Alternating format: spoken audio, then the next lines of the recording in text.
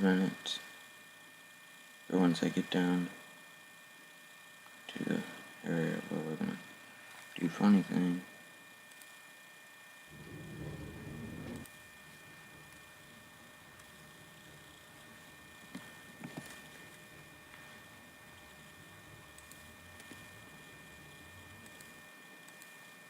Oh, I should probably accept that job offer.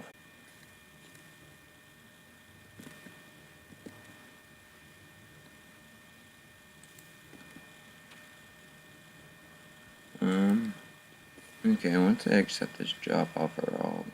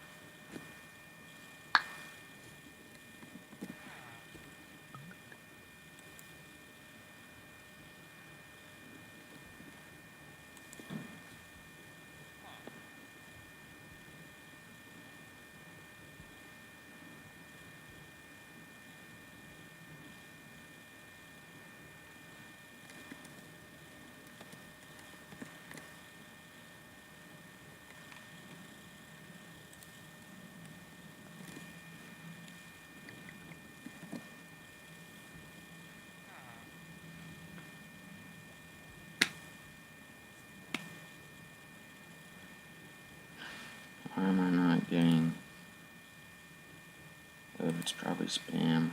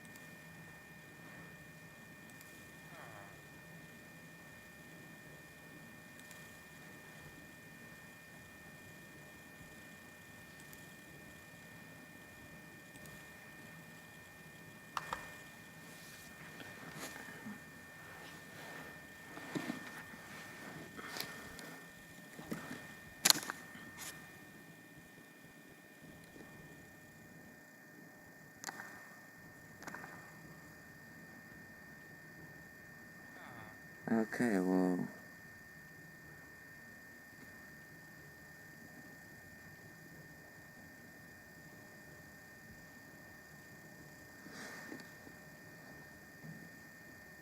I guess I can't confirm it. Okay, well...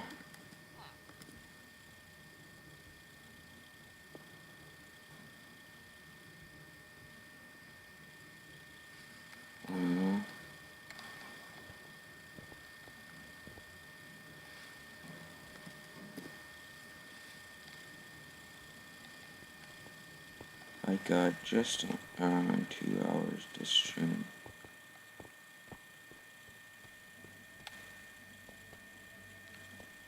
And we can film that.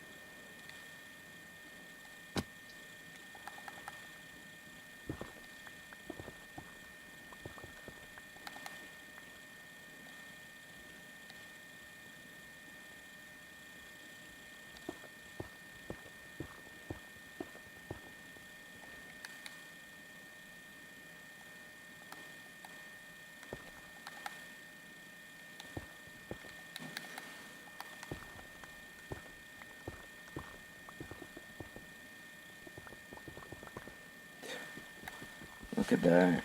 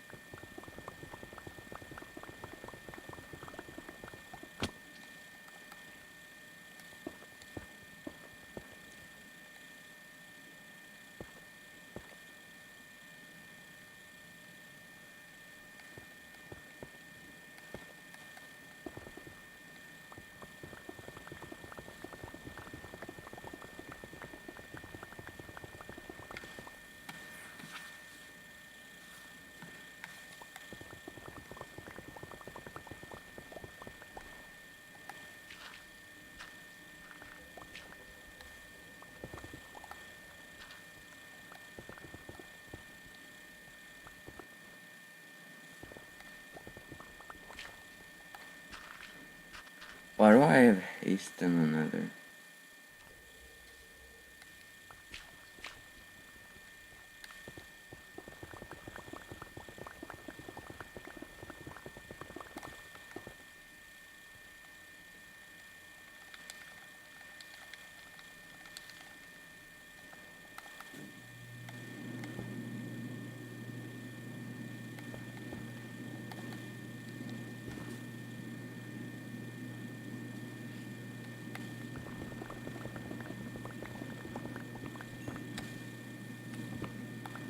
So I used my fortune pick. I never used my fortune pick this often, other than if I'm Bedrock mining.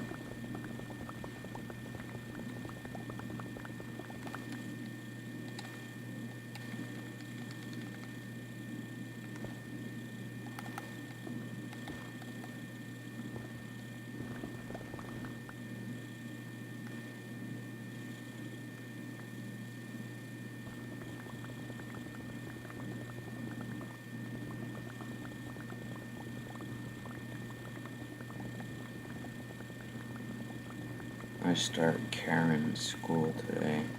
I call it Karen because I don't like school. Gotta start today. I have like an hour or two left of summer vacation.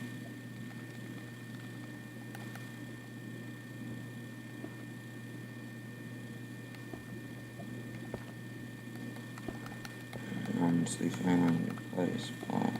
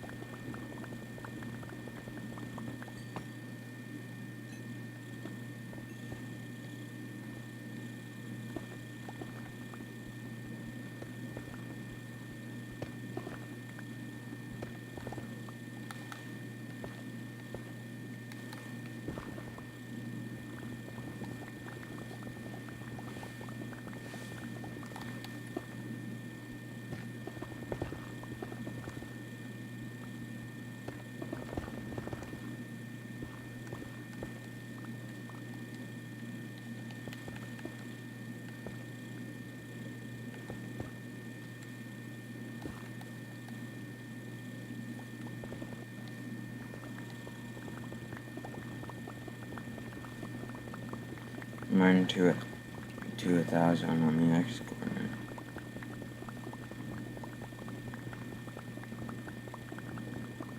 I get roughly 900 blocks. Because we start, I guess it's more like 850, but still, it's a lot of blocks.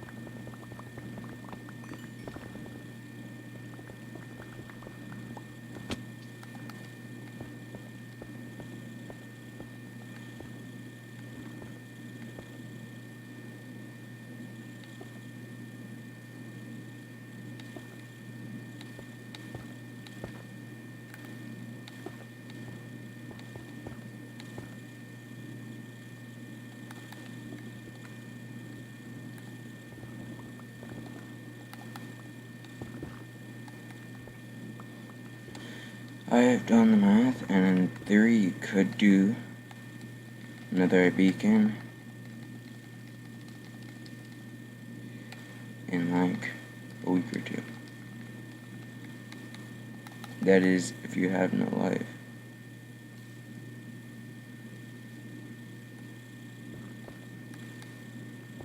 It takes me roughly an hour to get 1%. So therefore, I would need roughly 100 hours.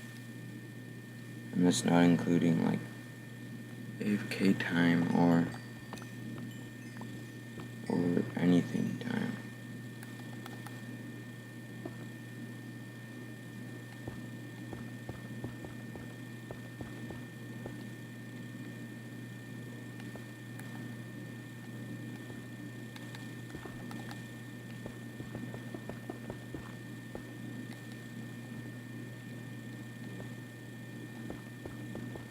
Losing circulation in my right arm. Let's go.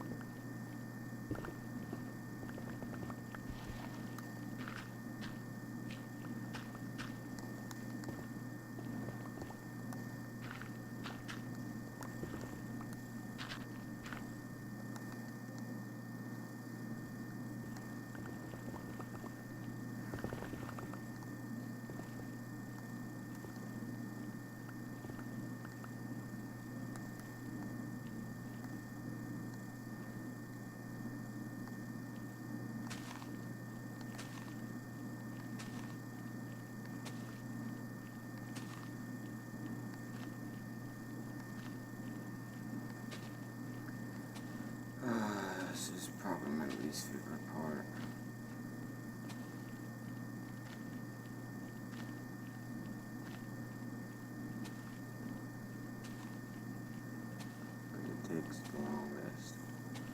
guess that's not true. Actually, blowing up the TNT takes the longest, but this feels like it takes longer because I'm literally only placing TNT. And not really great pattern.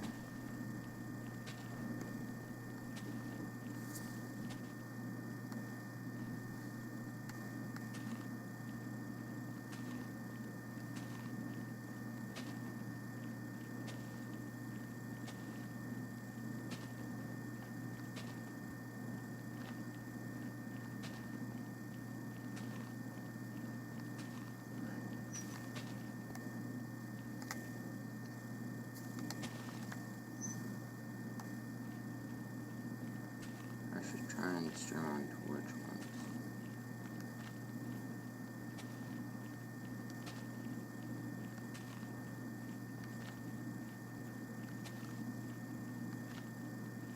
So I have to work tomorrow. First time working.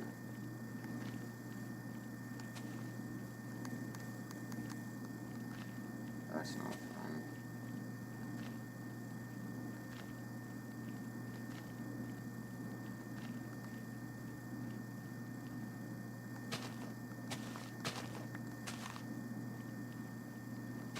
So we've been watching the 1966 Batman at home with my family.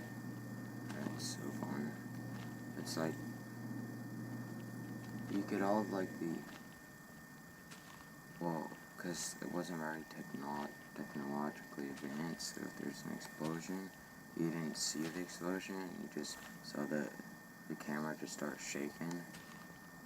And like when there's a fight scene, you saw the boom, pow, whack, smash. And that's just like entertaining.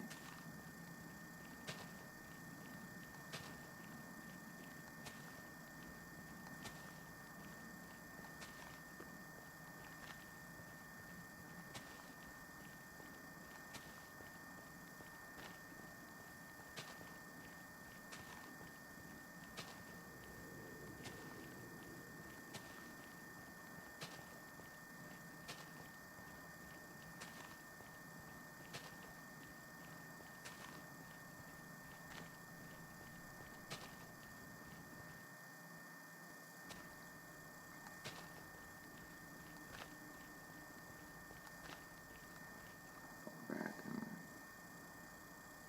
and not under distance.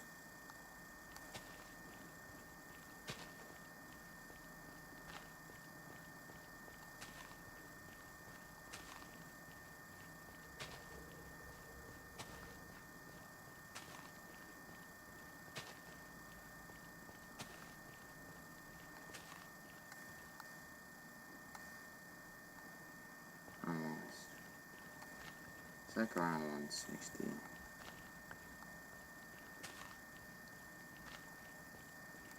I don't know why I'm going so like sustainable on the TNT. I got it like a craft load.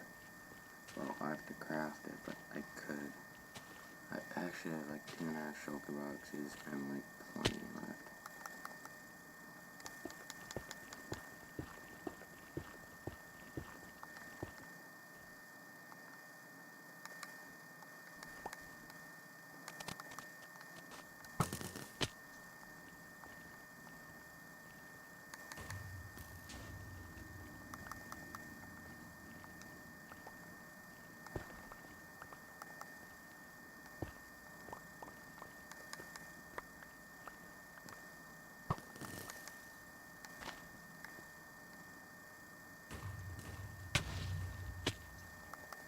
Oh crap.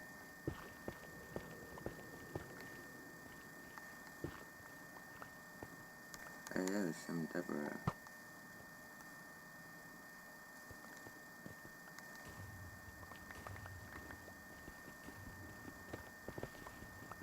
So I had 9 before I started mining like this. Before I started booming.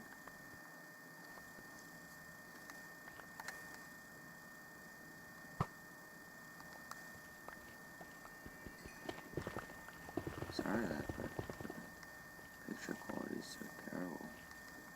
I'm experiencing it with you. This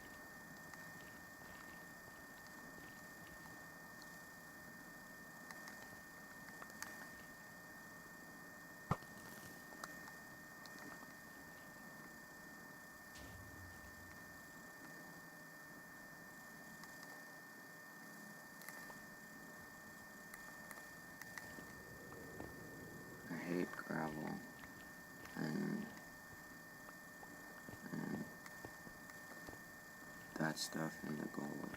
Oh, she's just netherite. And Deborah, sorry.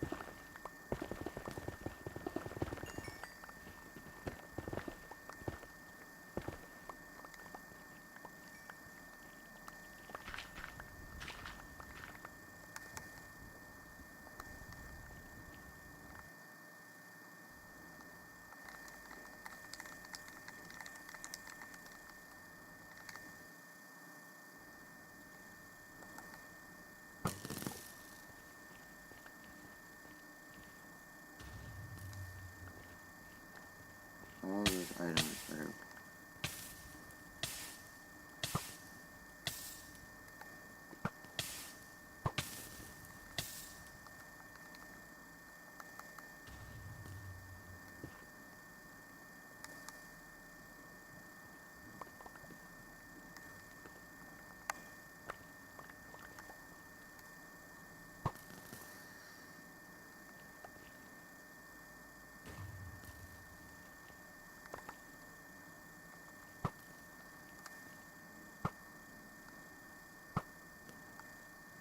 my goal for each time I go out is to get a stack and 8, because that's 2 blocks and just over a percentage.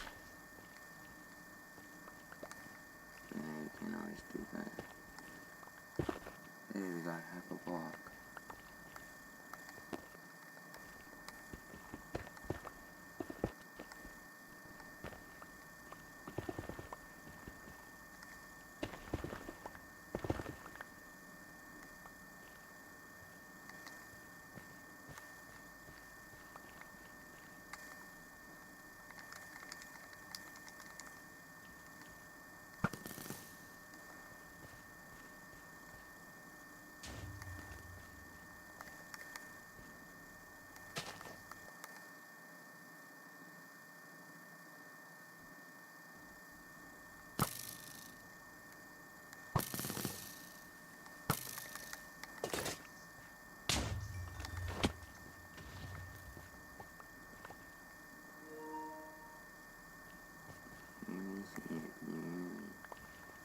Strength like 20 minutes now.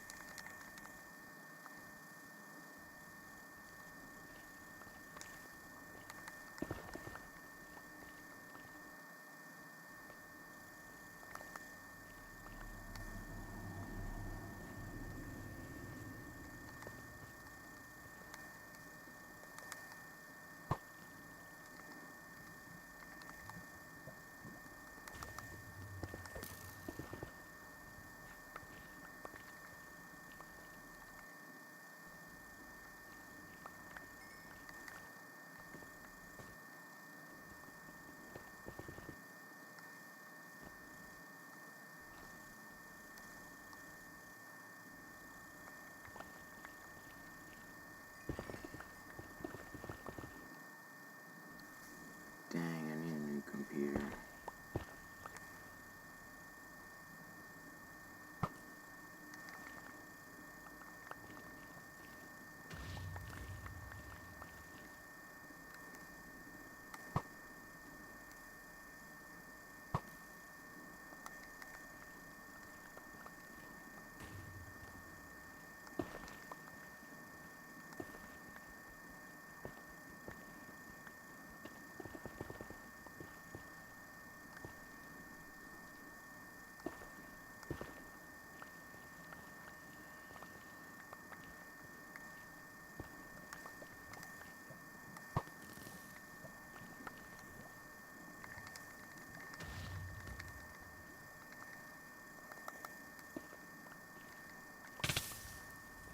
Oh, great. Now I can't see what I'm doing.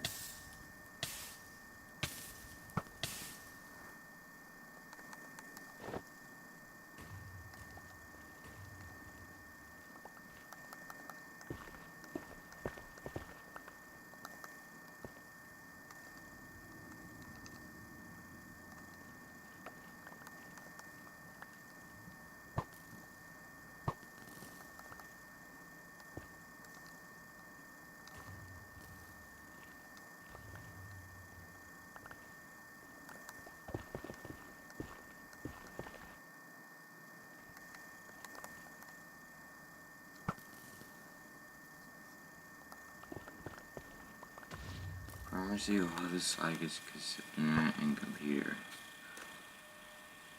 Yeah, my computer is currently in the oven.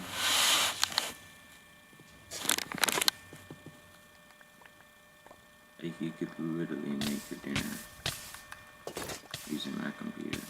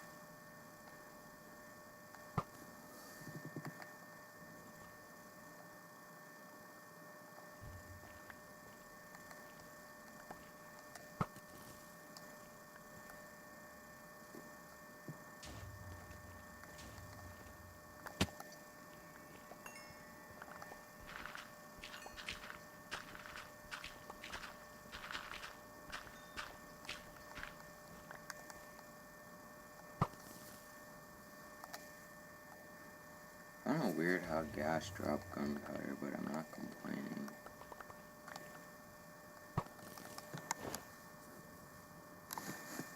This netherite beacon is sponsored by Sun Whisper's first gas farm. Yay!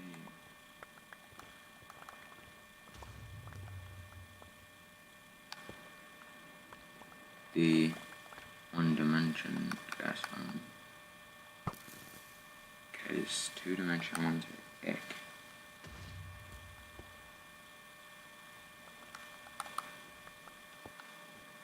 Means you have to have fun, something I'm on short supply with. That's a joke and the truth.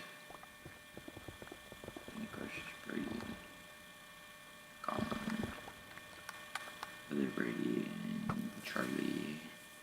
But other than that, I'm kind of on short supply.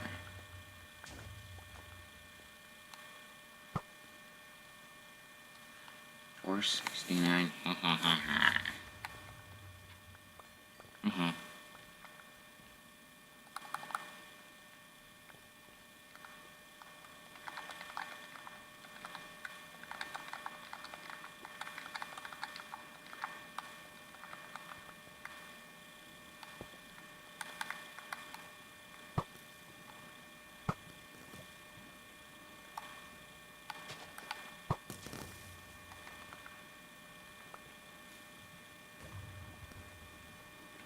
Not Mo.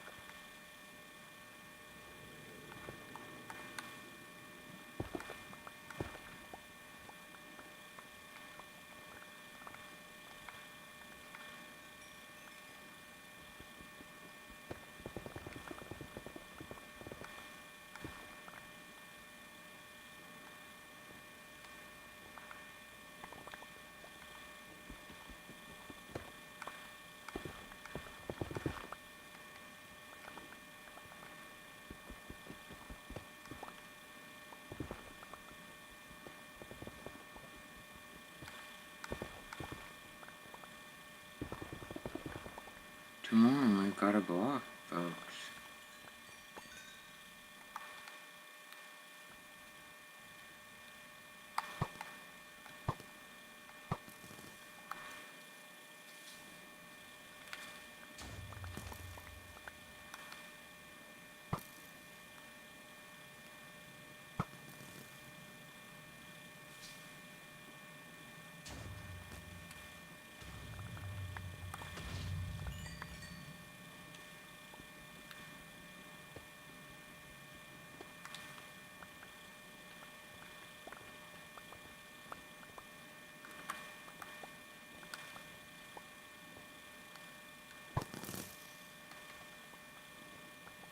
We have ourselves another ride.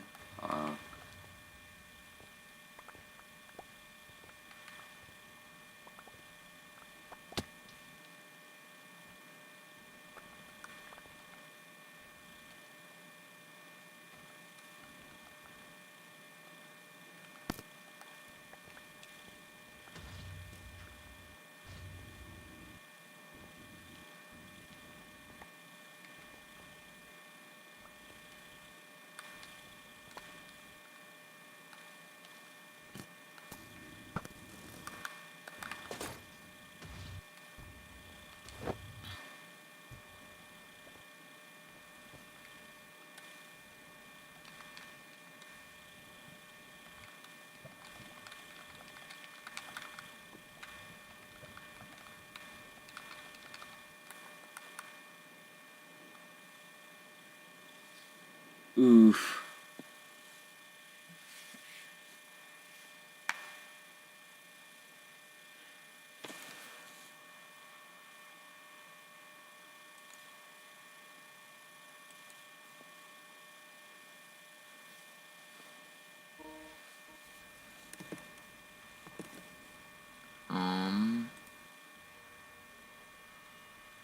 One second.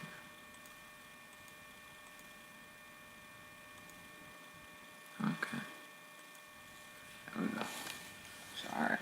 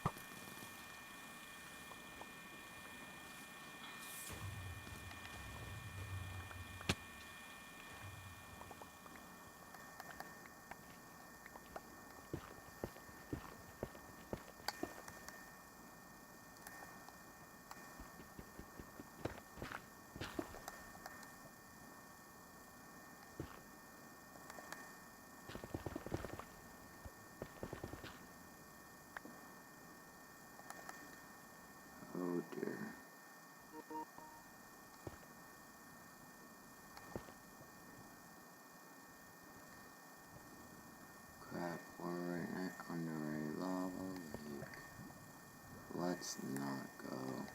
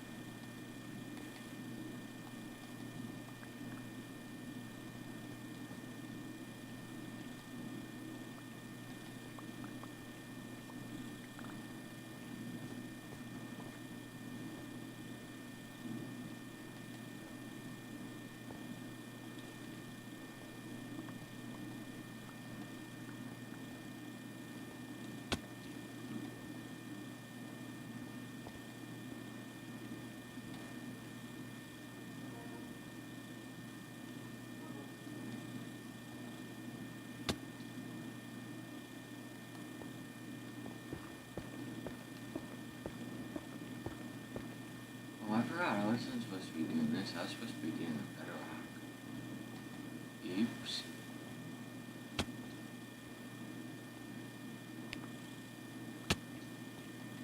Well, looks like we're gonna have to do the Bedrock after this.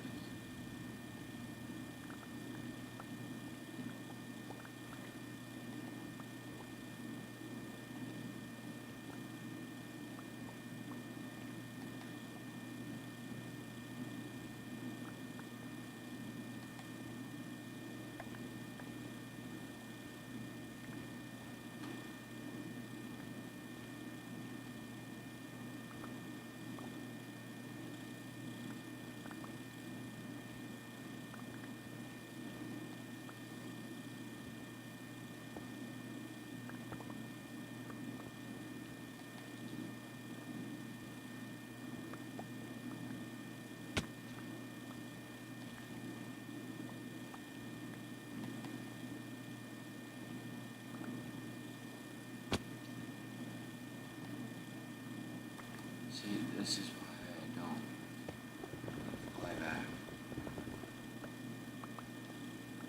Now, going from 48, 49 isn't that big of a deal, but if I find 10 more, that is a pretty big deal.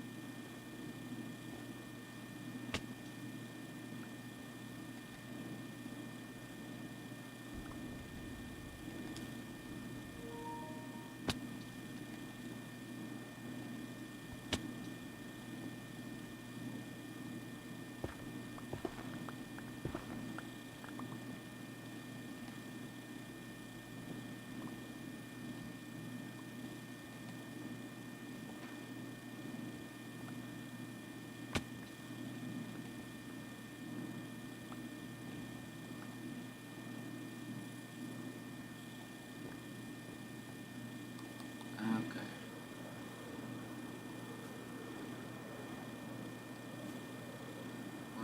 Not terrible. Not great, but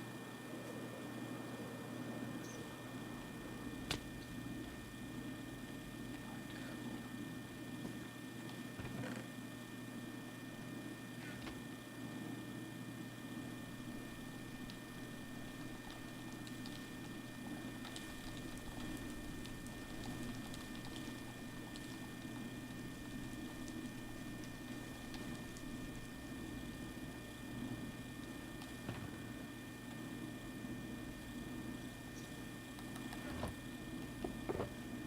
Looks like we might get 2 blocks today.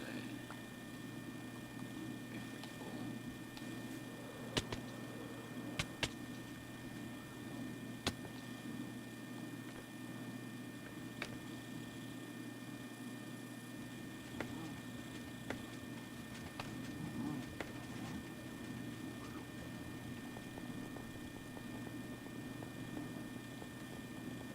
Is the game gonna crash?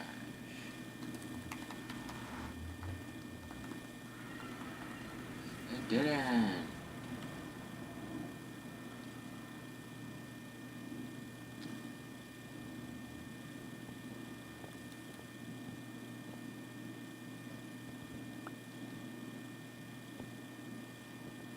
I have a super smelter right beneath me.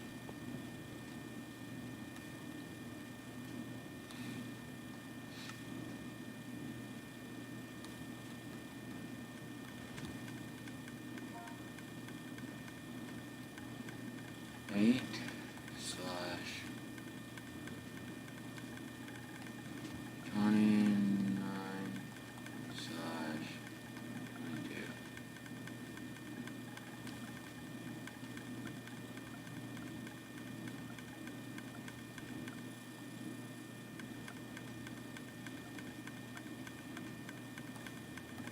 Okay.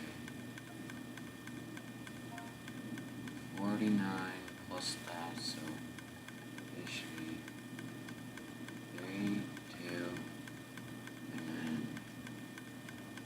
last number is going to be 2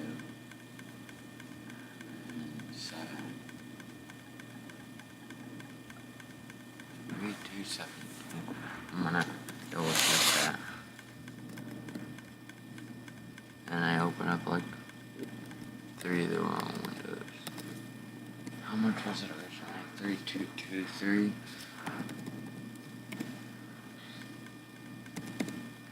3272. Yeah, I'm not trashing.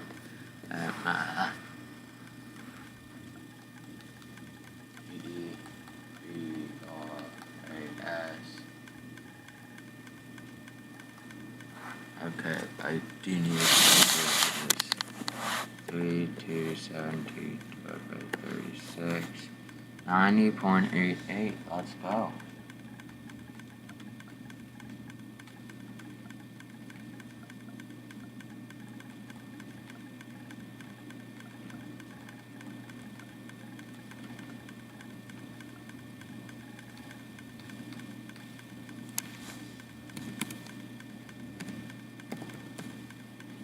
$55.38.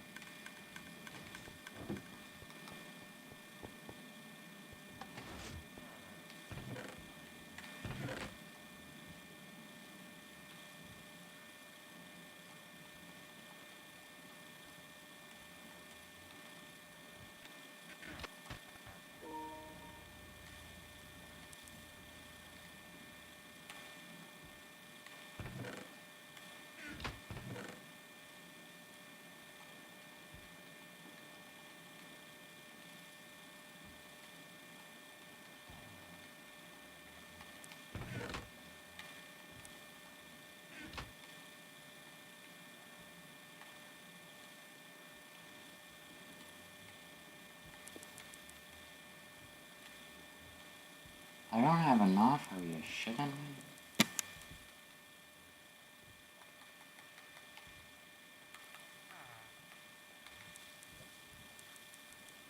Oh, that's just bad luck.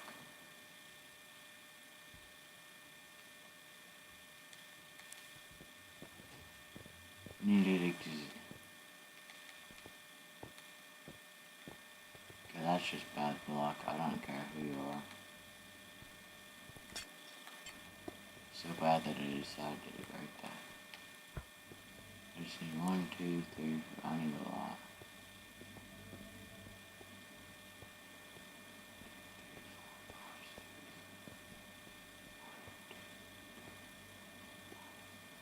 1, 2, 3, 4, 5, 6, 7, 8, 9. I would have this layer plus 2 more done.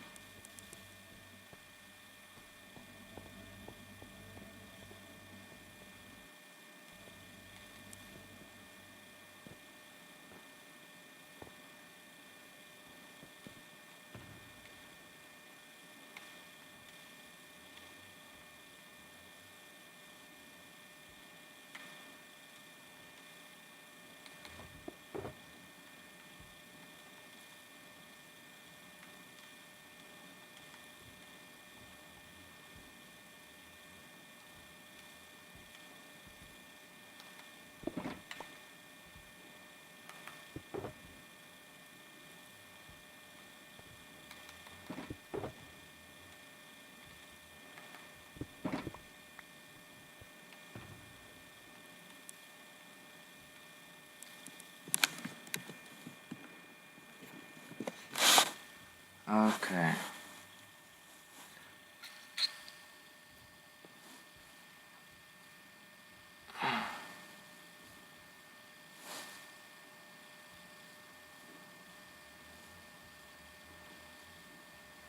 Okay.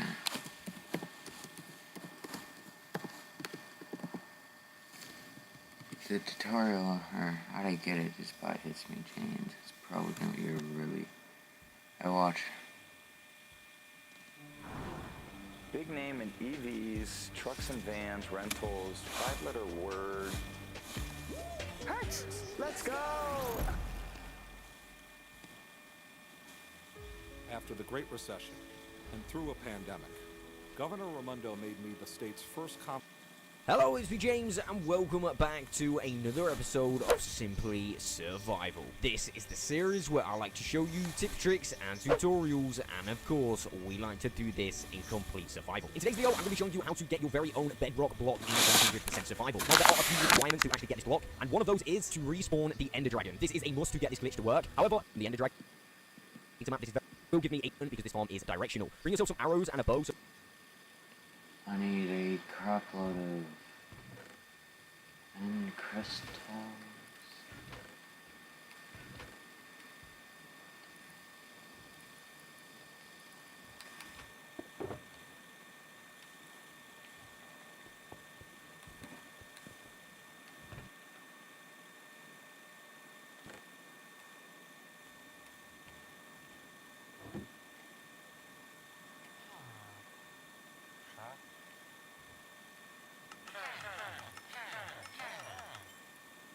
Only 12 at once? You gotta be kidding me.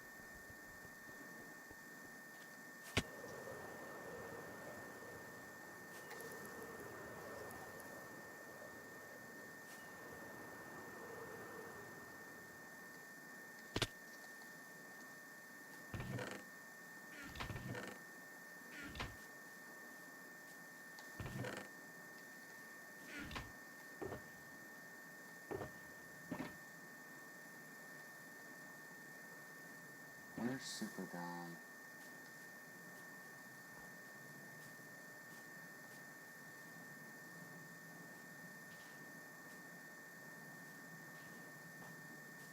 Where did I put Super Dom?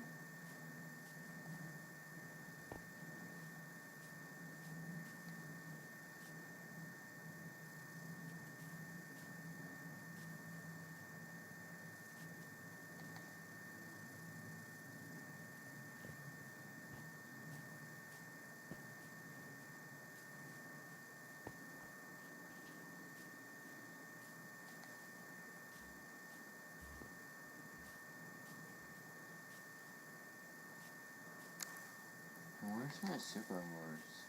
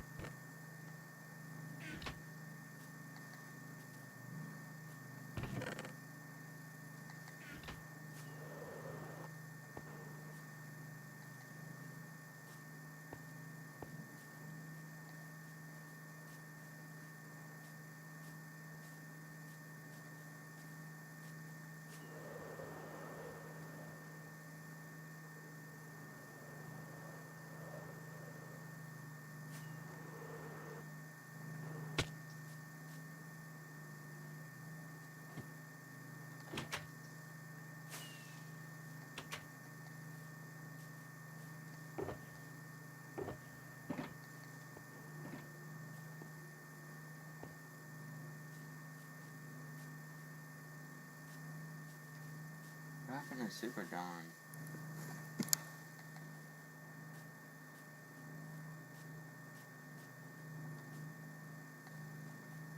Did I seriously lose Super Dawn?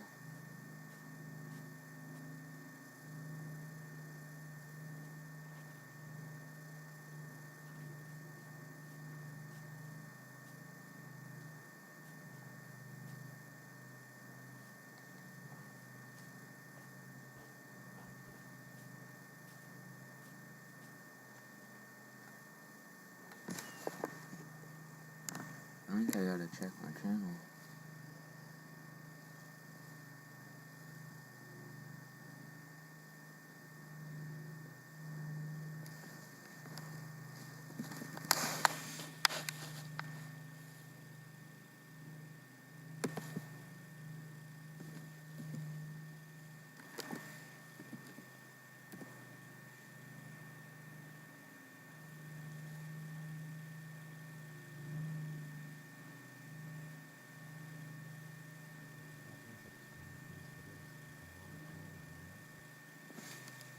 He's an Italy.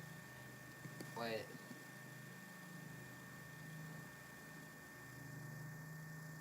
Did he make it so he even can get out? Okay,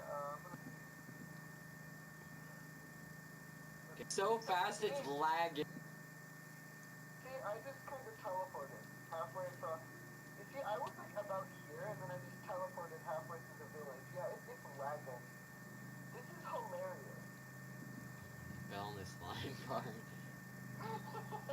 Did he survive? Yeah, I survived. No, it died, but I survived. Yo, did I just get the West Kings fly achievement? Can I have the thing back? That man was so fast. He was right over here. Okay, you died. No, not Super Dawn.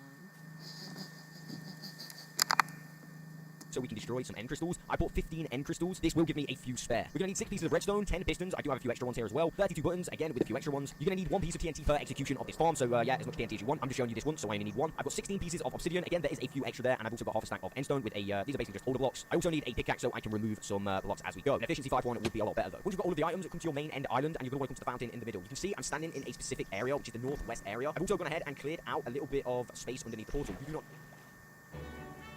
Welcome aboard the Disney Bundle, where Disney Plus, Hulu, and ESPN Plus come to life. To your left is Heroes Lane, home to all your superheroes and classic characters from Disney Plus. Next, we stop in Hulu at the Funny District and Dramaville. Oh, hi, Twisty! Next up, the Winner's Circle and must-see sports from ESPN Plus. All aboard the Disney Bundle. Upgrade your entertainment with Disney Plus, Hulu, and ESPN Plus, all for just $13.99 a month.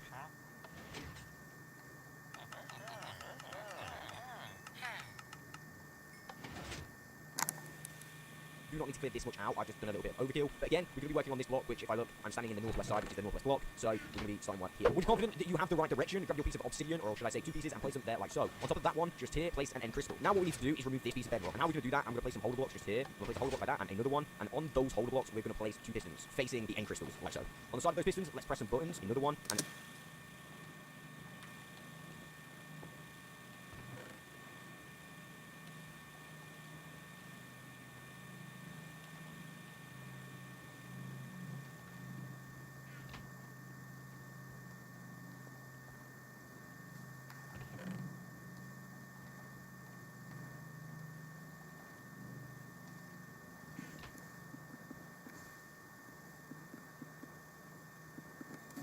a few extra there, and I've also got half a stack Buttons.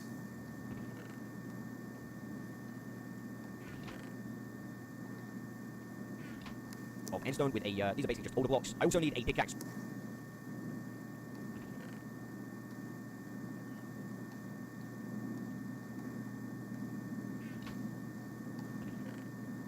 Locator compass. Or locator thingy.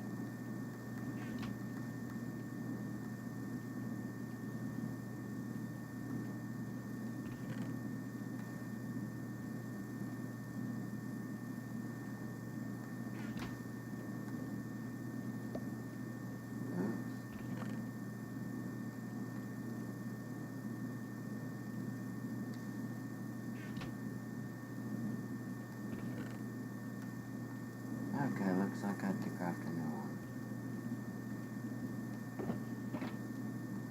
Never know how much you need.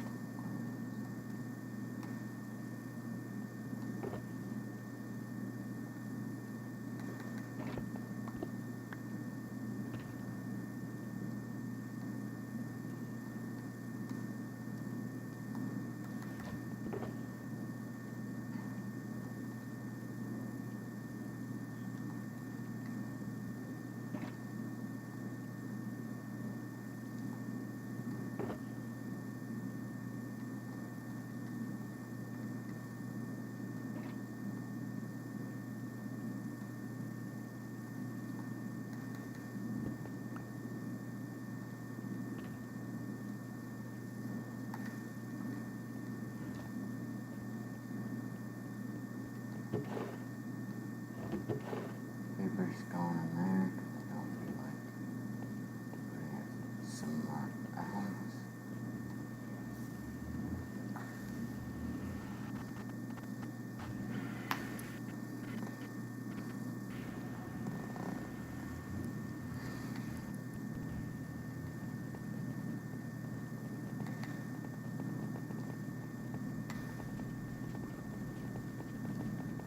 Oh no, I didn't quite make it there.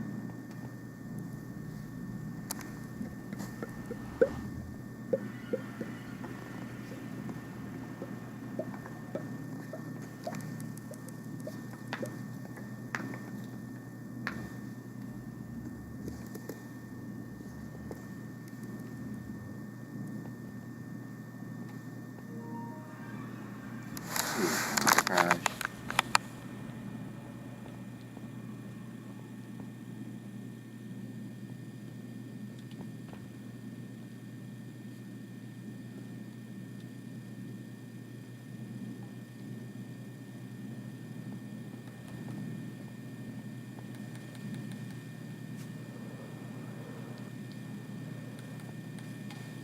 So I can remove some blocks as we go. The efficiency 5 one would be a lot better. Once you've got all of the items, come to your main end island, and you're going to want to come to the fountain in the middle. You can see I'm standing in the specific area, which is the northwest area. I've also gone ahead and cleared out a little bit of space underneath the portal. You do not need to clear this much out. I've just done a little bit of overkill. But again, we're going to be working on this block, which if I look, I'm standing in the northwest side, which is the northwest block. So we're going to be starting right here. Once you're confident that you have the right direction, grab your piece of obsidian, or should I say 2 pieces, and place them there like so. On top of that one, just here, place an end crystal. Now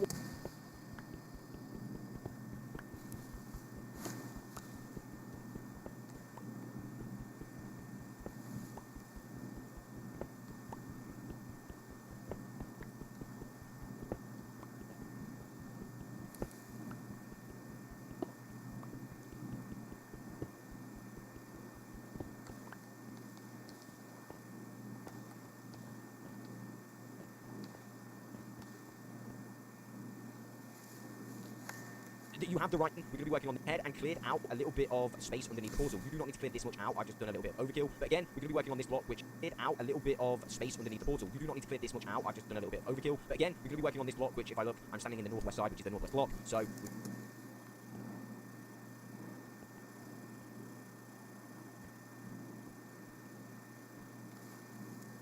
going to be starting right here.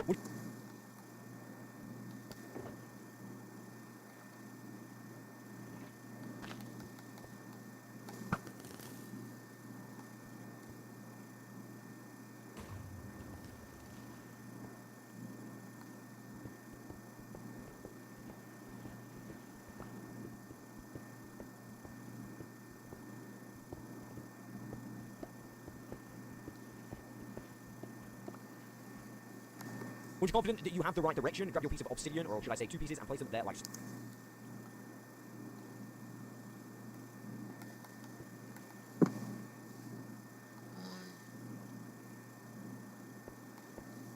So, on top of that one, just here, place an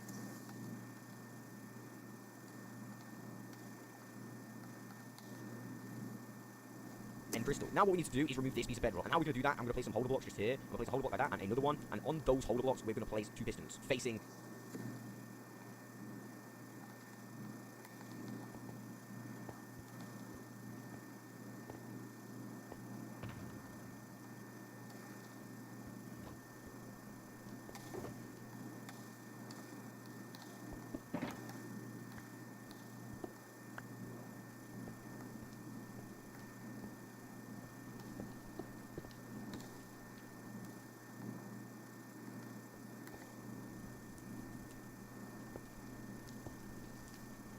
the end crystals, like so. On the side of those pistons, let's press some buttons, or place some buttons, should I say, and if we press them, they won't actually do anything. To get this to actually work, you need to save.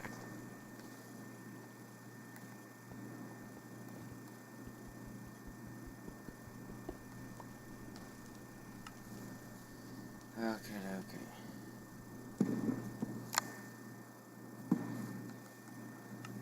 And quit. So once everything's ready, we can go back onto the world. The bottom. So weird only having one world.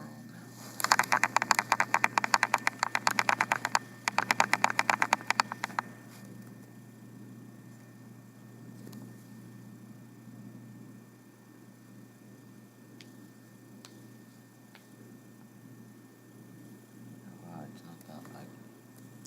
But we just save and quit it out of, and then you should see we can actually push them along. So we'll push both of our buttons, and now.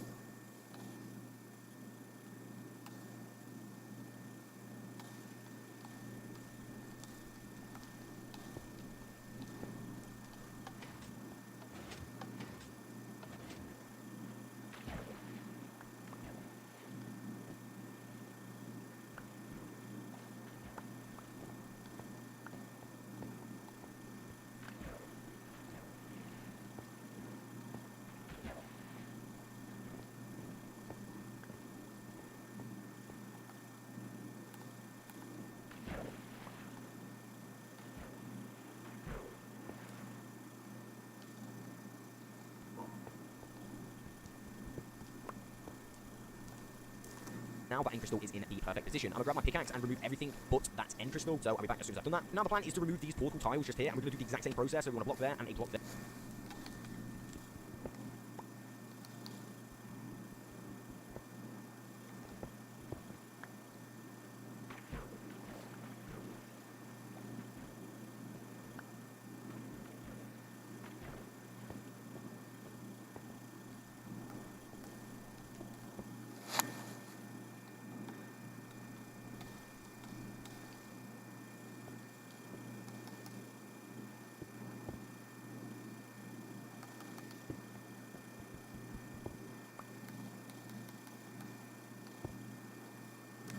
There, we're going to need to place some pistons on the top of those blocks, facing the end crystal, so that's one, and of course two, with some buttons on the side. Remember, we need to log out before pushing it. If we were to push this button now, it will end up in that middle one, and then we'll have to place another crystal down. We don't want to do that because it would be a waste of a crystal, so I'm going to save.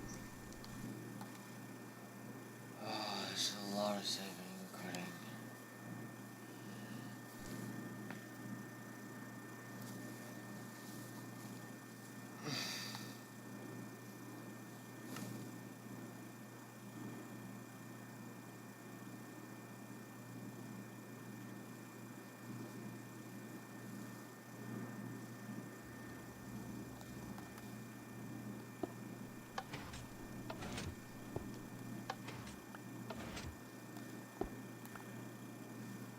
And quit. I am then ready to go back onto the world and push the buttons, allowing us to move our crystal. So let's push that. Okay, so it did what I really didn't want it to do. At this point, I'm going to just remove that. I'm going to remove this piece of fire as well. I mean, it might do that every single time. If that is the case, you are going to need to place another crystal down like so. I've come back around to this side. Once again, we are going to need to save and quit. I'm going to jump back onto that world, and now we are free to press them buttons. It will just go across like normal. I'm not sure why it's messed up on that first one. It might do that every single time. So I've placed a button just there once again with another piston in the center. This will almost definitely help us out. And then a button just there, so we're going to push that with another button on the side, pushing that, removing our final end tile. At this point, I've removed everything but the end crystal, but we do need to remove that end crystal as well. So to do that, we simply want to take a shot, and yeah, there we go. The next step is we want to remove these three pieces of bedrock. We're going to use the exact same process. So we're going to want to put a piece of obsidian here, so we can place a end crystal. Remember, this obsidian is just two pieces below the bedrock portal, but one in front is there, so we can get the exact right place. You've got your end crystal on before we stop pushing. Remember, this obsidian is just move these three pieces of bedrock. We're going to use the exact same process. So we're going to want to put a piece of obsidian here, so we can place a end crystal. Remember, this obsidian is just two pieces below the bedrock portal.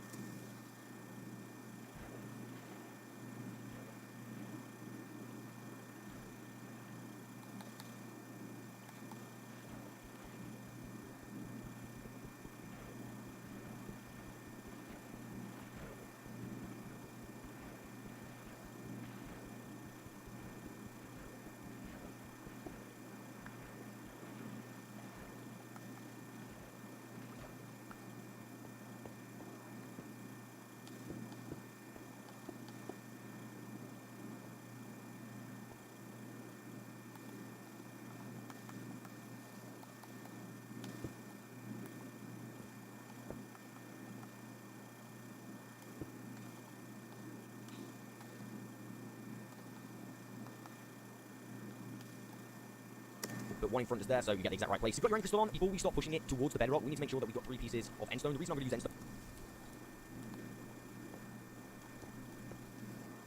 is because it's a little bit faster to break rather than obsidian. Now we're going to simply place our pistons like we did last time. I'm going to need some holder blocks, a couple of pistons on those holder blocks facing the end crystal. Make sure that they are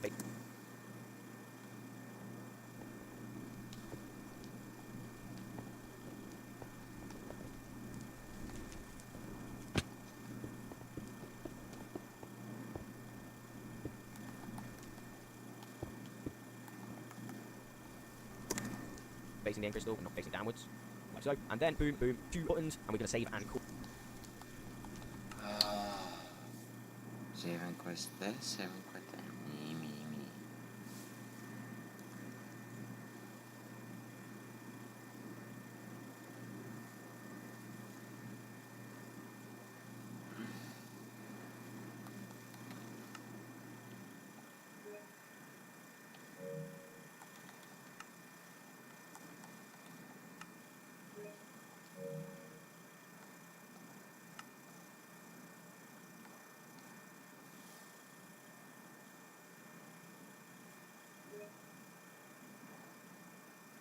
I thought I already was one.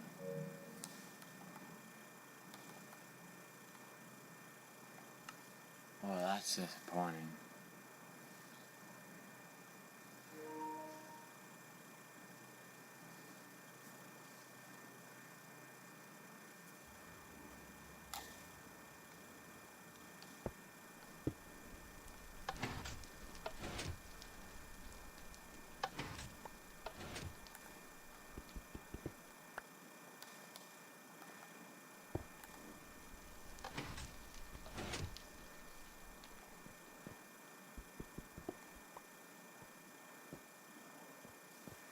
quit. You'll see what I mean about the solid blocks underneath the bedrock. When we log on and we push it, you can see that it will go on, the fire will go on top of there, kind of thing. So I'm gonna push it, and you see the fire goes on top of there, removing the bedrock. At this point, we need to remove this solid block, else it's not gonna push across, okay? So we're gonna push this one across, we're gonna go ahead and push the button again. We need to remember to remove this solid block, grab another piston in the middle, with the button in the middle, push, push.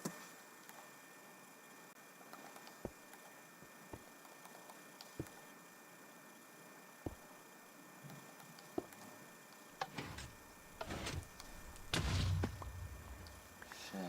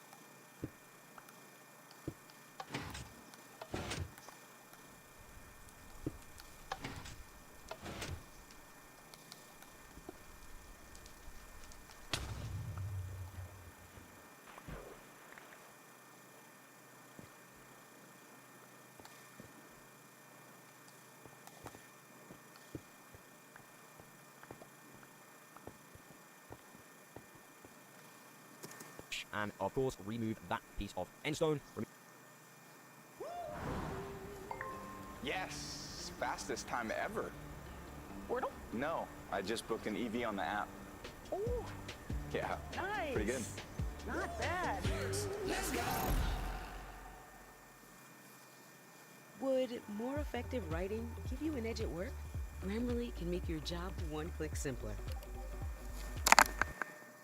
Removing all of the pistons as well, and the holder blocks, including this piece of obsidian. And once again, we are going to need to remove the end crystal. Oh damn, that was close. Oh my god. Now grab yourself some pistons, and in the center 3 pieces of bedrock, we're going to go 1, 2, and 3.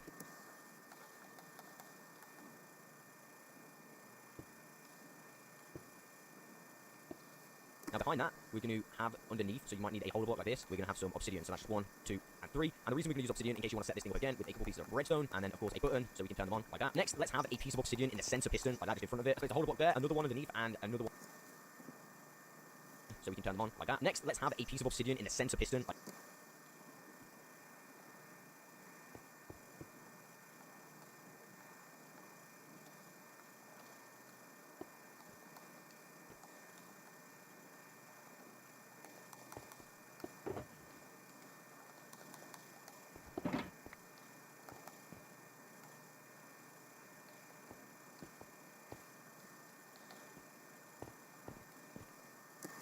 that, just in front of it. So it's a holder block there, another one.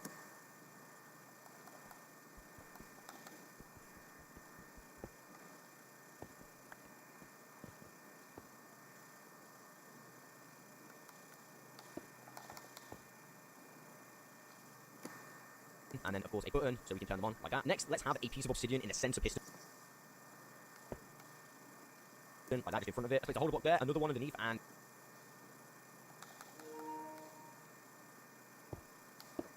another one there. Let's remove these 3, and now we can actually get our first piston in place. So we can place another 2 on the side, so you can see.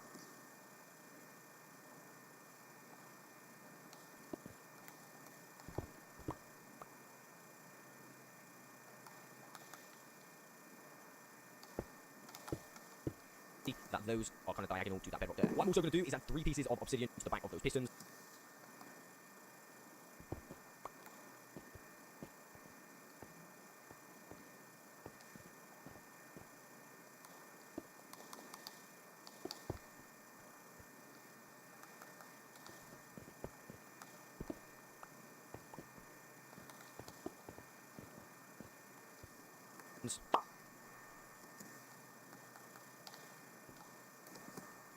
With a button on the side, click the button just to double check.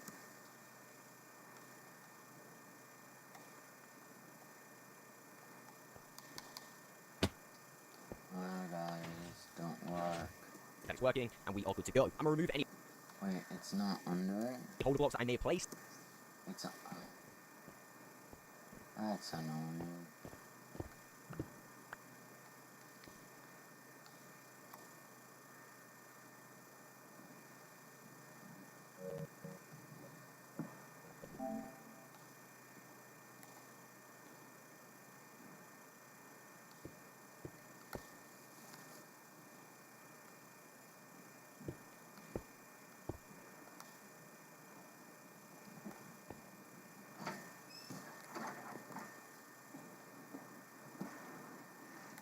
Hey, don't you need to get to school? Isn't it at 12:30? There's stuff going on this morning too.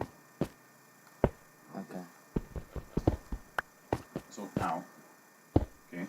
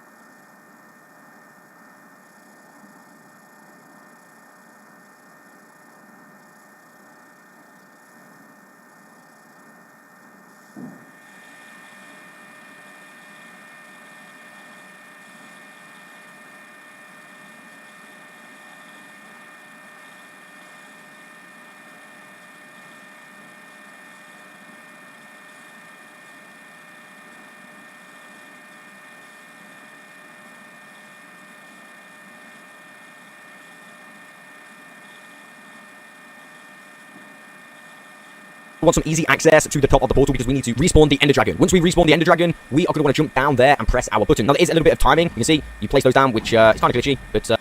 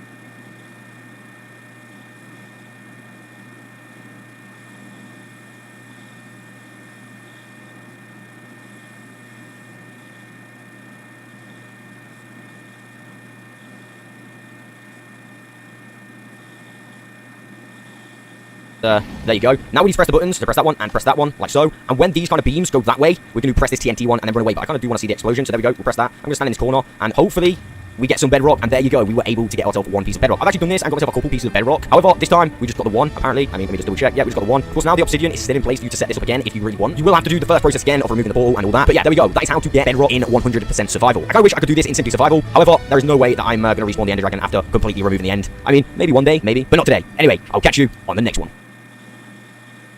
Minecraft is a game that is absolutely filled with weird things you can do that will save you time, effort, or pain. And most of these things do involve using these strange items in Minecraft, whether it's the sculk vein, the milk bucket, or even the dead bush. It's important that you know about these 30 things so that you can do them more often in your survival world. And first things first, lava is just better flint and steel. I'm sure everyone knows this when it comes to burning things. You're going to do a much better job using lava than using a flint and steel, but you might not know pretty much every other use for a flint and steel can also be replicated by lava. For instance, if you need to go to the nether, you might think you need 10 obsidian and you need some flint. However, all you actually need is a little bit of ingenuity, because just a few blocks of wood, if you have them with you, or even some chests. Will that work? Let's find out. But just a few blocks of wood are all you need, because once you light these on fire, the fire can spread from that to your portal. This is slightly harder on the Java edition. It won't be as instant as that, but literally wood and a lava bucket can replace everything that a flint and steel can do, with the one exception being enchantments. But do you even need unbreaking and mending on your lava bucket anyway? You don't. Just like how you don't need to get lost in the nether once you appear out here and it's a very scary weird terrain that you're just trying to survive in. But there's one thing you should do when you get a spare moment, and that is write down your coordinates. And you can mean this to be in real life, but here's the great thing. This is one of the few uses for Minecraft's chat, sending notes to yourself for later in your play session. If, for instance, you need to say where your nether portal is, just write down the rough coordinates, 80, 81, 85, 251, I think it is, and now forever, when you want to, oh, there we go. Whenever you want to refer back to that, you can go back to your chat. This is the wonderful thing. Chat is not just a place where you can get censored in your own single player game. It is also a place where you can write down important coordinates that you might want to refer back to later. If it is long term though, probably best to write on a piece of paper or outside the game or on your PC or on your hand. I mean, just anywhere but Minecraft if you want it to last after the session. Speaking of after the session, let's get out there. Speaking of things people might want, a lot of people have been asking for vertical slabs in Minecraft, but they don't realize that these have existed for quite some time. This is a slab, but instead of going horizontally, it goes vertically. As you can see, it has some indent to the wall and it really adds some texture. But as you might know, looking at this isn't a slab. It is in fact a deep slate brick wall. This is a deep slate brick. This is the wall made from it. It is indistinguishable from each other as long as you don't go too many blocks vertical. If you go vertical above it, it starts to get a little bit obvious in my opinion. Maybe just me, but you can use most of the wall types, especially if they look like bricks or polished deep slate. Most of the blackstone deep slate variants are good at this, and you can use them to kind of make this effect where it looks like it's just part of the wall, which is slightly indented, which is really great for making interesting looking things and also interesting parkour and whatnot. Speaking of interesting parkour and whatnot, let's jump into our end portal.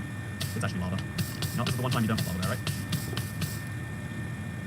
If you're running through a desert anyway, you should break dead bushes that you see along the way because you might just get some free sticks. Sticks are awesome, of course, in the early game, but if you're anywhere past that, I would say the thing that's more important is to use a pair of shears and break them with this, because this gets you the dead bush, an item that cannot be renewed, an item that cannot be crafted or gathered in any way besides going to one of these biomes with a pair of shears. There are so many weird items, and over time, Minecraft has added uses and ways to collect all of them, but not the lowly dead bush. And so if you want to make, honestly, not very attractive things, the dead bush is the only way to do that, and you can only find these in the deserts one time when your world generates, never ever again. So yeah, break them, where with your fist or shears, just know what you're doing. Just like how you should know what you're doing when you're going to make your first house. If you spend a lot of time chopping down trees, you end up with a ton of these saplings, and you might think to yourself, yeah, well the sapling is just there to make more trees and to grow more wood I can chop down. But here's the deal, if you're making one of those very common Minecraft houses where there's wood as the corners, then what you should be using to make those corners is some bone meal and some saplings that you already got. You can literally make a house this way if you want, using almost every other block in the house as a sapling. As long as you have a spacing of more than one block between them, using some bone meal on these will allow you to make full-on houses should you really want to. It's a little bit silly in some cases, but at least the very corners of your house you should make using trees. All you need to do is break the top of these trees, and then the rest of the leaves decay around, and you've got a ton of birch wood which you didn't have to painstakingly break with your fist or a stone axe. So honestly, even if you use an enchanted netherite axe, it's still not massively fast to break these things compared to what you would like, and so I find it's much handier to place the trees where you want the wood to go, because it always goes in a straight up line unless you're making a mangrove or an acacia tree or one of the weirder variants. Most wood types, it's just straight up logs, and it saves you a lot of effort so that you can use your logs, because these are definitely logs I have right here, to fill in the gaps, which is really cool if you ask me, that you can save time from chopping down wood by using the wood, kind of byproduct to make more wood. My next tip here regards crafting gold. Everyone knows that gold tools break the fastest. You might not know, however, that none of the other very enchantable, but they're some of the fastest breaking blocks in the game. But it means nothing, right, if you can't actually use that anyway. Wrong. If you put mending on your gold tools, and this seems very silly to waste mending on a gold pickaxe or a gold hoe, but trust me when I say it is worth doing, because a mending pickaxe is the fastest tool, especially if you proportional there too, like you would on a netherite pickaxe. It's even faster than a netherite pickaxe with the same enchantments for mining coal, and really it's actually just coal because it can't mine diamonds. But then a golden hoe has a similar value because you can use it to mine all the sculk in the world, which immediately gives you experience, which you can use to repair your hoe. Then you can break some more blocks, which you you know, this is one of those things that's only theoretically useful. I want to point out, it's hilarious. In reality, you should probably still use netherite tools, but if you do receive a gold pickaxe or a gold hoe, these two tools technically have a use, and I love the idea that you can technically enchant your way out of stupid situations. But yeah, you'd probably be better off with netherite if you want to use it for anything that doesn't generate experience, or if you're worried that you might break 30 blocks in a row. You should always use looting free when in the nether. This is because for whatever reason it has a massive over effect on wither skeletons. Instead of having a 2.5% chance of dropping their all-important wither skulls, they instead have a 5.5% chance on Java, that's more than double, and an 8.5% chance on bedrock while using looting free. This is a massive upgrade, and it means instead of killing on average 40 wither skeletons for every wither skeleton skull, that's 120 to get the wither, in case you're curious, you need 3 of them. Instead that drops down to more like 11 wither skeletons and about 35 to get a wither. This is a massive difference if you're going for beacons, and I don't know why you wouldn't just do it. Also, if you're here trying to kill a lot of skeletons and wither skeletons anyway, Smite 5 will allow you to one-hit kill these guys. Just so satisfying when you pull this off just right. Look at that, wither skeleton skull already on my 6th wither skeleton kill or something. That is nuts. And now I can take that home and I can, I don't know, put it on my wall, or I can make a wither from it. It's my choice. Now I know what I'll be wearing for the rest of the video. Honestly, it doesn't even show my skin correctly because my mouth just pokes through it, but it's perfectly fine. Speaking of things that are perfectly fine, not me right now, clearly. Your current strategy with regards to nether fortresses. You might run into an issue like this where a wither skeleton's running at you, and you're going to be so proud of yourself when you realize that he can't get to you because he's too tall for the gap you've left. Something I recommend though is not just hoping that some netherrack appears on the ceiling to block wither skeletons coming to you, but instead is making deliberate roadblocks across your nether so that there is only ever 2 blocks worth of height, because most mobs won't be able to get through there. Also, when a wither skeleton's blocking the way, you'll also block all of the fire attacks from mobs behind him, which is why it's really useful to put these little doorways across your nether fortress. If you want, you can even put some in place to stop blazes from getting to you, because sometimes they will freak you out with their you might die in a fire attitude, which, you know, is something you can avoid yourself, because did you know greater than 99% of house fires that have ever happened on this planet have happened with unsubscribed to the Slaycat channel? I'm just saying statistics, you can make from that what you will, but that's, oh my god, literally I was trying to find one and then he snuck up on me. me. Let's say somehow you get snuck up on by a wither skeleton you didn't see, you're slowly starting to wither to death. You need milk buckets. Milk buckets are one of the most useful items in Minecraft because they can prevent all status effects, including poison from witches, and yes, even withering from wither skeleton. I try to bring one with me when I'm doing anything particularly dangerous because seriously, being hit by a wither skeleton can be life ruining. Having a golden apple is nice, but sometimes we're not that rich. So getting hit by one of these guys and being able to just run off to the safety, drink a milk bucket, and then apparently almost get immediately hit again. But being able to immediately remove that withering effect is the difference between life and death if you don't have a form of fast healing on you, which on Bedrock is everyone without golden apple. So yeah, I think it's amazing. Bring looting, make sure you make little checkpoints where wither skeletons can't get past, and then also bring milk buckets because oh my god, these guys are just too much, right? There's just how did so many of them spawn so quickly? I don't even know. So this next one relates to raids, which are a really scary part of Minecraft. There's so many. I mean, hearing that horn and knowing all your villagers can be under threat is a really terrifying thing. But what do you do about it? I would say it's simple. You just need a vantage point in your village where you can see up high and see where the raid is coming from. It's a different direction every single time, but if you have a vantage point, you can tell where it is, and you can cut them off before they ever see any of your villagers. If you want to go a step further, or maybe a step more paranoid, depending on your point of view, you can build walls around your village, where these lovely one-way stairs up, so that you can go to the outside of the village and find these guys that are doing their thing, but they can't come to you. Relying on sound alone, relying on your hope that you can kill them all, is a little bit dangerous because you are the only line of defense between you and a lot of pain for some villagers you work very hard on. So what I recommend doing instead is build some walls and get a vantage point, and then you never really have to worry about it. In my case, I see they're all over there. I don't even really have to kill them. What are they going to do otherwise, right? They're just going to run around the edges and not finding my villagers, which means I can kill them in my own time. Hey fellas, would you like to die? The answer is yes. I don't know why you're going in there. Going in caves is not going to help you kill them. But yeah, with raids, you want to make sure you have a vantage point, and you want to make sure that you're not just charging into things with a wither skeleton skull. That was a little bit needlessly dangerous, huh? I always love waiting around corners for these guys because they have this terrible effect, which can take hit you instantly. But it's pretty important to cut them off that way. Also, a lot of people like to use ranged weapons on these guys. That's something that's pretty smart. Whatever you want to do, just make sure that you have good vantage, you have good vision on these guys because they're some of the scariest mobs in Minecraft if dealt with incorrectly. Unlike these fellas. That husk is just really chilling down there. Also, this guy's been in here for so long. I'm surprised he hasn't despawned. He's the big scary reds that we fight against. I mean, it's easy to see why the range method is one people like. I mean, you never have to worry about anything, right? You just keep on firing the arrows until you can't fire them anymore.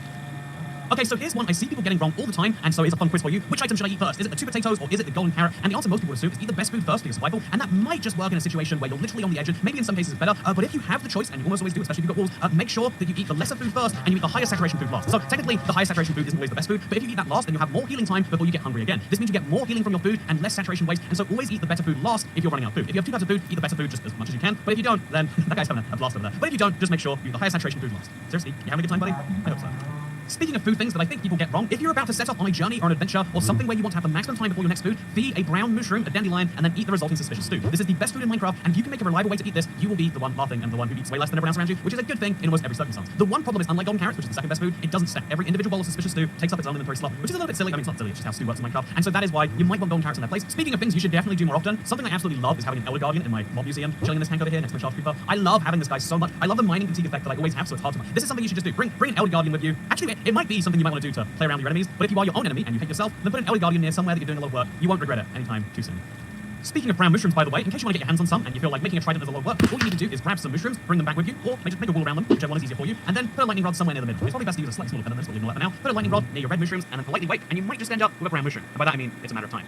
You know, this genuinely might be like a 30-minute wait, so we use video effects to be like, wow, look at the lightning that just struck, and how my red cows are brown now. But seriously, yeah, there is something massively underappreciated. Side note, I hadn't been back here in a really long time. It takes so long to get over my mushroom biome, and I forgot that I started to destroy this biome at some point. You know, it's fun. You can go to basically any biome in my Let's Play world, and I've started to destroy it, which is fun. You know, at some point, we'll destroy the entire world, just like how we'll destroy your hopes and dreams if you think that house fires won't happen to you. Because here's the thing about lightning rods. They're not just useful for making brown mushrooms, you know, a mushroom that can match your mud bricks, but they're also really useful for preventing house fires. Just like hitting the subscribe button, a lightning rod will prevent the flames from being able to reach your house, and so, seriously, they despawned? That is odd. That is really odd, right? Anyway, why did they despawn? Has that pillager tower always been there? I'm pretty sure that's new, right? Pretty sure. While we're speaking of natural disasters, by the way, the most common natural disaster is actually a creeper. The second most common is apparently it's a baby zombie riding an ocelot. Why? I had to kill the cat to kill the zombie. I didn't like that. But you know, avoiding creepers and baby zombies riding ocelots is a real problem, especially with Bedrock players where that second mob spawns somewhat commonly in. There we go, we got a creeper. And so how do you avoid that happening? Wow, I'm glad you asked. Well, mobs will not spawn anywhere where there's any light whatsoever. That means 14 blocks with torch, you are 100% safe from mobs. That means there is a simple pattern that you can follow where you have precisely 14 diagonal blocks between torches, where you can guarantee you'll be perfectly fine. By doing this in every diagonal direction, or if you want to be extra safe, you can do it as grid formation, just like so. Make sure you line these ones up. Yep, let's line them both ways. You can make sure that no mobs will spawn in the areas covered by your torches. Mobs will spawn outside of that, as you can see with the spider, the creeper, and the skeletons, but they'll never spawn inside of this torch area, and so this is the important thing you need to know when protecting your own world. Just like how you need to know that the best light source in Minecraft is not lava or glowstone, it's actually the sun, which is kind of done right now, so we'll politely wait for the morning. Because the sun forms a vertical column of light from the very top of your world all the way to where it hits a solid block, and this can be way deep in your world, meaning you can actually light up caves just using this exact same sun. Obviously, this would require digging holes in that same 14 block apart pattern, which would require a lot of them, but it means you can light up all of your world below ground using just the sun. There's obviously the one issue that at nighttime the sun goes away, but if you just ignore that, the best light source in Minecraft is actually not one you have to place on the ground, and I think that's beautiful personally. Just like how you might think it's beautiful that I have this cave that is made from regular stone. These days, most caves are made from deep slate because people go super low down. However, especially in the early game, try to make your caves in the stone layer still, because the difference between mining stone and mining deep slate is a fraction of a second that is genuinely quite important. You're going to see the difference the moment we switch to deep slate here, and so even though it might be more effective per block block mined to mine a deep slate lair. If you don't have a super decent pickaxe, even if you just have an iron or a diamond pickaxe, you're better off mining up here at the surface where there's stone, and even though there's slightly fewer opportunities for certain things, you'll still get a ton of redstone, you'll still get a ton of all of the resources that you're looking for, as long as it's not diamonds. And even then, you can still find diamonds, and honestly, even then, you shouldn't be bronze mining for diamonds. So stay mining up here and use the light to guide you if you don't want to waste your time on torches. I mean, you waste a lot more time making these tunnels, but they'll last forever, and they'll tell you if it's dark right down in the mines, which is something I love about them. Man, redstone looks weird these days, huh? Speaking of things that look weird these days, editor informs me that you cannot, in fact, put a mirror in a video by YouTube editing. Apparently it doesn't work that way. So I can't show you what's weird, but I can show you what's useful, because as you can see, most people when they're building with blocks. You've seen that, but what you should be doing is building into a cave. This is a really viable strategy for making a house without having to use blocks. Instead, when you make a house in a cave, you actually get blocks in return. You hear that? Thinking about regular builds, every time you make a block of your house, you're actually wasting a block that you have. Every time you make a block of your house in this cave, you're actually getting a block back. It is negative building versus positive building, and I really think negative building is something you should try out, partially because I think it's just a different way of doing things, but partially because it requires no blocks whatsoever unless you choose to add in a carpet or some stairs or anything like that. You can live in a cave house for as long as you like, and it's not even weird. I've been doing it for almost 10 years now. Can you believe this world is 10 years old? Later this year. I can't. It's like 9 years and 11 months old, and I still live in a cave, and I only get a few comments a month about it. And so, as long as you don't tell people you live in a cave, as long as it looks like it's a regular house, then people won't even know. Yeah, this definitely looks like a regular house. I don't see a cave over there. If you want to add to your cave house effect even more, you might want to have a lava column be somewhere, and one of the ways to guarantee that your lava works correctly without having to pen it in like you usually would is using sculpt veins. Sculpt veins have this really strange ability where they block blocks from flowing, just like so, and so all you have to do is place a few sculpt veins around something, and it just looks like you have a deep dark cave, but you're actually controlling your lava flow. This also works for water, for what it's worth. I think it's much less impressive for water, but if you really want to, as you're going to see right here, just place all around the block some of that, and then I guess we'll hit the ground too, just sculpt veins on all sides, and yeah, if you want to make this look as pretty as you can make exact columns of water or lava, or if you really want to, you can make it of both, and I think that's absolutely crazy. Yeah, we just place those there, now we can break these two blocks, and yeah, we made a cobblestone generator inside our house. Do you want this? You might, you probably don't, but you know what you do want? Lava, because it is so damn useful. Not only does it make great, water features in the corner of your house, not only can it be used to make one of the best sources of light and one of the best sources of pain for misbehaving animals, but you could also use this as a way to smelt 100 items in a furnace. It is insane. A full stack of items and then a full over half a stack more. This is how I fuel most of my furnaces. As you can see, it's smelted an entire stack, 70 more, still got some left. We're smelting almost 47 copper ingots, and we've got this much left. You can see just how powerful lava is. See how puny the coal is? Every 8 items we waste a bit of coal, but lava is infinitely renewable now. Need I remind you, you can get so much lava with so little effort, and it allows you to do so much in so many different ways, and it's just such a useful item. Honestly, the bucket as a whole is very, very useful, but the lava bucket might be the one that takes the cake. Have we circled all the way back around to the beginning by saying lava buckets are the best? Yes, we have, and that is a good sign that this should have seen that coming, really. Wow, and that's the great thing about lava. It turns into the hardest block in Minecraft, so you can use it to protect yourself from, people coming after you without a diamond pickaxe. Even if they have a diamond pickaxe, by the time they get through mining this block, you can be long gone, and so it's a good protection method from players too. Wow, yeah, save that one, huh? Even though lava is one of the most valuable items in the game, I don't apologize for this next take, because it's infinitely renewable, and all your lava can and should come from the lava farm. I recommend when you see a big lava pit and you're not sure if you're going to fall into it, use a water bucket just temporarily and cover it and turn it into obsidian. You can still leave some alive in the corners if you really want to, just because it has a nice light effect, but in general, making lava turn into obsidian is one of the smartest ways to avoid death you can do in your Minecraft world. In fact, I actually used using water turning to obsidian to farm obsidian here. This used to be so much higher up, and whether that's a smart idea is something we can debate and argue about another time, but for now, you just need to know that lava and water are perfect opposites. Whenever you see one, you could do really well if you have the other. According to this meme, the time that most players get lost in Minecraft and wonder what to do next is after they've killed the Ender Dragon, and this is something I think that you shouldn't see as true, because you've just opened a portal which allows you to instantly teleport back and forth to the overworld, and I think that is truly a power that you can utilize in so many ways. I mean, some of those ways might include covering your end in glass. Why is it so ugly when you do that, by the way? I get, oh, it's the blocks don't like being seen through end.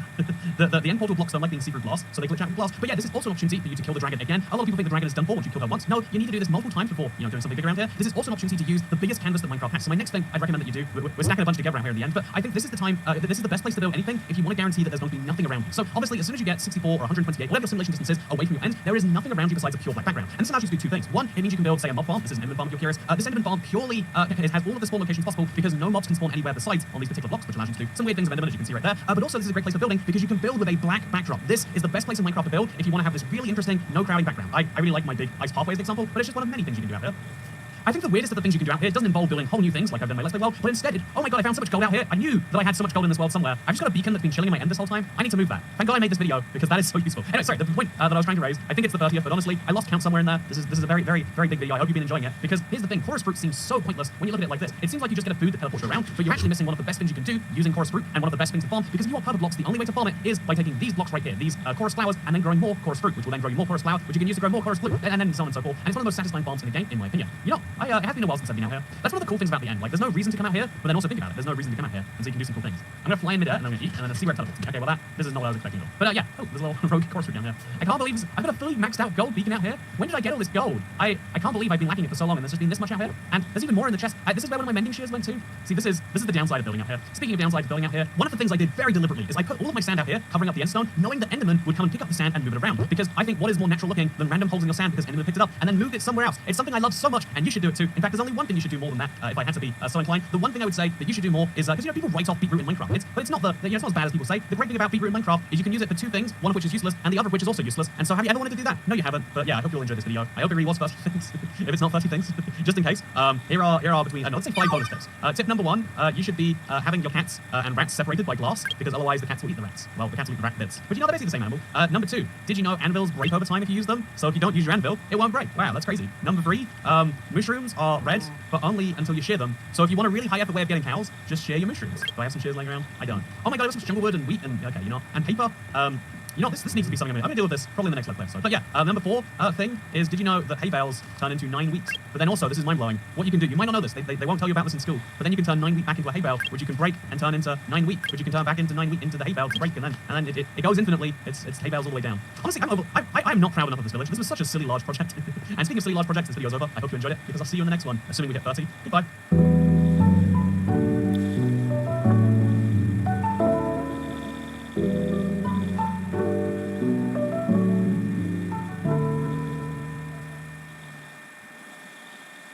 This seed spawns you at the very bottom of the world, about to be pushed into lava. There's no wood, no food, and no cobblestone, let alone anything else that can help get you started. And so it seems like it'd be impossible to do anything on this seed, but I wanted to know, is it possible to beat Minecraft when starting in such a dire position? Let's find out. So as we stop ourselves from being pushed into lava, we have to work out our first thing, which is going to be finding wood. There are no trees down here, they can't spawn, and even if they did, they would start burning alive immediately. So we have to instead look for the one underground structure which can contain wood, which is of course the abandoned mineshaft. Ooh, lag. Oh my god! The water only took me up this high, and apparently something about coming up here caused gravel to drop, which is a little bit scary. Also, there is a creeper where I need to be, also a cave spider spawner. Okay, we still can't get to most of the stronghold from here. There's still a lot of things in the way.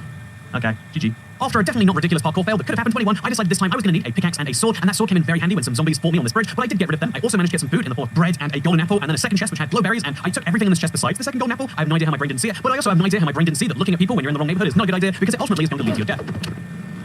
Avoiding being pushed into lava is a little bit easier this time, and also finding the mineshaft is going to be a little bit easier because it's right over there. I now know that. Technically, all of the challenges you're facing along the way are randomized, so me having a zombie and a creeper this time, it's different than before, which is the cool thing about seeds as a challenge. Minecraft is, like generating exactly what we're going to run into on the fly just based on these rules. Sometimes it'll be easier, sometimes it's harder, and sometimes the gravel hasn't fallen yet. Sometimes it has. I don't know how or why that happens, but it's very interesting. I won't even pretend that my third attempt went well, because before I even got to the mineshaft, I lost half my health, and even the knowledge I gained about where the chests were wasn't going to help me. Did you know every single time you generate a seed that the minecart chests move? I don't know why it's the only structure where the chests move, but it does make it a little bit fun, especially knowing I have basically no health and no real way to recover from stuff, but I'm going to find a chest, and it's hopefully going to have iron in. That is a strategy. It's not a very good one, but it is technically a strategy. This worked out really well for me though, because I got this amount of iron from a mineshaft chest, which meant that I was in for a good time if I could keep this spider at bay. Fortunately, I knew the spiders are 2 blocks wide, and the gap was only 1 block wide, and so I knew that I was going to be fine. Spider can't get me. Ah, the spider can get me. The spider can. I don't know how he got through there. I was so sure he wouldn't be able to. I was too sure. Okay, so I've learned that the longer you stay in a mineshaft, the more damage you're going to take, and I'm going to take advantage of my newfound iron, and I'm going to use it to get to those diamonds I saw earlier. How am I going to get up there without mining and potentially being at risk? Buckets are basically portable ladders, and here is the magic of that. We can place one in the sky, then when we get to above it, we can scoop it up, place the next one a little bit higher up, very graciously, and we end up at the top here, where a diamond is. I'm hoping it's more than 1 diamond, because if it's just... well, we got a diamond, we can make a shovel, and just 23 more of those, and we'll end up with a full set of armor. Even when the bucket failed me because of the gravel, I was still perfectly fine. I could eat to get my health up. I even managed to survive this fall by using the bucket skillfully. However, something I should have used the bucket on was... Okay, this is going to be the one. I can sense it in my soul. There's a lot of mobs on the way, though. That's total chill, though. Oh, gosh. This is a solid start to run. Oh, God, it's even more solid. Oh, God. Oh, the faster I run, the fewer mobs will spawn in my path. That is my broken, but technically working logic. Yeah. Oh, it's 5. Just going to immediately break this one as well. Don't even care what's inside. I don't like mining wood this way, when you can get the full log blocks out there. But given that I'm lost, and there is a creeper on the loose, and there are diamonds here, I think we make the exception. Wait, here's how you get diamond. Okay, just... Ooh, perfectly timed it.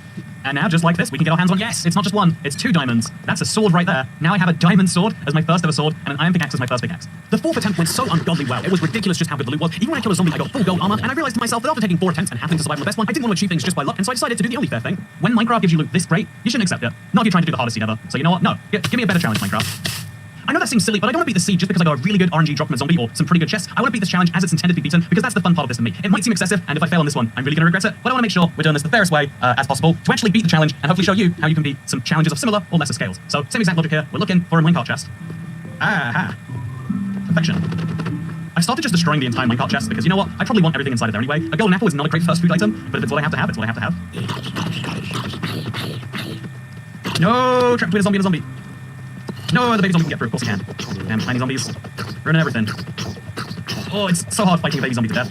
Oh, he means it when he says death too. Okay, just gonna eat this. There we go, 6 iron. That's enough for a bucket, a pickaxe, and now we can use the pickaxe to hopefully get a decent amount of armor, because around here, we're finding a fair amount of iron. It's nice. Oh, there's a zombie spawner, and there's already a bucket there. This is amazing. we're just going to mine this entire spawner so we can take advantage of a second bucket, some extra rotten flesh, and some coal and some bones. The bones actually might be worth something. So the mistake that I've made every single time is food, right? However, what food do I have access to? Just a few glowberries. That's going to last me basically no time whatsoever. However, I also found some melon seeds in those chests, and making melons down underground is really hard because there's no dirt down here at -29, but there might just be at Y0 or above. Also, at the very bottom of the ravine, I found a diamond, and we can use this, hopefully. Look at this, by the way. This is how you get across lava. We can use this to make a sword, or just a shovel. Fine, just a shovel it is. Oh, wow, it really does take me past some dirt. It's not much, but it's mine. This is probably the lowest down that anyone has ever made a melon farm, by the way, which is totally an accomplishment that I'm glad to take.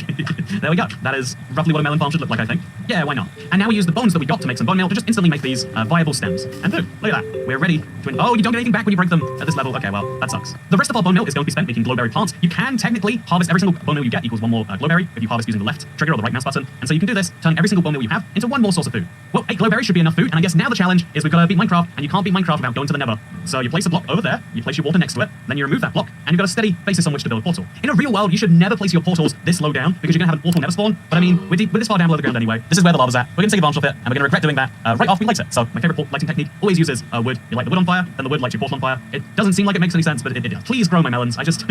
I don't know if 8 glowberries will really last. Okay, it's clear to me that I need to buy some time, so what I'm going to do, after I get my couple deep slate back, is make myself a furnace, and I'm just going to wait until all of my iron is smelted, which I'm going to use the lava for, because there's so much of it around anyway. It looks like my strategy of stalling for time by making armor before going to the nether, what a silly unnecessary step, but it looks like that strategy has paid off, because now I do have some melons. Should we do the honor of breaking them? Okay, so that's... this is enough melons. Yeah, 7 melons. Oh, no. Okay, I'm gonna live. I think I probably wasted most of the 7 melons worth of just on that mistake there. We're going to craft a chest plate, that is a minimum, so maybe we should go over leggings, and then, I know, a second sword. Yeah, a second sword seems smart enough, why not? So I'm going into the nether with 12 melon slices, and I've got to come out with blaze rods and ender pearls so that I can beat Minecraft. Seems a bit far-fetched, but I'll show you my magic now that we're here in a soul sand valley. So we actually got a pretty okay nether spawn, which is definitely above what we expected, and now we're just going to make this work. Or we could kill some skeletons. Okay, here's my smart idea. Kill the ghast because she is going to eat it. Okay, so because every skeleton we kill gives us bone, wait, even better, we mine the bone blocks, bring the bone meal back, turn them into glowberries. I'm charging through, I'm getting in, and I'm getting out. No one can stop me, besides probably all the skeletons that are around, and maybe the ghast too. Okay, look at this, I'm getting it. Oh, okay, I'm out. Just gonna charge right at the ghast. I've only got one of the bone blocks, so I need to get right back in there. Oh, they're all charging me now. Okay, one more quick attempt right here. This is very dangerous to do, but I think we got it. Oh, there's a skeleton, there's a lot happening. We're gonna get the bone block, we're getting out. Okay, we got another one, this is here. But now we're getting out, for real these. The nether is where I get all my fertilizer from and trust. Oh, gold armor! Yes! Amazing drops. Strike again. No! Don't knock me out. Okay, I need to be back in that other world, and I need to be back there soon. Okay.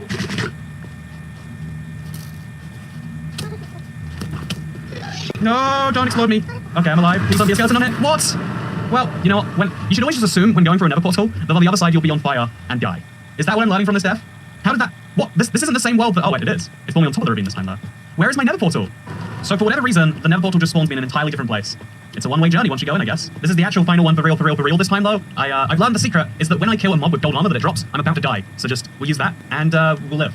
This is my favorite way to play Minecraft, is when you're confronted with a pretty hard challenge, and you have to work your way out of it. Like, seriously, spawning in a soul sand valley, could this seed get any worse? I really do have to question. Like, I didn't know that was where I was going to spawn. I hoped that it would be a crimson forest and I'd get food there, and I'd seem silly. But no, we gotta just work with what we're given, the whole point of the seed, and I'm gonna do my best to find any form of loot that I can. Yes! Okay, we got 5 glowberries and 1 gold ingot. Oh, I got a very damaged piece of chest plate. It's not gold, but it'll do. So yeah, my whole plan is to build everything myself. If the mineshaft doesn't give you loot, the best bit about the mineshaft is it gives you the ability to gather your own loot by just digging around in the right places like this.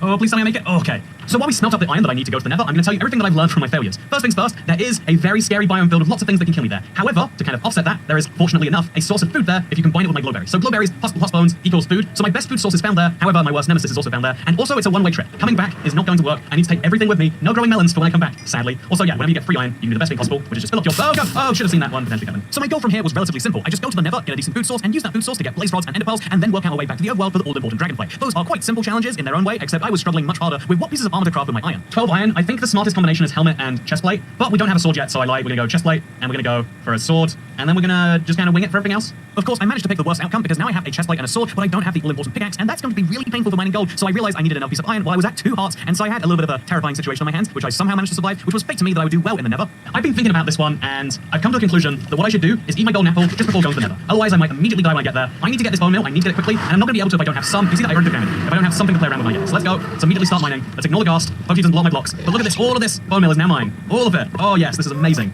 Pro tip, if you want bone meal, come to the nether.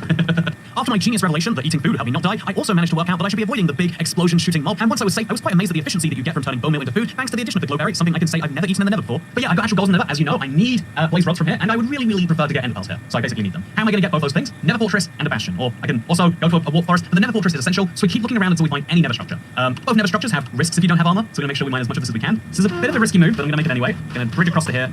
Jump over! Oh god, I hate you, Ghast. Why do you spawn here? No one wants you here. Oh, okay. Shouldn't have said that, really. So now taking a slightly different route through the basalt delta, and honestly I hate this biome so much, but spending enough time in Soul Sand Valley makes you slightly appreciate that at least there aren't skeletons everywhere. As long as you stay out of melee range of the magma cubes, you are at least theoretically safe. Oh, okay. After immediately disproving my own safety advice, I realized I needed to stay focused on finding a nether fortress or a bastion. These structures in the nether are all important because they are the easiest way to get the 2 ingredients that beat the game, and so I was so focused on finding one of these, which meant I had to keep traversing as fast as I could, even in a dangerous situation like this one. Okay, my first break today is finding a nether fortress after not that long in the nether. Okay, so this is a terrifying nether fortress because it is in the basalt deltas. There's a ton of lava just mixed in with the structure, which is not what you want when you're already fighting fire and withering effects, and all you've got is a chest plate on, but it's what we have to do, it's what we have to do. Another skeleton. You hate to see it. I should have mined a diamond in the overworld. I'd have a sword by now if I did. Please give me what I'm looking for. No, this is the opposite. This is the exact opposite. Nether wart times 3. Not really what I was aiming for when I said that, but thanks anyway, game. And then over here, 2 gold bars. Yeah, no, kind of missing a little bit of the point, but it's fine. Oh, and blazes spawned out of nowhere. The good news is I got a blaze drop on that drop. The bad news is all the blazes I've killed so far didn't give me one, and so I'm gonna have to kill a lot more, it looks like. Okay, there's 2. Oh, okay, that's not 2. Going to the nether without armor is easily how you can lose a lot of the years in your life. But they're all worth it in the end. See, look at this. This lava is just so hazardous, and it's just everywhere. That is the risk of having a basalt delta, nether fortress. You know, it's just a little bit of extra challenge that you don't want when you're already trying to deal with one of Minecraft's bigger threats. Maybe we should conclude we're not getting loot from this place, and instead just camp out a spawner. You know, the safe way to do it. Also, there's lava in the spawner too. Come on, this is a health and safety violation. While we're here anyway, we're gonna mine some gold. You know, just get another side quest done, because, oh, okay, blaze spawned, why did that? Perfect. Just give me all those blaze rods that you have. 6. I've learned my lesson the hard way. You want 7, and if you're here anyway and you're already in a safe place, might as well go for 8. And so I'm gonna use my own advice, and even though I could run away and feel very safe, I'm actually gonna dive right back in, so I can get my 7. Please. I just took 4.5 hearts from a single physical hit. I didn't realize how vulnerable I was this entire time. I would have been definitely running around a lot more had I known. But anyway, I'm out here. Nether fortress is now lockdown goal, and that means we have to move on to the less lockdown ones, like getting a lot of ender pearls. Also, just in case it comes to it, I'm going to take all the mushrooms which happen to spawn on top of the fortress, because we do see both red and brown mushrooms, so all we need now is a lovely bowl, and we can combine them together. So I'm back in the scary biome situation that now it's on both sides of me, but my issues are basically gone. I've got blaze rods. I just have to now make sure I can get out of this place alive too. My first piece of luck today is finding this crimson forest over here. Heck yes. You know what crimson forests have? They have wood, and you know what we can do with wood? Make better food. In fact, we even have a lava bucket, so if I'm willing to go really push the bow on this one, I can make one of the best foods in Minecraft, and you know what? I'm gonna try that. Let's go. Oh, that didn't work at all. Oh, okay. This is fine. Everything's okay. Okay, everything's great. No, everything's not great. No, that was so close to death. Okay, we got some pork chops, that's all that matters. I don't have any gold armor on, and there's a lot of dudes there. Also, I'm all out of spaces. It's a little disastrous looking, but it's fine, just trust me. Also, I made loads of white dye. No! Why? We still need to find a bastion. So, the best odds of finding them are about 400 on the negative and positive X and Z coordinates. You just gotta head this way till you find or you don't find one, and that's a very silly way of looking, but for whatever reason, Minecraft does favor certain places over when generating things, just like with stronghold bingo villages. I think the time has finally come that we have to go back to the Soul Sand Valley. I'm not happy with it, but we do need to find a bastion, more than we need to hang out in a cool biome. My sights were laser focused on a bastion. A bastion contains both piglins and gold. Gold can be traded with piglins to get ender pearls, and given the dangers of fighting endermen on hard difficulty with next to no armor, I was going to be very happy to take the diplomatic route through this, and so that was where my sights were set. So this entirely goes against the advice I gave earlier, but at roughly 250, that's a bastion. So now, this is the big scare, right? This is where we have mobs that will likely deal over half my health bar in one hit. Can we kill them before they kill me? I can just about, from the very corner of my screen, grab this chest. There's so many iron swords in there, thank God I didn't do what I was about to do. And there we go, look at that, that's nice. Now my iron sword is one of just many. Smite, sharpness, and unbreaking. This is clearly the one to go with. Now we can drop my other garbage. I guess the fight begins now. These guys have so much health, but having a sharpness-free sword, definitely not gonna hurt. Also, so much damage. I have all this armor on and he still did that much to me. I don't think I should fight them head on, if I might die if I just get hit slightly wrong. Yeah, I'm gonna just leave them out really far and then leave them over here. That is my genius idea. Also, we found my chest plate. You monster. Oh my god, this crossbow is amazing too. I can't believe I didn't grab it earlier. Okay, so right now, we got a healthy number of arrows, which means we should probably get the crossbow ready and drawn as my backup weapon. I think it's drawn, right? No, it's not. So multi-shot, quick charge, unbreaking crossbow. This will be fun to use later. This doesn't seem like it's smart, but I really think it's smart to mine down on that pillar, because even if something goes wrong and I get knocked down, I'm still going to survive. I'm just going to be very frantically flailing. So frantically failing sounds like a perfectly fine potential. Let's dig down. It's very rare that I get this type of bastion, I feel like. I think this is the Hoglin breeding bastion. And so I'm looking forward to running around it, looking for gold. Ooh, heck yeah. This golden apple is now the defender of my life. I've been exploring this thing for a little bit and still no... Oh, diamond shovel. You know I didn't need to craft one of those. I just haven't seen any sign of gold yet. Also, I probably just angered a lot of piglins, so... Important that I find it soon. Because this is a dangerous structure to be running around. There are lots of holes to other floors. I've scoured this place, and I'm relatively sure at this point that there's no gold blocks anywhere in there. If there are, there certainly aren't many, and it's not enough for me to get all the ender pearls I need, so we're gonna look for a second bastion or a warp forest, whatever comes first, and I guess we'll just keep heading the same way we came, if we can get through this place. Oh, more chests. More arrows. Ancient debris? I probably don't even want ancient debris. Like, what am I going to do with it? I'm not going to get 4 of them and make a netherite ingot. But it's just kind of cool to know that I have it, right? Oh yeah, this is the worst warp forest I've ever seen. I bet we have to go as high as we can to stop Enderman teleporting away too. So this is going to be a dicey one. But, you know, this whole run has been dicey. Let's see if we can not die. Even though I had my reservations earlier about killing Enderman, I realized that I had learned a new technique for killing them, and it was seemingly foolproof. It works against so many other mobs, and so all I had to do was find a big enough part of the biome that I could stack myself up and actually see a decent number of Endermen. I haven't tried this technique before, by the way, but I believe it works really well. It's the exact same thing you do for golems, where you just get up high, and they come get you, but they can't. The only block they can teleport to where it's fine is directly around you. Yeah, I don't know why I didn't try this before. It seemed pretty effective, honestly. Yeah, this technique is amazing. This is the one you want to be using. Look how many there are. Oh my god. Oh no, they got me off. Oh. I flew too close to the sun. I did say it was a new technique, and clearly now we know it wasn't a very good technique, or at least it needs some refinement if I'm going to use it and put my entire run on the risk. It would have been so fun to see if I could have got back to the overworld in the end, but alas, we cannot. And speaking of, while we're saying alas anyway, if you like these hard challenges and you think there's a fun one you'd like to see me do, whether that's just a Minecraft with restriction challenge, or whether you think you have an amazing seed that would be super challenging to beat, let me know in the comments down below and something about why. And yeah, I think that'd be a lot of fun, because I enjoy these runs so much, and hopefully you do too. But for now, I'll see you next time. Goodbye.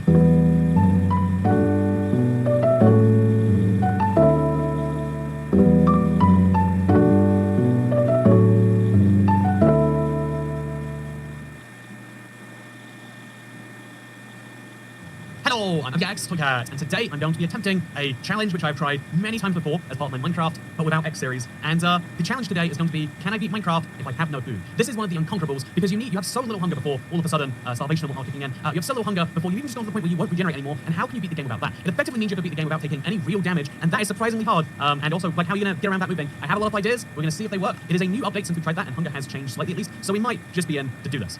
Yeah, there is going to be, just to clarify, this is without deaths, this is no peaceful round, of course. If you play peaceful, challenge done, right? Actually, being Minecraft on peaceful is really challenging. Like on a random seed, it would be harder to do this in peaceful than easy, and think about that if you think why that's true. Random seed, we don't get to control it, that's the whole point of the series. Can we beat Minecraft, but without eating any food? That's a good question. Let's find out, shall we? So yeah, my first thought is every single movement counts. So here's the thing, instead of, I actually think you can, if I'm not mistaken, you can sneak around without using hunger now. I don't know if like that, really, this is one of those things where you can't fact check it, because it used to say that you could sneak without taking hunger, and I proved that it wasn't. Like the wiki was just incorrect on that one. So I think you can sneak around without using hunger now. We'll find out by sneaking too long, I guess. And yeah, we're gonna use a boat as fast as we can too. Every single block break uses up some of our hunger. I don't know what I just did. Okay, oops. Thank you very much, Angela Van Campen out for becoming the 384th member. Yeah, every jump counts too, so we're gonna uncrouch crouch. We're gonna get in the water here, and we're gonna try and find any place, because the ideal, like even though boats work, technically speaking, they're gonna be just fine for what we're doing. The one big issue of boats is they don't really work that great on land. So the ideal thing we want is a land boat, right? Because even though this it works, right, but it doesn't do the job. This uses no hunger whatsoever. I don't know why that is, because clearly I'm the one rolling these little paddles. I mean, I'm not, if you look clearly, but oh, there's a village perfect.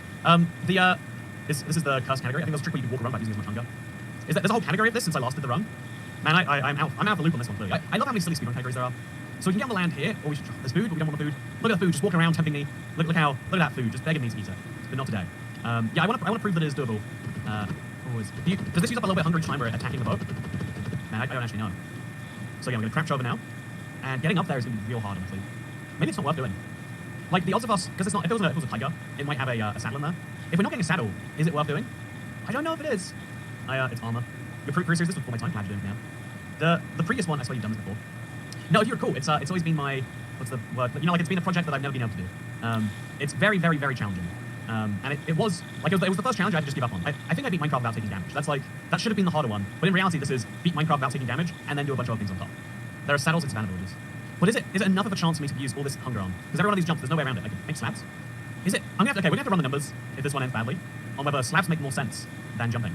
Because you have to break a block for every slab. But is the block broken versus what I think? Oh, swimming is definitely useless hunger. I don't like it. I don't like it at all. Okay, just gonna be nice and cautious over here. I'm gonna try and find the saddle. Ooh, can't you just swim up?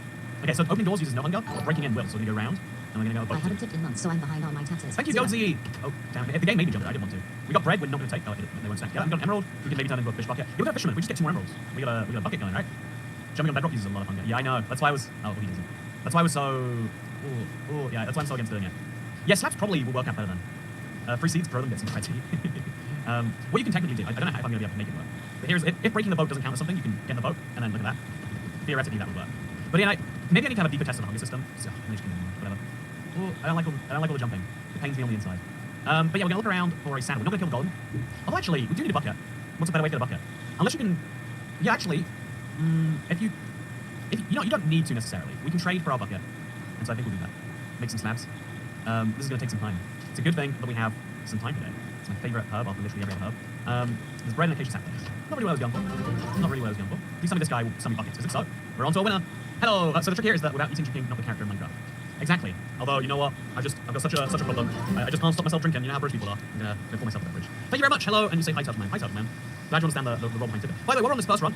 It's gonna be a lot of runs today, I imagine. I hope I'm wrong. We're on the first run. Do you want to get yourself a cute little IBX key ring? You can get one for just the next 2.5 weeks. And make sure it's linked down below. Only 2 weeks to get one. They're only $9.99. I really like them. I think they're cute. You know, I think in reality, you'd argue they're a bit more than $9.99 because shipping's not included. But like, you know, like even for $17.99 or whatever, like all in. Which, you know, it is a little tricky because there's two ways to do things, right? There's hide the shipping cost inside the price of the item, and then there's be honest about it. But like both feel bad in their own way. You know, no one would want to buy so no one would want to buy things and everything. Let you know that like this is the shipping cost, this is the fuel cost, this is the environmental cost, this is the yeah, in the real world, that's how things be. Things have costs, and gotta pay them. Ooh, leather armor. That is gonna save me from. I mean, it's easy difficulty, right? So wait, I should have made it hard difficulty. I think I meant this is definitely hard difficulty. Because otherwise, I just don't get down to half hunger, and then I can beat the game like that. I think the point is to have at least a hunger shank left over. I'm sorry, you can see my poor planning. I came up with this idea this week, and I was like, it's great. And I'll come back to that just all the time, and I clearly didn't know. It's one of the streams I just figured, like, what do I gotta do? I just play Minecraft, don't eat boats, yes. Okay, so I'm gonna ride my boat onto their roof. Look at this, genius toy cat right here. And then onto the hay bales, where I'll save myself from full damage. Do boats on hay bales still have reduced damage? They do. Look at that. No jumping required. Also, thank you very much, Technoblade never dies for the $20 tip. See, he never does. Not with generous people like you out there. Okay, so we're gonna break into this villager's chest. Or his bed. I need to take beds anyway, right? No, I don't need to take beds. I'll take one. I'm not gonna die though, so. Like, dying is gonna be a failure mission. By the way, we've got lava beds, so we've got everything we need besides 2 emeralds. Is it worth? Do you think it's maybe worth just trading to get the 2 emeralds from someone else? Or do you think we kill the golem? It's really hard to say. If there's a farmer that wants wheat, that's probably less resource intensive than our alternative. But, yeah, no, this is a hard one to say. So I can't use a sword boat to use much as hunger? Also has to be a hard one. Do you think the boats, boats do take up hunger when you punch them? Is that your guess? Don't say, just to confirm, I can't see. I had a moment of like, oh god, is this peaceful? And I was like, no. I just spawned pretty damage change. So it's down. I never succeeded. I made a video. I made a read. If I'm being honest with you, I made a pretty good video about it. You allowed to say you made a good video on YouTube? So look at that. Go over the gap. Boats are amazing, by the way. I want to spend a whole let's play talking about it sometime. But yeah, okay. I think we killed the golem. It was a very good video. Thank you, Town. I tried my soul out in that video. So yeah, I think we killed the golem. I would like to not kill the golem. The punching is probably taking up hunger. I'm gonna level you right here. I'm like not. My brain isn't focused enough for this. I need to get in a place where it is. Also, can you do the iron golems in boats? You can, right? So that might be a way to kill them without having to stack up. Let's see if it works. If it does, I think I've just used strat, right? Yeah, look at that. So it's not worth doing the jump of critical hit because that uses more hunger than just hitting. Yeah, I think I'm onto a winner here. I think I've just changed the meta. And then if we want our boat back, if we do, we break like that. That's got to count as a hit. I don't think it should, but that's got to count as a hit. We're gonna make a bucket. And we got everything we need to do well. We're gonna go to sleep in a bed, but not like our bed. And yeah, these little jumps here and there, a little bit more painful than I'd like them to be. Yeah, it's gonna be fun. We'll sleep in this guy's house. We can just wall bucket ourselves down. Look at that. Yeah, the wall bucket's gonna allow me to save a little bit. Can't see this person. No, leave me. Again, reminder, not good. So spiders, by the way, not peaceful. Okay, I don't want to do this. Okay, so in the first game, we haven't used up hunger. We sprint a little bit. We made enough little mistakes here and there. That's not gonna go well for me, in my opinion. But still, okay, there's a villager in this house. Let me go to sleep. I don't know how I'm sleeping, despite the skeleton and the spider outside. It works for me. I wait politely for the mob to go away. And we'll see how it goes. Rather than sneaking all the time, what? When there's mobs chasing you, I think, think about it. Like, taking damage is not just a damage decision, it's a hunger decision. That's my, oh gosh, that's my logic there. Maybe incorrectly. Maybe very incorrectly. Okay, skeleton. Oh, no! Why?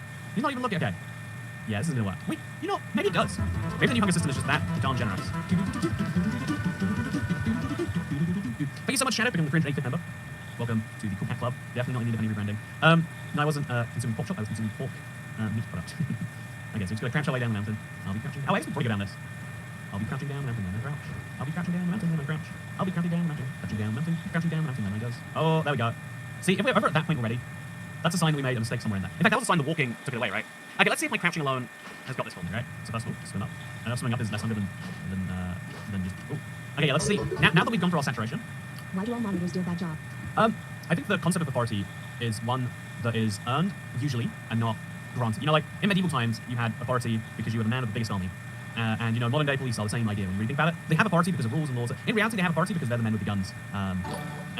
Or they're the men with permission to use force. It's been a while since I paid my tax. I'm hoping to not get in trouble. I'm listening while I drive my semi-truck. Looking handsome as always. Thank you so much, Lang is great. Appreciate the tip. I'm hoping things go well today. Thanks again. How do you buy the keychain? You go to makeshift.com/collection/whatever, link down below, and you type in your details, and I'll send it to you as soon as they make them. It's very good. Just to motivate you, someone has done the same thing in hardcore. That's the opposite of motivation. Someone stole my idea. Also, did you see that? Why did it stop me from walking? Did the grass, did someone steal my idea? Maybe that's why I didn't want to do it. But yeah, I'm crouching, as you can see. There's no hunger being used. So we're good. I stopped watching a Twitter video to watch the live stream. I'm not obsessed with Good to see you here. I do have to say, the idea of authority is a really confusing one because it comes from lots of different sources. But the reality of it is there is a group of people who are legally protected in their use of force, right? And that's how it works in real life. And on the internet, it's the same thing. Unless the really good policing is policing by consent. Is when the majority of people agree with what you're doing and give you permission to do it to those who they don't agree with, right? And so that's how ideally moderation should work in online communities. The reason there's a joke about Reddit mobs is because these aren't people who are doing a service. These are people who believe in power, and that power is themselves. Oh, I don't want to swim. Swimming's real bad. Just a reminder. Oh, I watch IDX Cat. Thank you. What a fun username. What a very fun username. Also, thank you, Shadow, for the tip that allowed me to promote my keychain. I appreciate it. Okay, so okay, if I wanted to say a keyring, which would you recommend I get? Says Line Prime. Oh, the correct place to get a keychain, the best one, in my humble opinion, would have to be the one found at makeshift.com/collections/ I don't even know the URL. You know, let's find out the URL real quick. While we wait for this to burn, makeshift.com/pruz/IBX keychain can join the exclusive group of just 52 people who currently have their hands on one. Also, yeah, I agree that authority is the monopoly over the logistical use of violence. Isn't it crazy you can't, you know, like the real life version is, you can't punch a police officer, but a police officer can punch you if he's within his means or whatever else. Same with mods online. Mod can ban you, good luck trying to ban a mod. And so, there we go, that's good. Now we just have to, yeah, we got this. We just break 2 blocks here and here. Breaking a block is the same amount of hunger regardless of what we do it with. We stack up twice, and then I'm not sure we get this one actually. You know, I'll just place a lava there. We place our water here. Yeah, that's not what I wanted to do, but it works. Okay, and then we do it on the other side. Oh, okay. No what I was going for. That's fine. And then we just need to do, I think I went 1 block further up, we'd be in a good place, but I didn't. So we place a wood block there, and a lava block there, and a lava block over. I think I did it correctly. All it takes is slowing things down, and I think we did great. So we just have to place that there real quick after we remove this. So we'll just place that over, like, I don't know, here for now. Where's this? This goes over here. It seems smart. Okay, I can't put it there because otherwise. Also, how's that lava not being affected by it? Yep, that works for me. I don't see any issues there. Place that here. And we're good to go. Into the nether wood. I'm going to let the wood burn because I don't want me to burn. And I'm going to do this. The Swissy work this challenge. If you hit the also hard enough, they won't get used to Vera. It's a very anarchist view. Also, Bob, You got this. thank you, Bob the Fish. I think that we might, like, so far, it looks like we got this. Like, maybe hunger already has changed that much. But maybe we don't need a horse. Maybe we just gotta wing it, and that'll be enough. Or maybe we're meant to be on hard. I like your shirt. I'm from Canada, so Sam I am. I hope that you like it. It's very dead. It's like it's in that like state where I need to throw it out at some point. But I don't like throwing out clean shirts, and then I don't like when I'm like getting in the shower, I'm not thinking should I throw out this t-shirt. And so it's a whole thing. I mean, is it a whole thing or is am I making a whole thing? It's one of the two. You don't need to crouch over web walking this time. I don't think that's true. I don't want to prove you right or wrong. Oh, I don't have. Okay, we're fine. So now we're just gonna find a. I think having a horse at this stage would make my life a lot easier. But it's fine. Oh, we can crouch over magma here. Oh, we can't go up. This is where slabs would be handy, I think. This is where we'd have to commit to having slabs. Okay, I thought this was easy until I got to the nether, and now I'm realizing this is not easy. On easy mode, hunger cannot fall past 10 points. 5d6 on the hard to survive. what Minecraft version have you played in Halfram? Because I don't think it's the same on the rest of them. Like, I understand where these pieces of information come from. Okay. Okay, it's over. Just to clarify, it is over. Just to be clear, this is over. Okay. So you get too close to the magma cube, and this is, we need a horse. I think, okay, this is proof. I can't survive this without losing hunger. Okay, to the point, I don't want to die. I want to prove how hunger works. Okay, so I'm sprinting for a bit. Stop, just please. I've got a thing to do here, friend. Okay, so I'm gonna walk around. I'm gonna test if walking uses hunger. The run is over. It's dead, everyone. I'm sorry. Does walking use hunger? We're testing it now. It used to. It's not meant to. I want to walk, not run. It's not meant to, but it used to.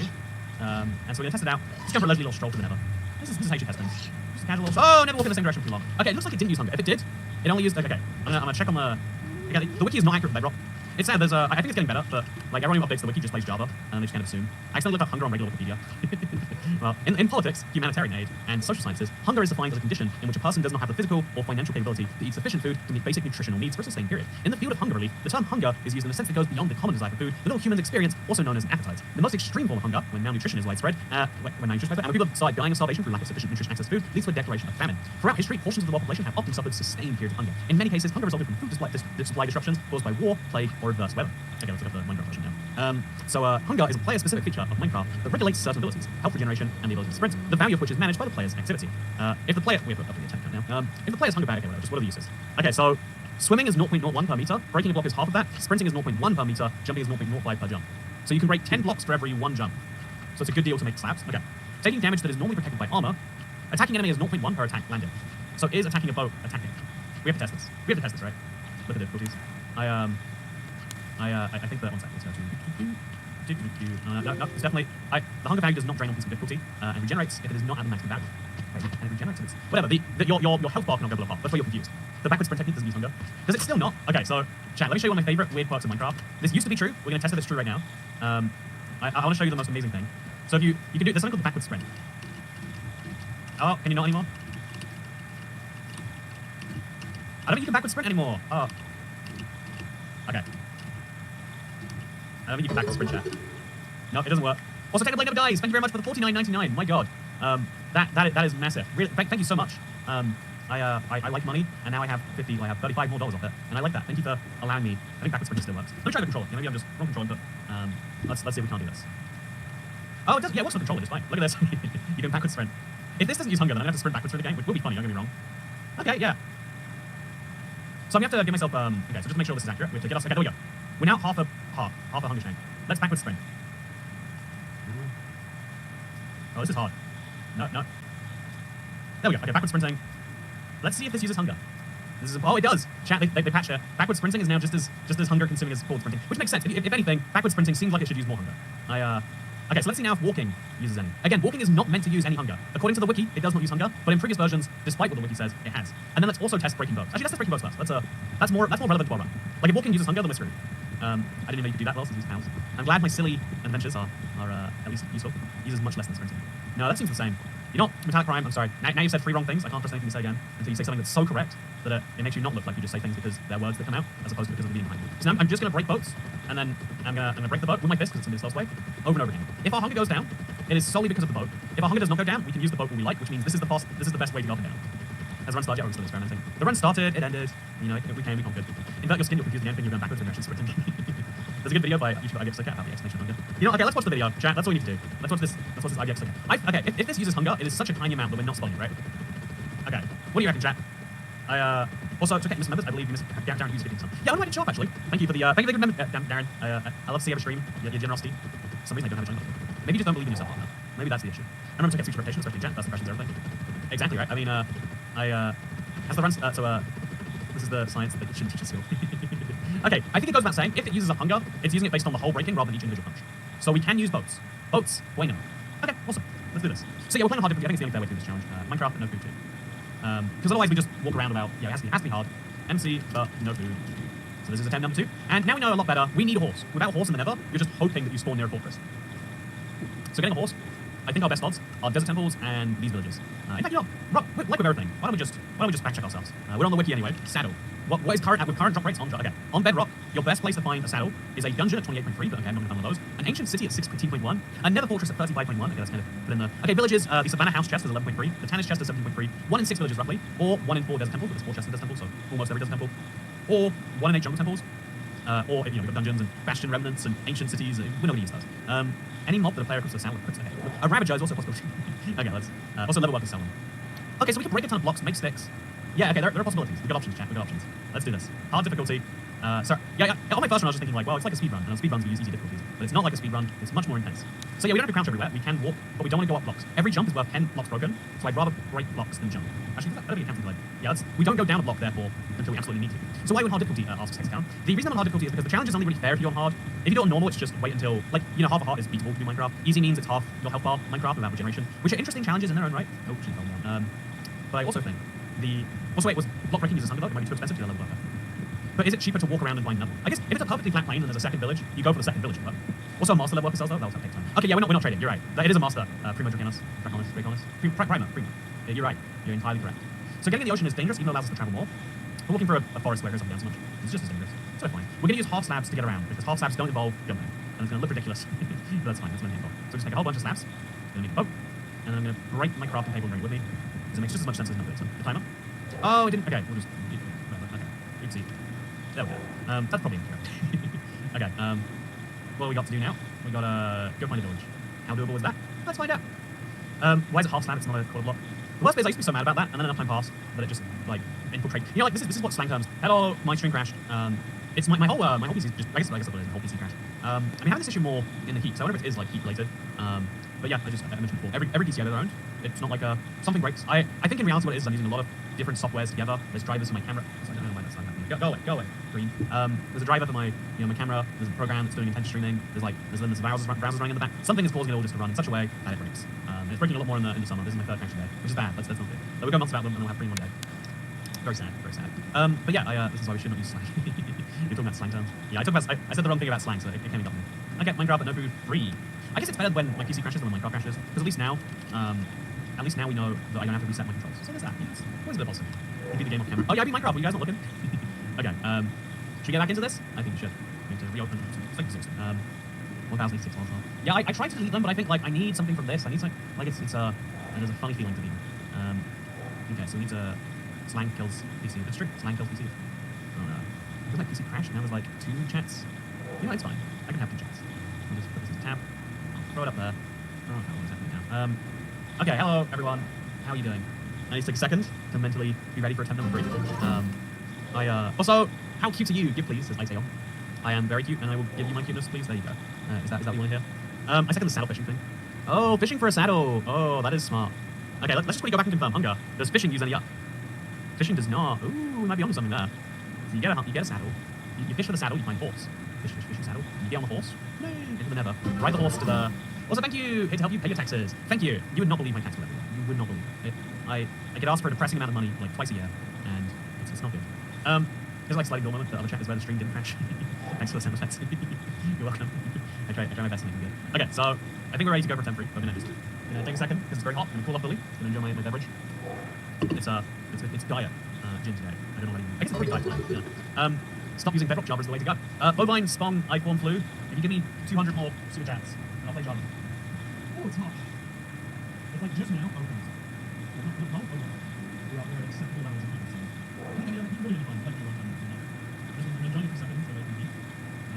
I think it's like it's a nice idea to like space itself. I'm trying to like build that industry. So I'm like, what's myself? Let's do this in a second. Let's do that. Let's be ready. Let's like be hyped today. Let's not do it because I'm there. Let's do it because I'm on it. Let's like it's a lot of things to do. Sometimes it's something going. Maybe it's just I don't have time. I'm not trying to myself. You're not getting something done. You're not getting something done. You can come up with all the nice ways about it. But you know, if the thing does not get done, then it's not done. It has not happened. Okay, let's do a Minecraft. I'm excited. The fishing will help it all work. Trading for the ender pearls, get air pieces, good for your health. I can explain the air situation, but yeah, I have it.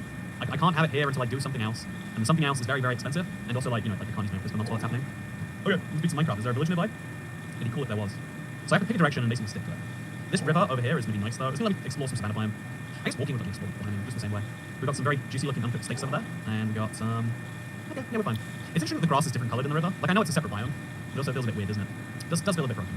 So can you use healing potions? Even if I could, I need a steady stream of healing potions once the hunger kicks in. That's why it's fun.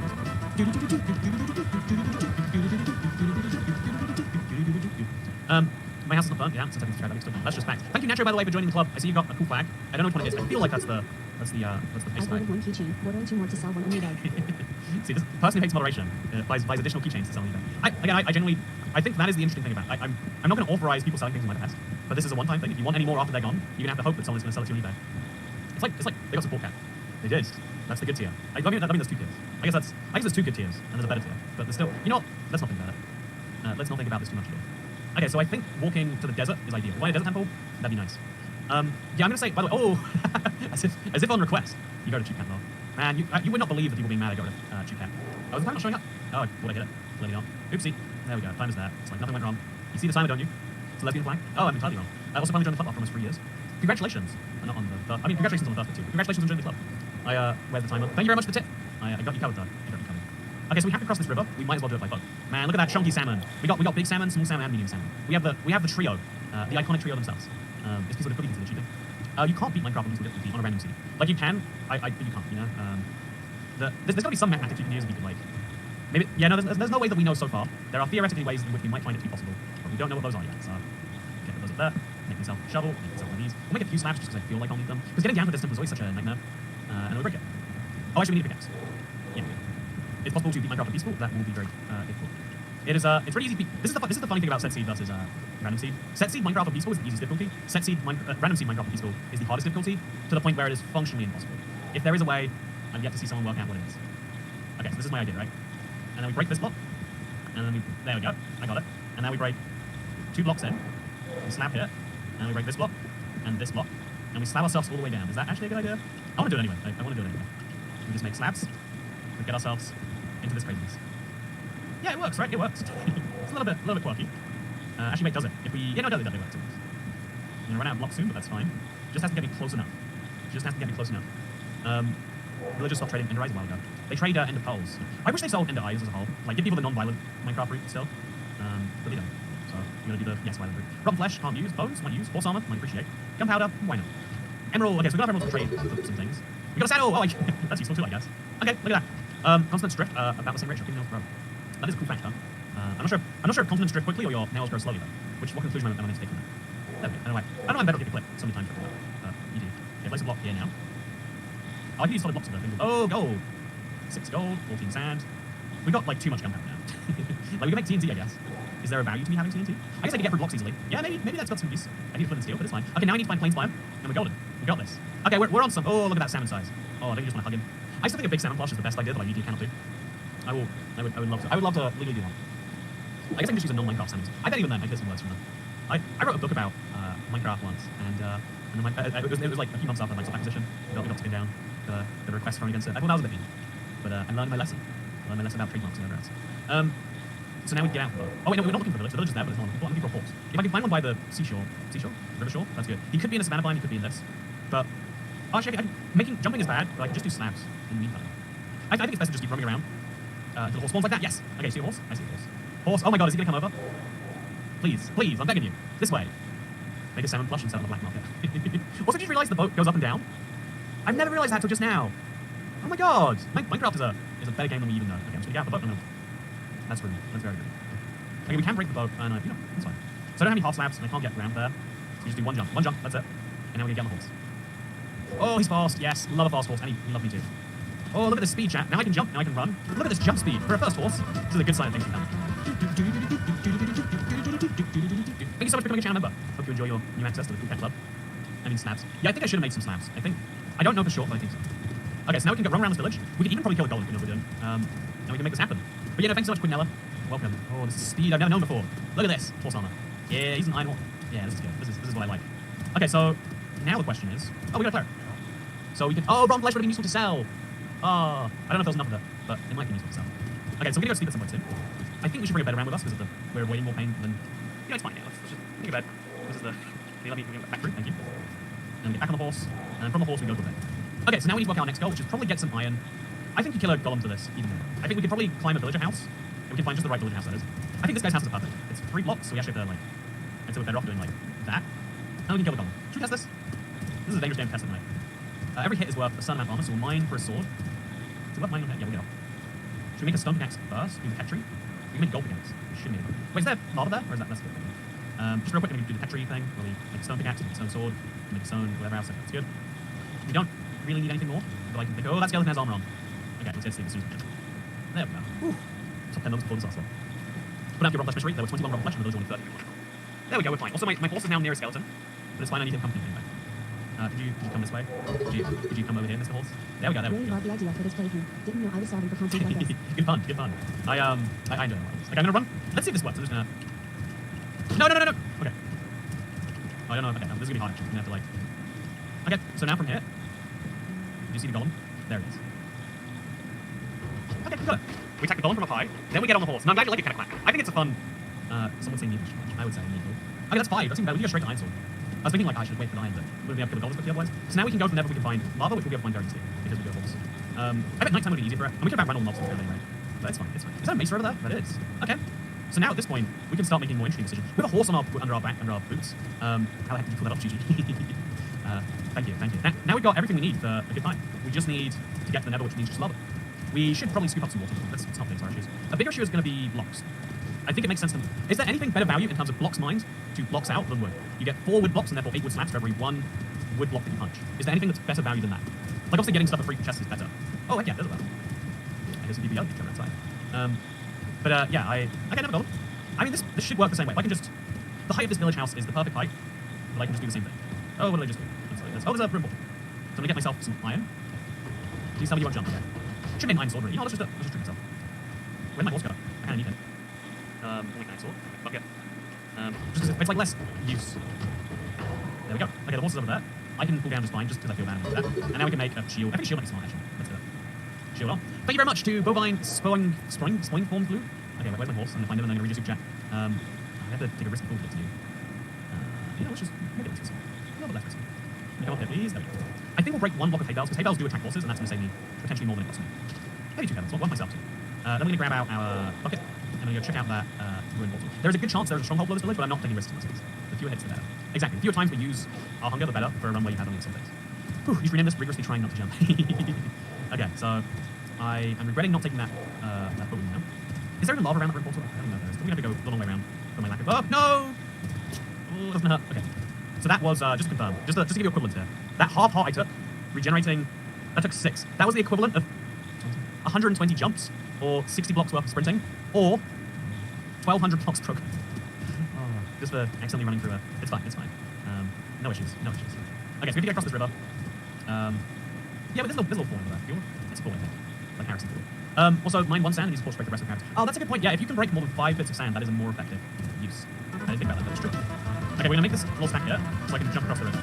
Come on. Yes, it's essential that I don't get trapped with my horse. Also, thank you, Darren Hughes, for gifting 5 memberships. Now we get to listen to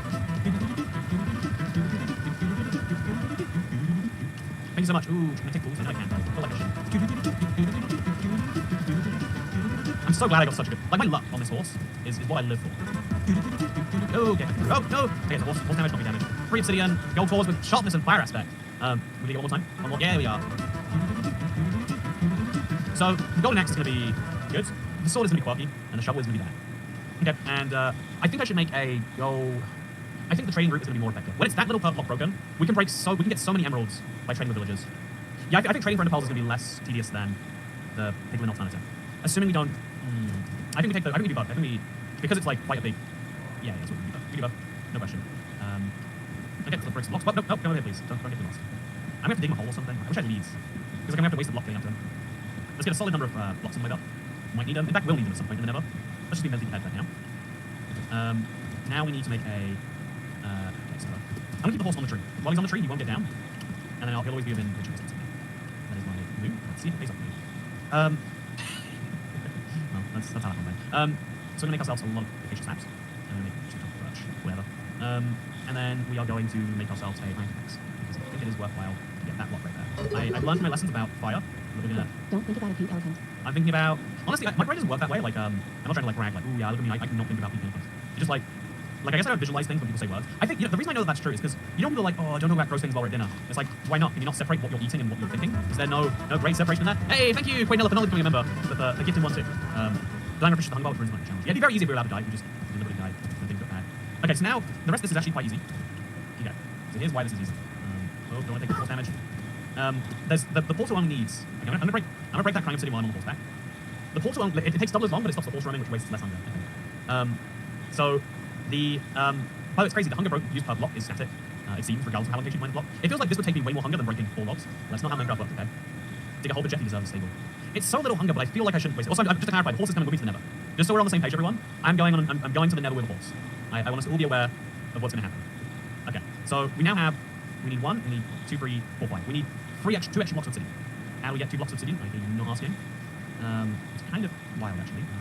So use... Okay, I'm just gonna... If I put on top of the tree, the very top of the tree, that should work out, right? I don't think they can go down 2 blocks at a time. I've been wrong about less, though. Okay, so they're just all the way around.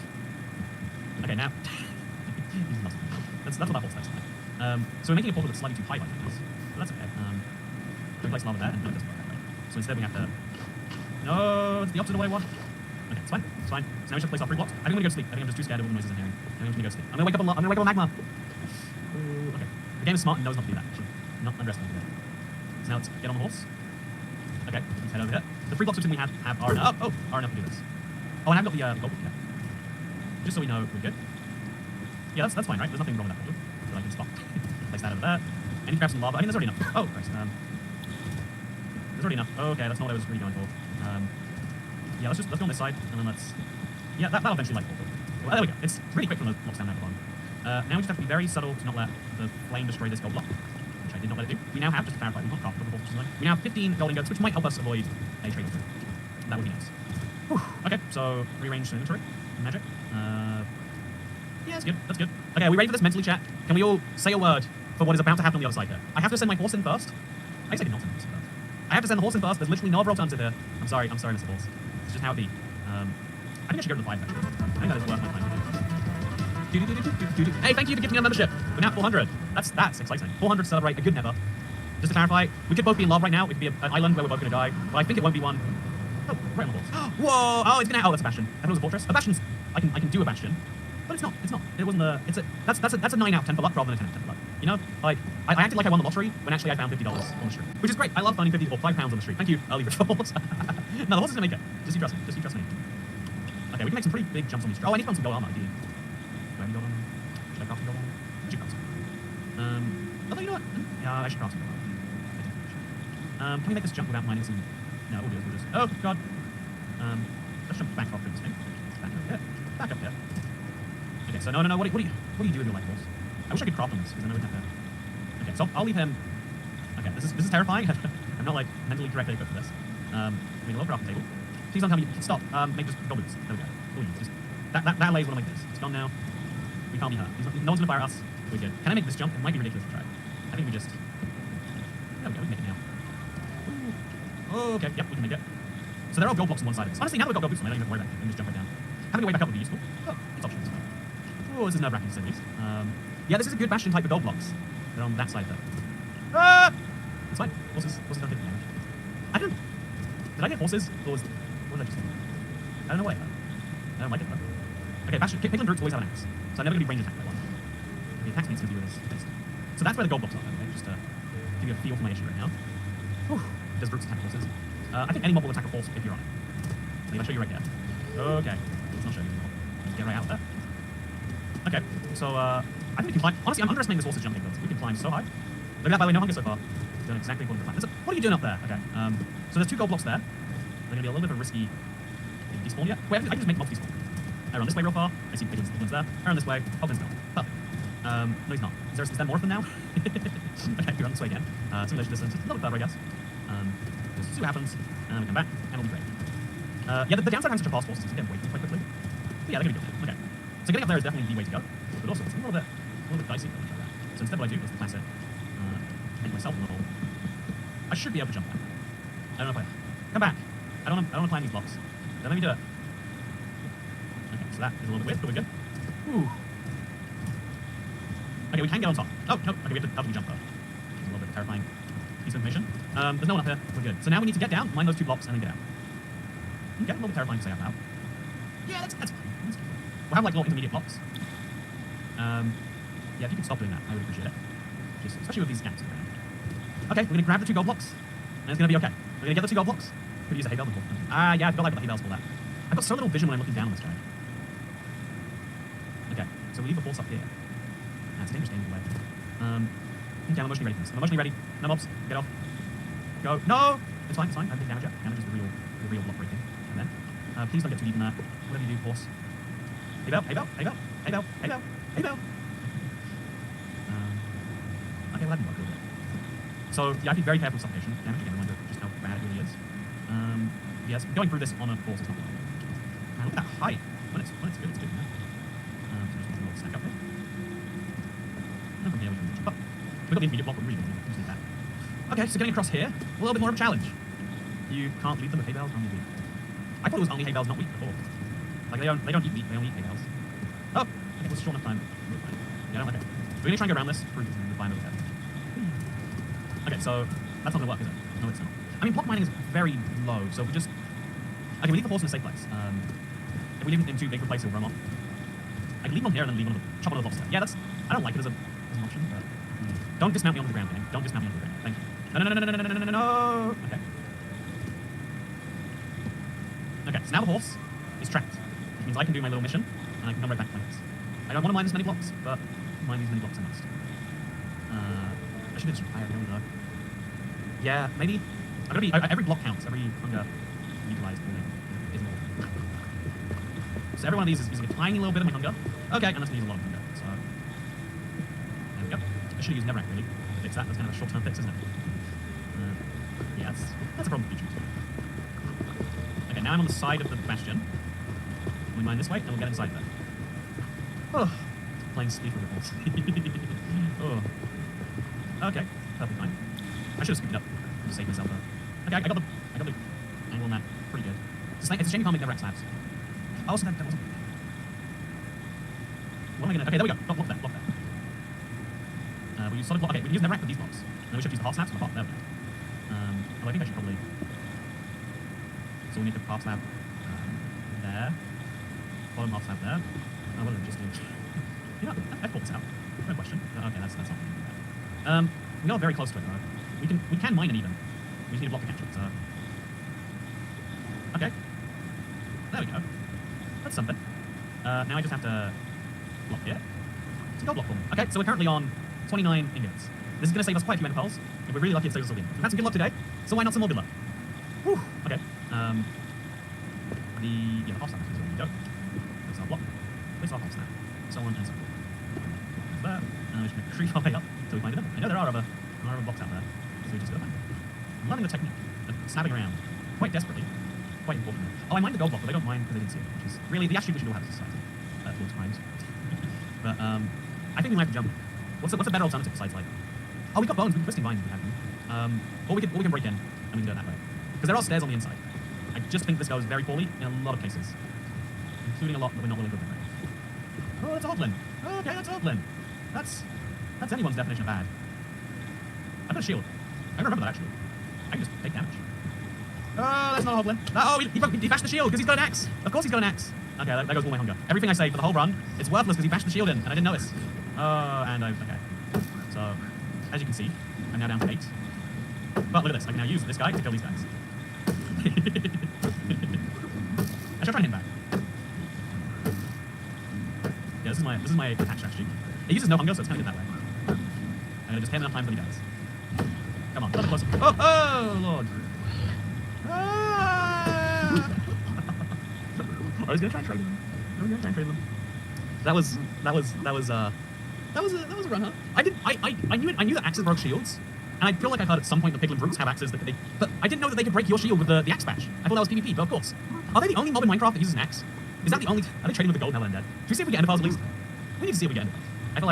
I feel like we're owed that explanation. That hoglin was way too chunky in that tunnel. It is a bug right now that hoglins fit through 1x1 gaps. We didn't get any ender pearls yet, but maybe we'll see. I mean, if we get ender pearls after death, I think they still count, and this can be our best progress so far. Oh, we're gonna get it. Also, good to see Riggins rally go. We can shoot him off the right now.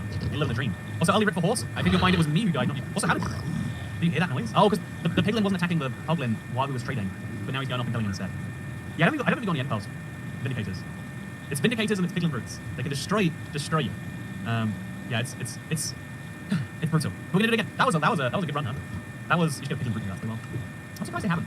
Yeah, we should go around doing a little mob museum thing. Rips like cat, we'll pop an avenge. Can I have one more run? I think it's time. Let's do it. Run number 4. We'll reset the timer correctly this time. Minecraft, but I have no clue. I feel like I was so close there. Yeah, this is the one. So hard difficulty. Oh, there's a breeze coming in. Yes, breeze. Give me your life. Whew. Okay, invite players. Show coordinates. You ready? Are you emotionally ready? Are you mentally ready? Because if you're not, you're about to be. Minecraft in a food, but number 4.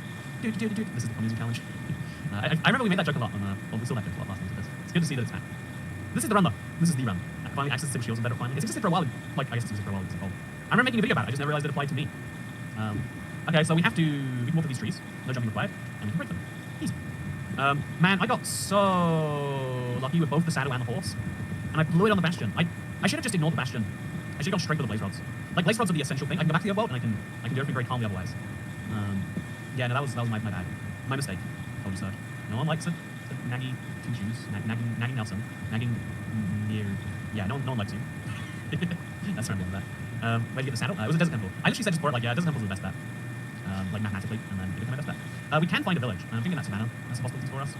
But we can also not. So, should go this way actually. Let's try it. Let's give ourselves a little bit of kind of slaps. And I'll make it a little boat. And I'll make it with a big X so we can start with Petri later. Let's go.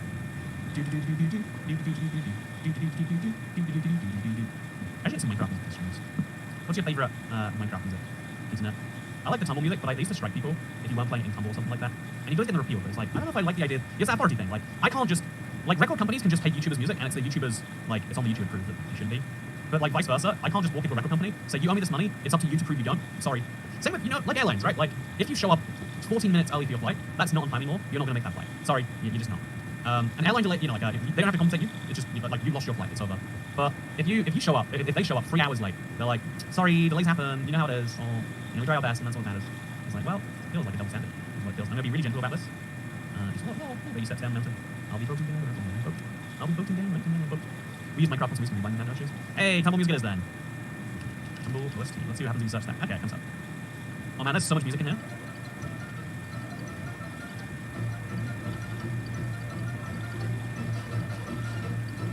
Like, I mean, if Minecraft's not going to use this music anymore, I might as well, right? No!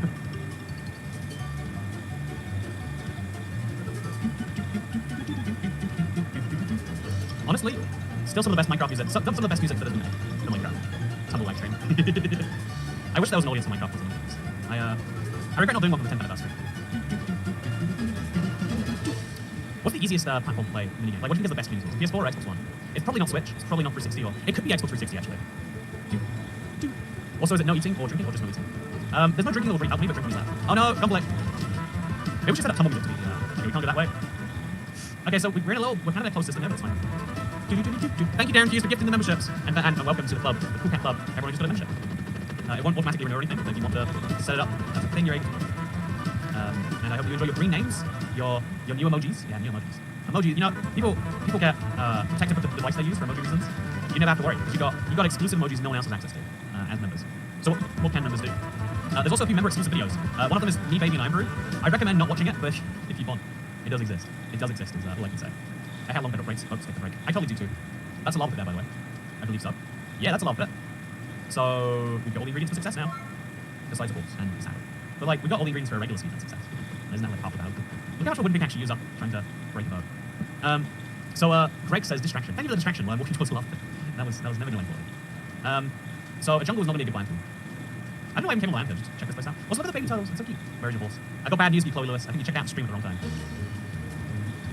You always recommend not watching it, but you always mention it. Are you sure you'll be able to watch it? Now, the high quality video you should be watching is me trying, what is it, American foods, British foods that are illegal in America. That's like a video that was going to be third channel, and then just like halfway through it didn't become one, and I was like, well, let's give it to the members. Give them some...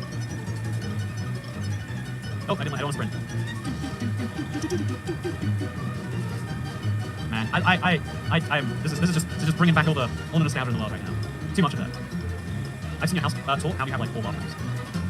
So there was, if you're curious, I answered you. I think, so most British houses were designed with 0 or 1 bathrooms. It's like a really, really recent trend, like last 20 years, that people want 2 bathrooms or a bathroom on every floor, or like, maybe this is a worldwide trend. We all of a sudden we started caring about cleanliness a lot more than we did before, or pooping, or someone else in the shower. I don't know what it is, but all of a sudden, oh, whoa. I mean, we should check. No, we shouldn't. Not with those guys, so my house was built with 2 bathrooms, but the people, no idea why or how or whatever, but they decided to convert, like they decided to take the 1 bathroom and extend it both ways to make 2 extra bathrooms without like creating too much new plumbing work.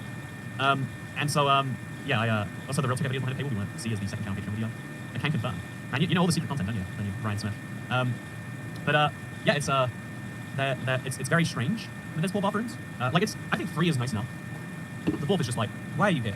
Like, it's 3 is, okay, there's one in the bedroom, then there's one like, nice, like, guest-ish shower, then there's like a guest bathroom when your guest that you would trust in a nice bathroom. You know, there you go, you got the tier list. You feel me, right? Like, there's a bathroom for people you want to shower in your house, there's a bathroom for people you want to be in your house that you don't care about as much, and there's a bathroom for you, just you.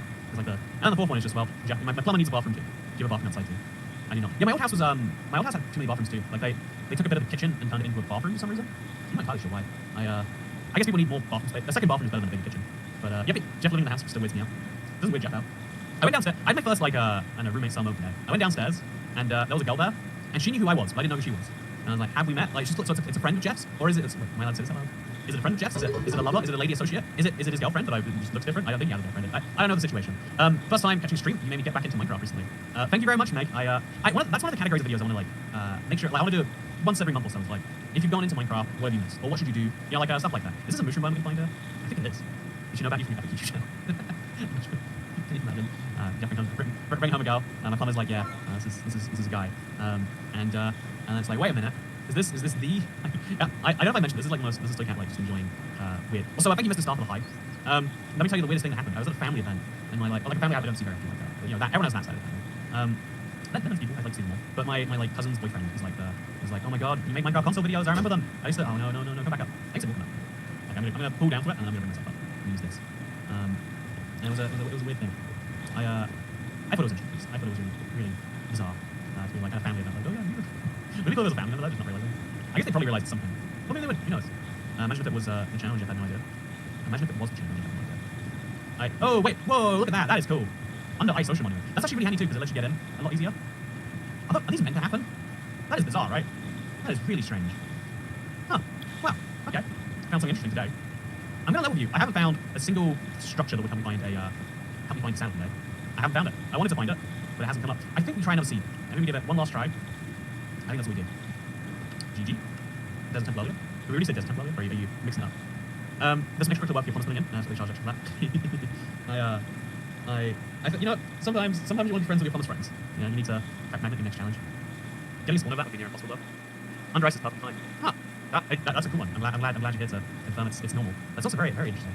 Okay, this is the last one today. CC5. I don't know why CC is in clips. Who knows? Do you know? Okay, here's an interesting one. Do you know CC stands for cubic centimeters? There's only 2 things you measure with it, and it's like a specific type of enhancement per person and engines. And I don't understand why we don't use it for more things. Like, it's such a Minecraft block is a million CC? No, it's 100 by 100 by 100. That's a million. That's a million cc. You know, isn't that more useful than a meter cube? Actually, it's not always it. Isn't it weird that a meter is a million cubic centimeters rather than 100, like you expect? Okay, let's do this. We gotta go big on this one, chat. Everyone, I need your biggest hopes and dreams, and I need them now. You gotta all hope that I spawn near a desert temple. If we all hope together, it'll happen. 100 cube is a million. Cube. Yeah, it's I guess cubic things are. Also, what is this seas? Oh, that is interesting. Huh? This is very interesting. So I have to jump once, or I have to break blocks down. I think breaking blocks down is a money decision. I'm gonna swim up this water though. Does that count as a jumping, right? Yeah, I'm not sure it does. Let's just jump on this one. Were there mines there actually? No, it just got like that. Okay, so we're in a swamp. I think I see a witch hut. I'm not going to imagine a witch hut. Does it make sense? Playing peaceful now. Music. Could we manifest the temple? Also, 1,000 by 1,000 equals 100 by 100 by 100. Is that a coincidence, or can you do that other ones? Is 10 by 10 by 10? No, it only works for those two. It's 10 by 10 by 10 is 1,000, 100 by 100 is 10,000. That's a cool fact. 1,000 squared is the same as 100. I don't think there's anything useful you can do with that. Is this one life per time? If it wasn't, it would be a very easy challenge. No! It's fine. It's very weird that I could do that, but it's fine. I'm gonna go this way then. It's a little bit of a tricky one. I think we're gonna have to slap away to the tree. So, place this, make one of these, we press the snaps, and let's go. So, it just has to add up to the same number of zeros. Oh, yeah, that's cool, huh? So 10 by 10 by 10 is the same as about, you just add in the zeros.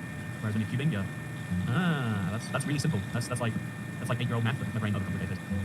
10 cubed squared is 10 to the 6, and 10 2 cubed is 10 to the... Yeah, 10's are really nice numbers, because you're just making digits appear out there, I guess. Like, the numbers are only so precise because we use base 10, but because we do use base 10, it makes them, like, perfect. It's kind of cool, huh? Also, it's a million CL centimeters. Can you not measure a Minecraft block in cubic centimeters? Thank you so much, Greg, for becoming a member. Hope you enjoy your stay in the coolest tennis club. I've explained I can't learn to match notes. I like that we have a learning environment there, where people enjoy learning facts rather than criticizing them. Yeah, that's always very strange, isn't it? Oh, yeah, very strange. Yeah, I'm just gonna get myself out there. That's why it has no value to me. That is so odd. Can I see through the wall using that as like no, that's just bad. Okay, so I think I could use lily pads or something. I don't know what yet. Makes walking trustworthy.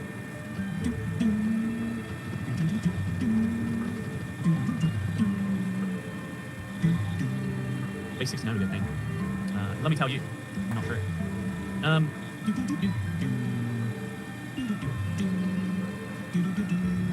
I saw plenty of those glitches, also 1,000 product count. I've never seen so many of them. Right? Like, look at that. It's so odd. Okay, so I want to just go around this craziness. I think that's a good idea for a biome, because it's got more blacksmith chests, so it's got more chances of sound. Man, we had the perfect seed and we blew it on my stupidity. I should not let myself go for that one. I should hold myself on the hook. Okay, just get right out. We'll get out there. Then I want to break it, and I want to make sure that I get it. This uses, it seems like this should use hunger, but it doesn't. Because Minecraft is not always logical. Some good food over there, but we're fine. Centipedes would use base 100 because they have 100 fingers. I don't believe in the whole we use base 10 because we have 10 fingers. Like, it is a logical starting point, maybe. But I think there's something deeper about 10. You know, I just emotionally connect with the number 10 in a way you just wouldn't understand. So I'm going to try and place the boat. I need more stones. Yep, I only need more stones. That's all that's going to happen. Make some of those, make a pickaxe, and then make a ton of these. 10 is 10, so we use 10 because 10. Exactly. Now you understand what I think. It's like odd and even numbers, right? Is there meaning to odd and even, or are they just odd? As Philosophy UPL mentioned valid reasons for base 6. If you're a B, base 6 makes a lot of sense.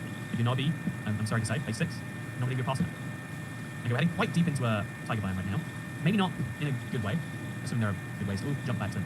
Hi, Cat. I really like the bits. I'm going to wait for a shot on the screen, because I want to make sure that people don't say you're missing chat. By reading it too early. What do we have over here? All written forms. All forms of written characters. We'd like to arbitrary.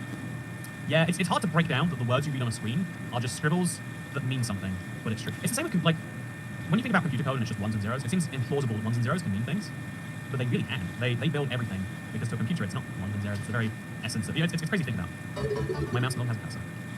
What is a cursor? Hi, Cat, I really like videos. Hope you can use some money to buy a copy or something. Thank you so much, Sasumi. I'm glad you like the videos. I really appreciate that. I don't... I was gonna say I don't drink coffee. I drink enough, like, coffee-like things against my, like... Also, this world is, like, lagging so bad, right? I don't know what's happening. It's just stuttering every now and then. I don't know what's causing it. It's 365 a year.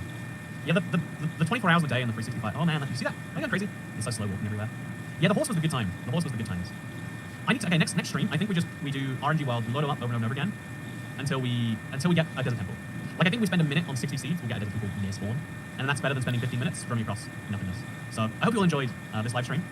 We're as good as nowhere right now. We chopped down a tree, and we made it with a big axe. Hope you all enjoyed this live stream. Like it if you liked it. Get yourself a makeshift plush while you can. It's linked down below. Make sure to get one if you want to be yes, am I right? And thank you for supporting this particular this particular video of your time. And I look forward to seeing you tomorrow. Assuming, okay, so tomorrow's video and the day after, 2 videos I'm very hyped for. And I want to tell you about them now. Tomorrow is the hardest seed, the one I've kind of showed off a couple times. I'm going to be attempting to beat Minecraft all the way from that hardest seed. It's a little ridiculous, but I think it's fun. And then on Monday, I have the longest Let's Play ever, just for you stream viewers. It is exactly 10 hours.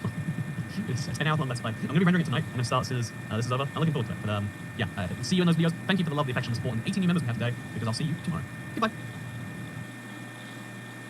Hello, I'm X-Toycat, and this week we had a secret realms update that no one knew about until a couple days ago, but we also had a secret feature in the form of stronghold, now generating below Y0 far more often. In other words, being surrounded by deep slate, and just a friend says, I personally think they should just change the stone bricks to be deep slate bricks and tiles to match the theme, and maybe they should add the mossy variant of the deep slate block too. Honestly, I've been saying this since the start. I think that deep slate strongholds would look really cool, but rather than just taking my word for it, how about we go to one now? Just a reminder, after 1.19.20, you're far more likely to find deep slate around your stronghold, and the same if you're digging through the deep slate, you might find a stone brick stronghold, but all we have to do is take every single stone brick in this thing, and if it generates below Y0, just, I don't know, take some of those blocks, and say maybe they shouldn't be deep slate. Oh man, maybe slightly too many in the area. Maybe just say there shouldn't be so many. There we go. This is what a deep slate stronghold would look like instead. I'm guessing these are monster. Yeah, these are infested bricks. But if you look at it, it fits the environment much better in my opinion. It still stands out. I mean, if we ignore these infested stone ones, but it still stands out, but it has this very interesting different effect to it. I've got to say, looking around this thing, ignoring the clear gaps where it's cobbled stone or it's infested bricks, this is a really smart and interesting look for a structure that could have been an interesting second variant. What if the ones that generate below deep slate had a few extra rooms too, and now you've got a second variant of the stronghold, which would be incredibly interesting. Even this end portal room, take a look at it now. It doesn't add so much variety. I think it's interesting. I think Minecraft should consider updating more structures, have variants of them more often, but maybe that's just me. Oh, and if you want to know what else is crazy, while we're down here anyway, talking about how they fixed a bug, which was this not happening as much, and that's the reason that we're seeing them have these regular strongholds. But if you want to talk about something interesting, in my opinion, it's the fact that they confirm, you can see by these bug fixes, geodes and mineshafts are still not meant to generate in the deep dark city. They still do generate, and they haven't fixed it yet, but they treat it as a bug, and it's kind of confusing to me because it's a cool part of Minecraft when structures collide. Don't you think so yourself? Well, if you're Mojang, you don't always think so. Every structure can collide besides ancient cities and mineshafts and geodes, which is kind of confusing if you ask me, because there's no bug report for strongholds, which means you can have a stronghold crossing there like we've seen before, just not any of those other structures. It's very weird, it doesn't make any sense, but let's talk about the realms update, because the second question comes in from Gasful Money, who says, when will Mojang upgrade realms in ways such as render distance? And the answer to that is David Cornhard MC, the head of realms, said that today was his birthday, and to celebrate, we're experimenting with increasing the realms render distance to 12 chunks. All bedrock realms now have the new render distance, and we're planning on increasing shard realms next week. This is seriously positive news because now you get 20% more render distance, although it's actually more like 40% more render area because a sphere increases by more than just it. Whatever you get, the point is it's a big increase to render distance, and the reason that the render distance is capped at 10 or 12 chunks, even though your PC might be able to do 60 or 100 chunks, is because of the fact that it's obviously running on their hardware, their servers, it's running 24/7, and the more render distance you use, the more you're using up those resources. And so that is also why simulation distance has stayed at 4 chunks forever. It actually temporarily went up to 10 chunks a while back, but then they rolled it back almost immediately because people didn't like it. And so that's why Cornhard has also confirmed that the last time we made a big change to Bedrock, it was increasing the simulation distance from 4 to 10 chunks, which was a much bigger performance impact, and then adding that when we are ready to increase the simulation distance of realms, we'll likely give the owner control and the ability to produce sim, which I think is really important. I think realms having a fixed simulation distance is kind of silly. Even right now, I think you should be able to go up to 10 chunks as an option. Maybe if you really want to charge people for that, the extra resources they're using. I don't know how you should do that, but I think it is kind of silly that it's capped, because there are going to be times that you want things to happen in areas that are outside the 64 by 64 area where you're currently standing. And yeah, I think that's my personal take there. But I do think it's objectively great that they just improved the realms render distance. They can leave it where it was forever and it'd be perfectly fine. But I'm glad that they want you to be able to see more of these beautiful environments like the one that Cornhard even showed off himself. And I think that is a really good improvement. Just like how Neocolax says, what Minecraft needs, in my opinion, is a mid-game update. Getting to the end dragon is the main goal of Minecraft, and now you can go and kill the dragon in minutes from creating the world. He then adds that the Elytra needs a nerf, as well as other types of movements needing a buff, such as special horse skills or faster rails, because currently the fastest you can go rails is nothing. I totally actually agree with that. I think that Minecraft focuses a lot on early game and sometimes on late game content. I think a lot more mid-game stuff would be a really good idea. I think allies kind of fit in there, but they don't necessarily have enough use. I think you can maybe argue the proglights are a special type of that, but I'm not sure people are specifically aiming for it. And so Minecraft could do more content that are just medium-sized goals that you can achieve in a few hours that are worth aiming for. I think when Minecraft is filled with goals, people are happy. There's always going to be people who take it to the next level and want to make a never-right beacon or whatever else. But I think people having more reasonable goals that they can choose to aim for is a good thing, and I think a lot of people would benefit from something like that. Just like how, by the way, also I think minecart speeds definitely need to go up. I think it was title update 11 for Minecraft Xbox 360 where they just said, yeah, we'll double the speed of minecart. And you know what's happened since then? The Minecraft Xbox 360 community had one of the best minecart map communities out there, and that just kind of went away when the console edition died because Bedrock and Java both have a significantly slower rail speed that just isn't fun. It doesn't make great roller coasters. It doesn't make a great. I don't know why no one's looked at that and said, yeah, we can up that. Also, even though I don't think you should nerf the Elytra because that'll make people upset, but I do think that you should give every other type of movement a little bit of a buff so they're more competitive with it. I think the only thing that comes close right now is the blue ice boat, and that's such a pain to get going sometimes compared to just flying around. So definitely agree it should be buffed. Also, speaking of things that should be buffed, CA1EB says 621. So yeah, what are you doing? You left the golden apple in the chest. This is referring, of course, to my update out now video. And in that video, I was playing what I think is the hardest Minecraft seed yet as far as a challenge from the spawn. I really enjoyed my time there, but the reason I left the golden apple is because I'm an idiot. If there's no good reason. I don't know how I didn't see it looking back. Also looking back, yeah, the video did look really rough when I opened menus because I had to turn the exposure way up so you can actually see the darkness. I think Minecraft has a real problem with low light vision, and I get that you're not meant to be able to see the dark, because sometimes you have to do things in the dark, and maybe it should be better if it's more vibrant and visible. Or maybe I'm crazy. Speaking of ways which I'm crazy, oh wow, I got a really interesting comment from this IBX Toycat fella who says, wow, that IBX keyring is really cool. Where would I get one myself? Yeah, I do love this IBX keyring thing.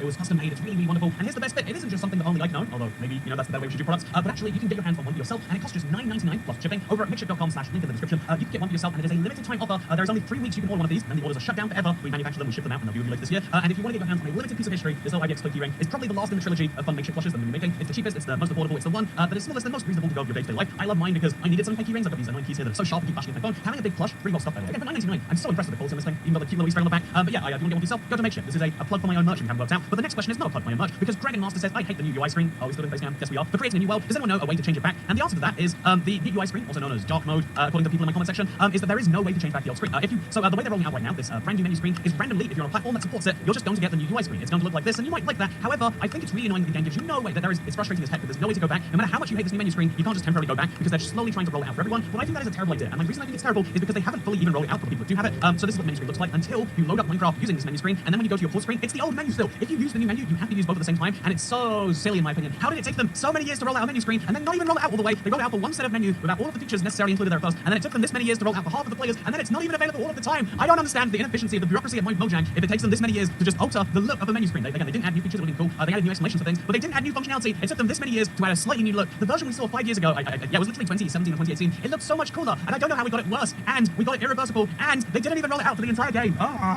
What? This, you know, like, sometimes I really want to be on the side of, okay, you know, we say that Mojang, as a company, it's, you know, there's hundreds of people working on it, but they're all working on specific things, and honestly, things are harder than you assume. Programming in a new mob, it just takes 6 months sometimes, and I want to believe that, and then when you see that something that you know, like, should not take 5 years, takes 5 years, something you know that should not even probably take 5 months, takes months just to be rolled out, that's when you know that something is wrong in the processes of this company. If, like, they're measuring the data so closely that you can't add a new menu screen without going through this many months. Do you know, like, the years of employment some people must have gone through, people have left before this project is completed, and I just, this is, like, to me, one of the craziest things about what is happening there right now is, the fact that there must be features like this that are stuck in Minecraft. I mean, again, we can say, if you look at the bug fixes, they really don't want geodes or mineshafts to spawn in strongholds. They just haven't, spawn in ancient cities. They just haven't gone through the effort of fixing it. The same with mobs spawning in the ancient city. We just had 2 bug fix updates now, 1.19.10, 1.19.20, and mobs still spawn in the deep dark. The whole point of the biome is that no mobs spawn in the deep dark. Why? I don't understand Mojang. I just, why can we not have priorities? Can we not have priorities here? Maybe we shouldn't. Maybe there's no priority besides, by the way, Fox02, comment actually made me angry, but after that last rant, I got it out myself, so it's fine. They said, why would you make an 8-minute video? So it could have been a 35-second changelog, and this is, at first this actually made me angry, and then I realized, oh, they're referencing the line in the video where I said, because there are lots of people who always say, when you make a video about an update, this could have been shorter, this could have been one screenshot, this could have been a 35-second rundown on the changelog, and it's like, but you wouldn't have wanted that, would you? You watched this 8-minute video because you thought to yourself, I'd like to hear what Twitter has to say about this update. You didn't think to yourself, I want to learn the 5 features in this update, then immediately get out. You might have thought that, but probably not, because otherwise you wouldn't have clicked on the 8-minute video and left a comment. I do think there's issues with pacing in videos sometimes, especially news videos. It's hard to know, should you go into every feature in case someone cares, or should you just give the broad strokes of things you find most interesting? But yeah, I think that it's crazy that, like, people always say this video could have been shorter, and the reality is, people want more video, they just want it to be better video. That's what you're really saying with that. Just like how Moves is saying, so how did the experiment go? Which one made more money? I assume tips, honestly, but maybe YouTube made a genuine reason to run ads, you never know. So if you're curious as to what this is talking about, I did a stream where I requested specifically that people not tip, because I wanted to see if we just run ads every, time YouTube recommends, plus a few more. So instead of a stream having 2 ads and then saying, hey, this is funded by tips, saying, okay, we're going to fund this entirely by ads, and there'll just be 10 of them, or 12 of them, or whatever it was. However, here's the crazy thing. I've got like a proper side-by-side comparison. The don't tip on this stream made, I can't talk about exact numbers, I have to round up because I have a contract with my network, not talk about it. But if you look at the revenue, it turns out that the overwhelming majority, literally 90%, came from tips anyway, which, like, okay, there was no notification on the screen or anything, just people deciding, like, yeah, I'll give some tips. And the entire stream, which took multiple hours, made and despite having 10 ads and almost 1,000 viewers, it made $20 in ad revenue. Again, that's an estimate, that is not the precise figure down to the 10%, but it made $20 in ad revenue for, and so as a result, bear in mind, for 2 hours of 1,000 people getting 10 ads each on average, $20, which actually I guess makes sense when you do the math, but it also got 10,000 views after the fact, and a lot of those 500 people cycled in now. So with 10,800 views at 10 ads, basically it makes no financial sense to run ads on a stream outside of the times that YouTube does it when you first get into the stream and when you leave a stream and sometimes in between. There is no reason to do so because it seems as though you don't get paid the same amount per ad. In fact, you don't even get paid this anymore. Just your ad rates go significantly down, and I don't understand that fully. Speaking of things I don't understand fully, why do we have face cams here? Look, the reason I don't like it is because my microphone's over here, and so I'm talking slightly in the wrong. If I talk into the microphone, I look like I'm ignoring you, and I get cut off by this edge of the camera. And if I talk over here, it sounds slightly worse. So we'll move into audio only again, everyone's favorite thing. For the next question, this one comes in from Courtney Clishin, who says, how do you turn off the Create New World UI for Nintendo Switch? Well, you see, the UI is not so good that they want to roll out to everyone, but it is so good that they think that you should be able to turn it off, and so you cannot is the official answer to this one. Just like how this next question says, how is giving people more tools to work with, removing creativity? And this is a really interesting point about, you would figure the most creative thing you can do is give someone all the tools they need to do everything humanly possible. However, it seems as though the trend, this is a really interesting point in the world of, like, art versus business. In the world of business, having all the tools you can is the most important thing. In the world of art, it seems as though the more constraints you add people, the more creativity you can actually end up expressing. I mean, the rise of hardcore series on YouTube where people are going super far to try and do crazy things in hardcore Minecraft, there's no reason playing on hardcore is easier, it's just that people like overcoming this challenge. The same with trying to build something using only randomly generated, or only using 2 or 3 blocks. It is a big challenge, and that's why I really enjoy playing Super Survival. That's why a lot of people love playing with a limited set of tools, and that is why in general, adding vertical slabs or adding quarter blocks or 8 blocks or 16 blocks like they do in Chisel mod actually has less creativity. You can make the perfect product easier, which means there is less, there are a few interesting ways to get there, just like how Diego Marzarella has interesting ways for me to get to the question of, have you checked out the bike and might have rabies? I just wanted to give a fun update. By the way, my finger is entirely fine now, that it is healed. I've taken my antibiotics and I didn't have any of the signs that the doctor told me to urgently look out for. However, did you know there was basically a 0% chance of me having rabies because rabies does not exist in the UK. The full history of why is kind of confusing, but as soon as rabies started outbreaking in other countries, the UK just said, okay, every pet has to be quarantined for XYZ amount of time. You have like a vaccination record and this and that. And long story short, there are no rabies in the UK outside of bats. If I get bitten by a bat, I'm like terrible. Rabies is a horrifying illness, and there's like tens of thousands of people captured a year. And so if you ever think to yourself, man, times sure are bad, man, I do wish that I could change my menu screen. Just remember, the new menu screen is not as bad as getting rabies. That is something I'd like to sign on to right now. And while we're talking about weird British perks, like the rabies only being in bats, Luke Jacobs asks, so you can be on someone's private property and they can't do anything about it. So yeah, I mentioned in a YouTube story, I think that trespassing is not a crime in the UK. It's a civil tort, I think is the explanation, meaning that if someone causes you damage by trespassing, you can sue them for the money, but they're not going to go to prison just because they trespass. However, breaking and entering still is a crime. Getting onto someone's land without permission is still a crime. And so that's why, for instance, 24-hour challenges are effectively legal if you don't get caught. You entered IKEA in a legal way, it's just you didn't leave, and they didn't know they should kick you out. And it leads to these very funny situations. There's this YouTube channel I watch that takes strong advantage of the lack of trespassing laws in the UK to, like, go into businesses at night, like, and what they do is if you need to take something, they're very careful not to steal something, because stealing is a crime. They'll leave money on the counter for the tea they're taking, or for the food they're eating, or whatever else, to make sure that they're not committing any actual crimes. They're just, and the only way they could be sued for it is if it was proven they were doing any damage. And it's very hard to prove that you're doing damage to, say, IKEA, or to a trampoline park, or a water park, by being there overnight when they're not using it anyway. The only damage you're doing is, like, I guess if you're not really injured, you could probably sue them for that, but that's like, is there a legal damage for the fact that you might do legal damage to someone else? I don't think there is, and so there you go. Trespassing in the UK is sort of legal, except if you're trespassing on the Queen's property, where it's a crime again, because we live in a monarchy, and that's fun. Speaking of monarchies, by the way, I have an interesting update on Let's Play 551. A lot of people have been curious about this, because I mentioned it's the biggest Let's Play I've ever recorded. It was such a big Let's Play that even though I got it done with quite a few days spare, I think it was 4 days before upload day, just to make sure we could get it done. Everything we tried, we could not get it rendered and uploaded. However, we do have a solution, and it's kind of ridiculous. It involves transferring 70 gigabytes of files to me. I'm now rendering them overnight. I'm going to try and get it onto YouTube tomorrow afternoon, so that it's processed sometime by tomorrow night or Monday morning. And then that means that although the Let's Play will be a week late, you should be able to enjoy the biggest ever and definitely worst ever Let's Play episode on Monday. I'm looking forward to everyone's reactions to it. Don't worry, it's more than 2 weeks of Let's Play in there, so you should enjoy. Anyway, that is going to be coming out on Monday, and I hope that you look forward to that. You can also look forward to tonight, because if you remember, one of the challenges I could just never do back in my Can I Do Minecraft Without X days is Can I Beat Minecraft Without Eating. If I'm not mistaken, hunger has gotten a little bit less intense since then, and also there's been a never update, so getting blaze rods and the is a little bit easier. And so I'm thinking to myself that maybe after all these years, it might just be possible. You can see my live stream attempt tonight. I'll be of course plugging the idea of Twiki Ring a lot, but yeah, I'm looking forward to it a lot. Hope that I see some of you there. I think I plugged like 3 separate things this video, so I hope you enjoyed the new area of Corporate Twiccat, where I just say, hey, you buy my keyring, watch my videos, watch my stream, watch my other videos. See, Sunday tomorrow is going to be interesting. But in all seriousness, I hope you enjoyed this video. I hope you enjoyed it 90%. That wasn't me plugging a thing, and I hope that you enjoy the rest of your day, because I'll see you later. Goodbye.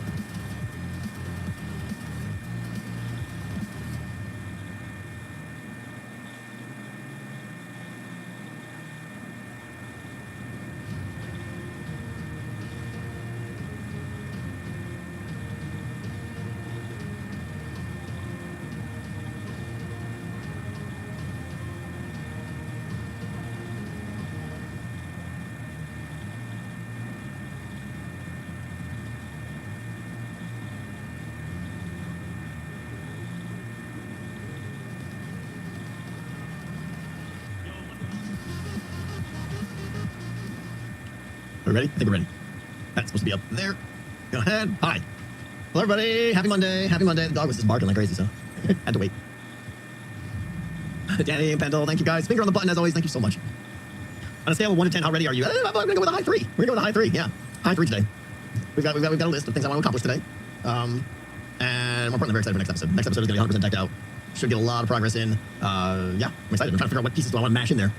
Should be good. Mean Girl, thank you so much. 5 gifted subs. Pebbles, 22 months. Emo Cowboy, 3 months. Thank you so much. So yeah, obviously we have to talk about what happened this weekend. I want to have to mention it. Obviously, I assume everyone knows. I assume a lot of you guys were probably at Impulse's stream. Those don't know, if you're not aware, we lost a tournament this weekend.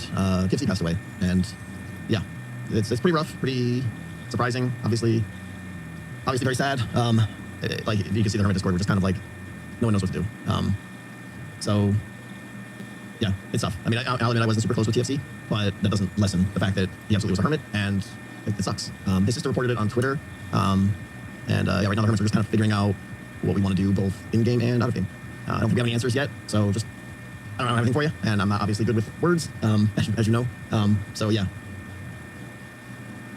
it's tough. It's tough. You know, we're trying to move along with our jobs, right, and do what we do. But yeah, the hermits are trying to figure out. I think we're gonna do something on the server and something off the server for him, but we'll see. We'll figure it out probably in the next day or two. Yeah, so obviously condolences to his sister, his family, friends, everybody together, hermits. It's a tough time, you know. But I think I can speak for all the hermits and say that we want to keep doing what we do. We want to keep making videos. We want to keep streaming and doing what we're best at. So please keep the TFC questions to a minimum. I'll just say I addressed it now, but it's not something I want to keep talking about, unfortunately, for the rest of the stream. I want to try and be upbeat and not, yeah. Yeah, so TFC. Yeah, I don't do this kind of thing. I'm very awkward at it. Anyway, it's tough. Yeah, so today, I got a list of things I want to do here. All kind of, one of them is getting that bubble vader in a different spot. I kind of have a new location picked out. I need to get a lot of dripstone, because one of the rooms coming up in the level 1 is going to have a lot of dripstone, and something tells me we're going to use a lot of dripstone in level 2. Hey Doc, how you doing? 30 months, thank you. I have not, I think I've seen briefly the inventory mod that Izuma is doing. I don't think I'll use it. We'll see. Pendle, how are you? Okay, good stream, Pendle. I saw you were streaming. Brendina, thank you for 18 months. K, 28 months. Thank you, Nobelia, for 5 months. Thank you, everybody. Thank you so much. Northaven, thank you for 5 subs. Thank you. Is that by any chance the city you're from? Okay, so first thing I was originally going to put my bubble vaders and stuff over there. I did a little poking around, and they're actually going to go in over here. Like right here, I think, is the spot I want to put it in. And I think I want to do like the bubble vader up right here, and the drop. Whoa, that was weird, drop right here, so this is all going to come out. Again, all this is going to come out, the whole storage room. We're going to redo the whole storage room eventually, yeah. How's decked out going? Well, there's no major progress yet, but it's a lot of we're very much in the planning stage for next episode, figuring out what's going to be in and stuff, so very excited. Okay, so here's the cool thing that I want to show you guys. All right, 606, 1950. Let me write that down real quick, because I think this is, there's 606, 1950. I want to show you guys where that goes. Hi, no rockets. Gonna hire Pearl? No.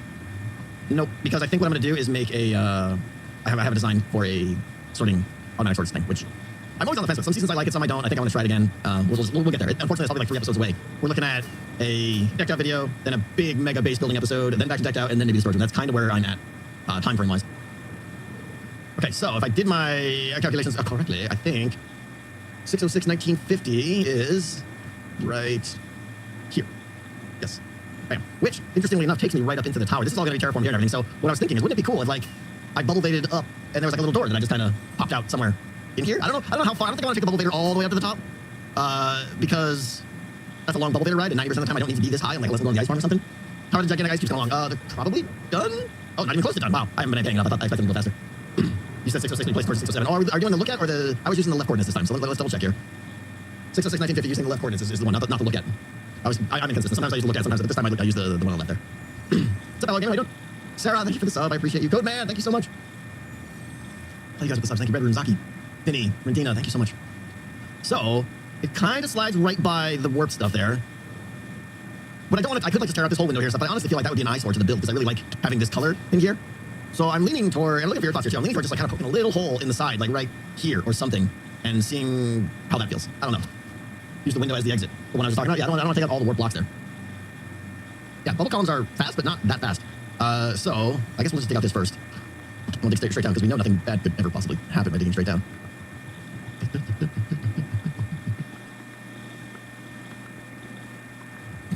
Hey, there we go. We did the thing correctly that was supposed to be done correctly.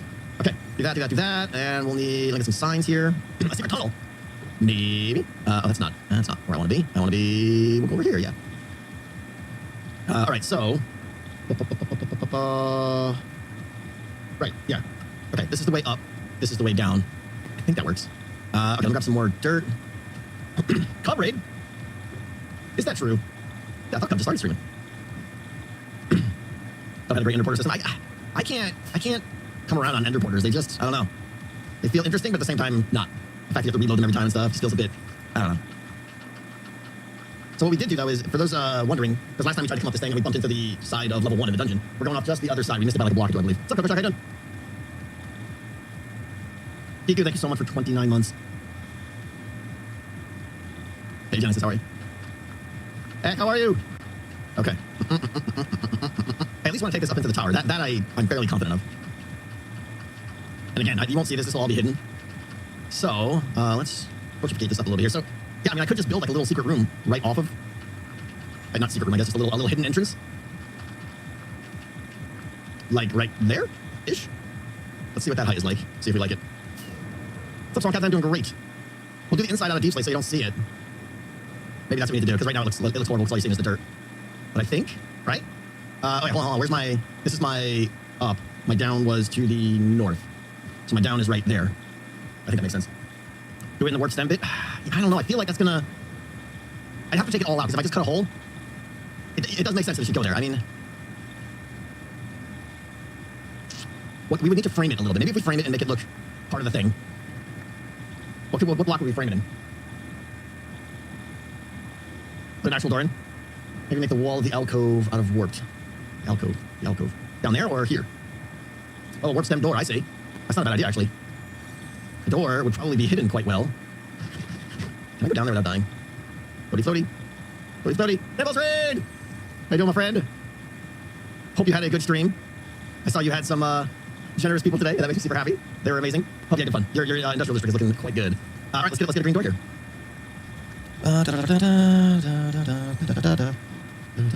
Tim, thank you so much. Right, is this what we're saying? Just one of these little things here?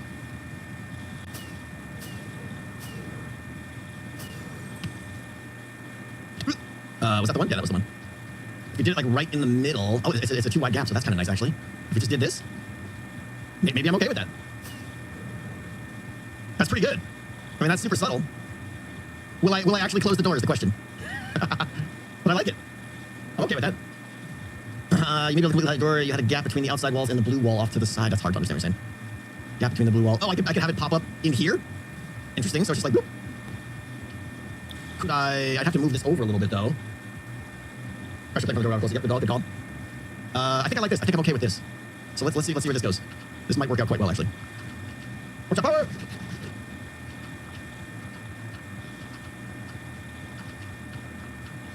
Genesis.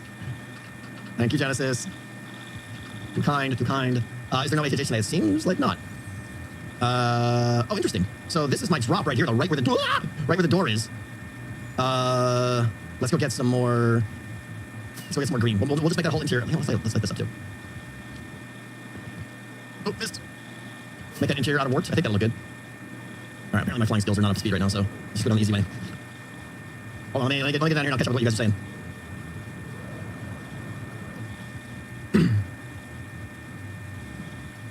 We'll make that sound every time you go. No, we'll not. Hey, Limbo, how you doing?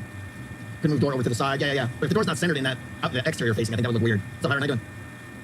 All right, let's get some stuff. We'll go stripped. Sure, we'll just keep it green in there, I guess. That should be good. Do slabs on the floor. It's plenty.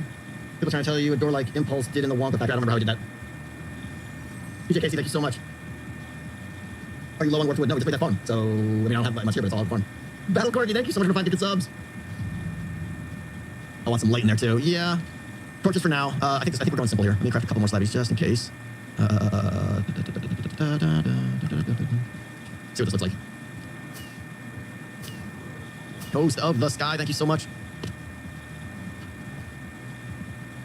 That can't be stone. Let's do that. Let's do this. Door back. There's green pressure plates, right? Yes, there is. You gotta walk around the warp wall to get in because of the sidewalls. Oh. Hidden like right here. Interesting. That's not a bad idea. Let's see, how would I do it, though? That's got to stay, because that's exterior facing. But I could chop this out and just make it like that. You probably won't even see that, like, ever. Yeah, I mean, unless you go, like, over here, you can kind of see it, but I like that. But the door's fine, too, though. I mean, the door doesn't look bad. The door totally blends in. So it's really a question of which one is more convenient. And I think this is my drop, actually, right here, right? Of course, my drop is right where the pressure plate needs to go. I put the pressure plate on the outside. That works. Question is now, when I bloop up, I can just walk across the L, but the door won't open now. That's fine. That's fine. I think it's a little bit clunky. Put it on both sides. I can't put it here because this is where I'm actually, like, dropping down. Skulk. Oh, interesting. Maybe just skulk. Yeah, that's too much right now, though. Tripwire over the drop chute. For what? Put an open trap door there. Oh, interesting. Let's see.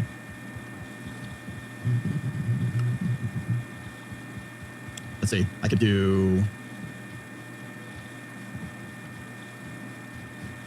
I'm overthinking this. Just make a stupid hole. I think that's what it comes down to. All right. Let's get some planks there. And I think that's pretty much it. Some temp barrack here. Room doesn't need to look good. Go 3 high. And some slabbies up on top. Super fancy torch, which I'll probably replace later. All right. Let's change that out. That. Let's put this back here. That works for me, I think. Okay, let's get this one dug out. Welcome, Alvar, how are you? Oh, hi, friend. Ah! My aim is impeccable.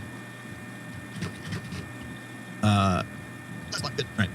You may not even need the door anymore now. You're right, depending on how it looks, it may be just fine. You're right. Splat.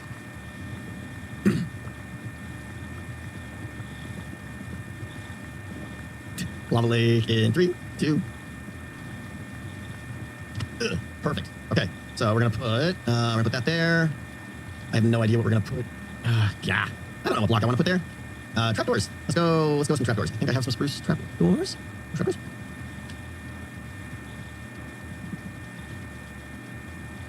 Good enough for now. We'll fix that later, depending on how we decide to surface this. Okay, we need the soul sand there. Actually, we don't need soul sand first. We gotta put the water. We gotta go get a whole bunch of kelp. Oh, powdered snow. No, powdered snow instead. Fine. Powdered snow it is. Let's see. Powdered snow's a little bit more modern. I agree. Do you have ice blocks? This is true. Oh, to go all the way up? I think kelp is still faster, isn't it? Than trying to break all those ice blocks in the water.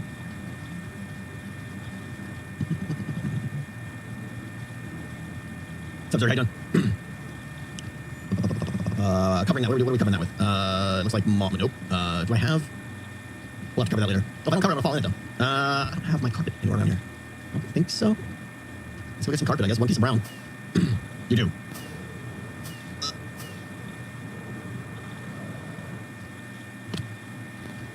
I really need to get some of this brought over to the base.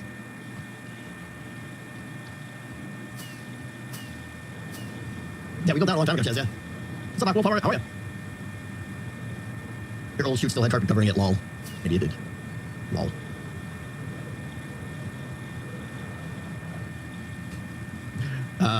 Doink, doink, doink, doink, doink, doink, doink. But nope, that's not carpet. Let's see here. Do you guys think ice, huh? We'll try it. I don't think it's instant mine when you're going, when you're dropping down like that, though, right? Uncle, wait, thank you. It's not perfect, it's not fast, but it is a kind of a casual thing, which is nice, I suppose. Let's see here. No, kelp is the way to go here. I'm 100% on board with the kelp. I don't even want to try this. I'll do 1 ice for the water. Get rid of all this nonsense.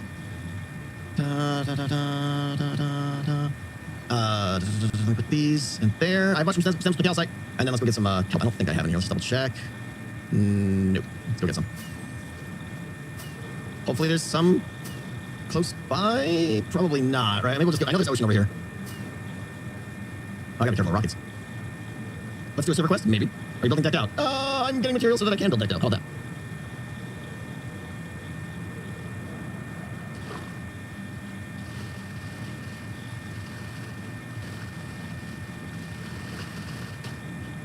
I forget about bone meal, I suppose. Oh, you can bone meal the base of it, right? I didn't have one though, so it's fine. Today we're setting up a bubble, very easy way to get in and out of decked out. We are gonna go get a whole bunch of dripstone. We're gonna possibly drown, and then I might set up a little white mushroom farm kind of thing. We'll see. And we'll see where we are from there. And then I might, if we still have time, who am I kidding? We won't. Let's see, over here, yeah. We may talk about the startup process of Decked Out, like putting your key in, dropping off your gear, sleeping in the bed, putting in your shulker, and start to think about like where that stuff might go. Oh, right, you can put on Soul Sand now too. Forgot that. Well, let's put that in. Well, actually, let's drop the water down first while we're here. Yeah, thought it was down the ground there. Ah, gonna run out of rockets here. Just fly in, nice and calm. Whoop. And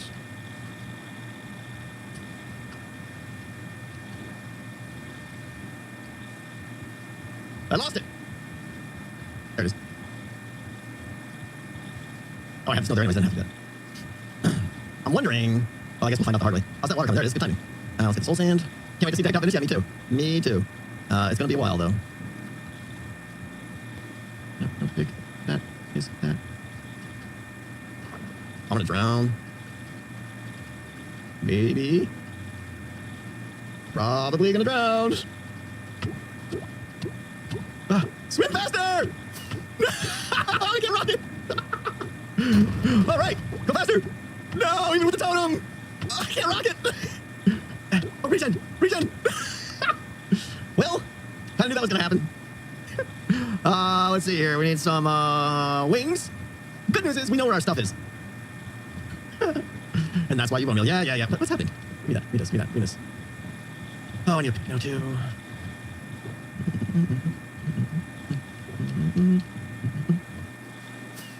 That was fun. Oh, hey everybody, look, it's Crappy Beer Drinker Jake Hills. What am I doing? That was a force of habit right there. Jake Hills, thanks so much for the 10 gift subs, even though you have horrible taste in beer. How are you? Sus, indeed. IPA is the best. See yourself out, Tibbs. If you can see through your beer, it's not beer.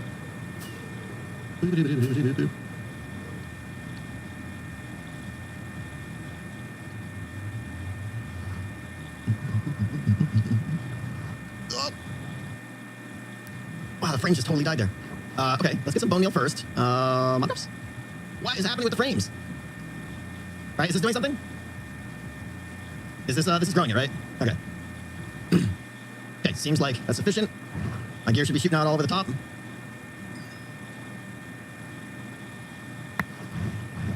Okay, oh, there it is. Bouncy, bouncy. I had a lot of kill. Chains, go away, go away, go away. Go away, put on. Remind me to get another totem. Boots, thank you. Crown, back up. Why? I didn't think I was even holding a sword. There's axe. There's that. Okay, we're good. Everything's fine. Okay, good. I need more dirt to finish making this. Gonna get creepered in your face. Called it. I know, Zing. You call everything. What did you call? I need more. Let's see if this works. Excellent.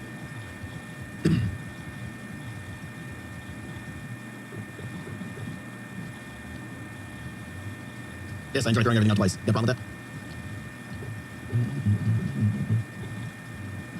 that? Okay. Let's put the wood products away. We're almost actually done. Do that. Let's put extra elytra away. Wool. I don't even know where wool goes, so it goes there. Set my spawn. I don't have a bed. Besides, I'm not gonna die. I never die in this game. Spruce trap. Yeah, wool on spruce trap doors. And extra pick, sword, and extra pick can go there for now. Good. Excellent. All right, we're back and stuff. Dirt. Dirt. I have a bed in the inventory. I sure do. Nobody leaves home without a bed. I need a bedroom over here. There it is. There's my bedroom right there. I got the bedroom already. But I want to carry a bed with me. All right, let's see here. We'll go. Yeah. I kind of wish these were faster. Like I thought they were super fast when they came out. But it saves me rockets at least.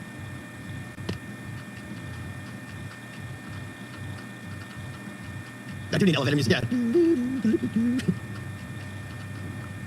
There's a hole in the water pipe. What?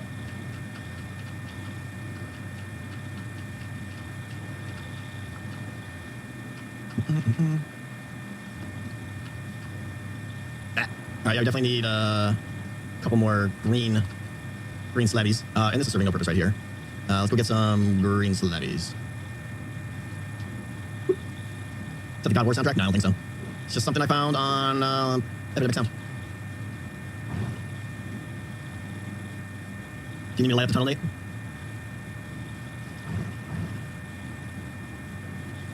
Okay. Look, it's nice and bright. It's nice and bright. Is the music super quiet? Guess we had the epic battle music going on. Hey, Lomax, how are you? You finished all of season 6. It was pretty good. Yeah, I think so. I think season 6. So it wasn't my best season because I left halfway through to go make a little mod. All right, we're done. Deborah, thank you. I don't like that it turns me around backwards. I want to be facing the other way. Okay, we're good. We're good. Boom, boom. That can go there. Dirt can go back. I gotta get back to farming gold, and I forgot. Because I need more blackstone. What makes you say that, Ahsoka? I do too. Extra bed in the wood chest. Oh, it's red too. Okay, that's the thing. That's the thing that's now done. Now I just have to train myself to use it. Okay, we gotta go get a whole ton of dripstone. I'm gonna take a shulker, even though I don't think I'm going to fill up a shulker. Redecorate the bottom. Oh, I want to wait till the storage room episode where I really redecorate the whole room. What's up, Vicky? How you doing? No, I know it's a cave. We're gonna go get it all natural. Pickaxe is the right tool, right?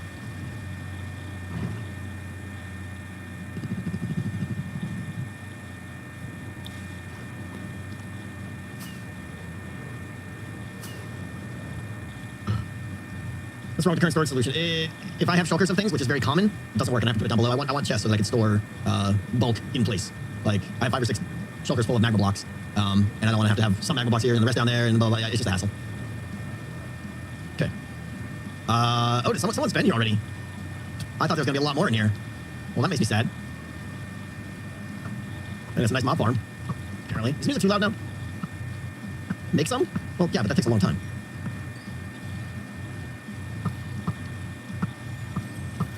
Is fine, okay, cool.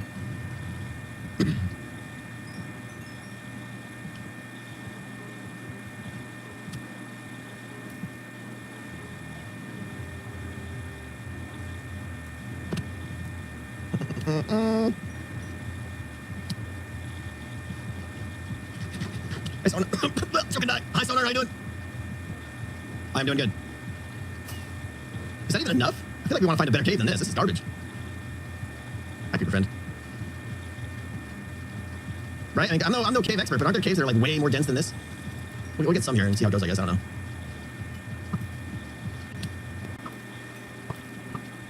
know. Midair. Just make a farm. Alright, correct me if I'm wrong, right? But doesn't it take like eons? Like forever for dripstone to grow? Why not just go get a whole bunch of it and be done with it? Doesn't seem like the right place for a farm, in my opinion. Cub. Farm is way too. I mean, farm is good if you like what Cub did in season 8. That makes sense, right? Because he needed like a metric ton of stuff, you know. Oh, hi, friend. Are we gonna come give hugs? Okay. Right, and now I'm a super expert here, so I don't have to dig it all out, right? I just dig out one. I just dig out the bottom. Is that I am getting all of it, right? When I do that? Yeah, okay. We may have to go find another cave. I expected there to be more here. But I have no idea. What, 14 gives more? What? That feels like a lie. Especially because I'm breaking. I'm not even like when it's this high. I'm getting 5, but don't forget the ceiling. I know, but those are a lot harder to get too. Is 3 drippy of the stone variety for death and TO? Correct, back up, huh? No, just decoration, Doc. Just decoration. At least until they regenerate. I mean, I'm getting it. We're in the middle of a cave. I mean, I don't feel like there's a shortage of dripstone caves, right? How much do we have? Not even, we have a stack and a half. It's horrible, yeah. Do you want dripstone blocks too? I don't think so. I suppose maybe, right? Let me grab a few while I'm here. I may want to do some ceiling stuff in this. I can see that being a thing. How often do I check my Twitter? Quite a lot. 3 or 4 times a day. Too much.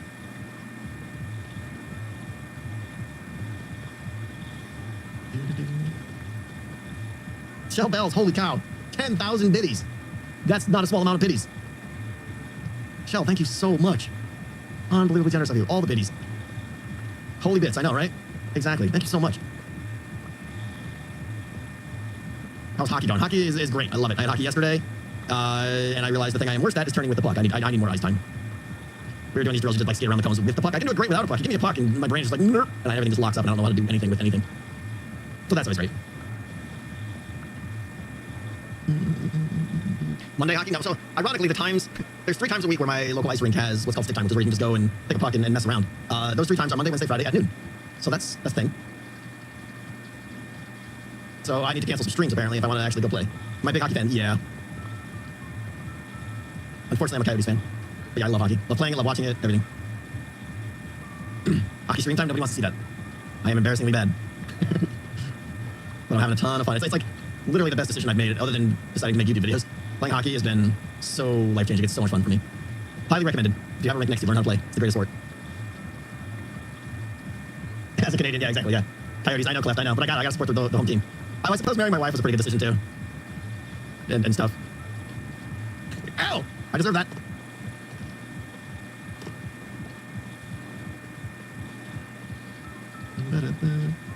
Oh, here we go. Here's some big boys over here. Here we go.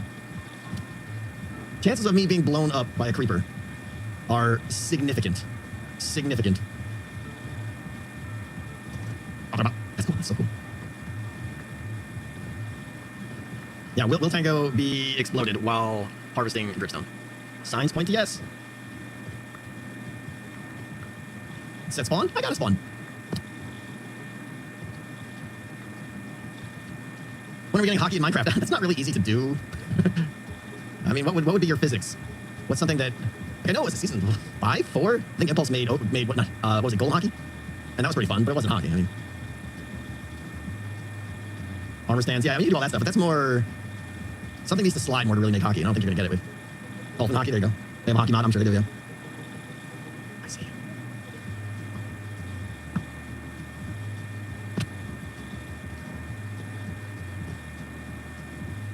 Yeah. Oh, it's totally safe down here. Totally safe. Oh, here we go. This is good stuff. Creeper's gonna fall on my head. Hello? Did you just snipe it around the corner? I don't think so, buddy. How much do we need? I mean, I would love 10 stacks, if I'm honest. Oh, double kids. Double kids. I got twins. Twins and creepers. Twins and creepers.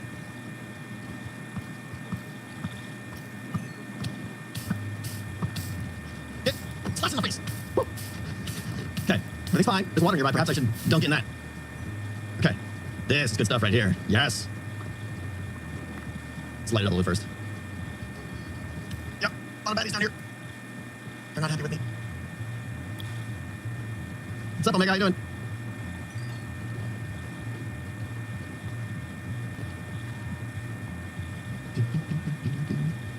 This is super dangerous. You should all know that. Ow! Ow! Watch out, power! Oh, okay. Ow. Trying to read chat. Someone else will shoot me. Or is it just you? It's just you. Become fire. All right.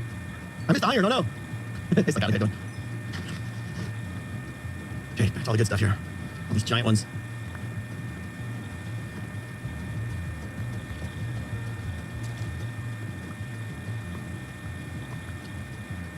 Go away! Summon zombies. Any plans to do another hermit abbot caving? I don't know.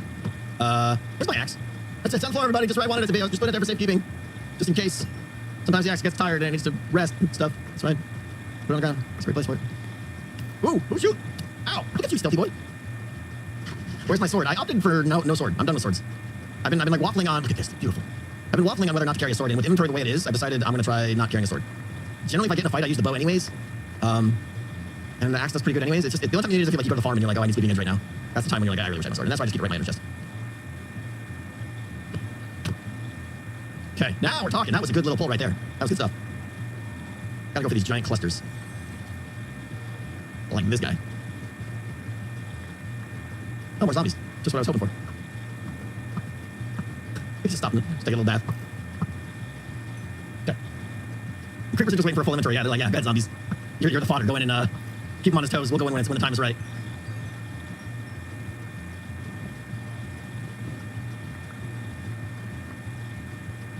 Do I have a loyalty trident? Don't think so. Only trident I have, I think, is the one Cub gave me. Generally don't do tridents. Most of the stuff am I just not picking up? I think I'm getting most of it. I mean, don't get me wrong, if I'm going to be in combat, I would definitely prefer the sword. The faster swinging is better. I mean, I know the axe does more damage and all that stuff, but it's the slow swinging is really what kills you. But like I said, I generally use a bow anyways. Oh, there's a creeper down here. Creeper.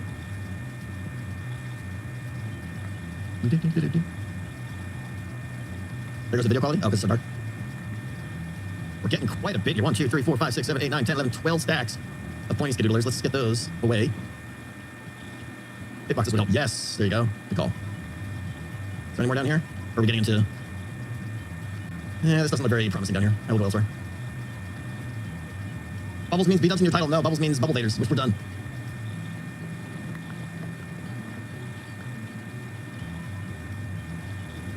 Might as well fill the shulker. I mean, maybe.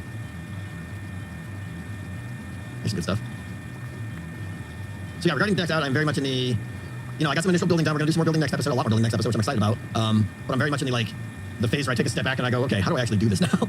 Order of operations is where I'm at, trying to figure out what parts I should do first, and doing which parts will make future parts easier, doing which parts first will make future videos more entertaining, things like that. I'm trying to figure out what order I want to do things in. Like, do I want to just build the entire dungeon and then redstone it up? I don't think so. I think I want to build the first level and then kind of redstone all that up and make sure that everything works the way I expect it to, and then probably go back and be like, okay, I know how this works, everything's proven, just do more now. And that being the second to fourth level. Touch level, do some decorating. Yeah, level 1 is kind of easy. Level 2 is definitely where I'm going to get some. In fact, I know I already got something I got pegged for either B-dubs or Corrales. Yeah, sure, it's tough. Like, doing things in, you know, do I go up to the Great Entry Hall and do the key system where you put a key in and stuff? Or do I start on things like the stealth system or the plank and the hazard systems? Or do I work on the card shuffler? Like, right? It's tough. Yeah, no, definitely. How much space do we leave between levels for redstone? I think we got, at minimum, 6 or 7. More than that in other places. But I think I'll be good on redstone.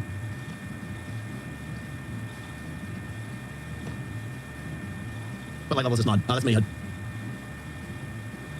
Let's see. Any more giant areas? How are we doing? That might be enough. Is that enough? That's a lot of dripstone. That might be good. So, I mean, I don't think I'll have problems with motivation. I'm super excited, and then the farther I get on decked out, the more exciting it'll be.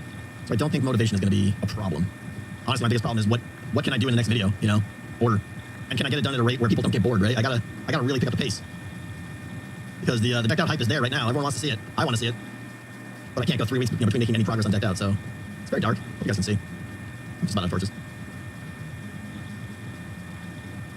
And with some help then. There's not much. I can get help with the building stuff. I'm like, hey, there's this thing I want built, right? Oh, take some blow. There's this thing I want built, or this idea I have for a room. I can hand that off to another hermit, and they can definitely help me with that. But the redstone, I have to do myself. Even if I could outsource some of the redstone, which I obviously could, there's plenty of people who love that, then I wouldn't understand their redstone. I wouldn't know how to integrate all the other parts, so I have to do it myself.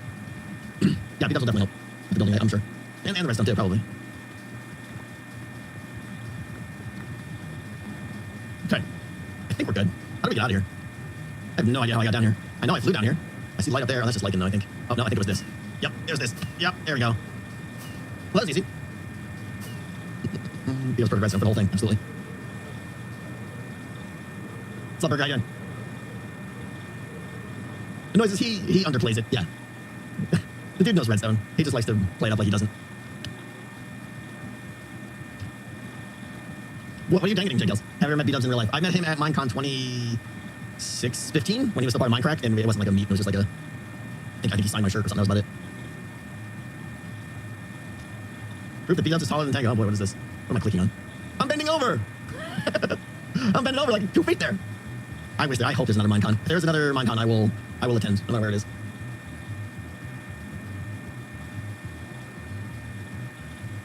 Okay, so see, here's the thing. Like, I got a shulker box full of this. Normally this would go in my organic chest.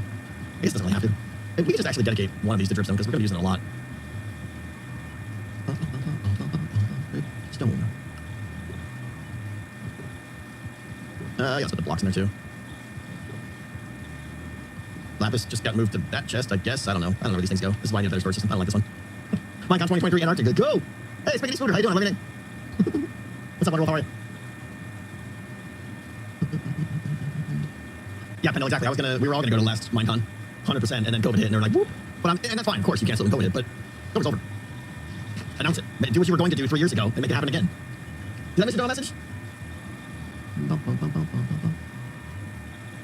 Don't see it, but thank you. COVID is not over. I mean, it's as over as... I don't know. I guess that we won't get into that. But I mean, some states... I haven't worn a mask in months. I mean, I know I started something now. Exactly, yeah. I mean, yeah, whatever. We're not going to get into it. We're just going to start drama. Yeah, I know. People are still getting COVID. But I've had COVID. Grab some popcorn. I know, yeah. All right, next topic. What do we got next? Harvesting dripstone is done. Things are going along too fast here. Things are going along too fast. Yeah, I want to do a little... I need a lot of white mushroom. Take that. These guys. I need more of these guys. I want a few hundred of those. Let's see. Where's my bone meal? Let's grab that. Let's put the shulker away. Got that. We need a redstone chest. What kind of music do you listen to? I like a lot of metal, believe it or not. Been into Rush all my life. For those of you that are Rush fans, some of you are, Matt Colville did a deep dive on Rush Saturday, like a 5-hour stream where he went over the history of the band, and he only got like a third of the way through. He's going to do it again on next Saturday. Super cool. The guy knows so much. I would highly recommend it. Yeah, I've been into Rush all my life. I love Metallica, of course. Matt Colville, the D&D guy, yeah. Insanely brilliant guy. He streams quite a lot on Twitch now, and he's a pretty good streamer. Very entertaining, I feel like. Love from Piano is an amazing song, yeah. One of the best instrumentals. Metallica overrated by you. You like Roll Bones? That was one of the first albums I got. I'm not a big music guy, honestly. Lately, I've been getting into Volbeat. I think they're pretty awesome. I'm not an expert on them. I probably couldn't even name a song, but I love their lead singer's voice and the vibe they're putting out is pretty cool. You went to the Roll Bones concert? So did I. I went to the Roll Bones concert in New Haven, Connecticut, I think. Earl Kings is amazing, yeah. True story, Mick. Yeah, true story. You saw Volbeat live? Oh, that would be amazing. Okay. What else do I need? I need a redstone box. I think that's it. I can't pronounce it, Cirque. Roman numerals. I want to get this. 27, Cirque 27. Hey, piece of pie. I don't know if you still want these, but idea for Caves of Carnage. Absolutely. Ideas are always welcome. It goes without saying. Every stream, if you have a good decked out idea, lay it on me. The Great Pits of Acid. Watch your step. Feels very D&D like. Why something fitting under? Absolutely. What would be the acid is the question. Obviously, I could just do lava, but to make it feel like acid, that might be hard. But I could do the same thing with lava, yeah. I could do a risk versus reward parkour thing over a lava bit. Fate of King, I think I should be. I really should be, yeah. You should go to Incarceration. Blast. Is that a concert, JK? Lingering Poison, yeah. Pufferfish Lake. That's a good idea. Just the whole lake if you fall in it, and it's like a piranha pit. Blah, blah, blah. How many options for traveling between floors will there be? I think the main traveling between floors is going to be, like I said, just a very pronounced, wide, official staircase from one floor to the other. The going from level 1 to level 2 will be roughly out that door right there, and we'll probably wind down to over here, and I want Caves of Carnage to start right around here, I think, where I'm standing now. Obviously, that's some serious height changes, but yes, there are secret ways as well. You'll see next episode one of them, and some of them I'm going to keep hidden. Some secrets I will tell you guys, some I won't. Some of them I want to stay secret, and if I tell you guys, they won't stay secret, so. But the ones I'm going to tell you are probably ones that are like obvious. But yes, there's going to be probably 3 ways to get from every level to one of the levels below it. There's always the main one, which will take you down 1 floor, where there's no secret, very obvious. There's no secrets to take you from like 1 to 3 or 2 to 4 kind of thing. Here's a Carnage spooky secret mineshaft elevator to the Black Mines, maybe. What kind of audio design are you going to have? Atmospheric, ambient, if that makes sense.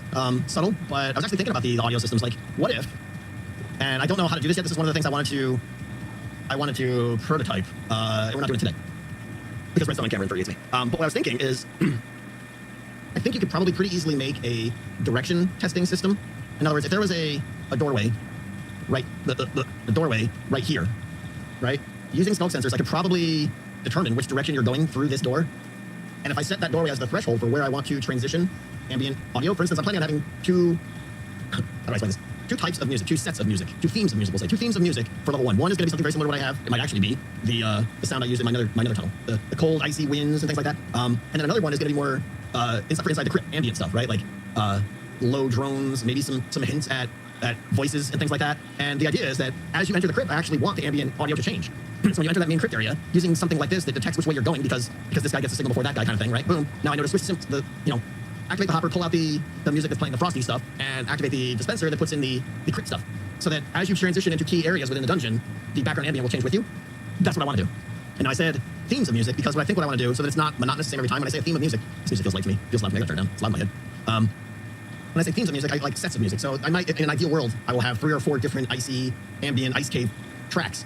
And I just slam them all into a dispenser, so when I hit that dispenser, I just get one of them randomly. And then every time I play it, you get a random one. So you have like sets of themes music, which I think would be great. Like 3 or 4 music tracks for inside the crypt. So that every time you go in, it's like it might sound a little bit different. That's something that really excites me. I'm really excited to do some of that audio stuff. How do you feel about mild punishments for shortcuts? 100%. In fact, they're already planned, yeah. This will save you time, but it will cost you health, or that sort of thing. Love to see some snow golems in the ice level. Would I just kill them? Any other taxes? I'm open to them. What else would you take? But I mean, I'm open to, like, pay some coins or some frost embers to travel quickly, maybe. Do a secret soundtrack that unlocks something randomly in the dungeon, take the first one, figure it out. Maybe, yeah. Embers would be a heavy tax, yeah. It all depends on how many. 1 ember isn't that much. Are you planning a Binding of Isaac curse? I never played Binding of Isaac, don't know anything about it. I know, I've seen it played, but that's it. Pay by discarding cards? Maybe. This is the best thing ever, by the way. We just sit here and talk about ideas for This is the thing I enjoy the most. With the Ravagers, trigger the sensors. You can using the catalyst, I believe you can detect if it's a player or not. Toss 1 random card, go through the shortcut. The next card in their deck, Asher, yeah.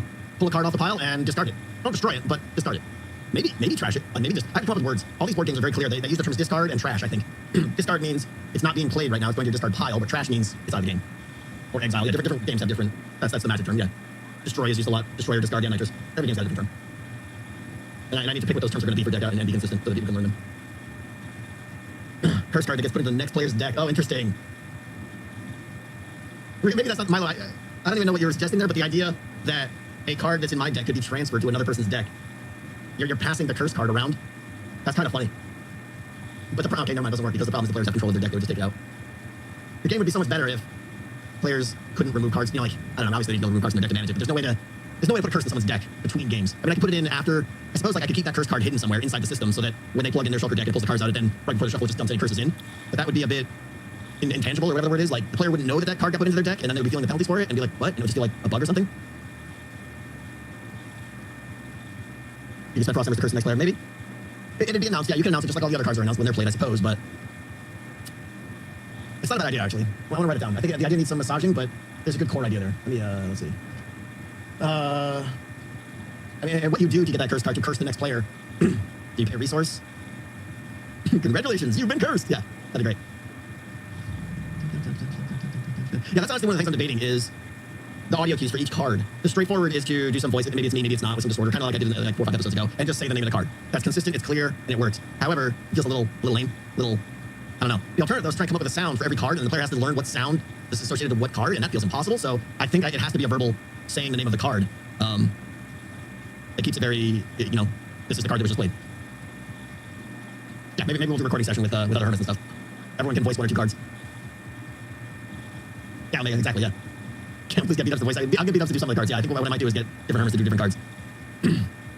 Maybe have sounds for effects rather than cards. Well, again, it gets back to, like, I assume you're pointing out that like one card may have multiple effects. Then I've got to serialize all those effects and queue them up, which is doable, but a little bit more of a pain in the butt. But also some cards are going to have like one-off effects that, again, they have to learn the sound for. Yeah, there will be separate sounds for when your clank and hazard go up and down independent of the card. So like, if you play something that immediately adds 2 clank, you'll hear the name of the card and then you'll still hear the effects of your clank going up. Visual effects? No. No way. No way to do that ambiently throughout the entire dungeon. Here's yeah, I was. It's a game programmer who dabbled in design. You have a wild card in the game? I don't know what that would mean. But they're gonna have to pull that curse and store it in the system, that way the next one doesn't even know. Yeah, no, that's what I was saying. It could basically queue it up or cache it in the oncoming curses box, and then when they shuffle their deck in, it merges the curses in with it. And then as long as the audio cues are good, yeah, congratulations, you've been good, you've been cursed. That would be great. Alright. Any thoughts on auto-killing players before? What do you mean auto-killing? No. No thoughts on that, I don't understand what you're saying, so no. Your goose has been good, yeah. There was something else I was just going to tell you guys about that I was excited about too. I forgot what it was. I put it in my head and I was like, oh, I want to mention this, and now I can't remember. It's making me sad because it was super cool. Yeah, anyways, it comes back and I'll say it. Any thoughts on cards designed for specific zones? I mean, there's been the idea of like specific cards that open up certain or grant access to certain areas of the dungeon.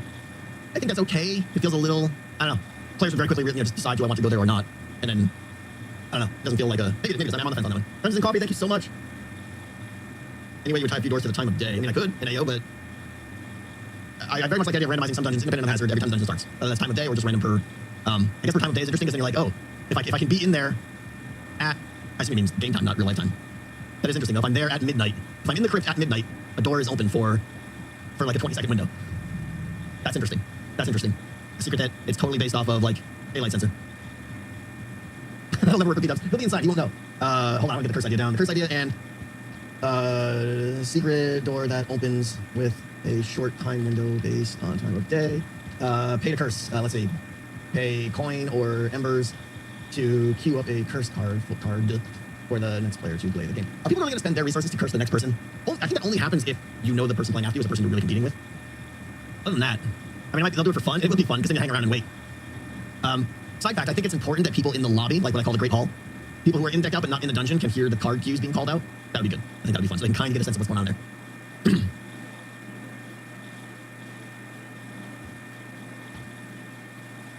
What if the curse is at an altar in the dungeon? I mean, we very much have this room here, which is going to get built out next episode. You know, this right here is going to be something special. I don't know if I mentioned it or not. I'm not going to mention it now. That's an altar-y kind of thing. You know, we've got this altar over here that needs to be cleaned up a little bit, but where it is isn't as important. It could just be a button anywhere, but yeah, I'll probably put it somewhere prominent. You could also offer blessings too. To help out the next person. Maybe. I think that'll happen even less. Did I mention elements? I probably did, yeah. Quest idea. Yeah. I can't read everything, guys. It's killing me. What percent roughly do you think the first level general layout have you finished? Right now, I know exactly what I mean. I would say right now we're probably 60% done with the first level. It'll be 100% done next video. Basically, I have a lot more ice caves to do. I've got to do a little bit of basement area here. How is the game going to be scored? Very good question. That's all going to be discussed next episode. I intentionally left some of the game design mechanics out of last deck out episode because there's just too many to cover in one, and I kind of drew a line down and said, all right, all this stuff I'll save for the next deck video. So we have a lot more game design mechanics to discuss next episode as well. House of Action, still extremely interested in Zing, but not fleshed out yet.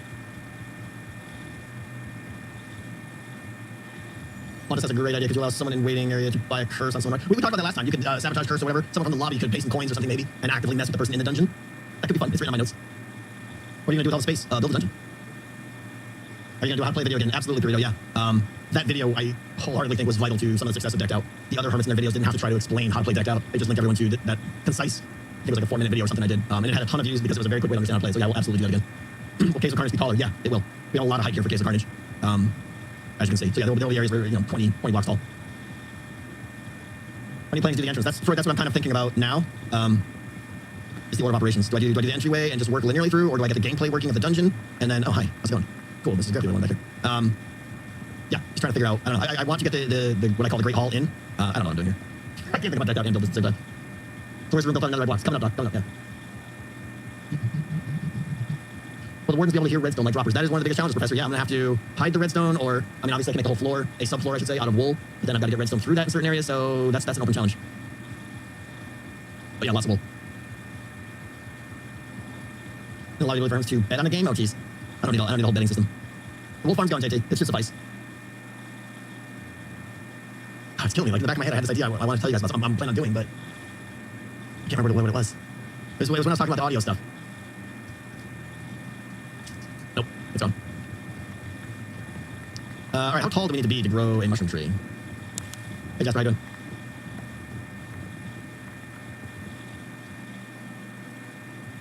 Just normally make the walls 2 or 3 wide in the word area, so you need to... Yeah, there will be a lot of wall protection in there. This is Mrs. Tank to help you with Decked Out now. Usually at dinner time I talk to her about some of the decisions I've made and how excited I am, and she's just like, that's good, honey, good, I'm glad you're doing it. She doesn't care. She doesn't care. She knows how big of a deal Decked Out is, but she doesn't understand it or anything. Typical wife, yeah. All right, I need dirt.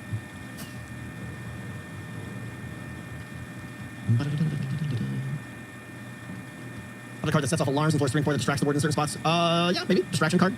But that could be pretty overpowered too, depending on how that works. And some of those things are, I guess I could control how long it stayed on for or something. So maybe they should play Decked Out 1. No, she wouldn't. We went over this last time too. Puzzle. What about Puzzle? It grows on dirt. Yeah, Urel, I don't think that was, it was something completely different. It's fine.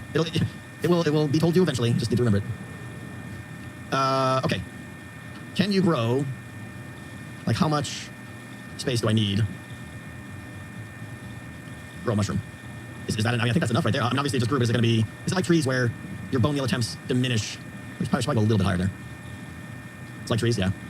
Let's go a little bit higher here, just in case. I don't know how much variation there are in mushroom growth, but I know they're all 5 by 5, right? So it's really just a question how tall they are, I believe.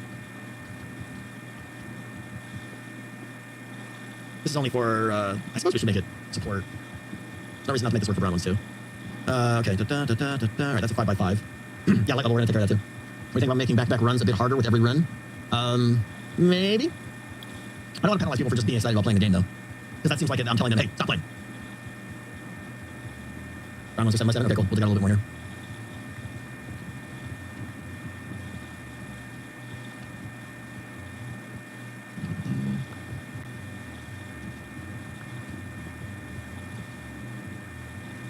Secret cow level? Yeah, absolutely. That'd be pretty awesome. It's just secret area you go into, there's just like 1,000 cows there. You can't kill anything, you're just there. I give you a milk bucket and it's like, you have 30 seconds. How many milk buckets can you put in this box? Secret cow level. That'd be great. 7 by 7 by 14, okay, next one. Let's see, we're at 7, so we need to go up to 21. Yikes. No beacon.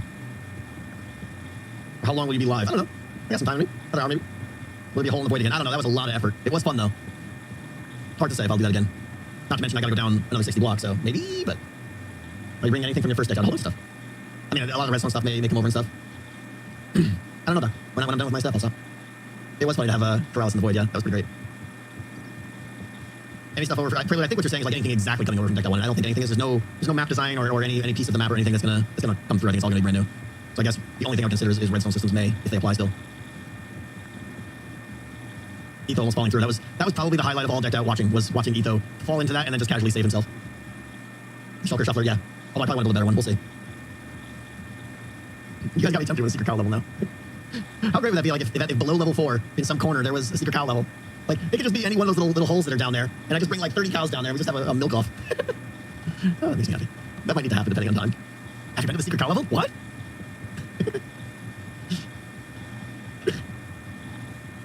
It has to be done. And then, like, depending on how many milk buckets they get a certain amount of frost embers. That's gold right there. Does the cow level? Yeah, the cow level would have to have music that is totally different. Like, there's nothing spooky or ambient about it. It's just like slapstick, you know, idiot music, essentially. It would be so good. And honestly, it's not that hard. There's not much redstone there, really. All you gotta do is count the buckets. Old McDonald, yeah. Okay, I'm writing that down. Secret cow level. That might be the kind of thing that we do after the game launches or something, though. But that would be a fun little addition. I'm the worst hole digger right now ever. Let's see here. 1, 2, 3, 1.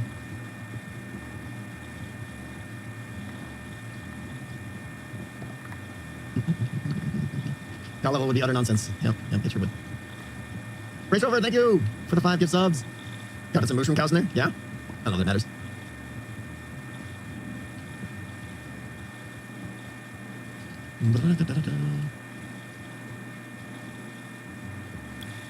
We good here? We get it all?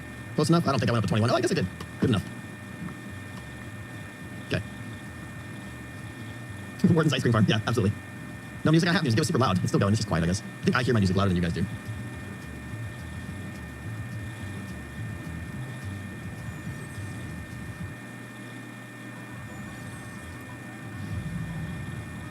We'll place some snowballs to distract wardens. I could see a way to acquire some snowballs. I'm not sure what that way is right now. But, yeah, I'm all for that. Not too many, though. Okay, let's see here. What are we going to do here? Episode starting! Okay. This should be just a simple... let's see, we want a sticky piston. And dispenser. I think that's it. This is not high-tech at all. Bone block, sure. Point possible, so not worry about levels. I mean, okay, it's not really a big problem, but good to know, I guess.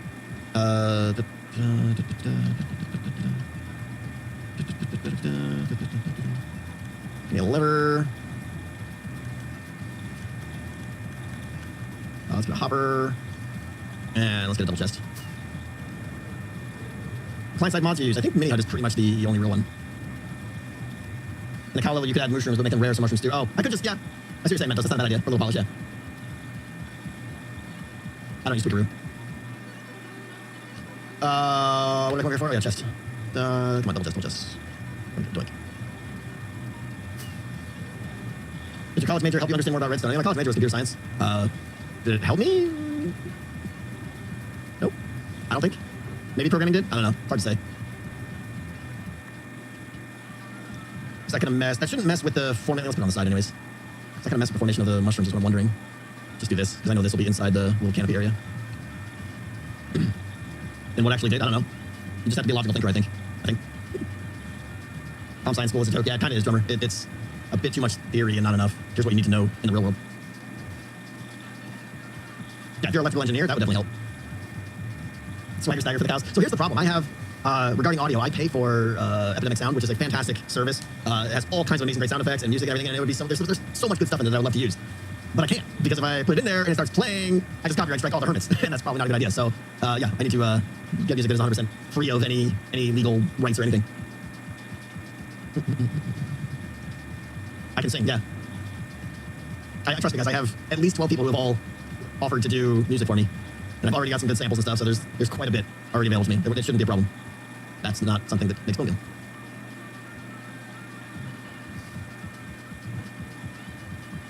Rain.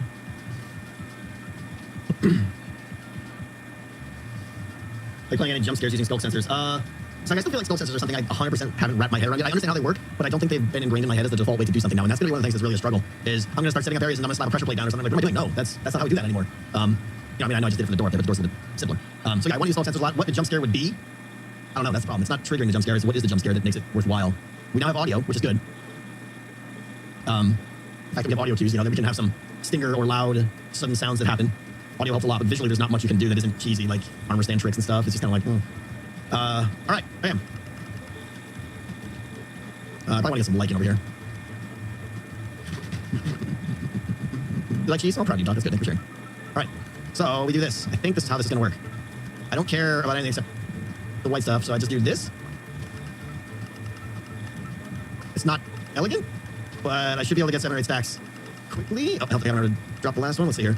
No, it still seems really slow. Maybe? Well, maybe not.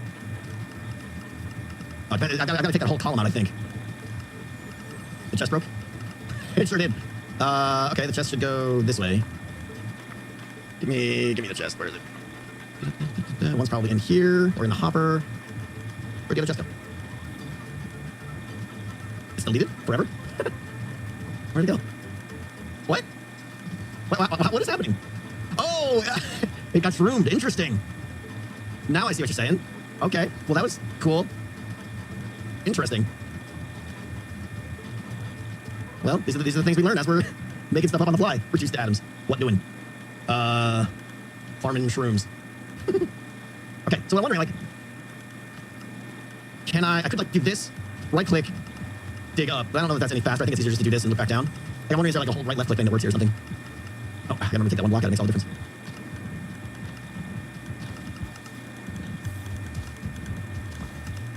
Seems decent. What do you guys think? Good enough? It's not amazing. There's probably a better way to, like, hold something down or something, but... Oh, helps my plant. How much do I need? Probably 4 or 5 stacks. You know, again, so... This is one of those cases where it's like you don't need to design something massively overpowered because you just don't need that much of it.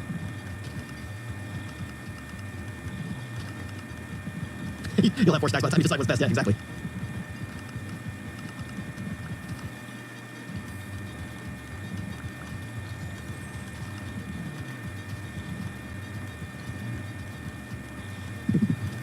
I think we're gonna be excited. Electric Boogaloo! Indeed. I love how everything that's a sequel needs Electric Boogaloo at the end of it. Yeah, I think we're gonna be excited to run it too. I think he enjoyed Decked Out 1.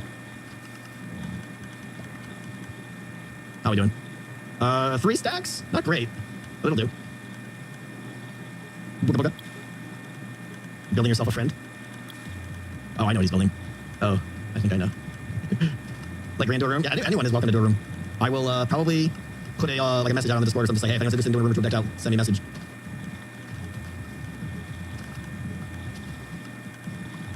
Yeah, Pearl, love a Pearl to do a room. I'll have to make an alien room or something.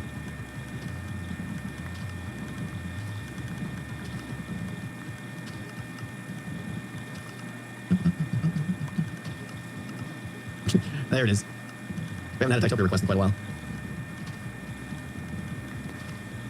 I wish I could. Oh, we're out of mushrooms now. Oh, but I don't want that. I want non-silk touch. I need mushrooms. I need a non-silk touch axe. When's there gonna be another cookie stream with ZF? Probably never. It's kind of, you know, people have to kind of go to the other side of the world for that to happen. What's up, Keith? How you doing? 11? Well, that's not very... Oh, these aren't 100% mushrooms, I'm guessing. You only get, like, percent chance of getting a mushroom. You didn't fortune? Oh, no. Do I have a fortune axe? I could use a pick, I suppose. Yeah, fortune would really help, right? Let's see here. I'll slow... Right, I don't have... I should get a fortune axe. I don't have one. And a pickaxe is going to be super slow, I would imagine. Is it 100% you get one, though, or do you get more than one? Oh, the DNR, thank you, piece of pie. Yeah, that might be, it's already been mentioned. Ah! Oh, now it's all slow and embarrassing. Fortune axe would be great. Then I could just, like, hot swap the axes when I need more mushrooms. Fortune doesn't change mushroom drop. Am I being trolled, as usual? And it's not concrete yet. Don't believe so. I can show you my concrete machine, though, if you'd like. Huge gap.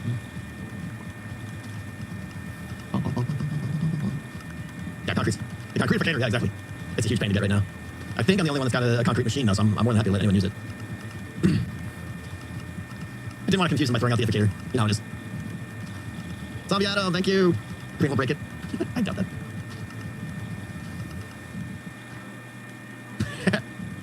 Oh, that's fantastic.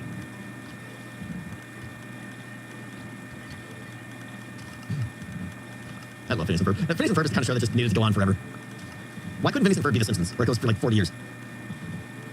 You doubt my brain? No, not at all. What did I say that will doubt him?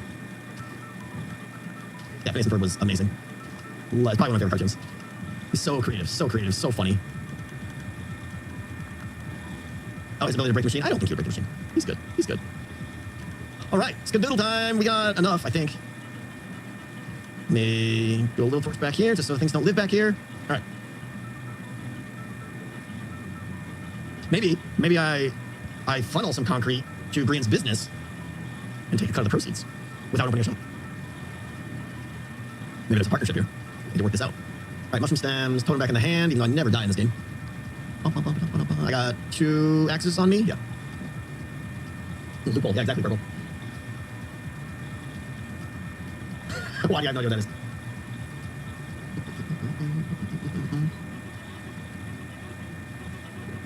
All right. Oh, I got the redstone away. That's for a reason I took out 7,000 hoppers. Hoppers, skulk, sensor, some of that. Good. That away. What's this? Oh, more bone meal. Sure, say it. No, I would never drown while making a bubble vader. Come on. You have any idea how embarrassing that would be? Give me a little credit. Oh, I want those. What am I doing? Of course. Who would die in Minecraft? Mushroom. Yum, yum, yum, yum, yum. Let's see. Yeah, I need a mushroom. It's official. Mushroom chest. Shrooms. Bloop. So I think I have some brown ones kicking around some. There we go. Yep. I'm seeing. Okay, I want to put. How many of these do these fit? Don't fit. Maybe? That's back mud. Excellent. It fits. Is there a drowning danger in decked out at the moment? No, but there will be. I think that's the first time Tango's found, obviously. Yeah, probably. Never happened again. Go away. Packed mud. Yep. Don't know where. Oh, I'm putting mud with the dirt, I think, in a super amazing system that could never possibly confuse me. We're going to save that one mushroom. Doink. Okay. Gray is such an interesting shulker choice. I didn't want it to look like a rainbow in here, so that's why we went gray. But it doesn't matter because it's not saying anyways. Yeah, Caves of Carnage. We're going to change it to be called the Waves of Carnage. Just, because it's all underwater. All right. That's all I had on the list. Today is going better than expected. When I expect to make progress, I don't. And when I don't expect to make progress, I do. King Quest time? Maybe. I really want to focus on... as sad as it is, one of the things I need to do... And I know I'm not using my bubble elevator. One of the things I need to start doing is digging this out. Because, like, look. Well, let's do the city first.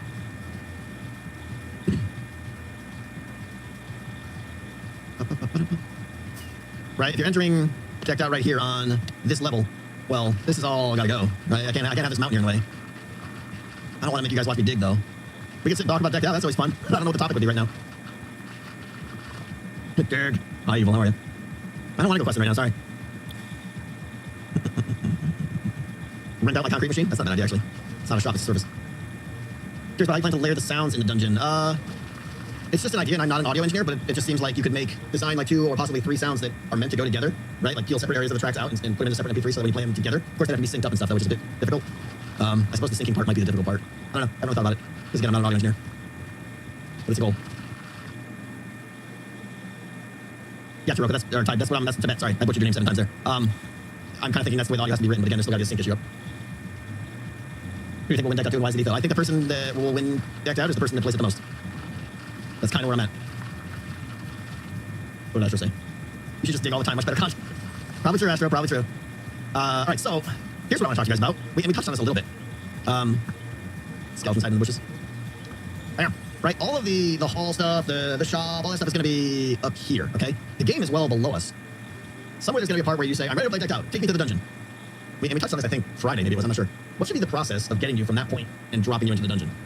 A minecart ride, or you could fall and then get slime block pushed around, like slingshotted around, and then eventually fall out? Ice tunnel slide? That would be great if such a thing existed. What I want to do is I want a ramp. I want a ramp that you fall on and you slide down into the dungeon. Fall through powdered snow. Because it's not going to be just vertical. It's got to go down probably a good 40 blocks or so, but it's also got to go laterally as well. If we went with a minecart, then we can have a very controlled experience, visually and stuff like that. That automatically ejects you out, and then you automatically fall down. Eric Chief, thank you for the 5 gifts, thank you so much. So I think that could be good. Honestly, I feel a little bit like minecart feels a little off-brand, like getting in a roller coaster before I go in the dungeon. But it's probably my go-to right now. Minecart could get cheaty too. I mean, there's not really a cheat. They could jump out early, but they would just be stuck in the tunnel, and that would be annoying. Minecart will be tedious after the 20th time. Yeah, fair enough. Okay, well, shit, that's not a bad idea, yeah. Make it a minecart ride like Temple of Doom. But it's not that long, though. I mean, look, I'll show you, right? Realistically, the entrance could be, like, under me right here, right? I'm kind of guessing about this much space. That's probably more than enough space for the hall, the shops, the keyed entry area and stuff, right? And then we go into the cheat node here, right? And, I mean, I guess it is pretty far, right? From up there to dropping them right here. Bam. That could be a lengthy ride, especially if I wanted to loop around a little bit and stuff. Have my car drop down part way, I mean, yes. Slime launcher would be the fastest, right? You drop down, boom, you get punched with a slime block, boom, you're over. You slide down a sheet of ice, you fall down again. That's it. If you want to go super quick, that's the way to go. Just a mini level of caves. I guess it could be just go on your own, right? You just walk down there and it's safe. You know you're fine. So maybe I could just start the ice caves up higher, right? I could ice cave from here down, but that feels like I have to walk through all this boring area every time. Well, the clank isn't going to start, Doc, until they hit that pressure plate or whatever it is down there. It doesn't matter what I do. The game's nuts. The game doesn't start when these doors open. The game starts when they enter down there. I don't want to do this. Ultra speed isn't important. It's really just debating, do I want this to be, is it just get them there, quick and dirty, or do I want it to be an experience? And I would like it to be an experience, but I don't want it to get tedious either. I think everything's going to get tedious no matter what it is, because they know it's not really part of the experience, and there's no threat. Level 3 hype train, thank you guys. Cesars, thank you. And Denev, thank you guys. Twitch Prime, appreciate you so much. Will there be a scoreboard at the entrance? Yes, I haven't designed it yet, but yes. Yeah, I saw that too, Cashmere. Adventure map dropper. Ice boat is quick. Falling through powdered snow is fun. I guess. Like, just get on a boat and go down an ice track and then fall off it, I guess. Yeah, I'm not sure. I wish there was something that was, like, fun I could do. Just don't know what that is yet. Change the texture of the boat. I'm gonna have to change the texture of all boats on the server. I can't do that. I decked out one themed mini dungeon. That's a bit much. An optical illusion fall. Yeah, you do those, like, spiral fall things. Feels like it'd be a bit off-brand. Something that was felt dungeony would be good to kind of set the experience, and I could have some audio there and stuff like that. Of course, the other option is I build it, but there's such a long distance between there, where they enter the Citadel, and down there, where the entrance is. And that was, I knew that was one of the shortcomings. I chose the entrance where it is for other reasons. But falling to ice hell, I don't know what that would mean. Oh, another portal.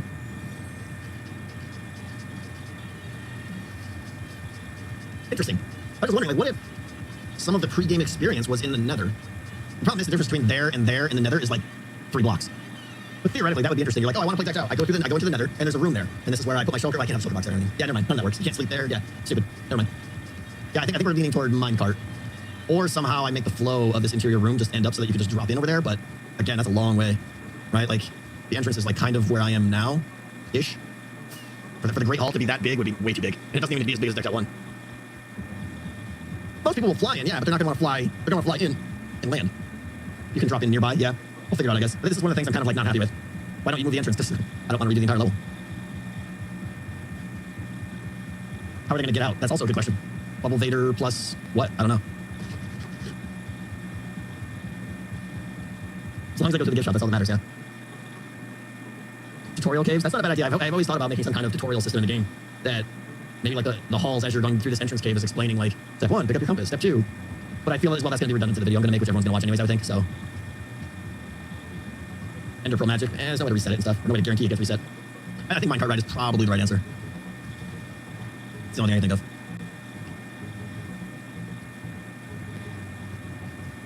I could have, I could set the mood by having Ravagers in the hallway or in the cave right there, right? So as you're walking down, there's just like cages of Ravagers that are like 3 feet from you. That would be cool.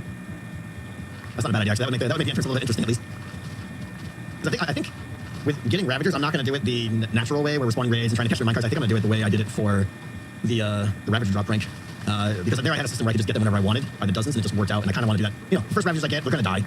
Or I'm going to want to test, and then, like, you know what, I got to do major construction on this thing. It'd be great to just kill them and not worry and get more. So I think my raid farm is that way, like 1,000 blocks. If I hook up a Ravager separator on that, pump them into the Nether, it would only be like, it's like 50 blocks in the Nether to get to my portal. And then I can get them whenever I want then. I'm going to kind of do the same thing with Wardens too, I think. Make a little Warden farm. But just attracted to the Nether, it dumps them in. Custom music disc with me explaining the history of the game, that would be a long music disc. Oh, Indiana Jones boulder chasing, so interesting. If there was a way we could have the Ravager chase them, but not really be a threat, that would be fun. Like if you're in a minecart and the minecart is going, and it drives by a Ravager and it releases the Ravager and he chases you, no one would even notice it, but that would be really cool. Oh, a Ravager in a minecart going down after them. That's not a bad idea. And time it so that it's like 5 feet behind you. And you can just hear him growling on your neck. That's pretty good. That's pretty good. That makes it interesting. Entryway. Ride a minecart into the actual dungeon. You are being followed closely by a Ravager in a minecart. This ride. Yeah, that'd be fun. That's really fun, yeah. Can you do custom paintings on the server? No. Not my knowledge. Name the Ravager Boulder? That's a good idea. That's a good idea. And you have to be close enough where you can see his name. That's my goal. So many people are going to die just before they get into the game. Tango, the tree Ravager ate my face again. Oh, sorry. I'll look into the redstone timings. I can see that. That's going to be a thing. Can I get my key back? Sure. Yeah. Absolutely naming that Ravager Boulder. No refunds. Whoever suggested that, thank you. That was really good. Chases you with the rail breaks and drops off the edge of a cliff, down to slime while Ravager switches rails to circle back to the beginning. Yeah, essentially. Obviously, we'll probably have like 2 or 3 Ravagers in that system. Probably just, well, maybe just one, because no one's going to do it that quick. But yeah, you'll have to recycle itself, of course, and loop back to the beginning.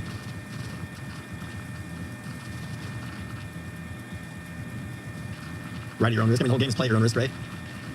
You should have a reward for getting killed by Boulder. An achievement. Decked out achievements. You get killed by Boulder. See, now I'm excited. You guys, this is what makes Decked Out better, is when I have something I'm not sure about, I just bring it to you guys in stream, and then out of the 4,000 of you, we come up with a good idea. And that's what makes this great. You guys are going to make Decked Out so much better, just by being here in streams. I can't overstate how important that is. Music. This keeps me. Indiana Jones. That's the name of the achievement. Yeah, I love it. What else? I think in terms of starting up the process, like if you guys remember Decked Out 1, you just kind of entered that pre-room, and that pre-room was all for like, sleep in the bed, drop off your gear, put your shulker in, pick up your compass. And quite honestly, a lot of people mess it up by either not sleeping in the bed or forgetting to take their armor off or whatever, right? And I think this time I want to make it more distinct steps, small little rooms for each thing. Like, you put your key in. First room you walk into, it just says, sleep in the bed. And that's it, right? Once they sleep in the bed, they go to the next room that says, put your gear in here or something, right? Maybe the first room could be combined, but I want to make it like linear steps, I think, so that the instructions are consistent and no one quite honestly forgets and goes in with diamond armor. But that whole process was something I didn't do great in Decked Out 1, and I wanted to do better this time. Planning it out, like, quite honestly, I focused on the dungeon first in Decked Out 1, and then I had to do all that pre-stuff, and I was like, oh, and then I'll turn over here, and then I'll put this other redstone down, and it was very cramped, we'll say, getting all that to work in that space. Please pick up that interface 1440p. But, yeah, we could have audio in the beginning too. Right? Audio is something that can be used in so many different ways. Besides the bitrate tank, that's what you guys complain about. Bitrate suffers because I'm moving the camera around so much. I don't think it's got to do with items.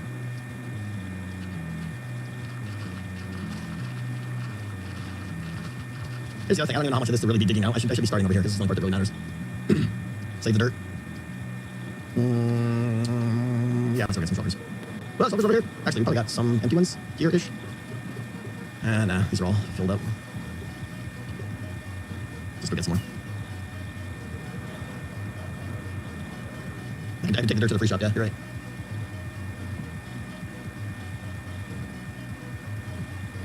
Decked Out 3 talk already? Who's talking about Decked Out 3? That's great stuff. I probably want those berries, actually. Those are hard to come by. Armor stands for armor would be a nice add-on. But yeah, the problem is, I mean, that is kind of a little bit fancier, I guess, but it's not just take your armor off, it's drop everything you own and stuff, in which case they're going to have to be in that chest anyways, so.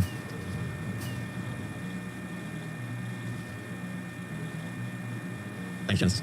Thanks. I'll probably actually go get all that dirt now.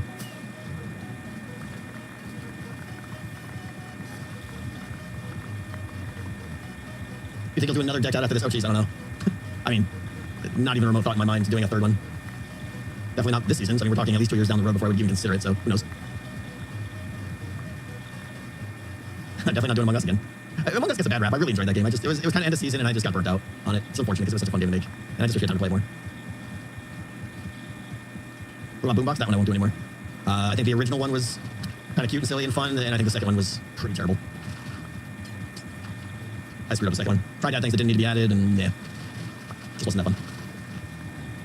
Yeah, I do have plans for at least one other minigame this season, and it may be done while Decked Out is underway because of timing things or stuff that's coming up that I can't get into, but I'm very excited about that. I talked about it. You really like Boombox too? Yeah, I didn't. It lost the magic somewhere along the line. It just wasn't as fun as the first one. People weren't as excited to play it and stuff. I don't know. Decked Out is not a minigame, no. It's not. It's a year-long project. The Rooster Booster? That one was, it was creative, I'll give you that. I don't know if it was practical. For those who don't know, Rooster Booster was a flying minigame I made inside a giant box. It was 2v2, and you had to fly around and shoot chickens out of the sky, I think, while they were falling and collect their feathers. I don't even remember. It was pretty crazy, though. Joust inspired? Maybe it was, yeah, I don't know. I did not play Total Chaos, no. And I would like to. It wasn't available for the one running of it. What was Boombox about? Boombox was a game where you go into a maze, a waterlogged maze, and try to blow up your friends with TNT. And it had a little capture the flag element in it. So it was interesting ideas. I think in the end it was just a little bit too slow paced.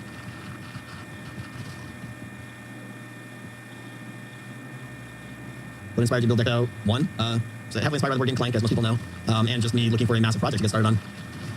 You know, so when you sit down to design a mini game, but instead you think big, you don't think one episode, you think massive project. That's kind of what my brain is like. What do I like? I like deck building, I like dungeon, I like action, and I just mashed it all together and tried to come up with something that had all those pieces.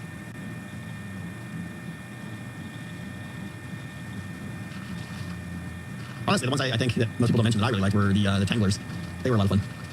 I could see doing those again. Puzzle games. Yeah, Evil Numbers. The co-op one I did was, I think, my best one. That was a lot of fun. Inventory, yeah.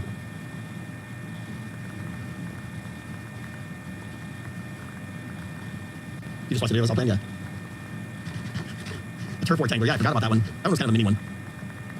The best one was, what season did I do the co-op one? Is that season 6? Or season 5? I don't remember. Was it 5? Was it that long ago? Wow. Lost my shell car.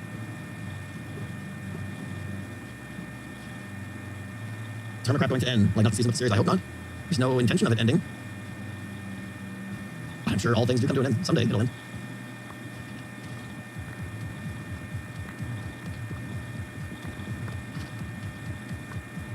Silent Echo, thank you. Yeah, I love my base. I wish I pushed a little bit harder on it before starting Decked Out, or wish I held off on starting Decked Out. It was to the point where I felt like I really needed to start Decked Out, and unfortunately I just didn't get my base far enough along, and having to juggle both of them now is frustrating. Like, I want my base to be done right now, while I'm building Decked Out, very much. And the fact that it's not is like, and I got a lot of work to do. What's up, Justin, please? How tall are you, lol? I am 5'8", a monstrous 5'8". 5'8.5", actually. Thank you very much. Yeah, I am not a vertically dominant person. We'll say that. Cute. Yep, that's me. That's what I strive for, is people calling me cute. Yep. Theo's 5'10", that's a dirty lie right there, I'll tell you what.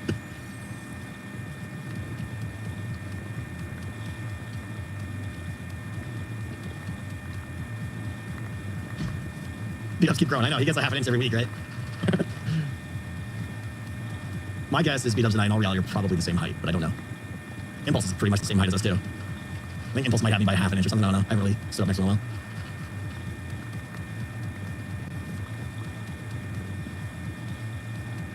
He's 6'14".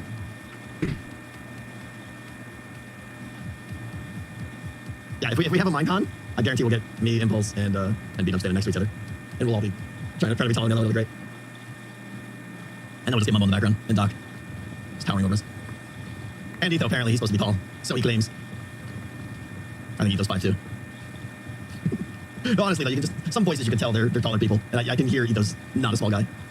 That's my guess. He sounds tall, if that makes sense. 13-year-old brother, 6'1", yikes.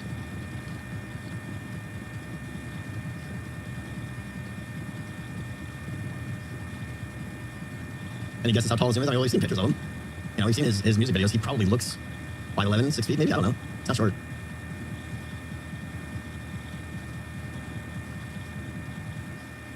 Yeah, Zoom is in total. He is, Jack. He's in crazy shape. Almost good shape to me. How tall is Green Period? I don't know. I've never met Green in real life.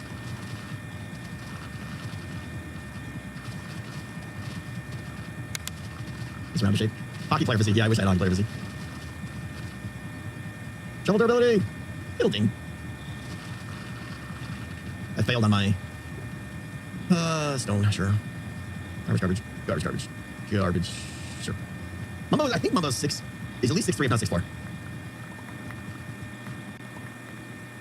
And then I can verify he is a tall dude. 6'4", regular height, yeah. Right. Icy, thank you for the piece of pie. Piece of pie feels like cleaning out my fridge. Are you heading to London? That's amazing. Good luck with that, Icy. That sounds fun. Wish I could go. Scar's really tall. I would imagine he is, yeah. Are we still lined up? Yeah. I don't know how much this actually be digging out. I mean, we got a decent space here already. I think I'm going to call it here because I don't even know if I'm going to go under this or above it or what, and I'm probably just wasting my time. we doing here? We're wrapping it up. That's what we're doing. This is the oh, no, help! Everything's fine. I was like, oh, I fell down a little hole. Oh, wait a minute, this hole isn't stopping. Oh, cool, that was fun. That was terrifying. Oh, good stuff, good stuff. I know, Pebbles. The best moments. Birdie's 6'8". Birdie is a colossal giant. All right, guys, we're gonna. I'm in danger. Exactly, Muzzle. Exactly. All right, we're gonna wrap it up, guys. Thank you for hanging out. Thank you for the, as always, good ideas with Decked Out. I'm gonna try to every stream now. I'm gonna try to get 2 or 3 things that I'm not sure about regarding Decked Out as like conversation questions, and the things that we can like work through together. Because I think it works out. I think you guys like doing that, and it definitely helps me when I think these brilliant ideas, like having Ravagers chase you through tunnels. That's good stuff. All right, let's see who we got here. For those that were asking, I did finally upload the This Means Warp from last Thursday. If you guys want to watch it, if you haven't seen that, just tried out a new game. It was crazy, it was fun, it was silly. That's up on the second channel, Tango Tech 2. Subscribe to that if you haven't. All streams go to that. Remember, if you're gonna watch a VOD, watch it there, not on Twitch. Thank you very much. And let's go raid Cubby. Who's the tallest hermit? That would be Mumbo, unless Steve's taller. I don't know. Raid Cub, a fan. Oh, 1, 3, 5. Have a great day, guys. Tomorrow I will not be streaming. Be working on video all day, and Wednesday. We should be back Wednesday for a little more Decked Out stuff. And I'll try to get it to be more Decked Out-y. That makes sense. Thank you guys. Have a good one, and bye.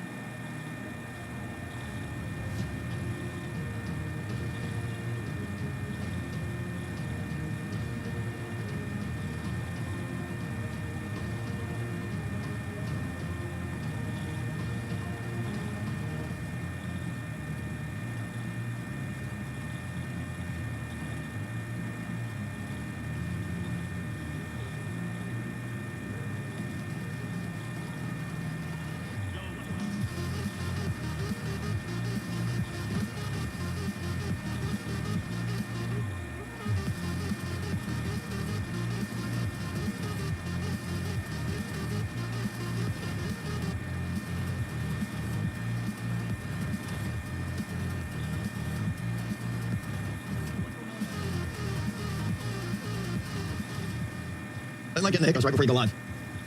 It's the worst. Hello? Hello? Hiccups? Sucks. Hi, how are we doing? Hello, hello, hello. Hey, drummer, how are you? So I'm over here at the raid farm because we've been drastically low on supplies. And Green hit me up this morning. He's like, can you make make emeralds? So I did that for a little bit. I need gunpowder as well. And Hiccup, oh wow, these hiccups are gonna be bad. Hi. I need some gunpowder because I think one of the things we're gonna do the second half of the stream today is we're gonna start getting we have to start collecting lodestones. We're gonna need like 50 lodestones. Hiccup. So we're gonna get a ton of netherite scraps and all that garbage today. Yeah, gunpowder for TNT, exactly. But I've used it all for rockets. Oh my gosh, hiccups. I apologize. Asking both for lodestones? I mean, that's the thing I can do, I suppose. I know he's got a couple, but yeah, we need a lot. We just got these like a second before we start streaming. It's the worst. Well, that's a lot of terracotta. But the most important thing we're doing today, as you guys probably saw in the stream title or in the tweet, if you follow me on the tweet, leaders, we're going to be trying to design a scoreboard today. Trying to design a scoreboard for Decked Out. I was thinking starting to think about like the pregame stuff. I want to get started on that, the entry hall and the shops, and maybe not the shop, but polishing out the scoring system and stuff like that. Vassar, What's how are you? Welcome. Yeah, I could just borrow some gunpowder nipples. I know. We'll see. I'm going to steal some from him. We're going to come back and run the raid farm a little bit until he releases Sugar Full. Anyway, with the scoreboard, I want to do something a little bit more impressive than last time. Last time we just had a sign and I just wrote names on it and stuff. So I think I want to do something with so about Maple Yard, let me finish these sentences. How are you? Hiccups. Bailey, I know, sub bomb. I can't even talk. It's the worst. Right as I'm about to go. Hey, would you like a healthy dose of hiccups? Sure. I ate lunch too fast, I think. Anyways, let's head over to the base. Syrup Maple, thank you so much. That is legit bonkers of you. I appreciate that so much. Hi, Piggy. you go. So anyways, as I was trying to say like 27 times here, I want to do an armor stand, not an armor stand, aid.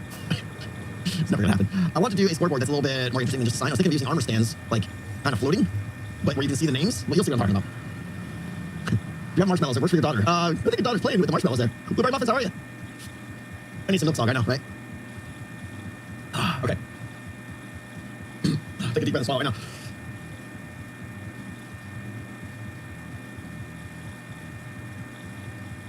Wait, they're gone. Totally gone. Oh, Ronnie, thank you so much for 5 gifted subs. Maybe they're gone. I'm not sure. Broken Warlock, thank you so much. Comedy Robo Monkey. There you go. Let's talk. Thank you so much. Thank you guys. I appreciate you guys. Subs. Okay, so we got to do a little bit of science today, and you guys are gonna help me out. We're gonna use this magic book here. This was basically an idea I had about 45 minutes ago. I was like, maybe we'll mess around with that and stream and embarrass ourselves as we usually do. I need a whole ton of armor stands, which I believe smooth stone sticks and something else. Do I even have? I got that. That'll do. Science is best shared. Yeah. What's the? I'll do it now. Bam. There you go. More. 8. Maybe 8 will do. I think 8 will do. Ninja, thank you so much. What's up, Silver? It's going good. It's going real good. This morning I made a little bit more progress on key distribution and how I want to do it. There's formulas involved and stuff, which I'm not going to get into, but there's 3 basic ways you can get keys, I think. One is I think I'm probably going to give a key out to everyone once a day. I'm not sure on that. You guys are crazy. Thank you so much. You can buy the keys from the shop, of course. And more importantly, I'm going to do like a weighted distribution system of keys based on who places where in each of in the previous phase. So like if you come in 6th place in the previous phase, you'll get a lot more keys to help you kind of blue shell you to the top, if you know what I'm saying. Burp. Where if you come in 1st place in the phase, you're not going to get any bonus keys, but you will have keys in other options. But anyways, we're not going to go on that. You can show the box right. I don't want to. Handle, thank you. Oh, the hiccup. Use some beverages. I got my beverage right here, but thank you so much.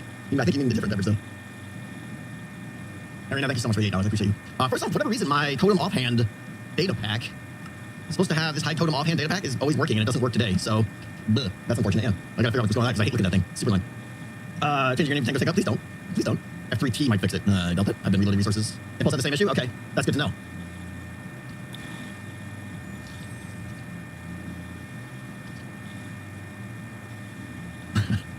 Sounds like we got a lot of people on today. Look at this, we got a full crowd.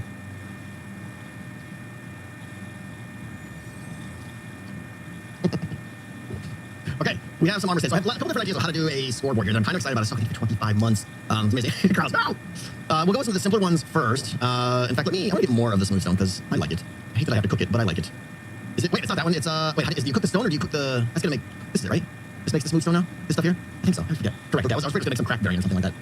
But that's only if you cook the bricks. There it is. Okay, we'll get those going. We got 15 here. So, blah. There's a couple options here. Let's grab some bone blocks just as a background here. This right here is giving me an idea. Do that. Do this over here. All right. I have no idea what the actual scoreboard will look like and stuff. So we're not focusing too much on appearances here. It's mostly just like, you know what I mean, like the format of it and how we display the scores. I will make it look better if I can. Okay.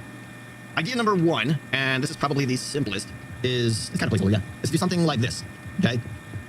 Something like that. And all these ideas are based on the same premise. Invisible armor stands with maybe a head, maybe a hermit head on top of them, and then named, like, you know, Impulse, 14 points, right? Scar, Dash, 12 points, something like that. So if I do this, right, you know, so the higher your standing is going to be like 1st place down to whatever place down here. This is obviously the simplest. No redstone, no nothing. I just, you know, once every phase of the game, which is about a week or so, I just do this, and I just come here and update these. So this is what I want to start experimenting with. Let me get some heads, some player heads. Which I still, yeah, okay, Zed, Scar, and Enderman. Sounds good. If you're just a second layer behind, you can have more hermits on it. Yeah, hold on, we're gonna get into other versions. This is like the simple one here.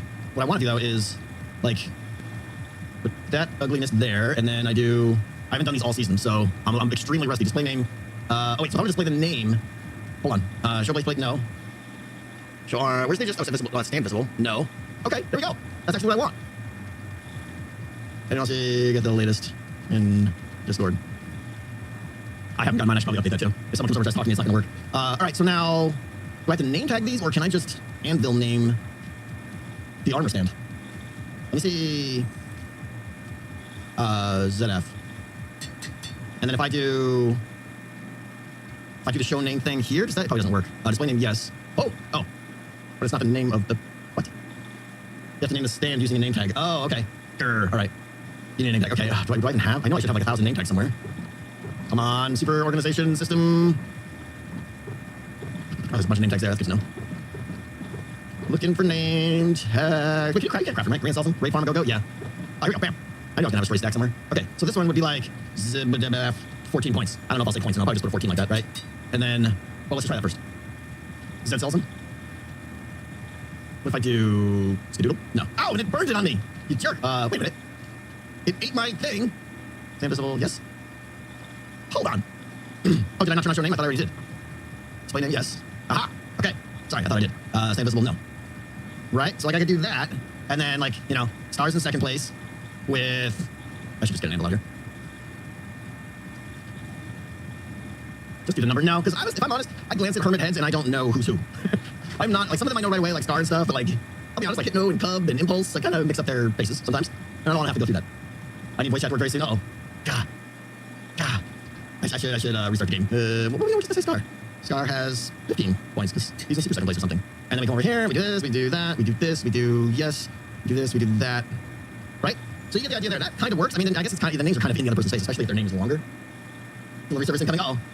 I have skin blindness. I can't tell them apart. But this is simple, but I don't like the number protrudes into the guy's skull. All right, we need to restart the game, I think, right? And I gotta get the latest. Hang on. Because people are gonna be coming to talk to me, and I'm gonna be like, what? Where is it? There it is. Download this. There we go. All right, I really should have done this beforehand. Sorry, guys. Let's see here. We got there. People know their heads. Why not just do this one? I just talked about that. Let's see here. Sorry, guys. 1 second. Where did you download that to? Okay, there it is. Move that over here. Mods. Over there. I gotta restart the game real quick. Sorry, guys. Put that over here. Rename this. Boom. Over here. Relaunch. Should be good to go. Hi. Maybe more height of the screen heads. Yeah, that's exactly what we're gonna do. Good idea. That was version 1. I thought it was actually gonna be simple and possibly the right answer. But now that I'm seeing the score going to the adjacent person's head, I'm not liking that. Okay, so we're just gonna leave that as option 1, we'll say. Let's see if this is working now. Blah, blah. Blah. Seems to be working. We'll see if someone gets here. Then you have the name over the points. No, I can't put like a character in there, that's what you're saying. Why is my totem showing? Why is my totem showing? It sounds like... Yeah, it's because we talked about that. My offhand mod to hide the totem is not working. It's annoying. Okay, so... Do I hear something? Nope. He probably doesn't know how to get down here, though, so... I know, on tonight, right? Doesn't it? Alright, so that's option 1. Option 2, keeping it simple, would be... And this might be a good one, too. Oh. Alright, so if I could do something like this, right? And get the arm... Ah! Hi. How's it going? I bet you weren't expecting to come down here. No, only 87 people told me that you're coming. Oh, okay, fine. You ruiners. Yeah, come on. You can't expect that to... That's the first time I've seen this. Is it dark? Yeah. The lighting? Hang on. No. Oh, it's supposed to be dark. It's intentionally dark, yeah. Hang on, I can fix that. There we go. I thought you were like lighting on fire or something. No, I just turned my gamma up. And then you see that? Holy cow, that thing is enormous. I know. There you go. Oh, that's amazing.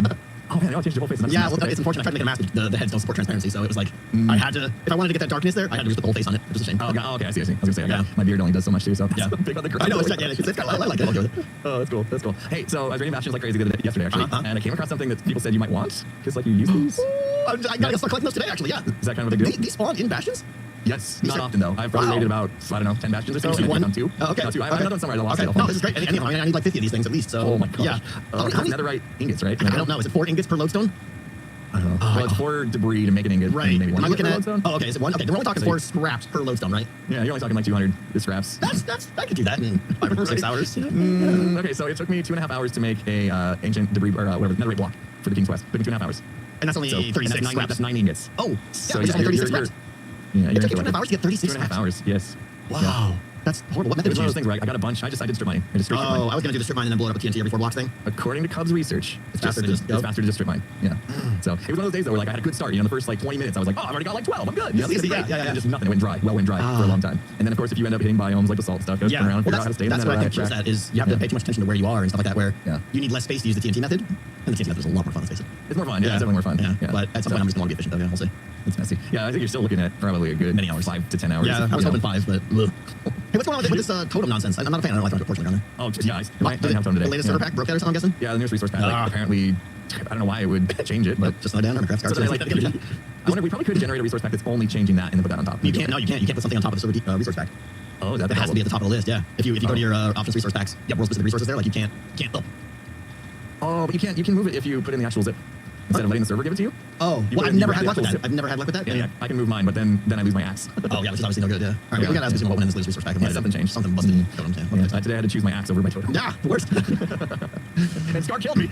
Well, I mean, that happens every stream, you know. You get Hawkeye. Yeah, one shot it too. Hey, did you get your bee nest farm working? Yeah, pretty much. It's got like an edge case that ruins it, where like if a bee pops out right when the nest spawns, it can get in the way of my axe from breaking the nest. That's hilarious. Yeah, I don't know how to get around it. It might just be a way like how I angle or whatever. I just have to figure that out. It's like the works defender bee who just like sacrifices himself. Yeah. Not today, Buzz. It's working alright. I think I got like 25 so far. That's pretty good. I need 107. So yeah, we'll get there. Get fun with that. We'll see they're non-stackable and they're all loaded with bees that I have to get out of the nest before I actually use them as decoration. Just build with the bees now. That'll be great. Oh, won't that cause lag? Well, I mean, you have all these nests that bees are trying to get out. Just build with the bees and then just kill bees. Oh, that's true.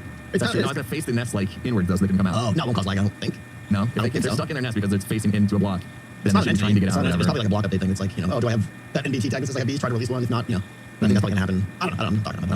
I'm afraid to cause lag with 100. I know. You know, times 3 bees. Yeah. It'd be fun to think about anyways. It could be, yeah. I was thinking, like, if I place them all down with a solid block in front of them, and then I, like, had pistons pull the solid blocks at the same time, and, like, all the bees get released at once. And I think that's a thing. I wonder if you pour lava over the beehives, if the bees will still come out.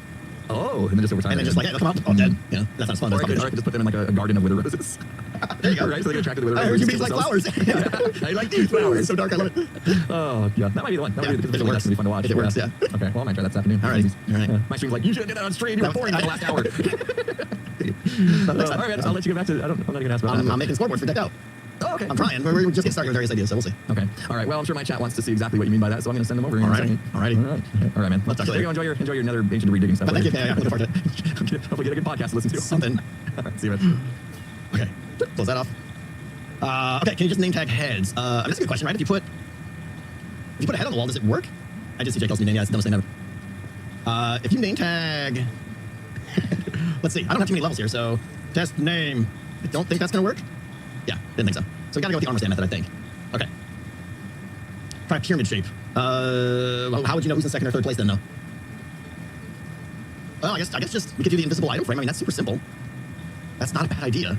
That's like, we're going to be done in 3 minutes here if we go that way. But that might be the way to go. I hadn't thought about that. That's why you guys are here. It is too easy. Here's the problem. I don't know how many people are going to be on the leaderboard. Do I just show the top 5? I'd like to show everyone, right? When Etho has 38 points, I want to show that, you know, ZF has 2. And I want to show the 9 people in between, I think. But let's see here. And then the question is, like, how high can we go, right? So now, if I test name, you got to get really close, though. Yeah, I don't like how close you got to get. I mean, it would work, but... And then watch, like, you can't even see. I guess you could, but you got to get way too close. So... At least it doesn't show from a mile. You're right. You're right. This is annoying that... I just want to see from, like, just get, like, 15 blocks away. Because both are bad. Closest find hermits are recognizable. It's not the recognizable, it's the score. Newbie Raid! Welcome, guys. How you doing? What about banners? I mean, I like having the skull. Maybe banners?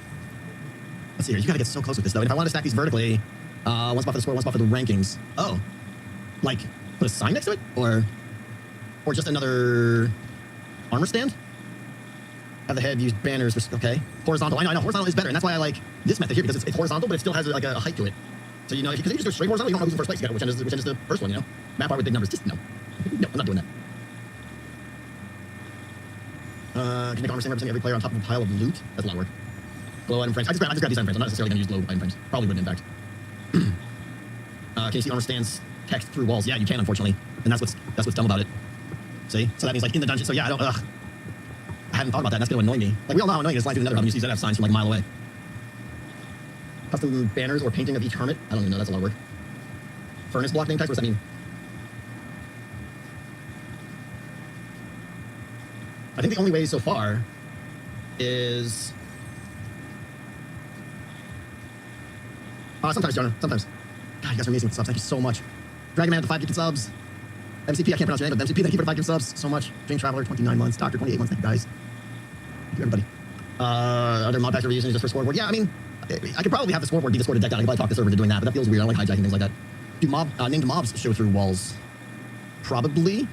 I would imagine they do. Plus, I can crank obsidian as the rack level and the glowing sign at the base of it is a different block.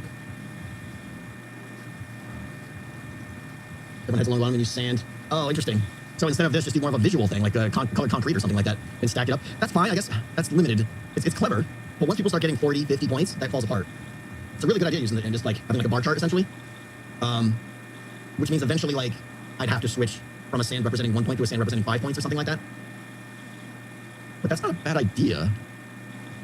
And that's like super easy to maintain. I just gotta go put each colored concrete is different points. Well, but then the vertical height of the stack doesn't matter. I was going to say instead we just give each hermit like a different color of concrete. I don't know if there's enough colors, but I think it's easier. It's a good idea. Like, I'll start off with every block being worth 2 points, and then halfway through the game I'll probably switch to every block being worth 5 points or something. But at least it's still a relative scale, and the height just means who's ever got the taller bars in first place. 16 colors, yeah, more. Snow layers. Interesting.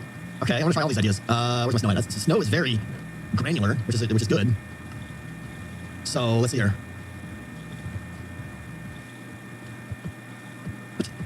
Oh, I'm like, why can't I break that thing? Because it's can I armor stand? Do I have to really show it again before I can break it? Yes. God, breaking armor stands is the most inconsistent design thing in this game. It's like, you have to punch it 3 times, sometimes 4, maybe. God, it's annoying. Okay, so let's see here. We're going completely armor standless here now. Chris, we're better, good to know. Let's, because originally I was like sold that this was going to be armor stands, but now maybe it is. What if we did like a row like this, and then everybody had a spot, and then I would probably make this be black. Snow layers might be really good. Snow layers might be really good. Say Zed has 14 points. 1, 2, 3, 4, 5, 6, 7, 8. Oh wait, what is a full block is 8? Okay, so I could use full blocks if I want to. That's 8. 1, 2, 3, 4, 5, 6. And Scar has 17 points, so he would have something like I used all my snow already. Let's see, that's 8. You can just go by the line there. That's 16, 17. That's pretty good. That's really good and really simple. What do you think? It's also very on brand, yeah. It definitely fits the ice theme a lot. Wow.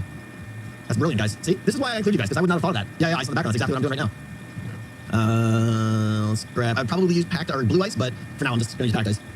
It's not flashy enough. Well, how do we flash it up? Let's see. It is definitely easy to update this way.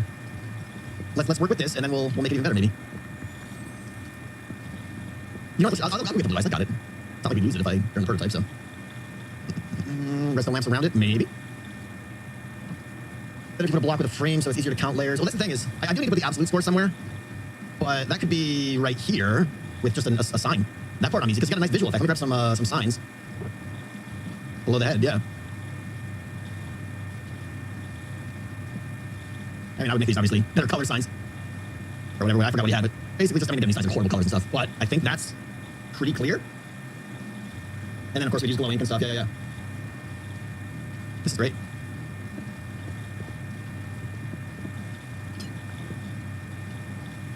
This is really good, yeah. Black or skulk background as the snow layers get full bright height replaced with ice. Redstone lamps behind the snow layers. Having some light back there would be good, I suppose. The other option is put this back a block and then leave room for, just like a glowstone or something down there, just to really draw more focus to it. Because I think having the blue behind here isn't, having it back an extra block isn't going to cause any more. It's going to be the same look background-wise. But yeah, but now we can put glowstone like right there or something. Ah, the snow melts. Jerks. All right, yeah. Does it melt even when it's full? Melt technology. Does it melt even when it's a full block? I mean, yeah, you could use lower light sources, but why is everyone saying frog lights? I mean, frog lights aren't frog lights still level 15 light? And we can go lower light sources, but they're not going to obviously provide as much benefit. Frog lights are full brightness, yeah, so it doesn't really matter what light you put back there. All that matters is the light intensity. Yes, you could go lichen, but then is it really even going to be noticeable? Right? The ambient light in the room is probably going to be 7 or 8 around here. So you won't even add to it. Everybody's saying lichen, yeah, that's what I'm saying. It's not going to even add light to it, because lichen's only like, what, level 7 light or something like that? Lichens can go on the back of the blocks. Yeah. But I guess same point. It depends how dark this is. I mean, I could do this, right? Only on the full blocks. If we intentionally leave the backdrop dark, then that would look good, I suppose. So that works for me, I suppose, yeah. What else could we do? We could. If we want to get fancy, we could put like a campfire behind whoever's in first place so they have a little smoke coming out of their things. I don't know if that means anything. Yeah, so I mean, we would have like, there would be like framing probably here or something, to go around it and stuff.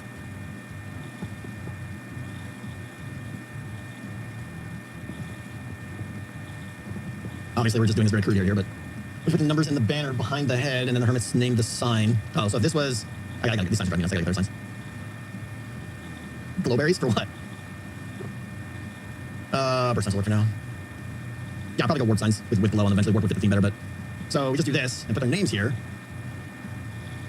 Is one option. Or the other option is we do... ZF, 14 or whatever like that. So the bar graph is just kind of redundant. Soul flames will look good. Yeah, maybe we put like a soul flame brazier on the side and everything. That's not a bad idea if it's the theme. going absolute score, maybe hard to tell based on layers. Yeah, I mean, you're absolutely not going to be able to look at this and go, oh, that's, you know, I could like count the blocks and then once I would know that this is 17. But I'm not, the graph is just for looks and for at a glance kind of thing. The light source behind tinted glass, does it remove a bunch of the light level? All it removes all of it. But then you wouldn't be able to see the backdrop and it would get dark. Redstone lamp under the head. Again, wouldn't that melt the snow? Right? We have a full light source here, that snow's going to melt. What's up, Zip? How you doing? Yeah, the graph is a super good visual. I like the graph a lot. I'm excited about the graph. Would candles work because they have low light? Yeah, probably. What is it, like light level 11 to melt snow? I think.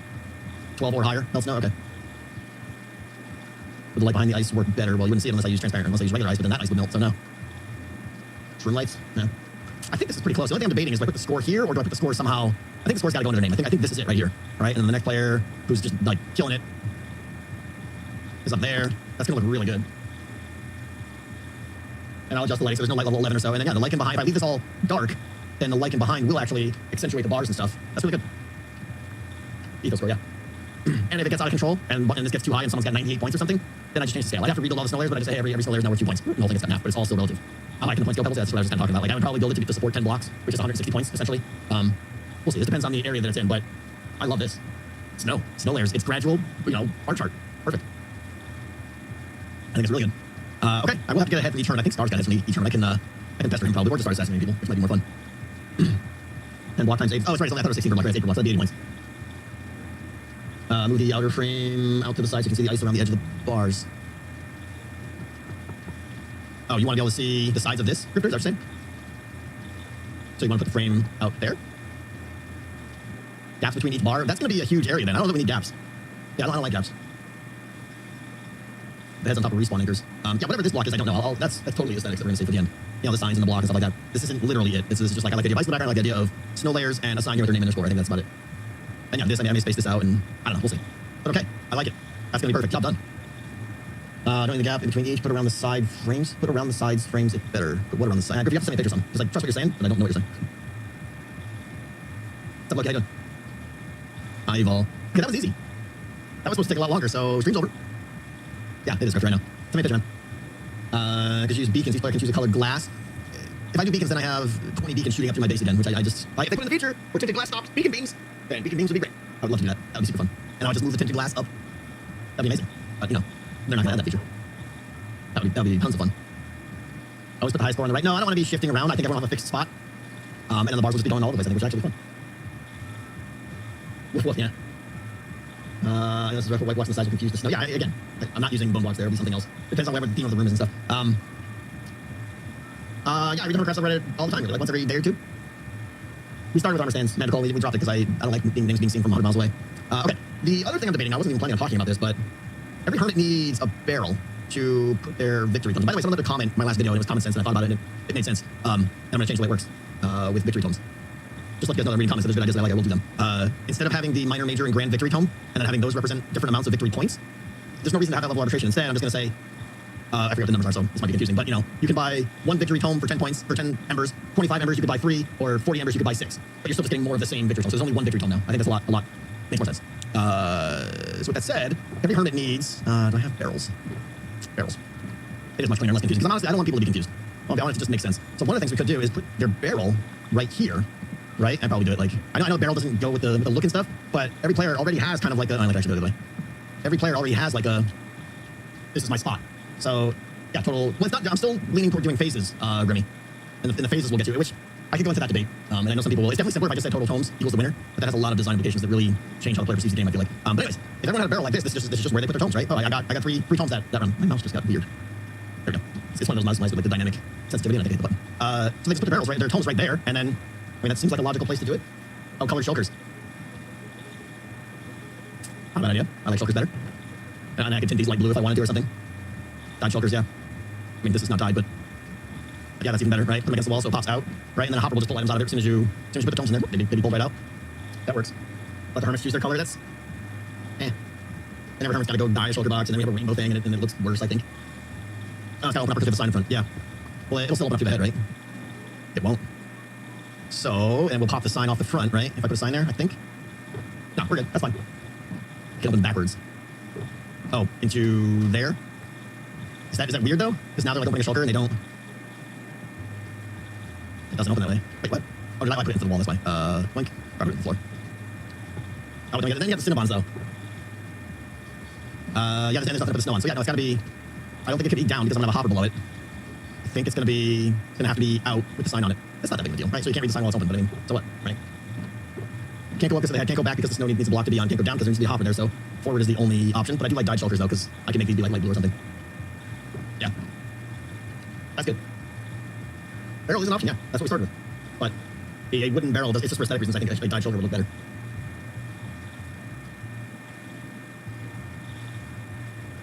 Being knowing I have to change the sign to replace sport, well, I mean, I'm going to have to update something to show the actual numeric score somewhere. The player's going to use their barrels like a deck again. Yeah, this is not their deck. This is just another shulker that's sitting here. So again, this is only if I want them to... So let's consider this option A, right? Scoreboard, player here, and they put their tomes in here. That's option A. Option B is a lot more complicated.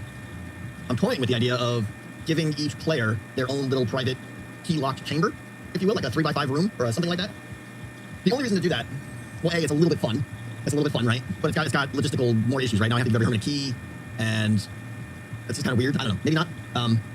But if I'm going to be giving the hermits keys, that's kind of a general question too. I'm definitely going to be giving the hermits keys. Like the system will give players keys based on their standings or frequency of play or something. I know the keys will be lost, I know, Doc. How do I give them those keys? I need a place to put the keys that they can pick up, right? I mean, I could put the keys right here. It's awfully tempting though. I'd be like, oh, Zedok's got 3 keys. You know, that's a high level of trust. Do I think the hermits are going to cheat? Probably not. Do I think hermits might accidentally take a key if they don't understand what's going on? Possibly. Right? That's what I basically need, is like a P.O. box or something, like. And it's a lot more work too. I have to build a room for everyone. I have to build a key lock system. You know, it's just a lot more work. Where this right here is super simple. It doesn't matter what the keys are, Morgan. It could be anything. Do you guys think this will be fine if? So in other words, oh, whatever, I'll just put that there for now. Right? In other words, it's gonna be like everyone will have a shulker like this, right, with their name on it, and there just might be, you know, 3 keys in Scar's chest, just sitting there waiting for him. Locker rooms do sound cool. I have to consider dishonesty, which is a very minor concern, I guess, or just misunderstanding. That's not a word. Just, you know, confusion or yeah, the shulkers would be named and stuff. Misunderstood. Yeah, confusion. No, the hopper could be set up as a filter, so it only accepts homes, I think. Rooms do sound good. You know, there's something fun to be said about, like, I walk over here to my door and I throw my key on the ground, my door opens up for 10 seconds and I go inside and I can personalize it inside there, and that's where I get my keys. That's where I could decorate it maybe. But that means a way more space, a lot more redstone. You know, we're talking an extra 5 to 8 hours of work to build the room out now, build all those lockers and build out all the redstone key systems and worry about giving people keys. And it is cool. But then what is this? If they're, just to be clear, if there were private lockers, we'll call them, then there would be nothing here. You would not put your tomes here. You would put your tome in your locker. Is everyone planning on playing deck? I don't know, you know? Last time, I think almost everyone played. Like, maybe there's 1 or 2 hermits that didn't play. I think everyone played. Deck order 8, yeah. Will the lockers need to be locked? I mean, I guess that's another option, right? Just give everyone a room and put their, you know, give everyone a room and put their head on the, you know, just, oh, here's Scar's room, right? Put his head there and there's an iron door, there's something, a button, and he just walks in. So we save all the effort having to do that redstone 20 times. And it's just like, hey, the rules are don't enter anyone else's locker room. That's better. And to just give them a space behind there, that's probably, you know, I don't know how big the space would be, but obviously just digging that out is easy. Maybe that's the answer. Just get rid of the key system, but keep the locker room idea. Do they enter or take it? I don't know what you mean. The head stays. I do think boxes would work fine. I'll be very clear to the hermits. It's really a question of, is it fun to decorate your room, and would people even, some of them would just leave it, not even bother, right? You know, I could allocate somewhere around this much space. Some would decorate, yeah, absolutely. We're very mixed here. It seems totally split 50-50 here. I'm definitely doing the bar graph, don't get me wrong, okay? No matter what, we're doing this with the snow layers, with the heads, with the names here. I think all we're debating is this a shulker and you put your tomes here and you are given your keys here that you pick up? Or do you have a much bigger hall with personalized rooms that you enter? Yeah, Moss, we do a poll. The options are keep it simple, you know, with a shulker on the bar graph, or locker rooms. Even my locker rooms, I think everyone thinks locker rooms are cooler, it's just do I want to spend the time doing that stuff? Chat's going so fast because I cannot keep up. What if they want to keep their tomes? That's up to them, they just keep it in their, and that's a good point. But if you want to hold on to tomes, just keep it in your ender chest or something like that. That's up to you. A good part of the strategy will be to hold on to tomes too. Like if I don't think I have enough tomes to win this phase, maybe I save all my tomes for next phase and go big to try and get first place next phase. That might be a legit strategy, which I'm totally fine with. Dennis, thank you so much. Oh, interesting. Everybody likes the locker room. Okay, 72% of people say they like the locker room. Everyone just likes more work, yeah. It's decked out, make it epic. I know. How many of these do I need now, though, is the question. And I feel like I would have to get a whole, I mean, I have a whole ton of obsidian. I would probably have to line these with obsidian so players know what they can go in, what they, what their border is.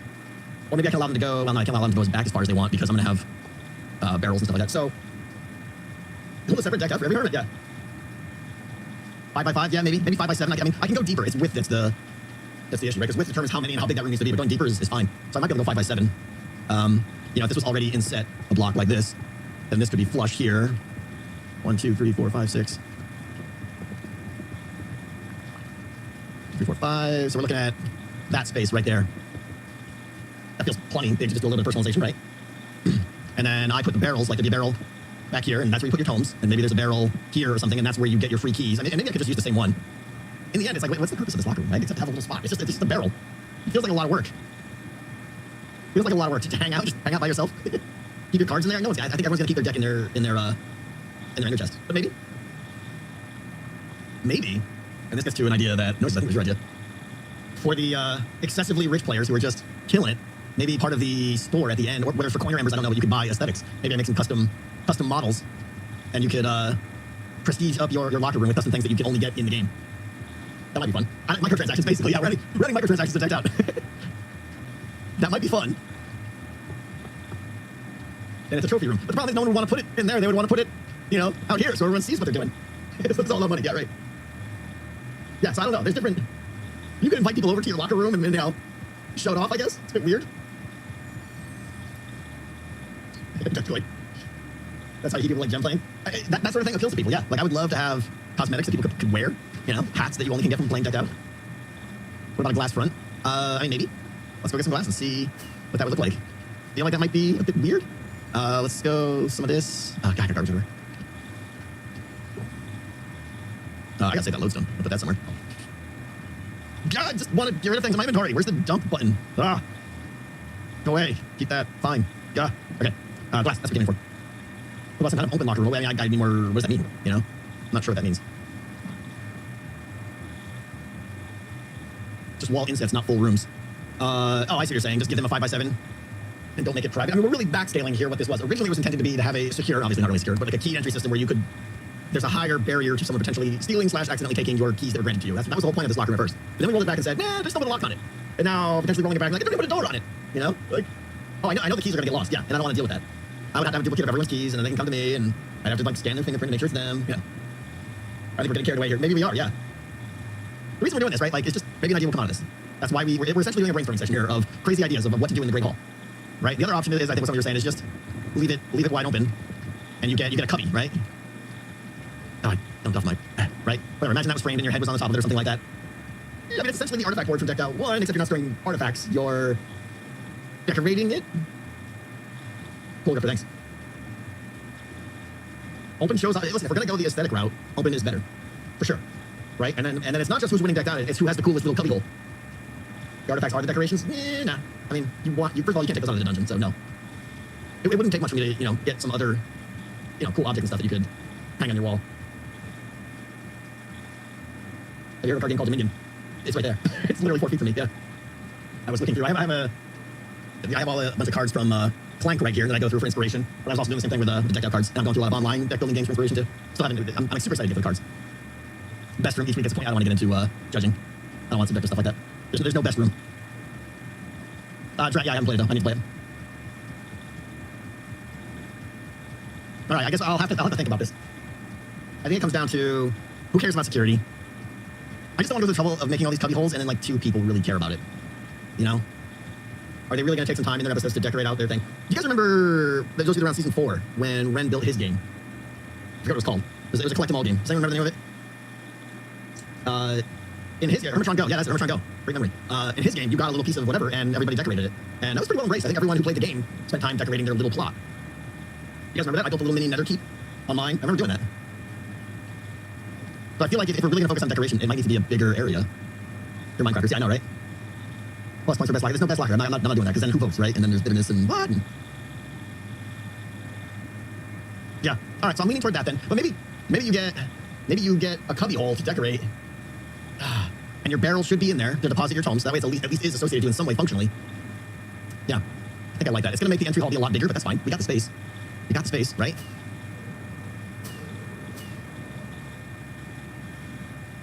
right? I mean, the entry hall could be all of this if we really wanted to. Pet Ravager. Right? I could see lined on both sides here, like a big open room.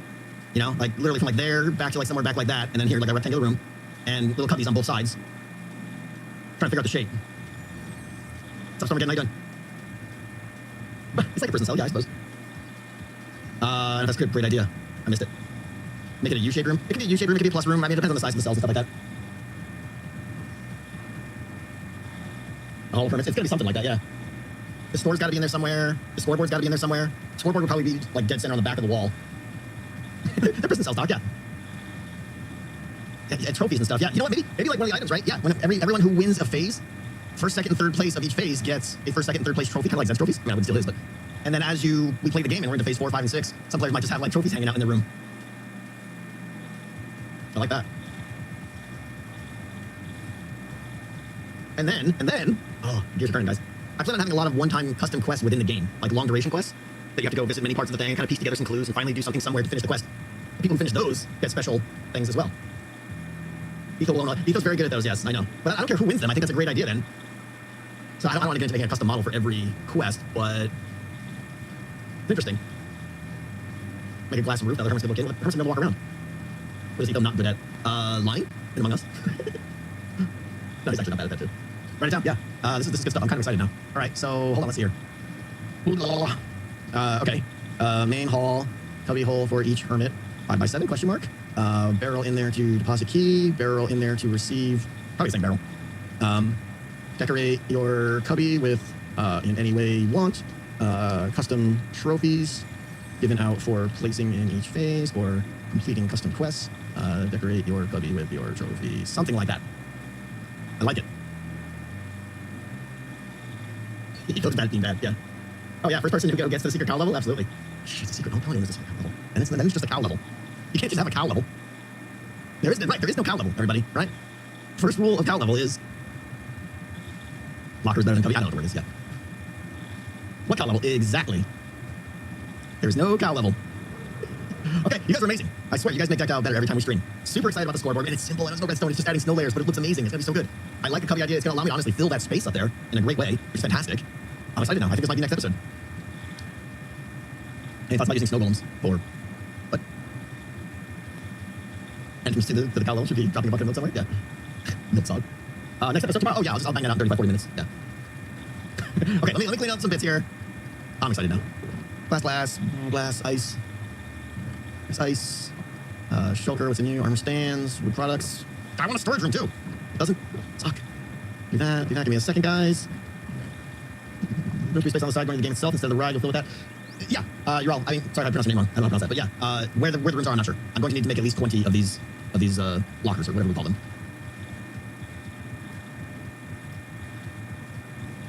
Things got decided. Yeah, that's where we're at. All right, snow. Put that away. Name tags can go in the misc. Do you hear a dolphin? I sure hope not. Okay. Statue book can go away. We don't even need statues, which is a great thing. Give me that. Give me that. We'll put some lighting back up here. All right, we're gonna go try to get some ancient debris. As much as I hate it, as much as it pains me, I need lots of it. And for that, I think I'm gonna have to actually wear some armor. Where'd my armor go? Armor's supposed to be right here. That's not it. No armor? Listen, I don't want to die and lose stuff down there. I guess I found my armor.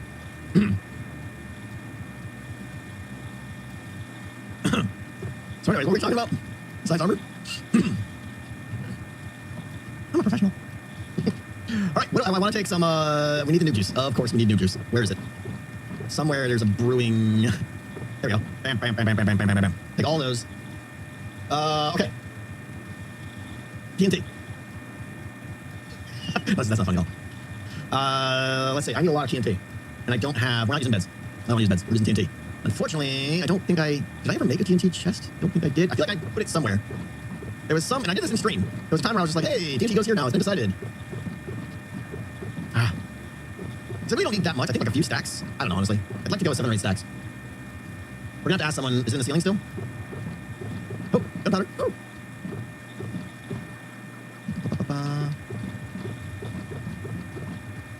Looking for gunpowder or TNT.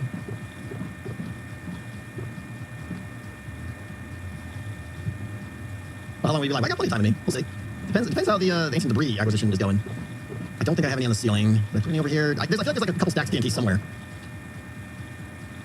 See how much we can make. That's not a lot. That's like a stack, right? Yeah, that's nothing. Yeah, I was at the raid farm and for like 20 minutes, but it didn't fill up the shulker. I think we're gonna go there because let me see here. Do I take one of those with us? I got my bow for lighting the TNT, and then we'll take a let's grab a couple extra shulkers in the ND. What am I saying? We're not picking up that much ancient debris. We're not gonna need shulkers for ancient debris. Yeah. Is there some of the work farm? Yeah, you're right. Let's go steal some from there. Good call. We should be able to get 2 or 3 stacks in there easily. But same way. Well, if we go get more gunpowder, I want to be able to make. So we might stop at the raid farm. Did I? 4 stays heavy enough. Be able to do that. I put the shulker right. I'll take a little bit just in case. If not, let's throw the same way. I don't care. Let's see. All right, we'll go to the tree farm first. See how much is over there. Because you're right. I think that's where I probably put all my TNT.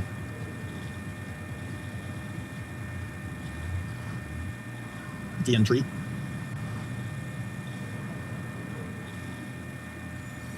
Ah, that's. I haven't done this literally in years, guys. So is 4 stacks TNT? Like I feel like each blast wave is gonna be like 30. I have more totems in the end chest. Like how long is that gonna last me? Am I gonna be able to mine for an hour with 4.5 stacks? No, 4 stacks isn't a lot. Okay, so then let's head over to the raid farm and see if I can scrounge up some. I'm gonna have to dissect the machine a little bit to pull some gunpowder because I feel like there's like half a shulker of gunpowder in there somewhere.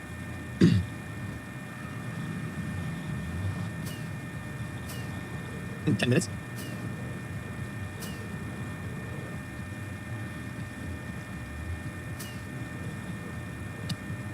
Yeah, I know. I may have to go steal some gunpowder. We'll see. You need a totem mining resource pack. Good idea. All right, how do I... Got redstone. I don't think I can even see the... The problem with this system is you can't get to the... I could just run the raid farm for a few minutes and see. Oh, hold on, let's do this. Whoop, here we go. That's why that trapdoor's there. Can I even open these? I can't. Which way is up on these? Is there a way to tell which way the top is? Facing? Let's see. Facing up. I think they're all facing up. Oh, wait. No, it's not. That's a piston right there, I think, right? Oh, that's an observer. I guess we just break it then. And I think it's this one. I hope this doesn't break anything. Did I get it? Oh, did it go in here? Maybe it fell through. This is horrible. We did the 4th one, right? Ah! Yes! Why didn't that? Oh, that's broken. That should have plopped out. Is it... Hold on, 4th one? Why is that not working? Oh, is it not full? Are you serious? Oh, come on. You're telling me if I AFK'd for another 18.5 seconds, it would have been fine. How do I... Is there a way to trigger it now? I don't remember how this thing works. Because I want to get another shulker in there. Use the button to activate it. That's not going to do... I don't think there is a way to manually... Let me just throw a shulker in there. Let's just do that. Let's see. Oh, wait, I have shulkers in this chest here, I think. At least there's a whole bunch. What am I saying? They're everywhere. Sure, there's one. Yeah, we're going to call back in and place this guy in there. Because I think if I don't do this, it's gonna get weird. It's gonna be all busted. Okay. And that should be good, because that one'll still fill up, and the next time it triggers full. Oh, bonus! Okay, well, we might have to go get more sand now. Crafting bench. Stick away. I think there's a crafting bench up here. Here's one. TNT! Just eats it up instantly. Alright, let's go get some more sand. Stop at the base, get more sand, and then we'll be ready to roll. I know. They were supposed to decorate this area. I blame Star and Gran. I did my part. I built the raid farm. Star did his part. I think Gran should decorate the inside of that. Personally.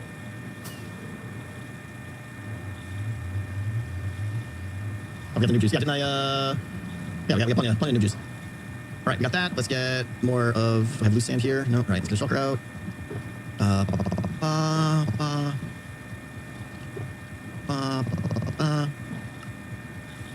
We'll have plenty now.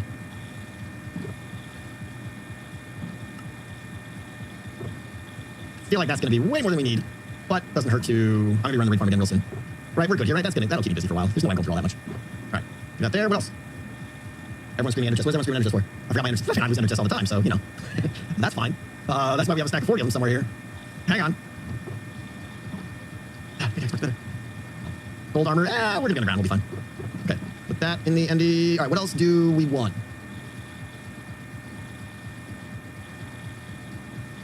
Another totem. I have plenty of totems in the somewhere in here, right there. Oh, there's one there. I got another chest somewhere that's got a bunch.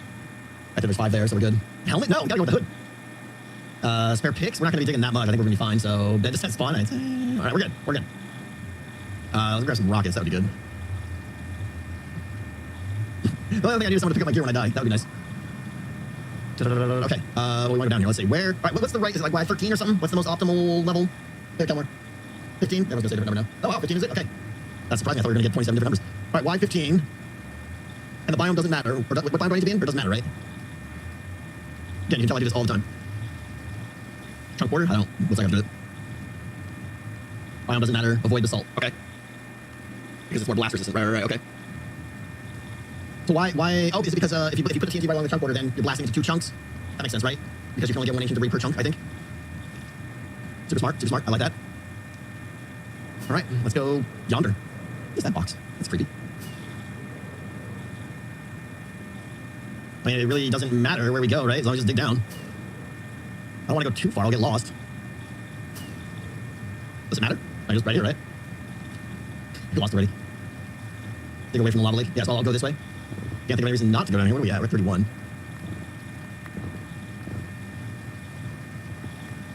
Drink fire resist. It's on the bar. And I think I got fire on something. Nope. We'll be fine.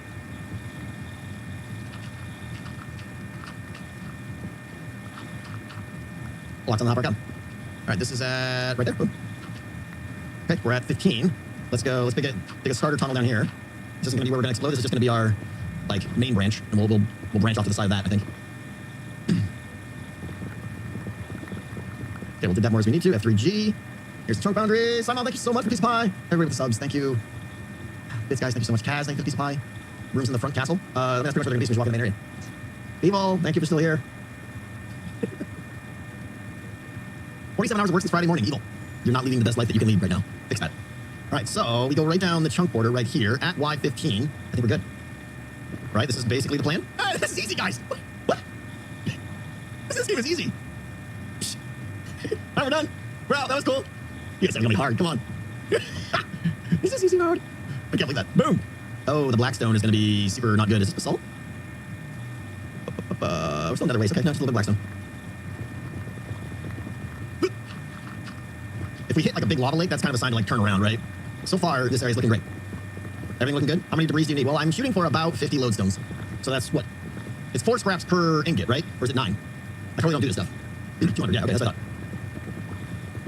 1 million.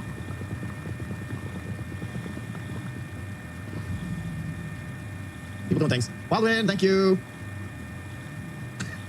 Having you on while letting my sheep farm warm up. Thank you for saving me from sheer boredom. Thank you, Wildwind.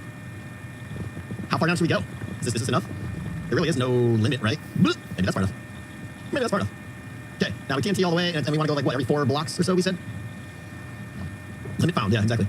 Every 5? I don't want to miss. I think every 4th is what I remember, right? But what do I know? Everything valuable stays in the chest. 3? 3, 4, every 3rd. So when you say every 3rd, you want like a 2 block gap? Or a 3 blocks between, that's what I thought.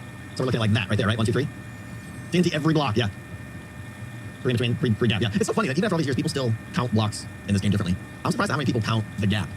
Like, that's always weird to me. Like, to me, these are 4 blocks apart. But I think a lot of you would say that these are 3 blocks apart. It's kind of weird. I don't know.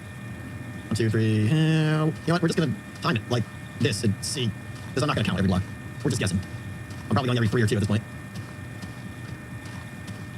There's no way I'm counting everyone, though. If we get duds, that's fine. I just prepared my bow.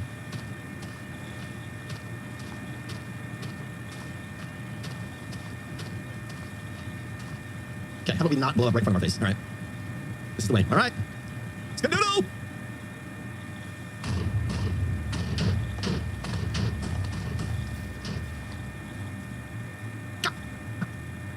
I don't think we'll hit that from here. Come on! Get sizzled! There we go. Oh yes, this part now. Super fun. Okay, you guys have one job. To find all the ancient debris that I missed.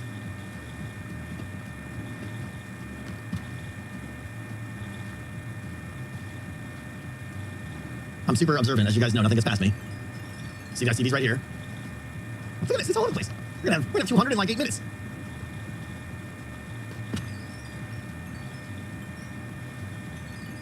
There's a texture pack that highlights them. Yeah. 6. Easy. I know, pancakes, right? What is even happening? I hate this stuff. Who even wants to? Ugh. Why would anyone voluntarily do this? Did they come in? They come in 3s? It comes in pints? That's fantastic. Oh, hi, you didn't finish. Exploded, kid. They come up to 4? Oh, that was effective. Hi. Get lit. Oh, I did not do a good job down here. You guys, I'm finding all of the stuff. Oh no!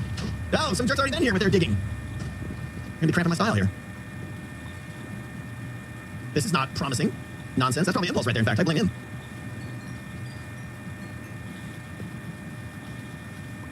Impulse Pearl did a lot of it too. Hey, guys, what's even happening right now?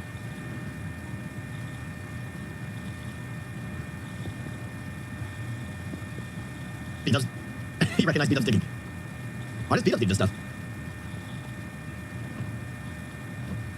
Oh, for the throne. Got it.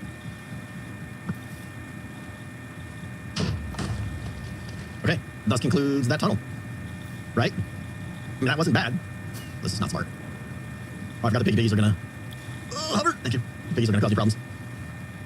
About 2 hours at this pace. That was nothing. Yeah, all right. So now we go to the next chunk, right? We do right here. Chunk boundary. Well, actually, no. If we really wanted to be optimal, we would skip a whole chunk because we theoretically got some from this chunk. Yeah. Right? So we want to dig between these 2 chunks right here. It's gonna take a lot more space this way, but we could bring in intercepted. You should not see it. You block off the hole now? Why? This game is easy.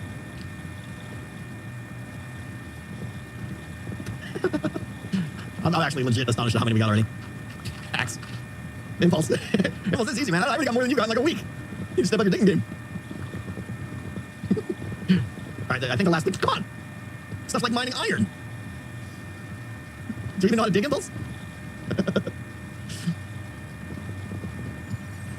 I want to make this one longer. The last one felt too short, so.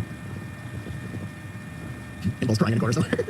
No, I mean, we all know I'm going to eat these words eventually, but right now it seems pretty easy.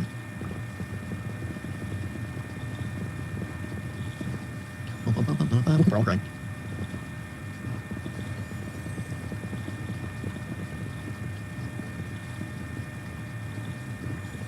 I'm definitely going to make it a lot faster than I thought I would. Well, only digging a two wide tunnel like this should last for quite a while. Right, see, the universe just wants that to happen, so it's just granting us free ancient debris, so we don't have to spend hours down here. Happy fun sauce. Is that enough? I kind of want to go farther. No, that's a big hole up there. All right, thus concludes. Boom, boom. Try wither mining too? That's outside my pay grade. That would get me killed instantly. Why is Tango mining into ancient debris? I know, right? It's the dumbest stuff ever. No, I need the lodestones, guys. Give me more of this, give me that, close, go back into... That can go there, that could... No. That goes there. It's caused too much fire and sadness. That's the biggest... They've been misproven to be super inefficient. Chaining TNT is the way to go, in my opinion. When you're blending in fun and efficiency. Apparently digging straight is the real way to go, but... right, noises, I know. Yeah, I miss, like, tunneling machines in Create. That was so much fun. You guys know the Create series? I made that tunnel digger thing. It was like 50 blocks wide. Just destroyed the world. It was amazing.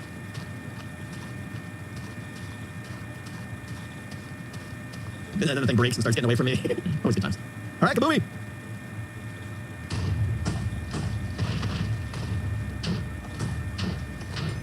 We're gonna get 0 on this whole pass, you watch. Because I deserve it now. Ah!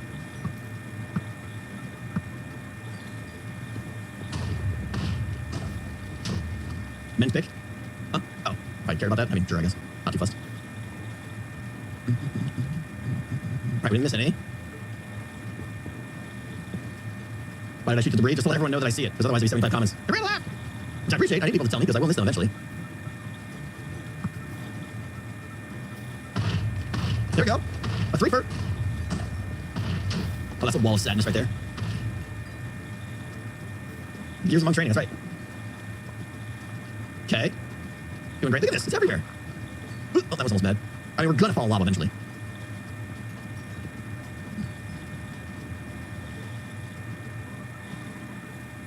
Did he just use this in like stream watcher voice? Yeah, I did. Stuff is like candy across on trees. Okay. Doing good. Got it all so far, right? Oh, we can't burn. Right. Okay. I forgot about that. Well, that's not where I want you to explode. Candy grows on trees. Absolutely does. Yes. Okay, I see those two. Making sure I didn't miss anything else. How many do we have? I think probably like 25 or so already. We got 9 on us and 27. Huggles for Impulse. Impulse, I know what the problem is, man. I think you might need to reevaluate your tactics. You weren't digging with a shovel, were you? Just saying. Stuff is everywhere. I can't believe how much I got.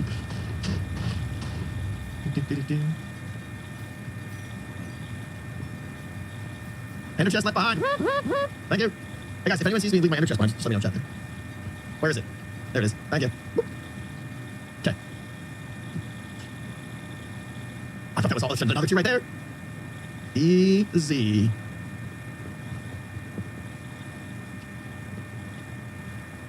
I know I didn't pick it up. Hang on.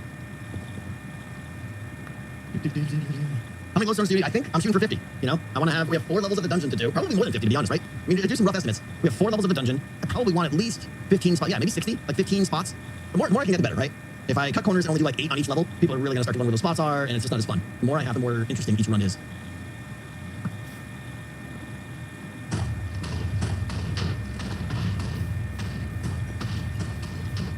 Oh, that was a good run. Okay, where is it all? No, I want about 60 or more lodestones. So, 250 ancient debris-ish. But that feels like about an hour and a half at the rate I'm getting this stuff, right, Impulse? Oh, he hates me. Let's go! And wait for it!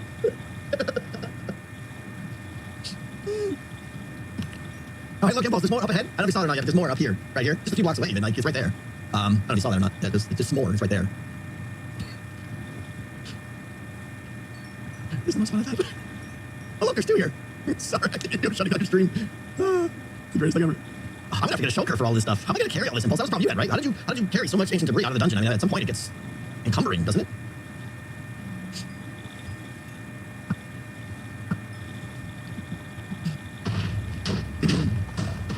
It's alright. He'll get the last laugh when I burninate myself here, probably.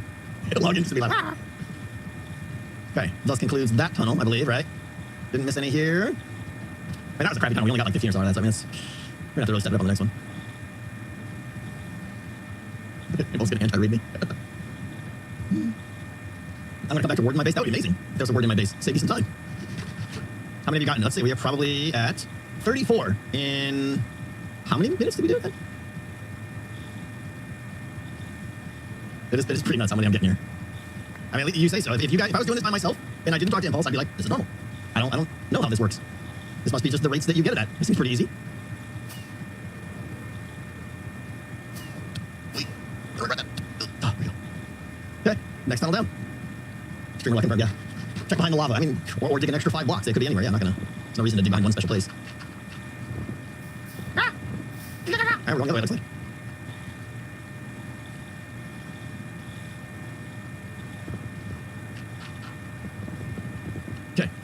Junk borders. Here we go. We did that one. Oh, hi, friend. What an odd place. It's like, why did I spawn here? I can't move my face. All right, so we did this chunk. So this one's no. We want to do another one. Sorry. Where is it? Right here. We'll go skadoodle along this line here. 1 debris per minute. I don't know. Have we been doing this for more than 30 minutes? I think we're about 1 debris per minute right now. It's the going rate, right? All right, we gotta watch here so we don't walk into lava. I imagine we'll probably get an ancient debris or 2 just digging out this tunnel.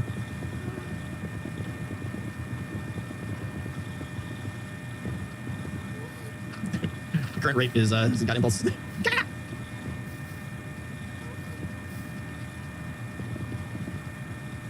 the reason I'm doing long chunk borders is I'm blowing up into two chunks, and it greatly increases your chance of getting more since you only have 1 ancient debris per chunk.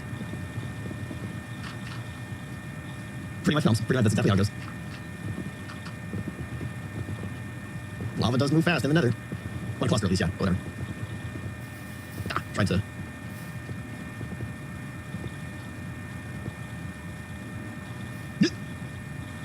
Woo! That's an unfortunate 1 vein per chunk, yeah. Boink. This is weird. There's nothing to click on here. Why do you hate me? There we go, maybe. This is probably just a bad place to be at this point, I think. Can I power through this, maybe? There we go. That's gonna be not fun when I blow that up, though. There we go. I was almost bored there for a minute. I mean, we went about 1.5 minutes without getting one. Unacceptable. Fire is your friend, that's why it's on the bar. Yeah, to me, there's no reason. I've seen people do this, and they like constantly drink fire resist potions, and I'm like, why? Even if I plunked right into a pool of lava right now, I still have time to switch to my bar and drink the potion, so it's not like lava doesn't kill you instantly. Time to boom. I mean, I want to take this down as far as I can, really. People panic. Yeah, the heart rate does go up. I'll admit that when you fall into lava. What I should have done is grab some fire plot 4 stuff here. Because then you can like swim in lava all day and just laugh at it. If you have like 2 pieces of fire resist 4 gear, it's like lava doesn't even hurt. Oh, good. Hermes OP armor. What do you mean by OP armor? I mean, short of it being netherite, my armor's pretty good. Good enough for me. Yeah, if I was smart about my gear, I usually put fire resist on my pants. But without wearing a helmet all season, having extra protection is kind of nice. Oh, 114 armor? I honestly don't even remember. I mean, trousers, yes. Why fronts? Oh, you could have every enchant. I honestly don't remember that. I remember like talk of that. I don't remember actually doing that. It feels like 1,000 years ago.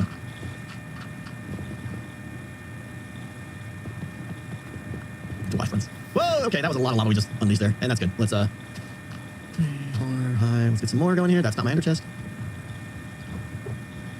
Let's just grab 3 stacks. We're not messing around here. I don't know why I put those in. The brain is hurting. What am I doing? Okay, put that over there. Doink, doink, doink, doink, doink, doink, doink, doink, doink. Take that out of there. More of it over there. Put that in there with the 38. That there. Excellent. Yeah, I still have to get to an ancient city. I still want to get Swift Sneak, perfectly honest. And I want to see how many skeleton heads I can get. Like, from what I've been told, you don't get many. You only get like 4 or 5 at most per ancient city. The white skeleton heads, I want some of those for decoration, but mostly I need to get some Swift Sneak. Or I could just, buy for impulse. Maybe I'll just pay him an ancient debris. That pig's very sad right now, yeah.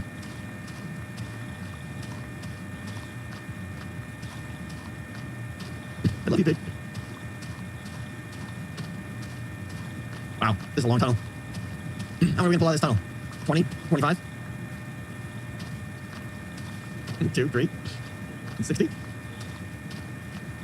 There's a big lava lake in the middle of it, which is going to be really hard to navigate. Holy cow. Longest tunnel ever!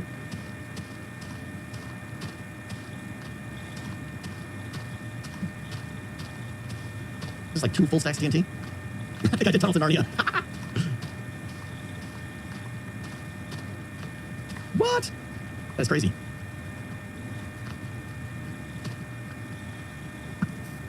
Probably gonna get the first one. Oh, there we go.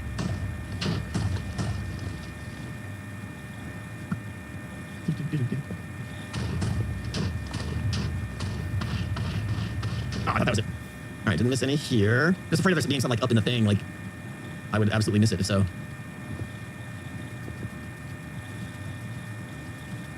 Looks like Connor's hitting right now. There we go, one there. Ah! Under lava and gravel. I mean, yeah, the thing is, like, it's not worth my time to check behind this gravel and stuff. There could be some, but there could be some right there, too. Like, it could be anywhere, so just expose as many blocks as you can per minute is the only goal. We're hitting a dry spell here. Not liking this. Not liking this at all. I missed one. Only one person says it. That means I didn't. That means it's a troll.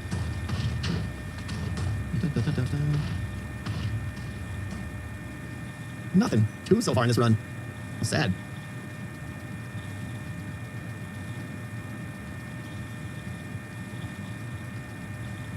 Right now there's an impulse giggling somewhere. Oh, there we go. Why did that lava split? Maybe it's 2 sources, I don't know. Hey, with the lava and burning. Go elsewhere. I am on trunk order, yeah. Let's not do that there.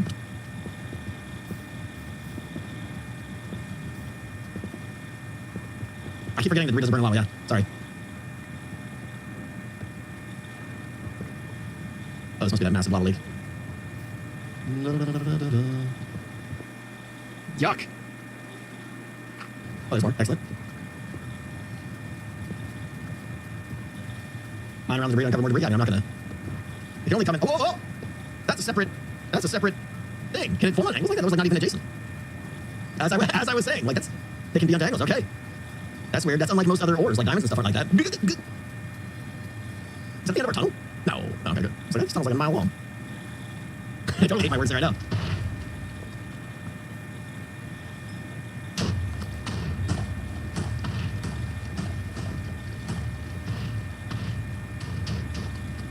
You know, I was mocking that resource pack before, but now I'm kind of like wishing this ancient debris was like neon orange. Or bright green or something. So I can see in all these. Top left, look up. Try this one.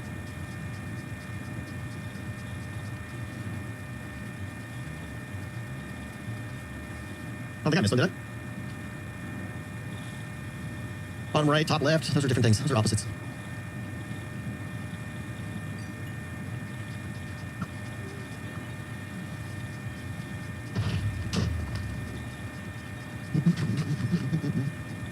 Middle straight, reverse, diagonal, left, right. Debris left, yeah, I got that. Oh my gosh, you should always dig around the debris because you never know where there's going to be more. See? Ah! How many did I miss already now because I was... because I didn't do that. Oh, look, there's more over there. Oh, it's getting hard to carry.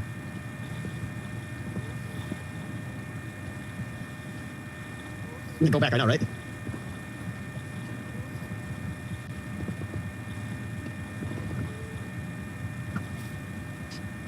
I know the ancient doesn't work, doesn't burn, but I still don't want to have to jump down there to get it. It's easier if it just drops my feet. Oh! Hey, has anybody seen some lava around here? Jeez.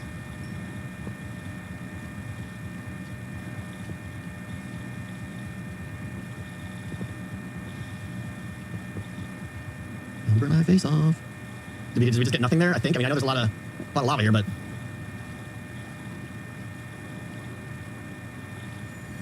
I don't think there's any here. The Miles, I don't. Hot evil orange juice. Still nothing.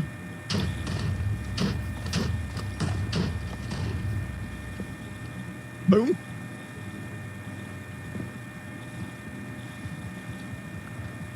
This is bonkers. Boom, 51 ancient debris. You tell me to fly back? I don't think so. Not this time, kids. No way. Take around.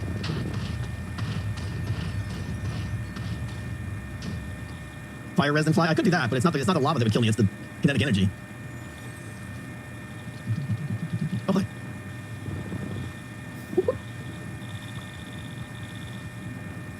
13 on this run so far.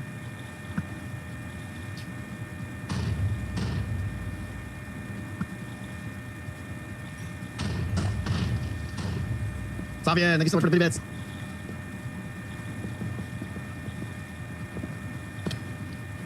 Did I? No. Did I get those? I thought I already had one in my inventory. I'm confused now. Did I pick those up?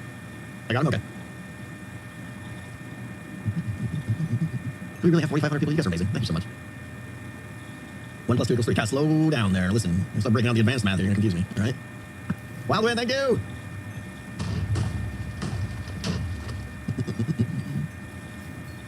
You're a lot of unnecessary lava. We like you. Purple, thank you for the biddies. Nothing in that blast. I thought I saw one. Oh, that was the previous one, I guess. Lava has feelings too. Slugger, thank you so much for the subs. Oh.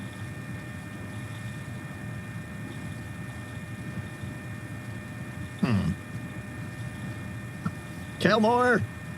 Thank you. Kelmore, thanks for you're leaving. Did I make that mug myself? No, this is made by a master potter. There you go. Minecraft 47 made it for me a long time ago, and it is one of my favorite things. I was going to say, I haven't seen ancient debris in at least a minute and a half, so therefore I needed a feedback. Did I say Harry? I don't even know what he was talking about. Full screen today.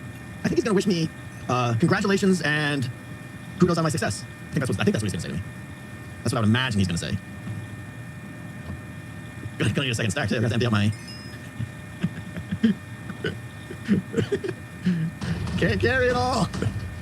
Service Taylor, thank you. Energist. Energist is my inventory. Like honestly, I know Cub did the test and everything, and I trust that, but man, TNT feels way more effective than digging in a straight line. Stuff is everywhere. Oh. And TNT is way more fun, yeah. Oh, have we reached the end? I think we finally reached the end, right? Are you sad, Lava? Right? I think we hadn't called that the end. Was that 20 in this run? Probably 58 now. Fly back. Oh, you guys are jerks. If I fly back, I will splat myself. I'm gonna drink a potion, all right? Bam.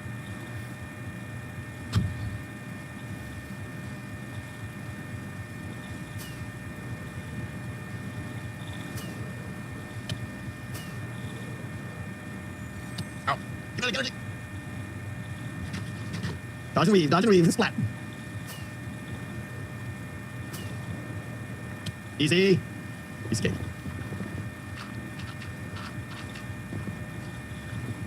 We measured the ride back in splatters. That was 3 splatter. Triple splatter. All right, let's do chunks. We'll do one more at least. Okay, so this one was this chunk and this chunk. So this chunk we're skipping. We're doing this chunk and this chunk. You can't triple splatter, double splatter. You leave the best. Even we better be playing this week. That's all I'm gonna say. If I don't stab something this Friday night, I'm gonna stab something this Friday night. That's all I'm saying. This feels like a not good place to be. Is it one or is it a whole lake? Is what I'm trying to figure out here. Skip chunk. Skip chunk. The good thing about chunks is there's always more.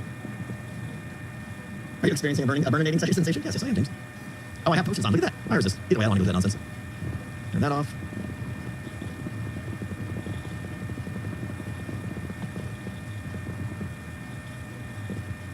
Put on to buy 5 or 6 now. I totally forgot I had 5 or 6.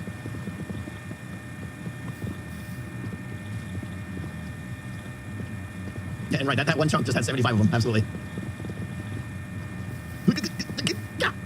Why am I not clicking anything? Is there nothing down there? Oh, it's just unhappiness down there. If only I had my lava walker boots on, I know. Should go check Impulse's shop, see if he's got any more of those. Come on, give me something to click on. Oh, everything's fine. This might not be the place to go. A fiery pit of despair.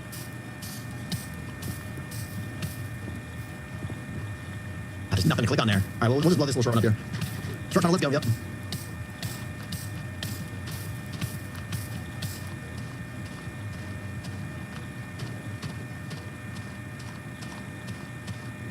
Are you on fire? Hug the TNT.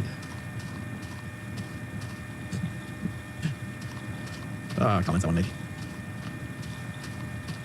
Nope. Okay. I missed the gold ore.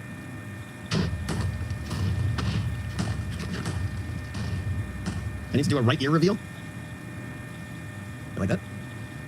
You heard it here, folks, guys. Right ear reveal on stream. Okay. We're looking for the stuff. Hey, there's one.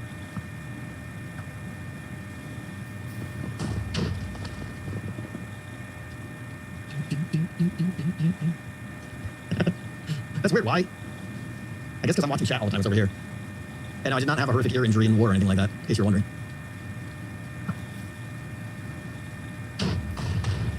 That's not... Okay. Oh, bam! Bam! I'm starting to think it's not luck, guys. Right? I mean, luck is one thing, but... At some point, I'm just awesome at this.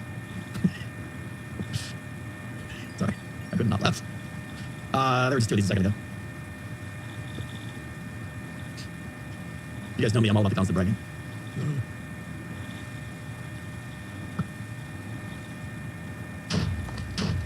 I know, right? That's very tough. I'm telling you. This is actually bonkers now. Like every explosion. You know what? I don't want this lava. For some reason, I feel this lava needs to go away. There we go. One's over there.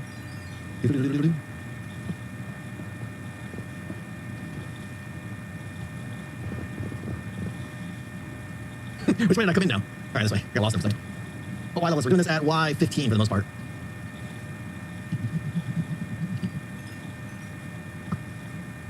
Did I miss another one? Okay, there's one.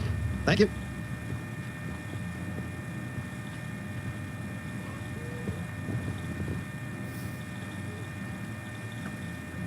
Was it hitting my lava?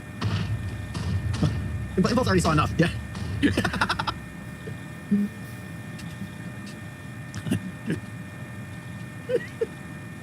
Oh, that's great. He's like, you might get this limestone now, you jerk.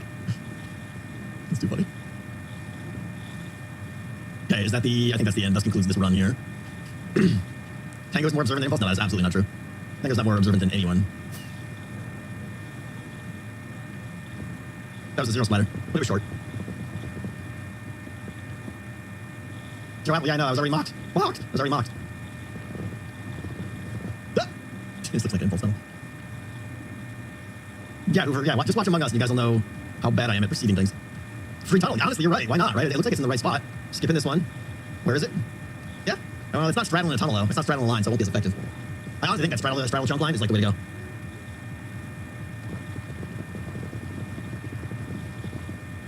Magnum, see anything raining out today. I appreciate it. So yeah, I was, next episode I was debating, like, I wanted to do a buildy episode, but I kind of want to make more progress on decked out too, you know? So, and given what we talked about in the stream, I think I might just focus on next episode being, I'm gonna start today, entry hall. Like, start at least mocking up the grand hall where the shop will be, all that stuff.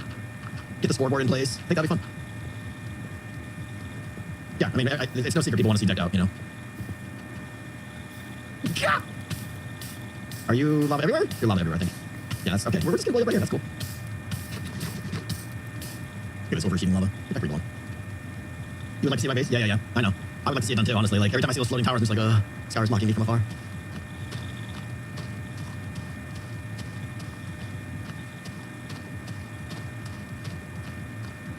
You need to work on what you have the most inspiration for. I mean, at this point, I would probably be decked out every episode. I really don't want decked out to linger. Ooh, second stack! But at the same point, I don't want to do 10 episodes in a row of it.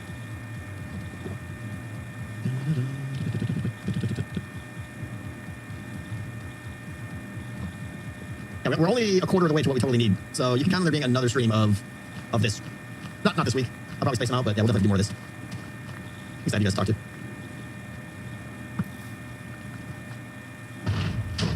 Finished tonight now. Honestly, I don't need the lodestones right now. I'm just kind of doing it because I wasn't sure what else to do the stream. And I honestly thought designing the scoreboard would take longer. Come on. Alright, did I miss any? Wait, what? Oh, is that the extended tunnel? Oh, no. It was a short tunnel. Release floor 1 decked out? Nah, no chance. That would be a total buzzkill if I did. Part of what's going to make decked out great is that overwhelming sense of exploration, of knowing that you're going to run the dungeon 5 or 6 times and not even have seen a quarter of the dungeon, and that's just going to make people, I think, really excited about it. When's the next Milksog podcast? I don't know. That's like the #1 video on my second channel, like ever, Milksog. Cinnamon rolls are mocking me. Whoa, how did all that not get explodificated? It's all because of the blackstone?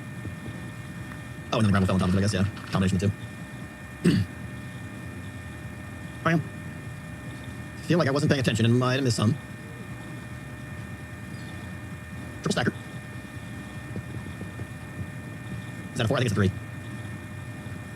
Oh, come on. Alright, we didn't pick any of them up. I got 1 of them. Okay, 2. 3. Alright, we're good. Let me just make sure there's not another one up there. Okay.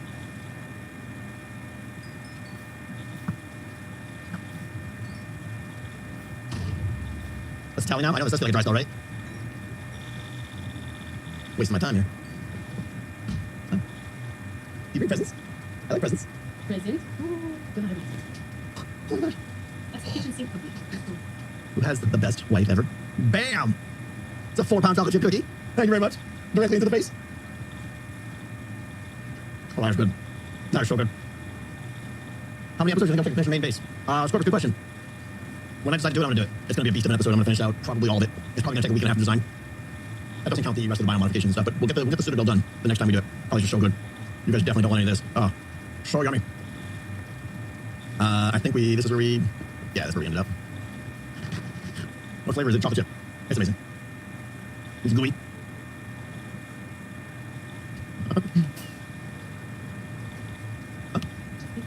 It's kitchen sink. It's like made out of the crust at the bottom of the kitchen sink. Pretzels, nuts, 2 different chocolates. It's amazing. There's some like powdered glazy bits on it or something too. Oh, yeah, got it. Worth it. Uh-oh. Which way did I come? Oh, well. I came from... That's the tunnel that was there. Oh man, I got totally confused there. Okay. Alright, so this one, we gotta dig. We'll do 1 more. We'll just go down to the end of this chunk here. But yeah, cookies make me lost. That's pretty much what it sums it up. Front border's hidden. No, front border's... Show them. There we go. Bam. Oh, I mean, that was pretty hard. There we go. Bam. Anything else around here? Diamonds? I don't think that's how that works. Oh, I almost feel bad for you, man. Almost.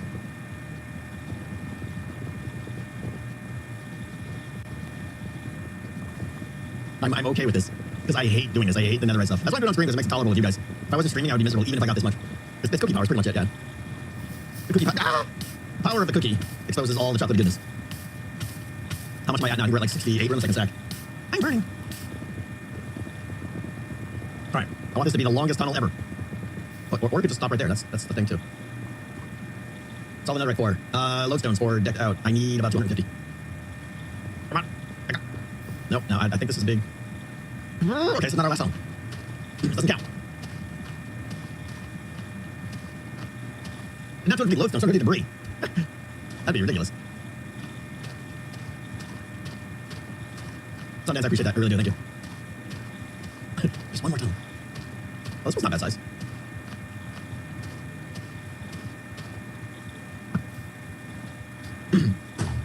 How rare are lodestones? Well, you can craft lodestones out of an ingot, which is 4 scraps.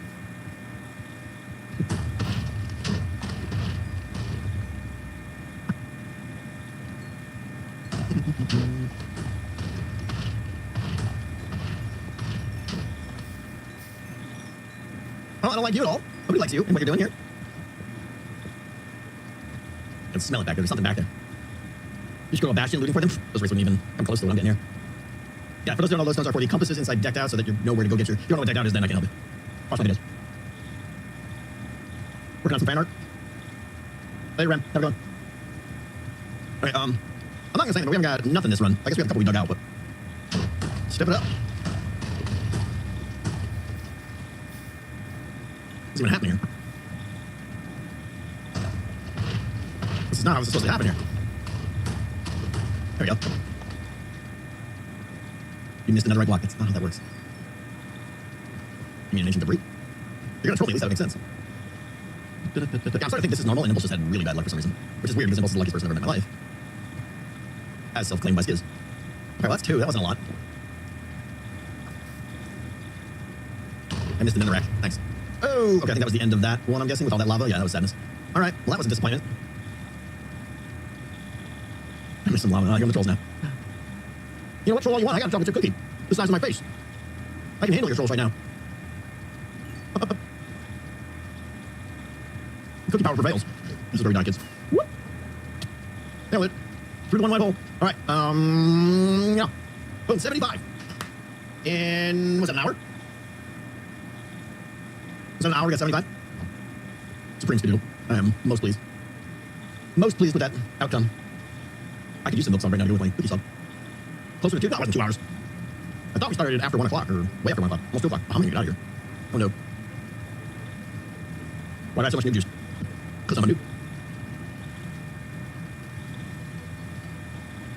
Ah.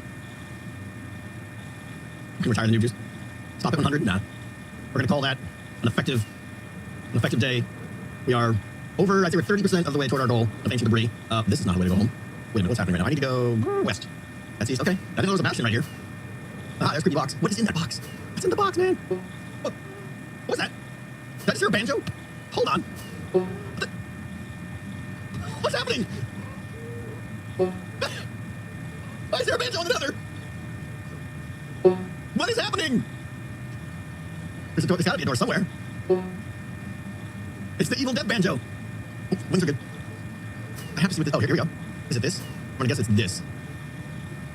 Skadoodle inside here. What is this? Honestly, I thought this was some kind of like intricate banjo death trap for a second there. What is this? This is an LA farm? This is Zuma's. I didn't know he had... Wow, okay. Did he build this whole storing system in the nether? I gotta catch up on X's vids. Got it, okay. This feels like nowhere where I want to be. What is this nonsense? Oh, we're here. Whoop. Done. Done. All right, let's, hold on. Where's my supreme value, my bling tech? Let's get bling tech out and do, hey, look, I had 2 in there. Bam, 78. That's not bad. Oh, I gotta get these back to green. Let's do that now. I feel bad. Let's go do that. Hey guys, go to the nether. That's how you dry sponges. I learned that. 77? Math.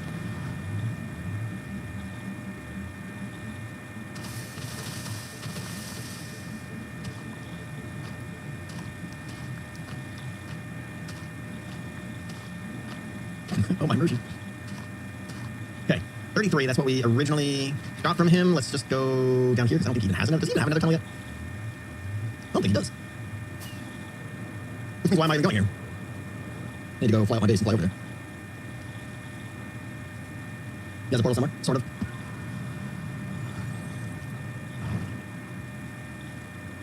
This cookie is like dinner. God.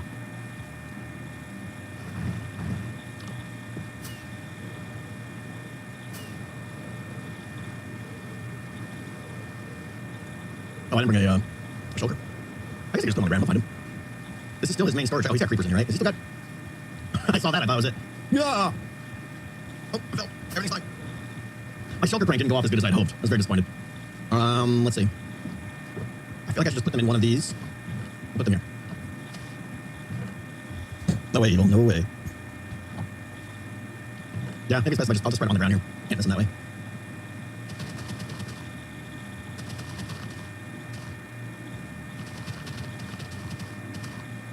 Put it in his ender chest.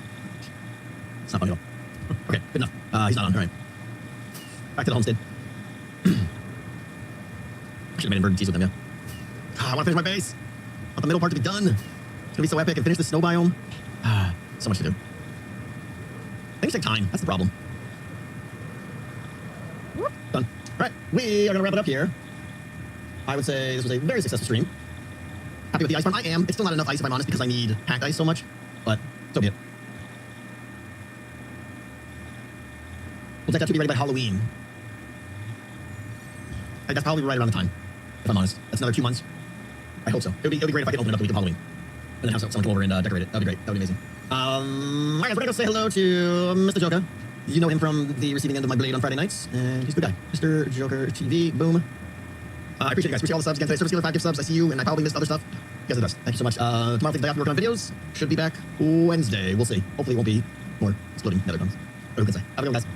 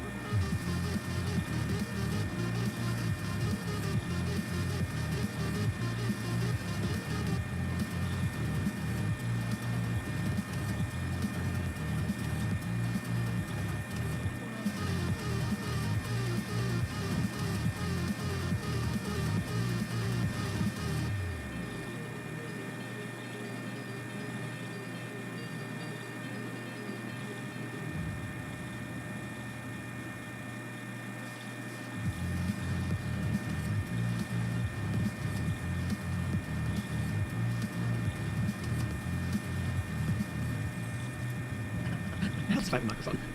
It was that weird feeling to go live and just like, there's like 78 things I have to remember. I have a microphone today. Hi. Happy Friday! Morning, barista. We're in Bevel barista services today. I don't know what's up with that nonsense. Hey, Turk. 42 months. Unbelievable, Turk. Thank you so much. James, how are things? Things are good. Things are good. I just wrapped up my video. It is scheduled for tomorrow morning at 7:30 a.m. So excited for that. And then this weekend I'll start the next one. And the good thing is I got a lot of build progress planned out for my base that I didn't even put in the video. So I think, like, people want to see decked out though, so I need to do probably not, this next episode is not decked out tomorrow, but the one after that definitely will be, and then the one after that will probably be base building, I think. Yeah, I couldn't make Total Chaos. Time just didn't work out, unfortunately. What do I think of Ethel's Shulker search engine? I think it's Etho. It's brilliant, right? He does, I mean, that's not the first time he's done these kind of request-based storage systems, and they're all brilliant and amazing. I do question, are they really practical? They're definitely interesting, and I think it's cool that he's super excited about them. I do feel that after a while it might get frustrating to use, but I'm curious to see where he goes with it, how much he uses it and stuff, yeah. He's brilliant. Like, he comes up with these things, you know? It's amazing, yeah. Linda, how are you? Yeah, I'm pretty much. It's going to be off and on, off and on. How many timeouts are you up to now? I don't know. Do you want a few more dinners? We can do your rain something if you want. These things are negotiable.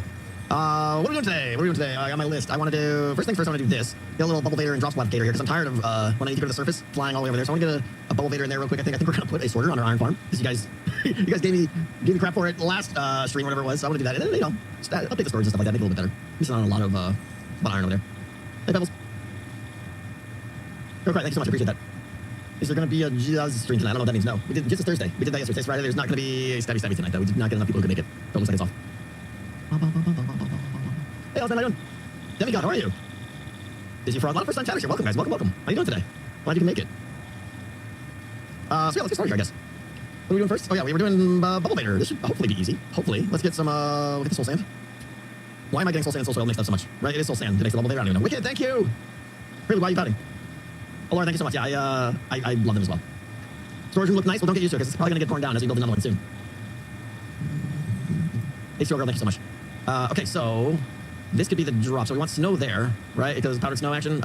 Is it powdered snow that just totally absorbs fall damage? Or is it? It's not all snow, right? It's gotta be powdered snow, I think. Doesn't finish deck out in 37 microseconds. I'm probably not going to. Yeah, we need powdered. Okay, deck out's finished. Yeah, see, it's done. Right here, you can envision level 2, and then over here you can envision levels 3 and 4. We might get to this today. I'm kind of excited for some silly reason to clear some of this out today and really get a good scope on the size of this area. So I'm hoping to get to that today too. All right, powdered snow. I don't think I. Oh wait, I had like. What am I saying? I got all these powdered snows up here, right? I keep forgetting I have these here. Unlucky Jinx, thank you so much for the 5 episodes. How was the hockey match? Oh, it was a thing. It was a thing. Like I played okay, but my stamina is just garbage. It's so rough. Like I can't. I get so tired so fast, and I need to fix that. Eric Keaton, thank you. But it was fun. It was always fun, yeah. You just have to play blindfold, and then you don't have to finish it. Just be like, rawr, I'm a Ravager, rawr, yeah. I got it the wrong mission, yeah. I got one too. Did we win? We did win in a shootout. I did not make the shooting outs. Wool carpet, what do I want to put on top of that? Whatever, we'll worry about that later. Okay, so, yeah, we definitely want to put something on top of that. Now we're dying. Definitely want to get a piece of carpet on top of that. Where's all my wool? I don't even know. I got a wool farm. I thought I had some wool. We'll get some now, I guess. You know what I want to do? I want to get the coordinates of this.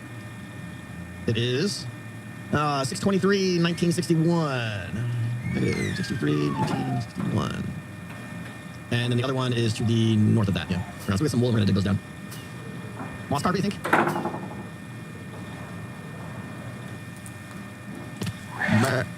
Chibi. What color? The room is kind of brown, so we'll go with brown wool. Oh, okay. Green. Working on deck out. Well, we are going to work hopefully on come on. We are hopefully going to be working on spoilers. We are going to be working on digging out the area for sections for levels 3 and 4, hopefully. If you only one knew what. Oh, spoilers, yeah. Okay. Good. Now, I mean, there's no way to do this without all the spoils, so let me get some more rockets here first.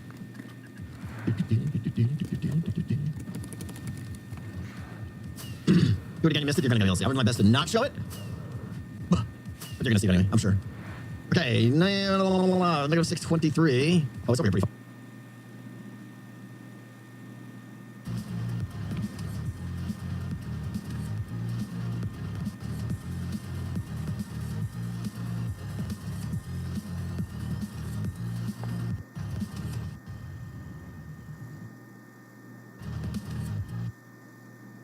Hello, I'm X-Toycat, and this week we had a secret realms update that no one knew about until a couple of days ago, but we also had a secret feature in the form of stronghold, now generating below Y0 far more often. In other words, being surrounded by deep slate, and just a friend says, I personally think they should just change the stone bricks to be deep slate bricks and tiles to match the theme, and maybe they should add the mossy variant of the deep slate block too. Honestly, I've been saying this since the start. I think that deep slate strongholds would look really cool, but rather than just taking my word for it, how about we go to one now? Just a reminder, after 1.19.20, you're far more likely to find deep slate around your stronghold, and the same if you're digging through the deep slate, you might find a stone brick stronghold, but all we have to do is take every single stone brick in this thing, and if it generates below Y0, just, I don't know, take some of those blocks, and say maybe they shouldn't be deep slate. Oh man, we used slightly too many in the area. Maybe just say there shouldn't be so many. There we go. This is what a deep slate stronghold would look like instead. I'm guessing these are monster. Yeah, these are infested bricks. But if you look at it, it fits the environment much better in my opinion. It still stands out. I mean, if we ignore these infested stone ones, but it still stands out, but it has this very interesting different effect to it. I've got to say, looking around this thing, ignoring the clear gaps where... Hello, I'm X-Toycat, and today I'm going to be attempting a... This seed spawns you at the very bottom of the world, about to be pushed into lava. There's no... Minecraft is a game that is absolutely filled with weird things you can do. Hello, it's Games, and welcome back to another episode of Simply Survival. This is the series where I like to show you tips, tricks, and tutorials, and of course... I've been streaming this whole time. I've been streaming while I've been at school, dang! It's kind of funny. Really funny. And then again, the other day I was streaming the whole day. I have to get Bedrock, so...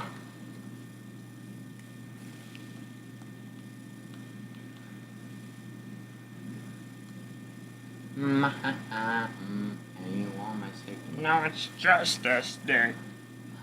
Stick is my friend. From my love. Everyone can see it better than book.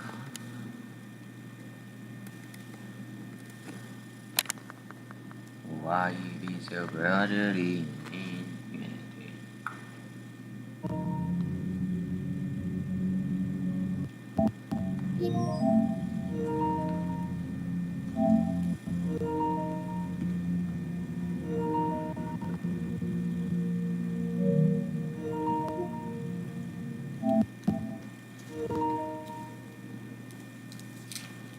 What's wrong?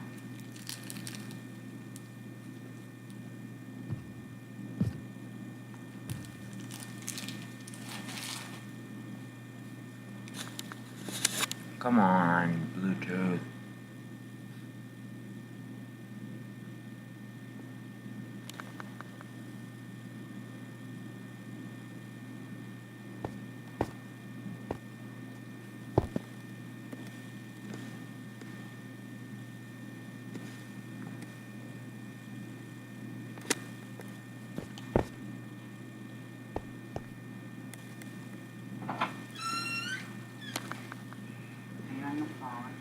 Not what? Can you play this afterwards and give me play Lego Harry Potter now? I'm gonna start making dinner at 4:30. Hello?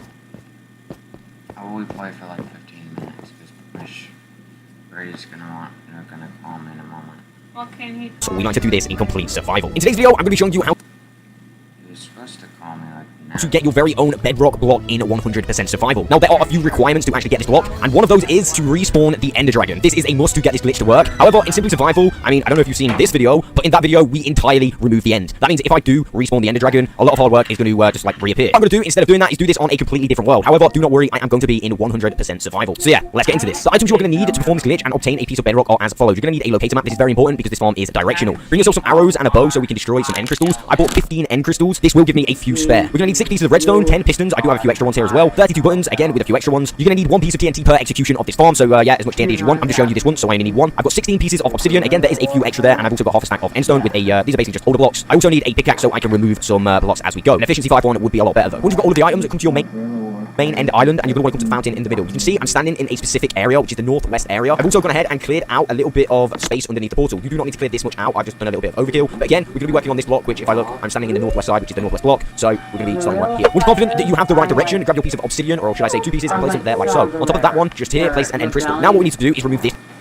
piece of bedrock. Now we're going to do that, and we're going to place some holder blocks just here. We're going to take a holder block like that, and another one. And on those holder blocks, we're going to place 2 pistons facing the end crystals, like so. On the side of those pistons, let's press some buttons, or place some buttons, should I say. And if we press them, they won't actually do anything. To get this to actually work, you need to save and quit. So once everything's ready, we can go back onto the world we just saved and quitted out of. And then you should see we can actually push it along. So we'll push both of our buttons, and now that end crystal is in the perfect position. I'm going to grab my pickaxe and remove everything but that end crystal. So I'll be back as soon as I've done that. Now the plan is to remove these portal tiles just here, and we're going to do the exact same process. So we're going to block there and a block there. We're going to need to place some pistons on the top of those blocks facing the end crystal. So that's 1, and of course 2 with some buttons on the side. Remember, we need to log out before pushing it. If we were to push this button now, it will end up in that middle one, and then we'll have to place another crystal down. We don't want to do that because it would be a waste of a crystal. So I'm going to save and quit. I am then ready to go back onto the world and push the buttons, allowing us to move our crystal. So let's push that. Okay, so it did what I really didn't want it to do. At this point, I'm going to just remove that. I'm going to remove this piece of fire as well. I mean, it might do that every single time. If that is the case, you're going to need to place another crystal down like so. I've come back around to this side. Once again, we are going to need to save and quit. I'm going to jump back onto that world, and now we are free to press them buttons. It will just go across like normal. I'm not sure why it's messed up on that first one. It might do that every single time. So I'm going to place a button just there once again with another piston in the center. This will almost definitely help us out. And then a button just there, so we're going to push that with another button on the side, pushing that, removing our final end tile. At this point, I've removed everything but the end crystal, but we do need to remove that end crystal as well. So to do that, we simply want to take a shot, and yeah, there we go. The next step is we want to remove these 3 pieces of bedrock. We're going to use the exact same process. So we're going to want to put a piece of obsidian here, so we can place a end crystal. Remember, this obsidian is just 2 pieces below the bedrock portal, but 1 in front is there, so you get the exact right place. You've got your end crystal on. Before we start pushing it towards the bedrock, we need to make sure that we've got 3 pieces of endstone. The reason I'm going to use endstone is because it's a little bit faster to break rather than obsidian. Now we can simply place our pistons like we did last time. I'm going to need some holder blocks, a couple of pistons on those holder blocks, facing the end crystal. Make sure that they are facing the end crystal and not facing downwards. Like so, and then boom, boom, 2 buttons, and we're going to save and quit. You can see what I mean about the solid blocks underneath the bedrock. When we log on and we push it, you can see that it will go on, the fire will go on top of there, kind of thing. So I'm going to push it, and you see the fire goes on top of there, removing the bedrock. At this point, we need to remove this solid block, else it's not going to push across, okay? So we're going to push this one across, we're going to go ahead and push the button again. We need to remember to remove this solid block, grab another piston in the middle, with the button in the middle, push, push, and of course, remove that piece of endstone, removing all of the pistons as well, and the holder blocks, including this piece of obsidian. And once again, we are going to need to remove the End crystal. Oh damn, that was close. Oh my god. Now grab yourself some pistons, and in the center 3 pieces of bedrock, we're gonna go 1, 2, and 3. Now behind that, we're gonna have underneath, so you might need a holder block like this. We're gonna have some obsidian, so that's just 1, 2, and 3. And the reason we're gonna use obsidian, in case you want to set this thing up again, with a couple pieces of redstone, and then of course a button, so we can turn them on like that. Next, let's have a piece of obsidian in the center piston, like that, just in front of it. Place a holder block there, another one underneath, and another one there. Let's remove these 3, and now we can actually get our first piston in place. So we can place another 2 on the side, so you can see that those are kind of diagonal to that bedrock there. What I'm also gonna do is add 3 pieces of obsidian to the back of those pistons, with a button on the side. Click the button just to double check that it's working, and we are good to go. I'm going to remove any holder blocks that I may have placed. At this point, I'm going to place a TNT with a button on that piece of obsidian that we placed earlier. Last thing that we need to do is add 3 pieces of obsidian with 3 end crystals on top. Now just remove the obsidian, and this farm is ready to get some bedrock. I'm going to save and quit and make a copy of this world in case anything goes wrong. Now, if you are not a realm owner and you're doing this on a realm, of course you're not going to be able to do this bit, which is kind of unfortunate, but you can set this up again, which is not a massive, it's not a massive grind. It's a little bit grindy, but it is easily possible. At this point, I'm going to want some easy access to the top of the portal because we need to respawn the Ender Dragon. Once we respawn the Ender Dragon, we are going to want to jump down there and press our button. Now, there is a little bit of timing. You can see, you place those down, which is kind of glitchy, but there you go. Now we need to press the buttons to press that one and press that one, like so. And when these kind of beams go that way, we're going to press this TNT one and then run away. But I kind of do want to see the explosion, so there we go. We'll press that. I'm going to stand in this corner, and hopefully we get some bedrock, and there you go. We were able to get ourselves 1 piece of bedrock. I've actually done this and got myself a couple pieces of bedrock. However, this time, we just got the 1, apparently. I mean, let me just double check. Yeah, we just got the 1. Of course, now the obsidian is still in place for you to set this up again if you really want. You will have to do the first process again of removing the portal and all that. But yeah, there we go. That is how to get bedrock in 100% survival. I kind of wish I could do this in simply survival. However, there is no way that I'm going to respawn the Ender Dragon after completely removing the end. I mean, maybe one day, maybe, but not today. Anyway, I'll catch you on the next one.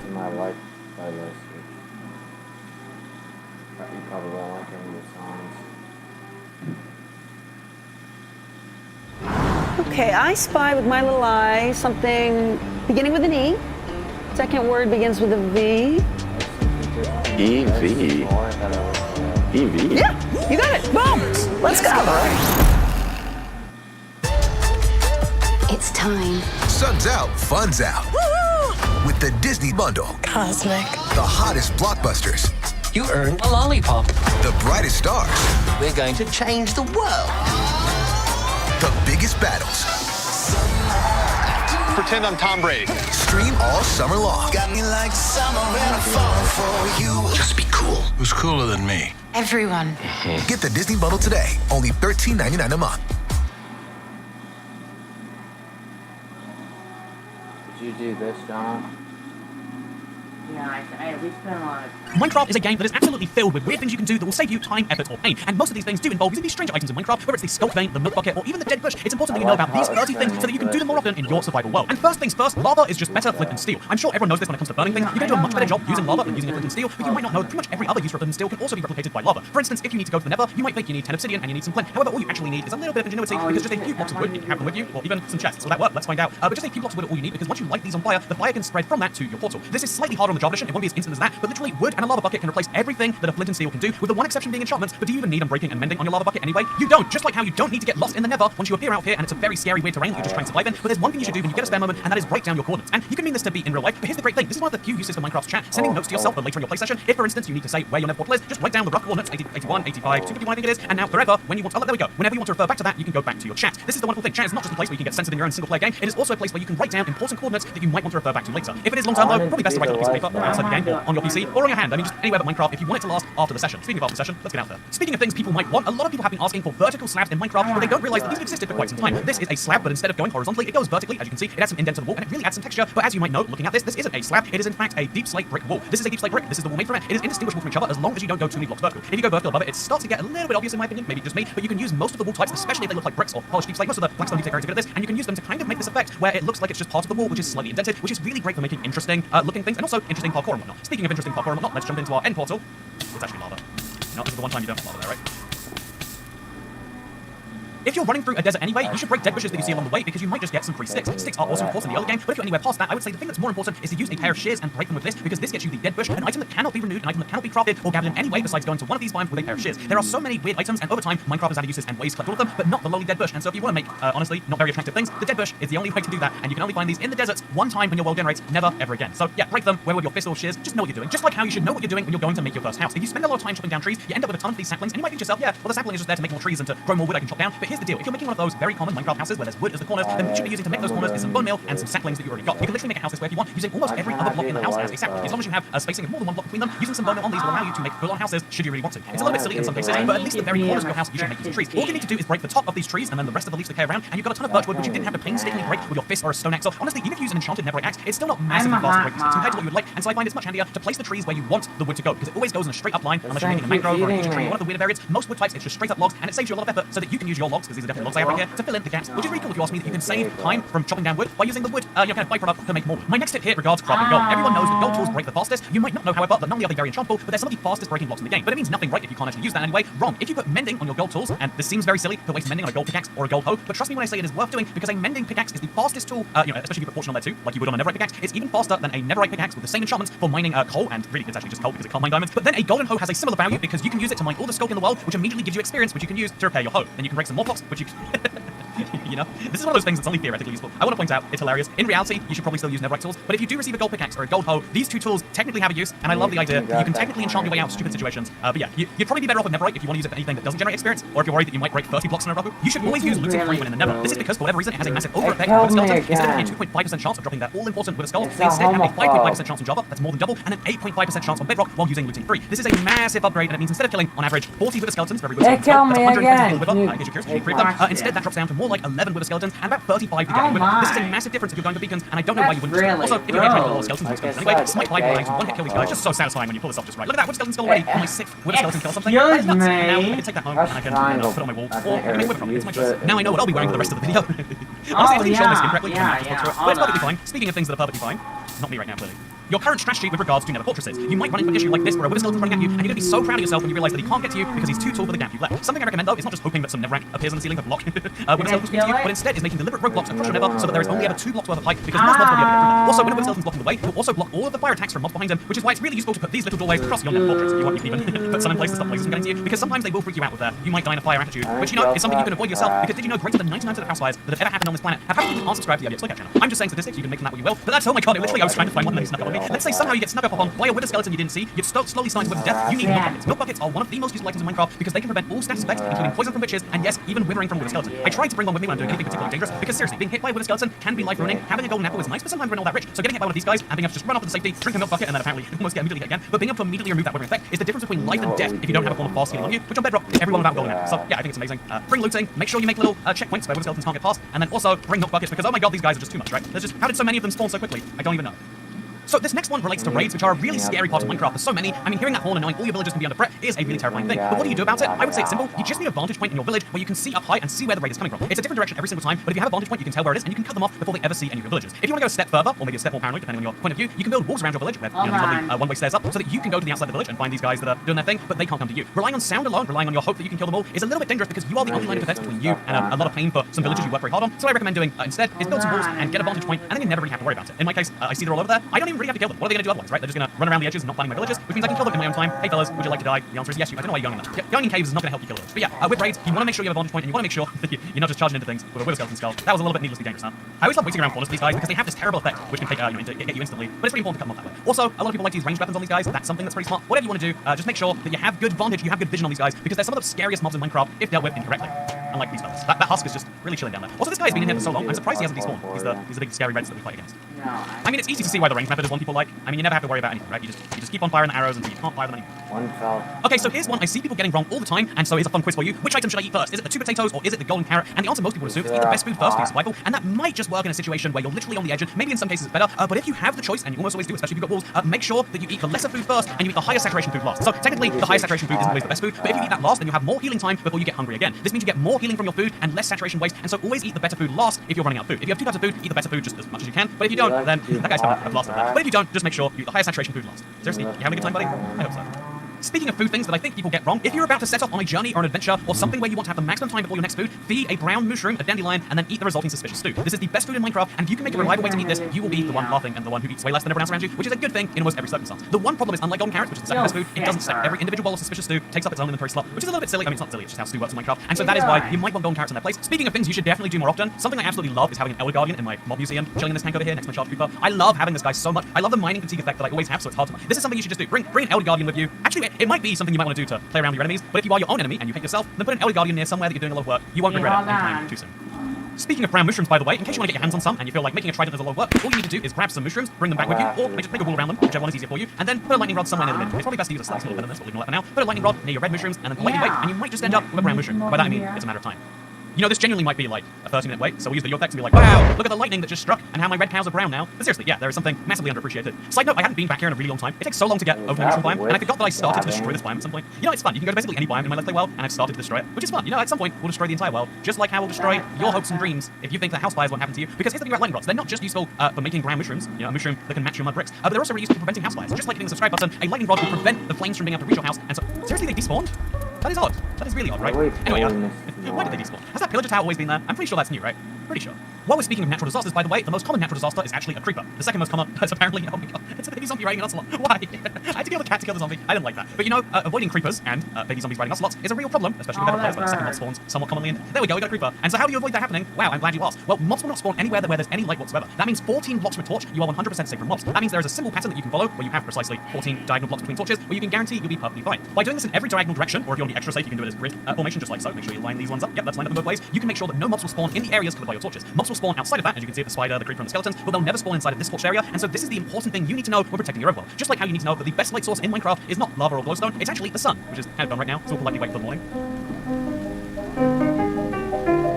Because the sun forms a vertical column of light from the very top of your world all the way to where it hits a solid block, and this can be way deep in your world, meaning you can actually light up caves just using this exact same sun. Obviously, this would require digging holes in that same 14 block apart pattern, which would require a lot of them, but it means you can light up all of your world below ground using just the sun. There's obviously the one issue that at night time the sun goes away, but if you just ignore that, the best light source in Minecraft is actually not one you have to place on the ground, and I think that's beautiful personally. Just like how you might think it's beautiful that I have this cave that is made from regular stone. These days, most caves are made from deep slate because people go super low down. However, especially in the early game, try to make your caves even in the stone layer still, because the difference between mining stone and mining deep slate is a fraction of a second that is genuinely quite important. You're going to see the difference the moment we switch to deep slate here, and so even though it might be more effective per block mined to mine a deep slate layer, if you don't have a super decent pickaxe, even if you just have an iron or a diamond pickaxe, you're better off mining up here at the surface where there's stone, and even though there's slightly fewer opportunities for certain things, you'll still get a ton of redstone, you'll still get a ton of all of the resources that you're looking for, as long as it's not diamonds. And even then, you can still find diamonds, and honestly, even then, you shouldn't be branch mining for diamonds, so stay mining up here and use the light to guide you if you don't want to waste your time with torches. I mean, you waste a lot more time making these tunnels, but they'll last forever, and they'll tell you that it's dark right down in the mines, which is something I love about them. Man, redstone looks weird these days, huh? Speaking of things that look weird these days, editor informs me that you cannot, in fact, appear up in video while editing. Apparently it doesn't work that way. So I can't show you what's weird, but I can show you what's useful, because as you can see, most people when they're building blocks using that, but what you should be doing is building into a cave. This is a really viable strategy for making a house without having to use blocks. Instead, when you make a house in a cave, you actually get blocks in return. You hear that? Thinking about regular builds, every time you make a block of your house, you're actually wasting a block that you have. Every time you make a block of your house in this cave, you're actually getting a block back. It is negative building versus positive building, and I really think negative building is something you should try out, partially because I think it's just a different way of doing things, but partially because it requires no blocks whatsoever unless you choose to add in a carpet or some stairs or anything like that. You can live in a cave house for as long as you like, and it's not even weird. I've been doing it for almost 10 years now. Can you believe this world is 10 years old? Later this year? I can't. It's like 9 years and 11 months old, and I still live in a cave, and I only get a few comments a month about it. And so, as long as you don't tell people you live in a cave, as long as it looks like it's a regular house, then people won't even know. Yeah, this definitely looks like a regular house. I don't see a cave over there. If you want to add to your cave house effect even more, you might want to have a lava column somewhere, and one of the ways to guarantee that your lava works correctly without having to pen it in like you usually would is using sculpt veins. Sculpt veins have this really strange ability where they block blocks from flowing, just like so, and so all you have to do is place a few sculpt veins around something, and it just looks like you have a deep dark cave, but you're actually controlling your lava flow. This also works for water, for what it's worth. I think it's much less impressive with water, but if you really want to, as you're going to see right here, just place all around the block some of that, and then I guess we hit the ground too, just sculpt veins on all sides, and yeah, if you want to make this look as pretty as you can make exact columns of water or lava, or if you really want to, you can make them both, and I think that's absolutely crazy. Yeah, we just place those there, and we can break these two blocks, and yeah, we made a cobblestone generator inside our house. Do you want this? You might, you probably don't, but you know what you do want?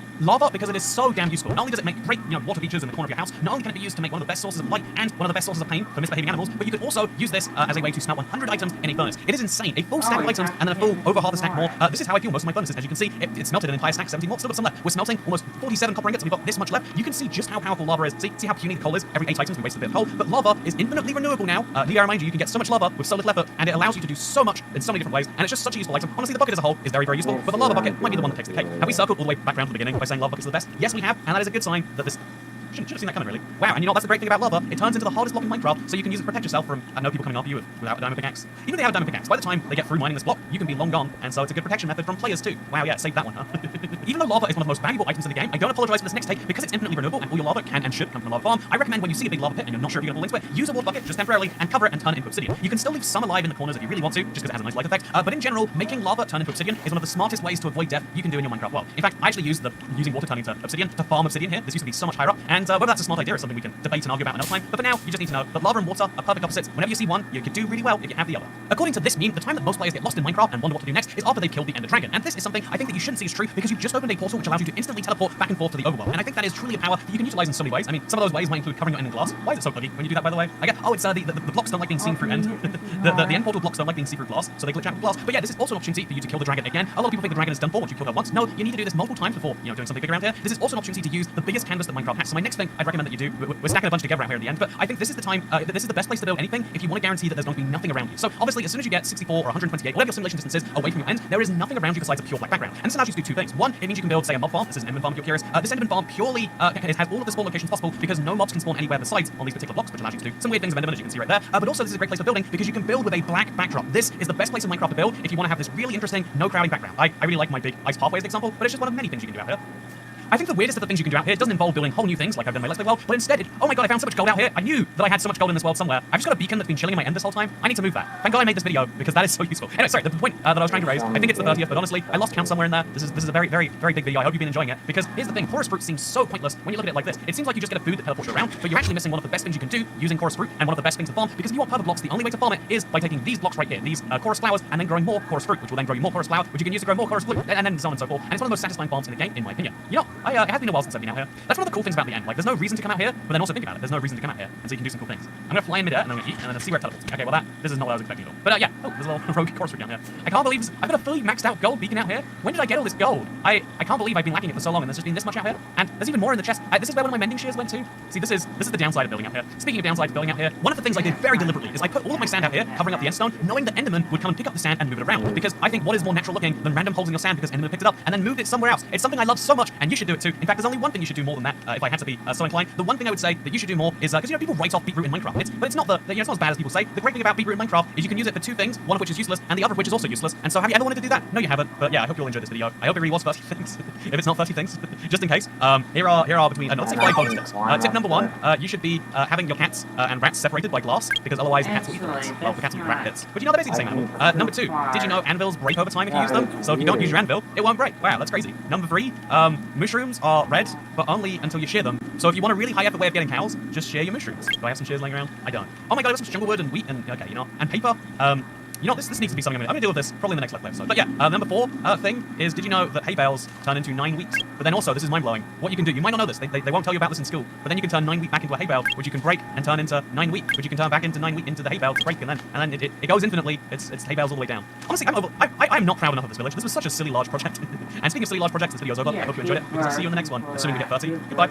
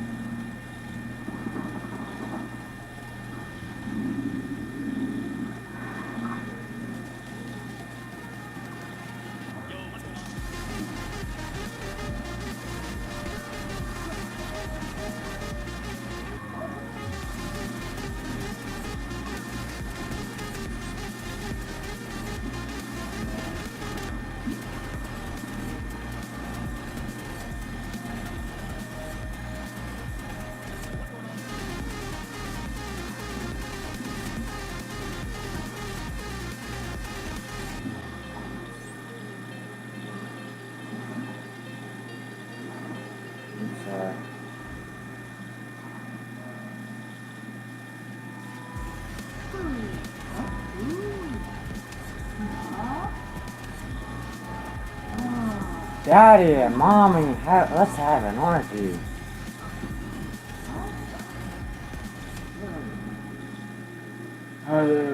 It sounds like Shaman Sheep.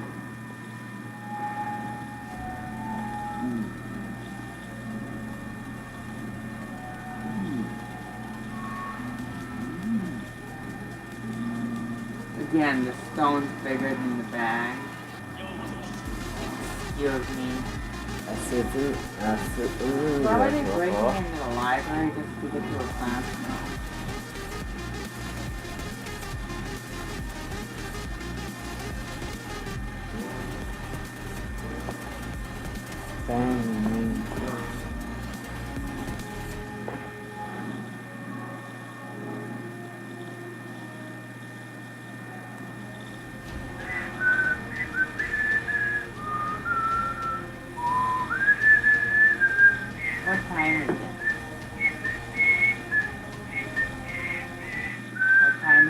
413.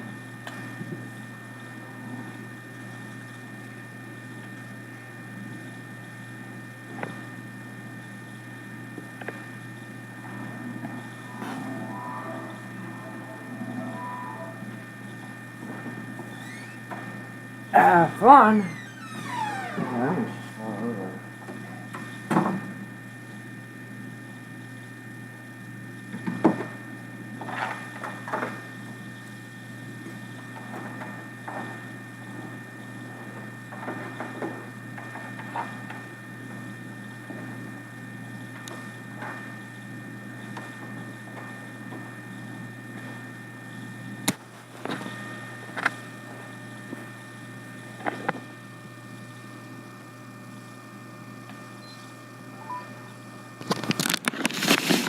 That was a very deep breath. That sounded. You sounded sort of like that. Oops. Okay. I don't want to be user one, or I don't want to be Mr. Appleman.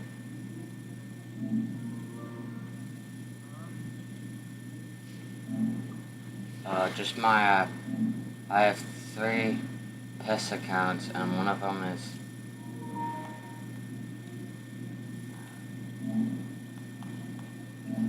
Oh yeah, I accidentally left the Minecraft stream on while I went to school. Yeah, oh yeah, your school's starting up. That's why you can talk at 2:30. Okay.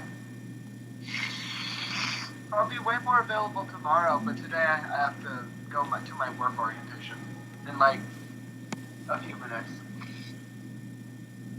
Oh. Yeah.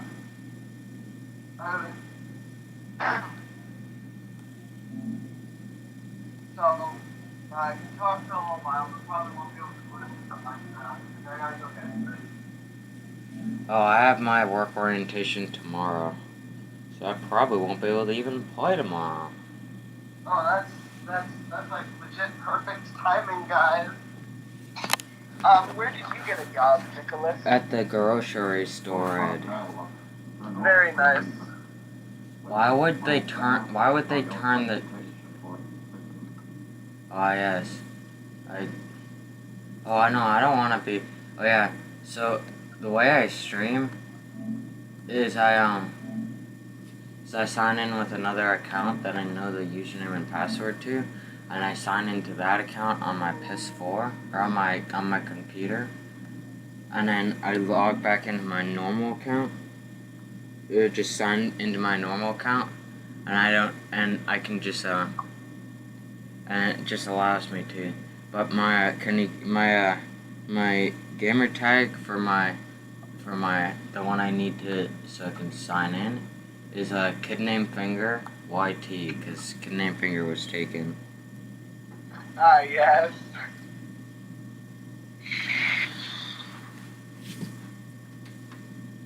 Yeah, it's funny because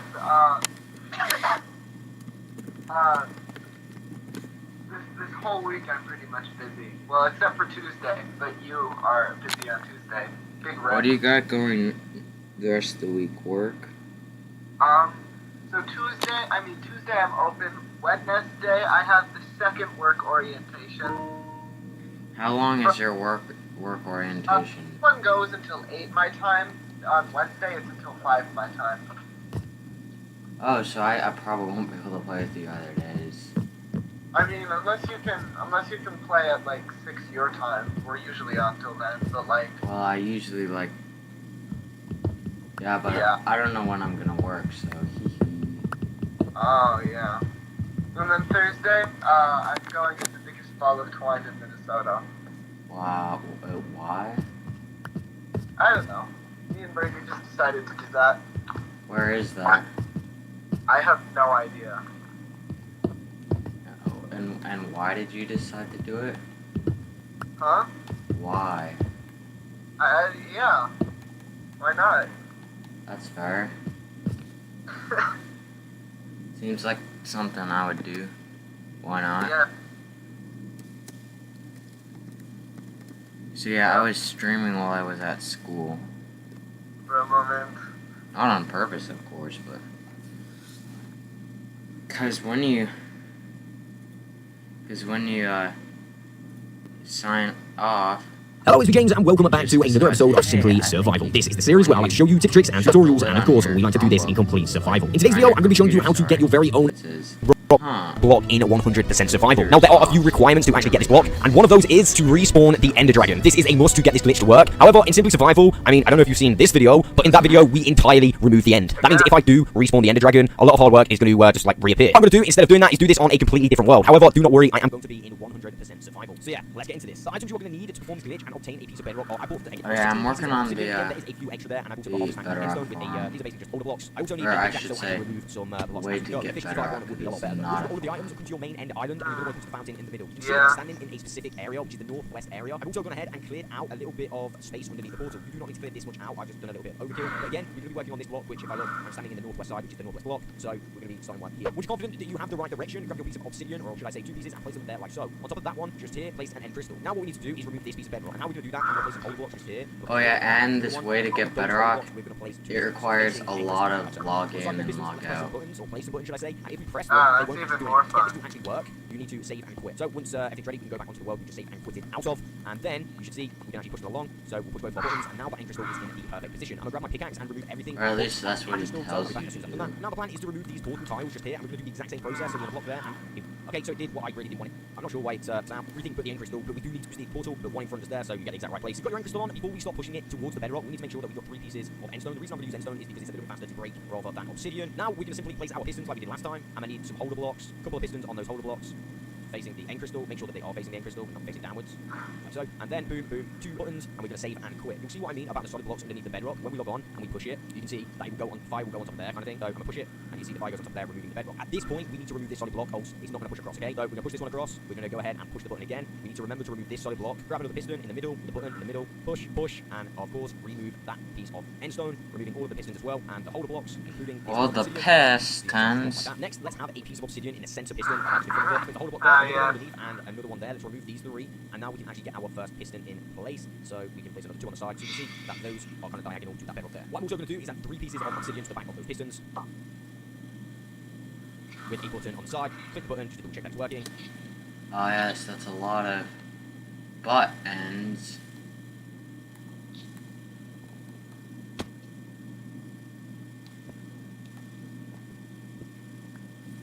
Now I'm going to remove any holder blocks that I may have placed. At this point, I'm going to place a TNT with a button on that piece of obsidian that we placed earlier. Last thing that we need to do is add 3 pieces of obsidian with 3... Obsidian?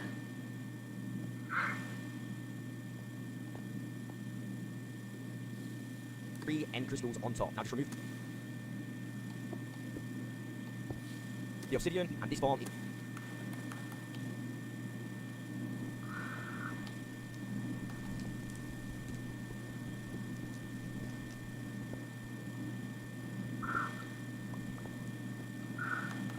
I like how he calls it a farm, because it's really not a farm.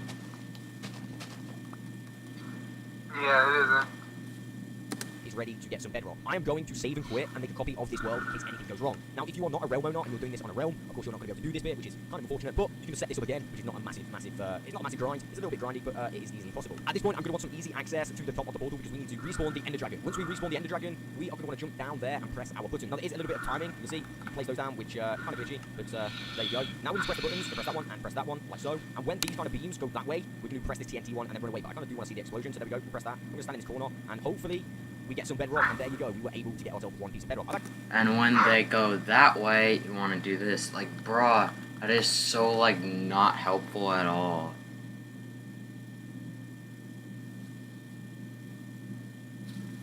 He acts like everyone knows what he's talking about.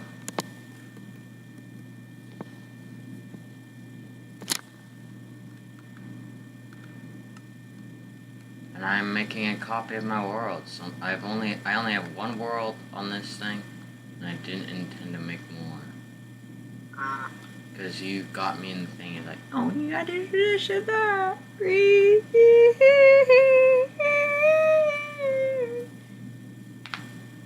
Yeah, Today was orientation for school, and it was kind of a waste of time. Oh, wait, you guys had to do orientation on your first day of school? Well, it was like a half day of school. Oh, yeah, we only have to do that as freshmen. Noob. Well, it's like you can't. Well, I wouldn't have gone, but my parents like, Reet, you have to go. And that's when you had to take your school pictures, so you kind of have to go. Oh, so they pull an 84 on you. Yeah. Or you could wait till October to do it, your pictures, but knowing me, I'd forget. Dang.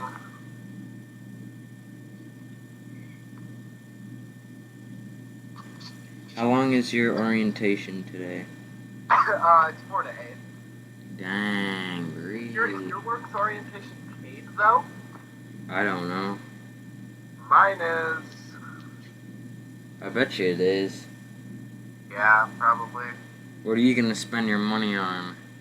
I don't V-Bucks? know. You can say that. Because, like, what do I spend my money on? V-Bucks, obviously. No. Yeah, you're like on the list of the highest V-Bucks spender. You're up there. How Fortnite? I don't know how I would spend V-Bucks. You have so many. You spent so many that you're unlisted and unranked. That's how much you spend on your V-Bucks. Like, the thing broke. Our button. Now there is a little bit of timing. You can see, you place those down, which is kind of glitchy, but there you go. Now we need to press the buttons to press that one and press that one. Okay, when they face the side, that's when you press the button. So, and when these kind of beams go that way, we can do press this TNT one and then run away. But I kind of do want to see the explosion, so there we go. We'll press that. I'm going to stand in this corner and hope. I hope that I didn't just waste like an hour of my time getting like a bedrock. Like, not more than one, a bedrock.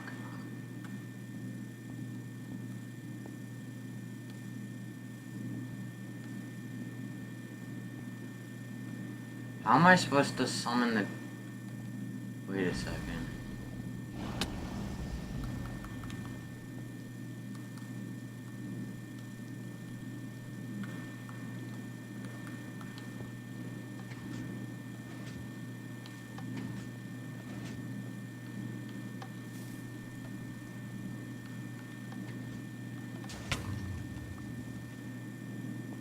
Did I get any bedrock, or did I just waste my time summoning the dragon? Yeah. Guess what? I wasted my time summoning the frickin' dragon. Yes. He says, oh, when this happens, you gotta do it. I'm like, bruh. Hopefully, we get some bedrock, and there you go. We went and then run away, but I kind of do want to see the explosion, so there we go. We'll press that. I'm going to stand in this corner, and hopefully, we get some bedrock, and there you go. We were able to wait, but I kind of do want to see the explosion, so there we go. We'll press that. I'm going to stand in this corner, and hopefully, we get some bedrock, and there you go. We were able to get ourselves one piece of bedrock. I've actually done this and got myself a couple pieces of bedrock. However, this time, we just got the one. Apparently, That is like so like not technical at all. And hopefully, what are the pistons even there for? I'm very confused. However, this time we just got the one. Apparently, let me just double check. Yeah, we just got the one. Of course, now the obsidian. Why is there that extra We'll have to do the piston? first process again of removing the ball and all that. But yeah, there we go. That is how to get bedrock in one. I'm very confused. I just wasted my time. It's not a bedrock farm at all. You know what? I don't... Should I like try it again?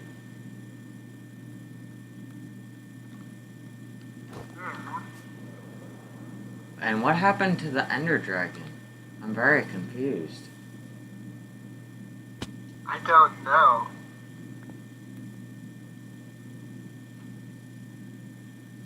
Well, you know more than I do, because I'm very confused. You know, this isn't worth my time.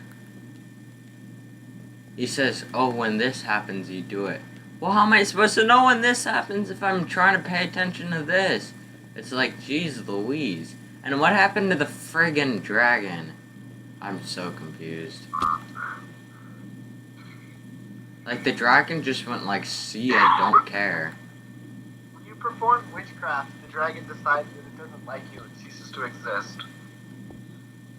I don't like the dragon, so screw that.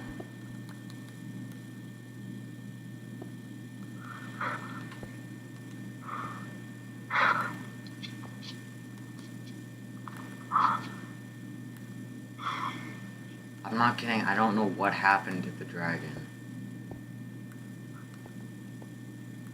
just went like, nope. It just decided not to exist today. It decided to call in sick. I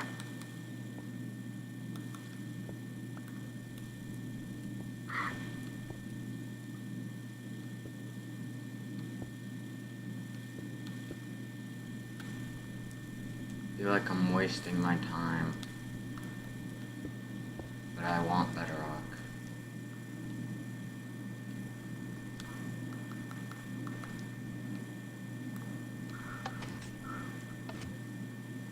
Oh, yes. Wait a second. That just went into the Bedrock. I'm very... What? Why didn't it break it? I'm confused. What? Oh, and I just popped a totem. Hee hee, funny. Wait, how did... What? Yes, I don't know.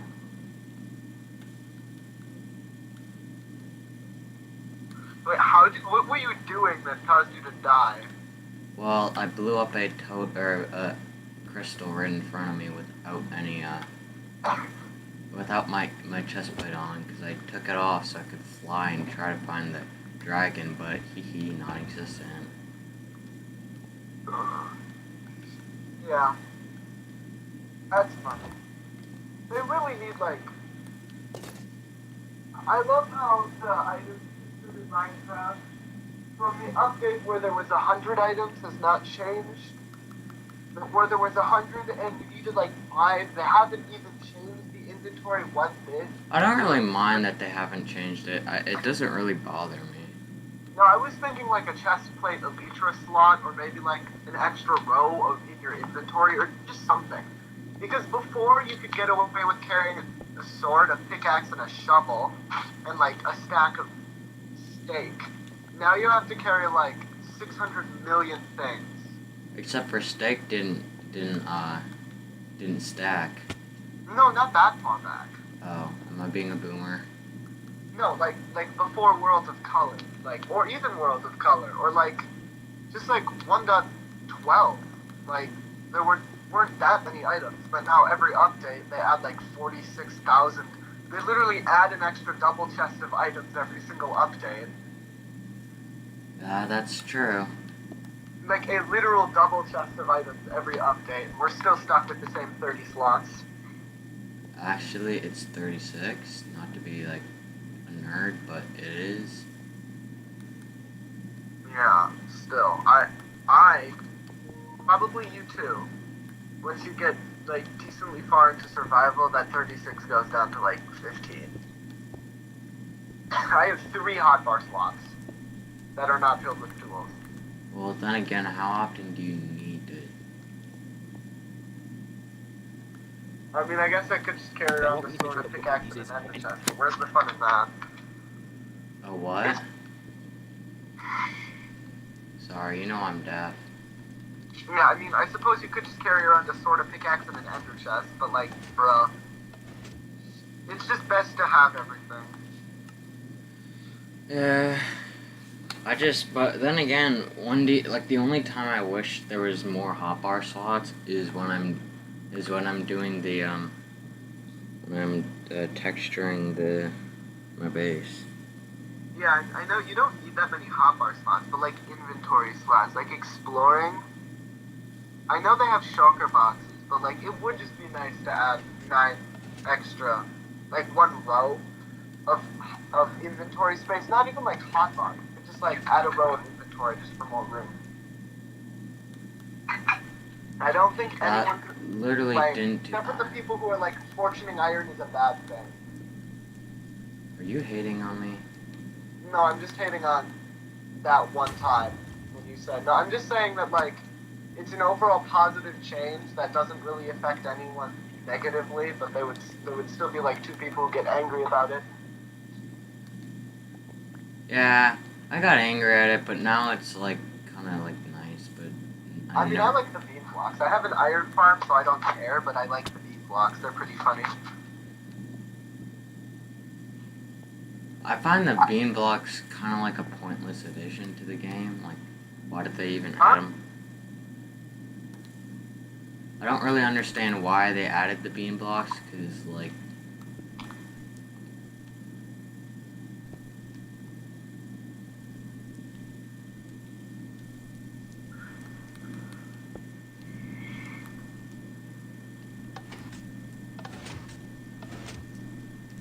why is this not working? Oh yeah, I need to break that block.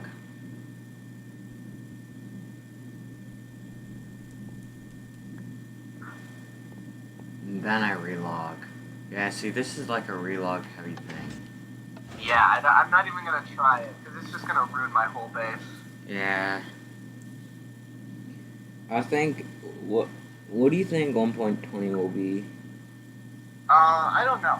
I hope that if it's not 1.20, that maybe 1.21 or 1.22 is just a rework update, where they just, like, give all those random useless items, like, go towards actual points. Like rotten potatoes, or poisonous potatoes, sorry. No, like that, and then they add it so that every block that has a slab has a stair on a wall, too. Like, every variant. Because, you know, we got, like, quartz stairs, but no quartz walls. We've only got unpolished diorite walls. We don't have the different types of sandstone. We only got that. Like, just add more walls, more stairs, so it's better like that. Just kind of stuff like that. Boom, 2 buttons, and we're gonna save and quit. You'll see what I mean about the solid blocks underneath the bedrock. When we log on, Just we like push it, you general can see quality go. of life. Just like making it so that the stair crafting recipe is three full blocks in a corner to make a stair, and then you get 4 because then you're conserving all of the block, and it makes more sense. Just random stuff. See, I don't think that's necessary. I think that, They need to do that, though. I'm not saying it'd be a bad thing. I'm just saying I think they did a good job with the, stone cutter, and I don't think it needs to be reworked. No, not, oh, like the stair thing, but like wood stairs, though. Yeah, but how often are you crafting wood stairs? I do it a lot. Oh, I guess, yeah, your base is kind of more of a woods. Wood stairs are probably commonly crafted, considering that 95% of Minecraft players kind of suck at the game. You kind of suck at the game. Dang, Brady, way to put it nicely. You heard it here first, folks. 95% of the players just kind of suck at the game. Oh, and by the way, I am streaming. You're streaming? To like -3 people. The amount of people who, like, cheer about defeating the Ender Dragon for the first time is kind of worrying, considering that if you get to the end, you can literally YOLO it with stone shovels.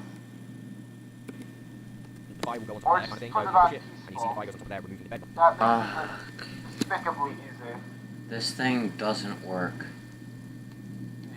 Yeah, okay. I was able to break Bedrock the first time, but not now. Bug rock. Yeah, I should At this point, we need to remove this solid block holes. It's not going to okay, go, we're going to push this one across. Thanks, I don't know why it's not working. Yeah, good question. I can't help you. I haven't watched the video. See ya! See ya. Am I doing it in the wrong good luck corner, at your maybe? work orientation thing tomorrow. Yeah, you too. Have fun. I Getting will. paid. See ya. Bye.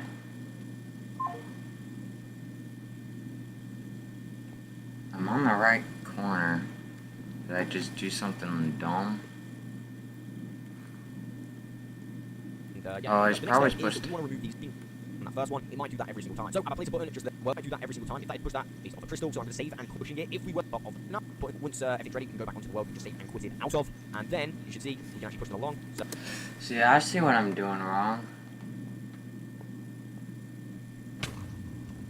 Life, that's what I'm doing wrong.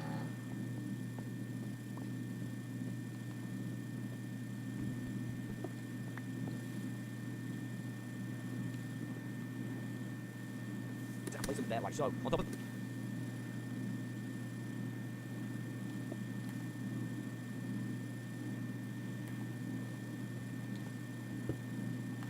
Oh, yes.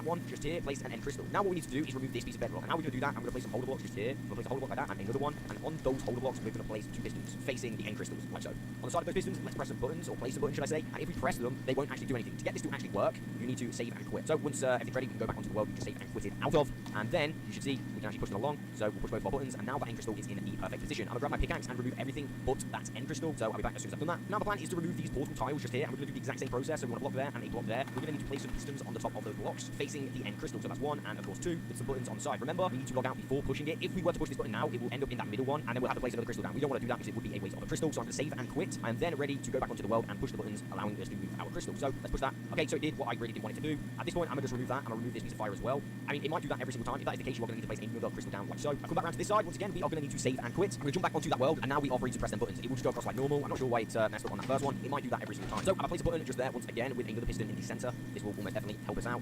And then a button just there. So we're going to push that. Another button on the side, pushing that, removing our final end tile. At this point, I've removed everything but the end crystal, but we do need to remove that end crystal as well. So to do that, we simply want to take a shot, and yeah, there we go. The next step is we want to remove these 3 pieces of bedrock. We're going to use the exact same process. So we're going to want to put a piece of obsidian here, so we can place a end crystal. Remember.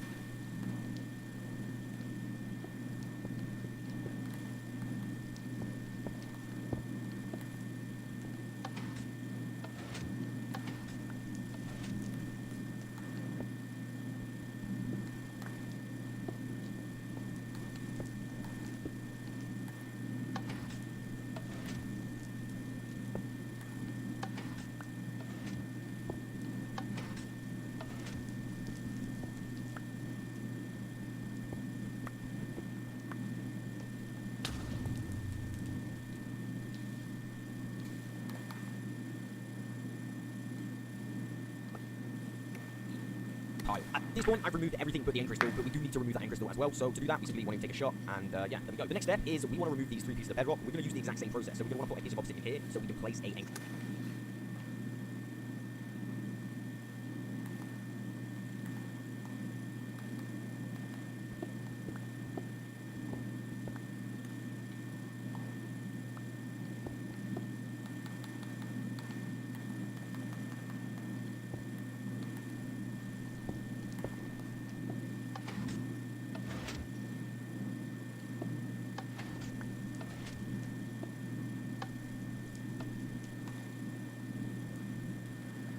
Dearie, dearie me.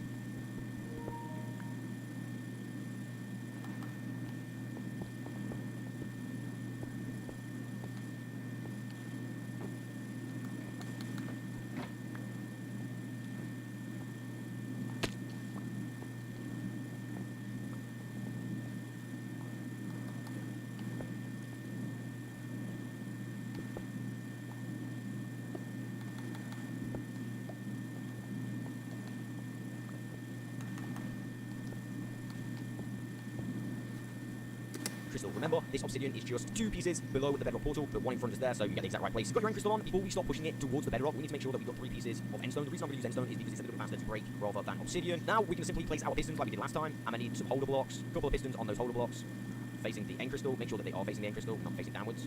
Like so. And then, boom, boom, 2 buttons, and we're going to save and quit. You'll see what I mean about the solid blocks underneath the bedrock. When we log on and we push it, you can see that it will go on, the fire will go on top of there, kind of thing. So I'm going to push it, and you see the fire goes on top of there, removing the bedrock. At this point, we need to remove this solid block, else it's not going to push across, okay? So we're going to push this one across. We're going to go ahead and push the button again. We need to remember to remove this solid block. Grab another piston in the middle, with the button in the middle, push, push, and of course, remove that piece of endstone, removing all of the pistons as well, and the holder blocks, including this piece of obsidian. And once again, we are going to need to remove the end crystal. Oh, damn, that was close. Oh my god. Now, grab yourself some pistons, and in the center, 3 pieces of bedrock. We're going to go 1, 2, and 3. Now, behind that, we're going to have underneath, so you might need a holder block like this. We're going to have some obsidian, so that's 1, 2, and 3. And the reason we're going to use obsidian, in case you want to set this thing up again.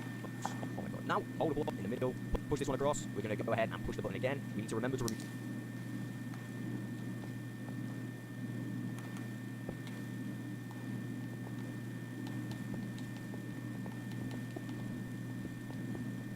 Bro, what's wrong with it?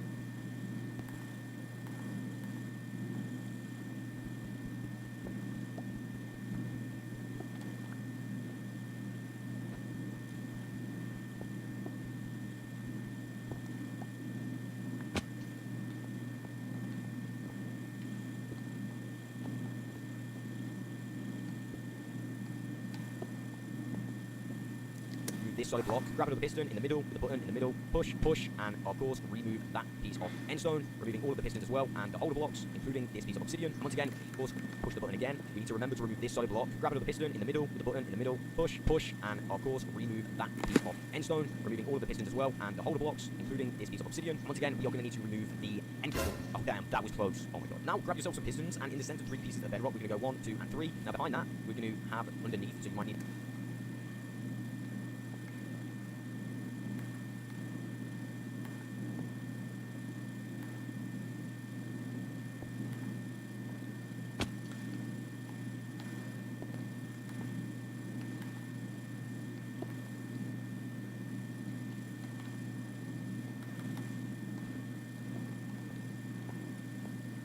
a holder block like this.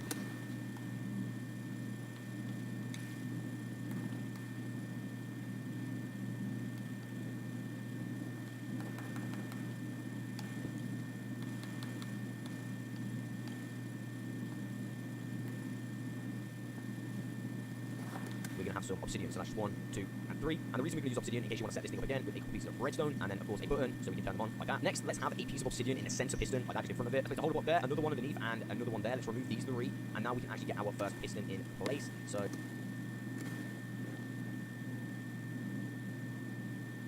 we can place another 2 on the side, so you can see that those are kind of diagonal to that bedrock there. What I'm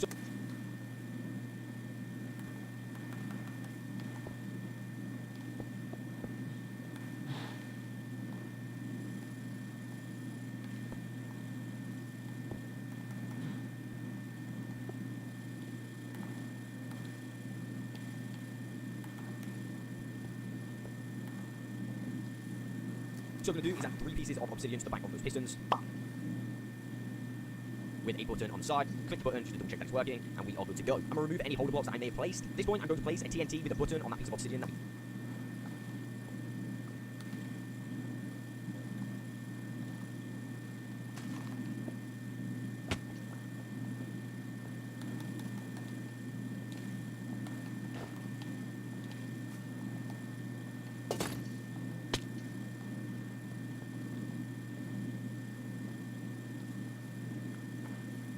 placed earlier. Last thing that we need to do is add 3 pieces.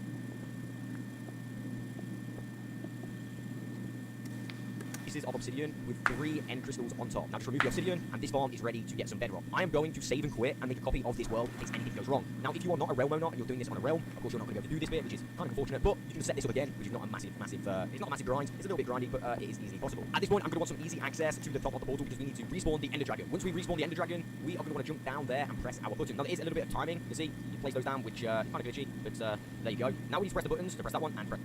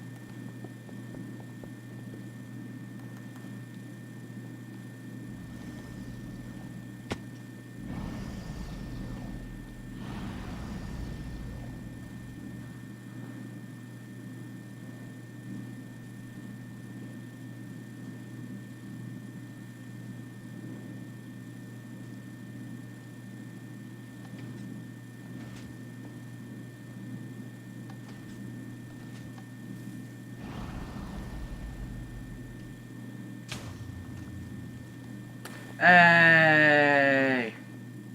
Let's go!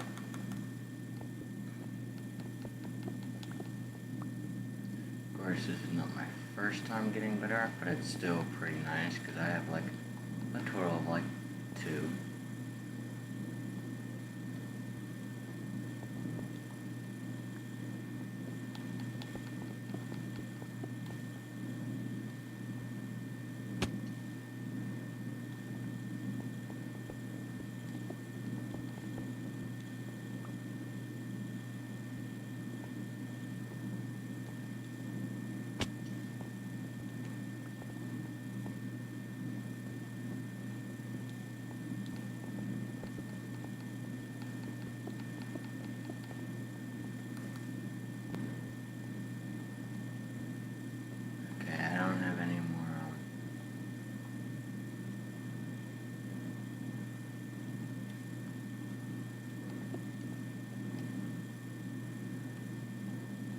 Crystals.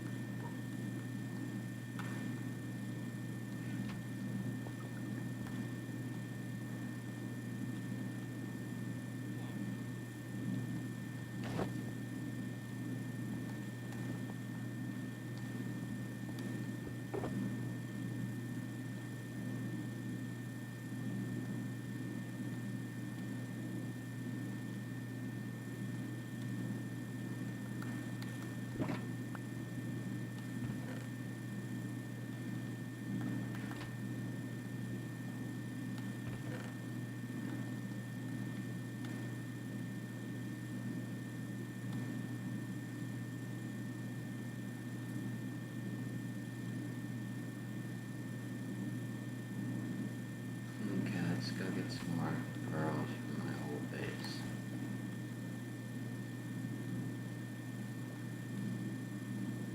I don't have my trident on me. It's bothering me.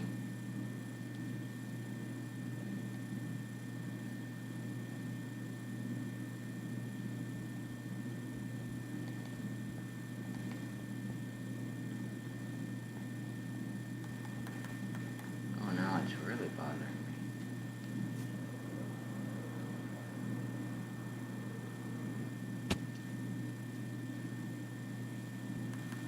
Should be world spawn.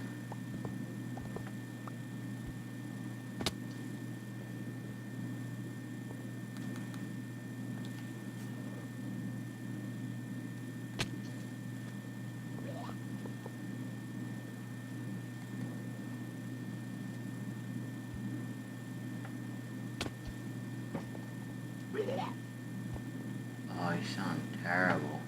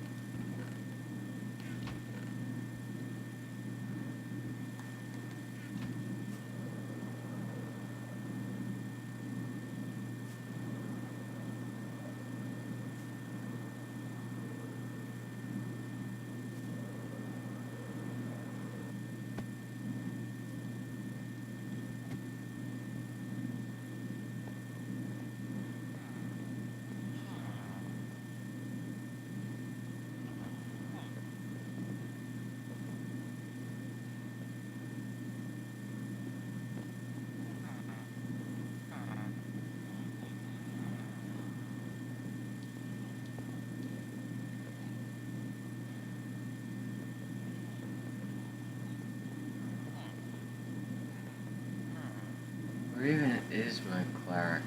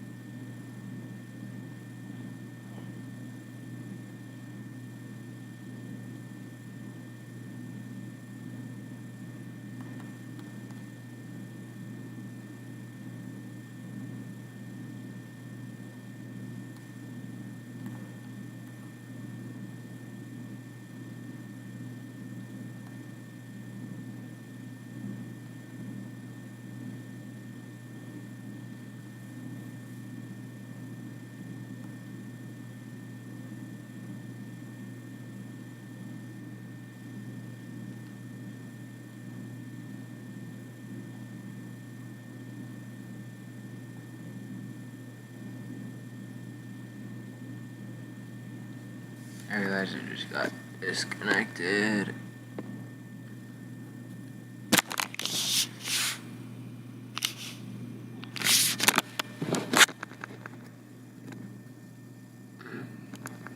One second.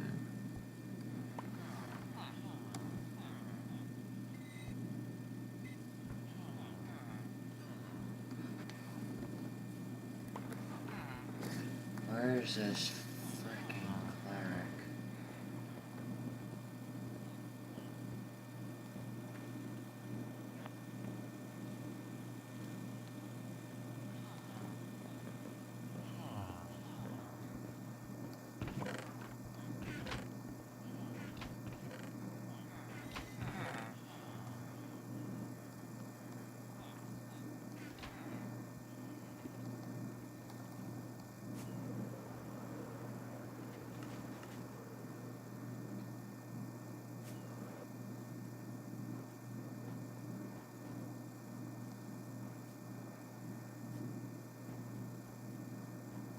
Oh yeah, this is my mom's phone.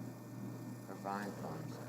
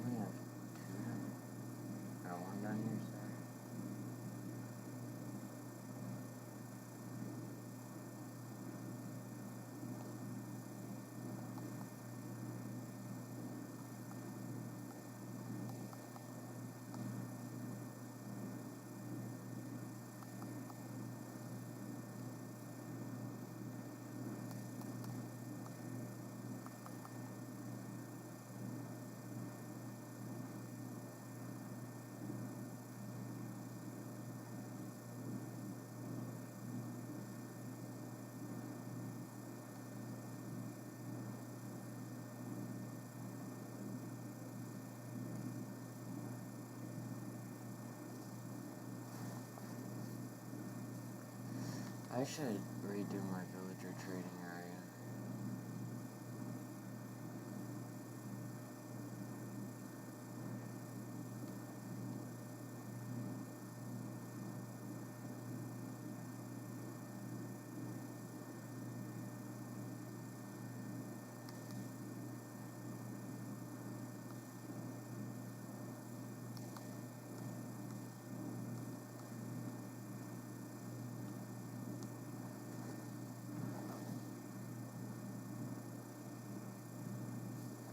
Press that one, like so. And when these kind of beams go that way, we can press this TNT one and then run away. But I kind of do want to see the explosion, so there we go. Press that. I'm going to stand in this corner, and hopefully...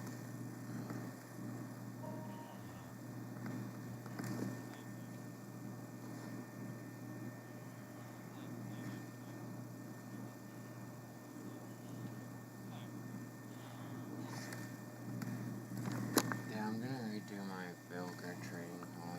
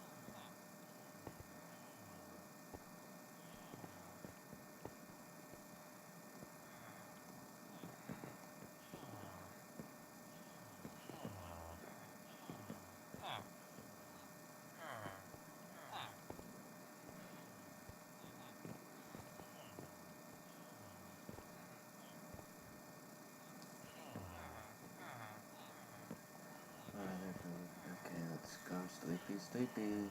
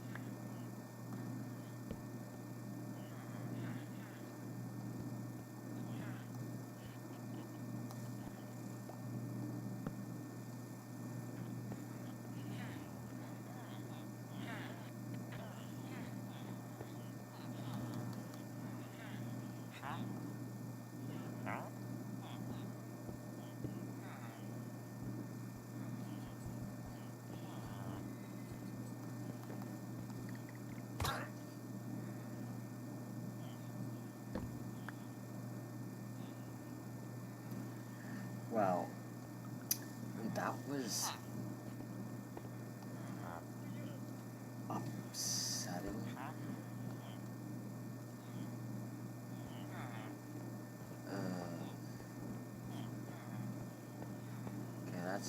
Okay, that's annoying. Ooh, man, that's annoying. Is those things not heal or something?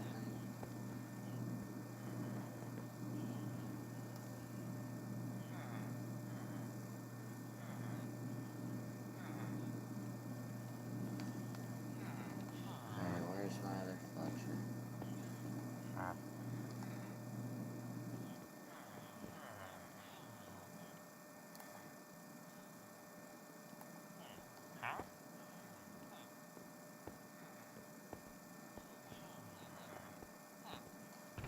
Ooh, that was a good one too. God damn.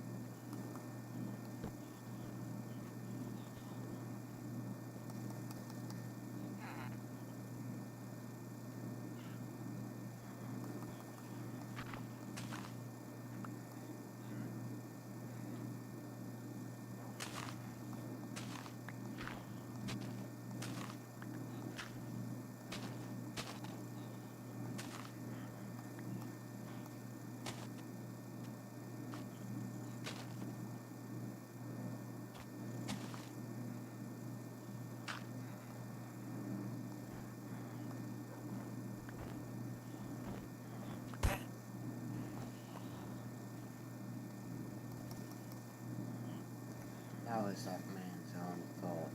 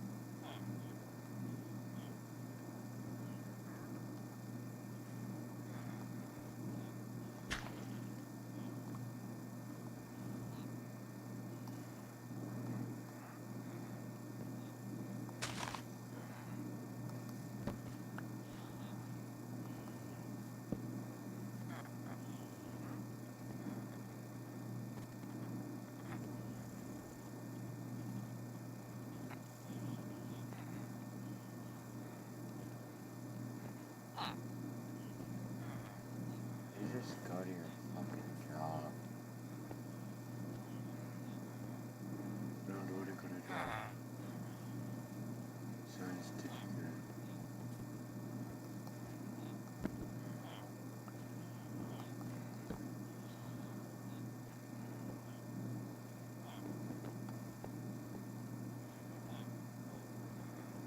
I'm not here to kidnap you. I'm here to remove you from where you used to live and put you in a smaller home.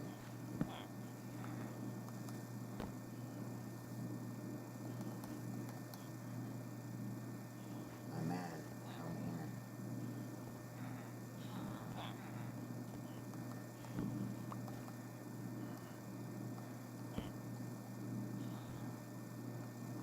I'm not a serial killer.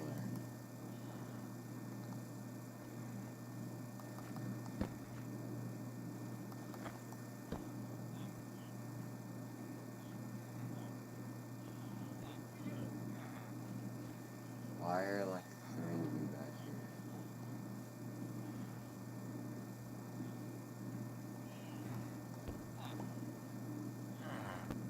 Yeah.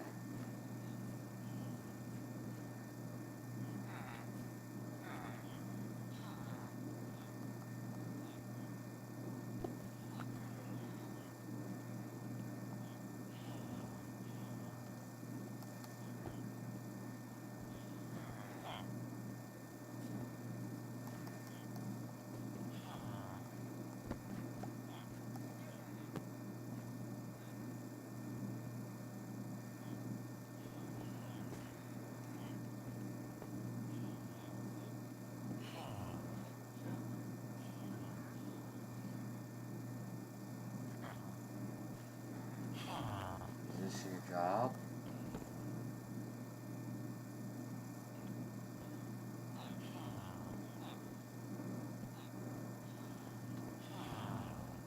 Get in the hole.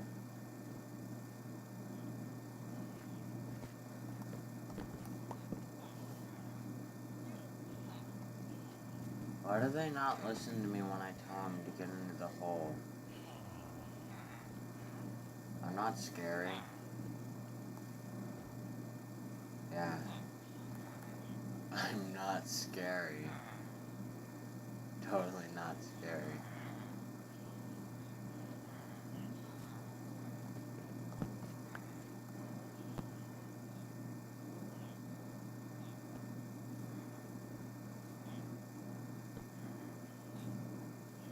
Oh yes, that was easy.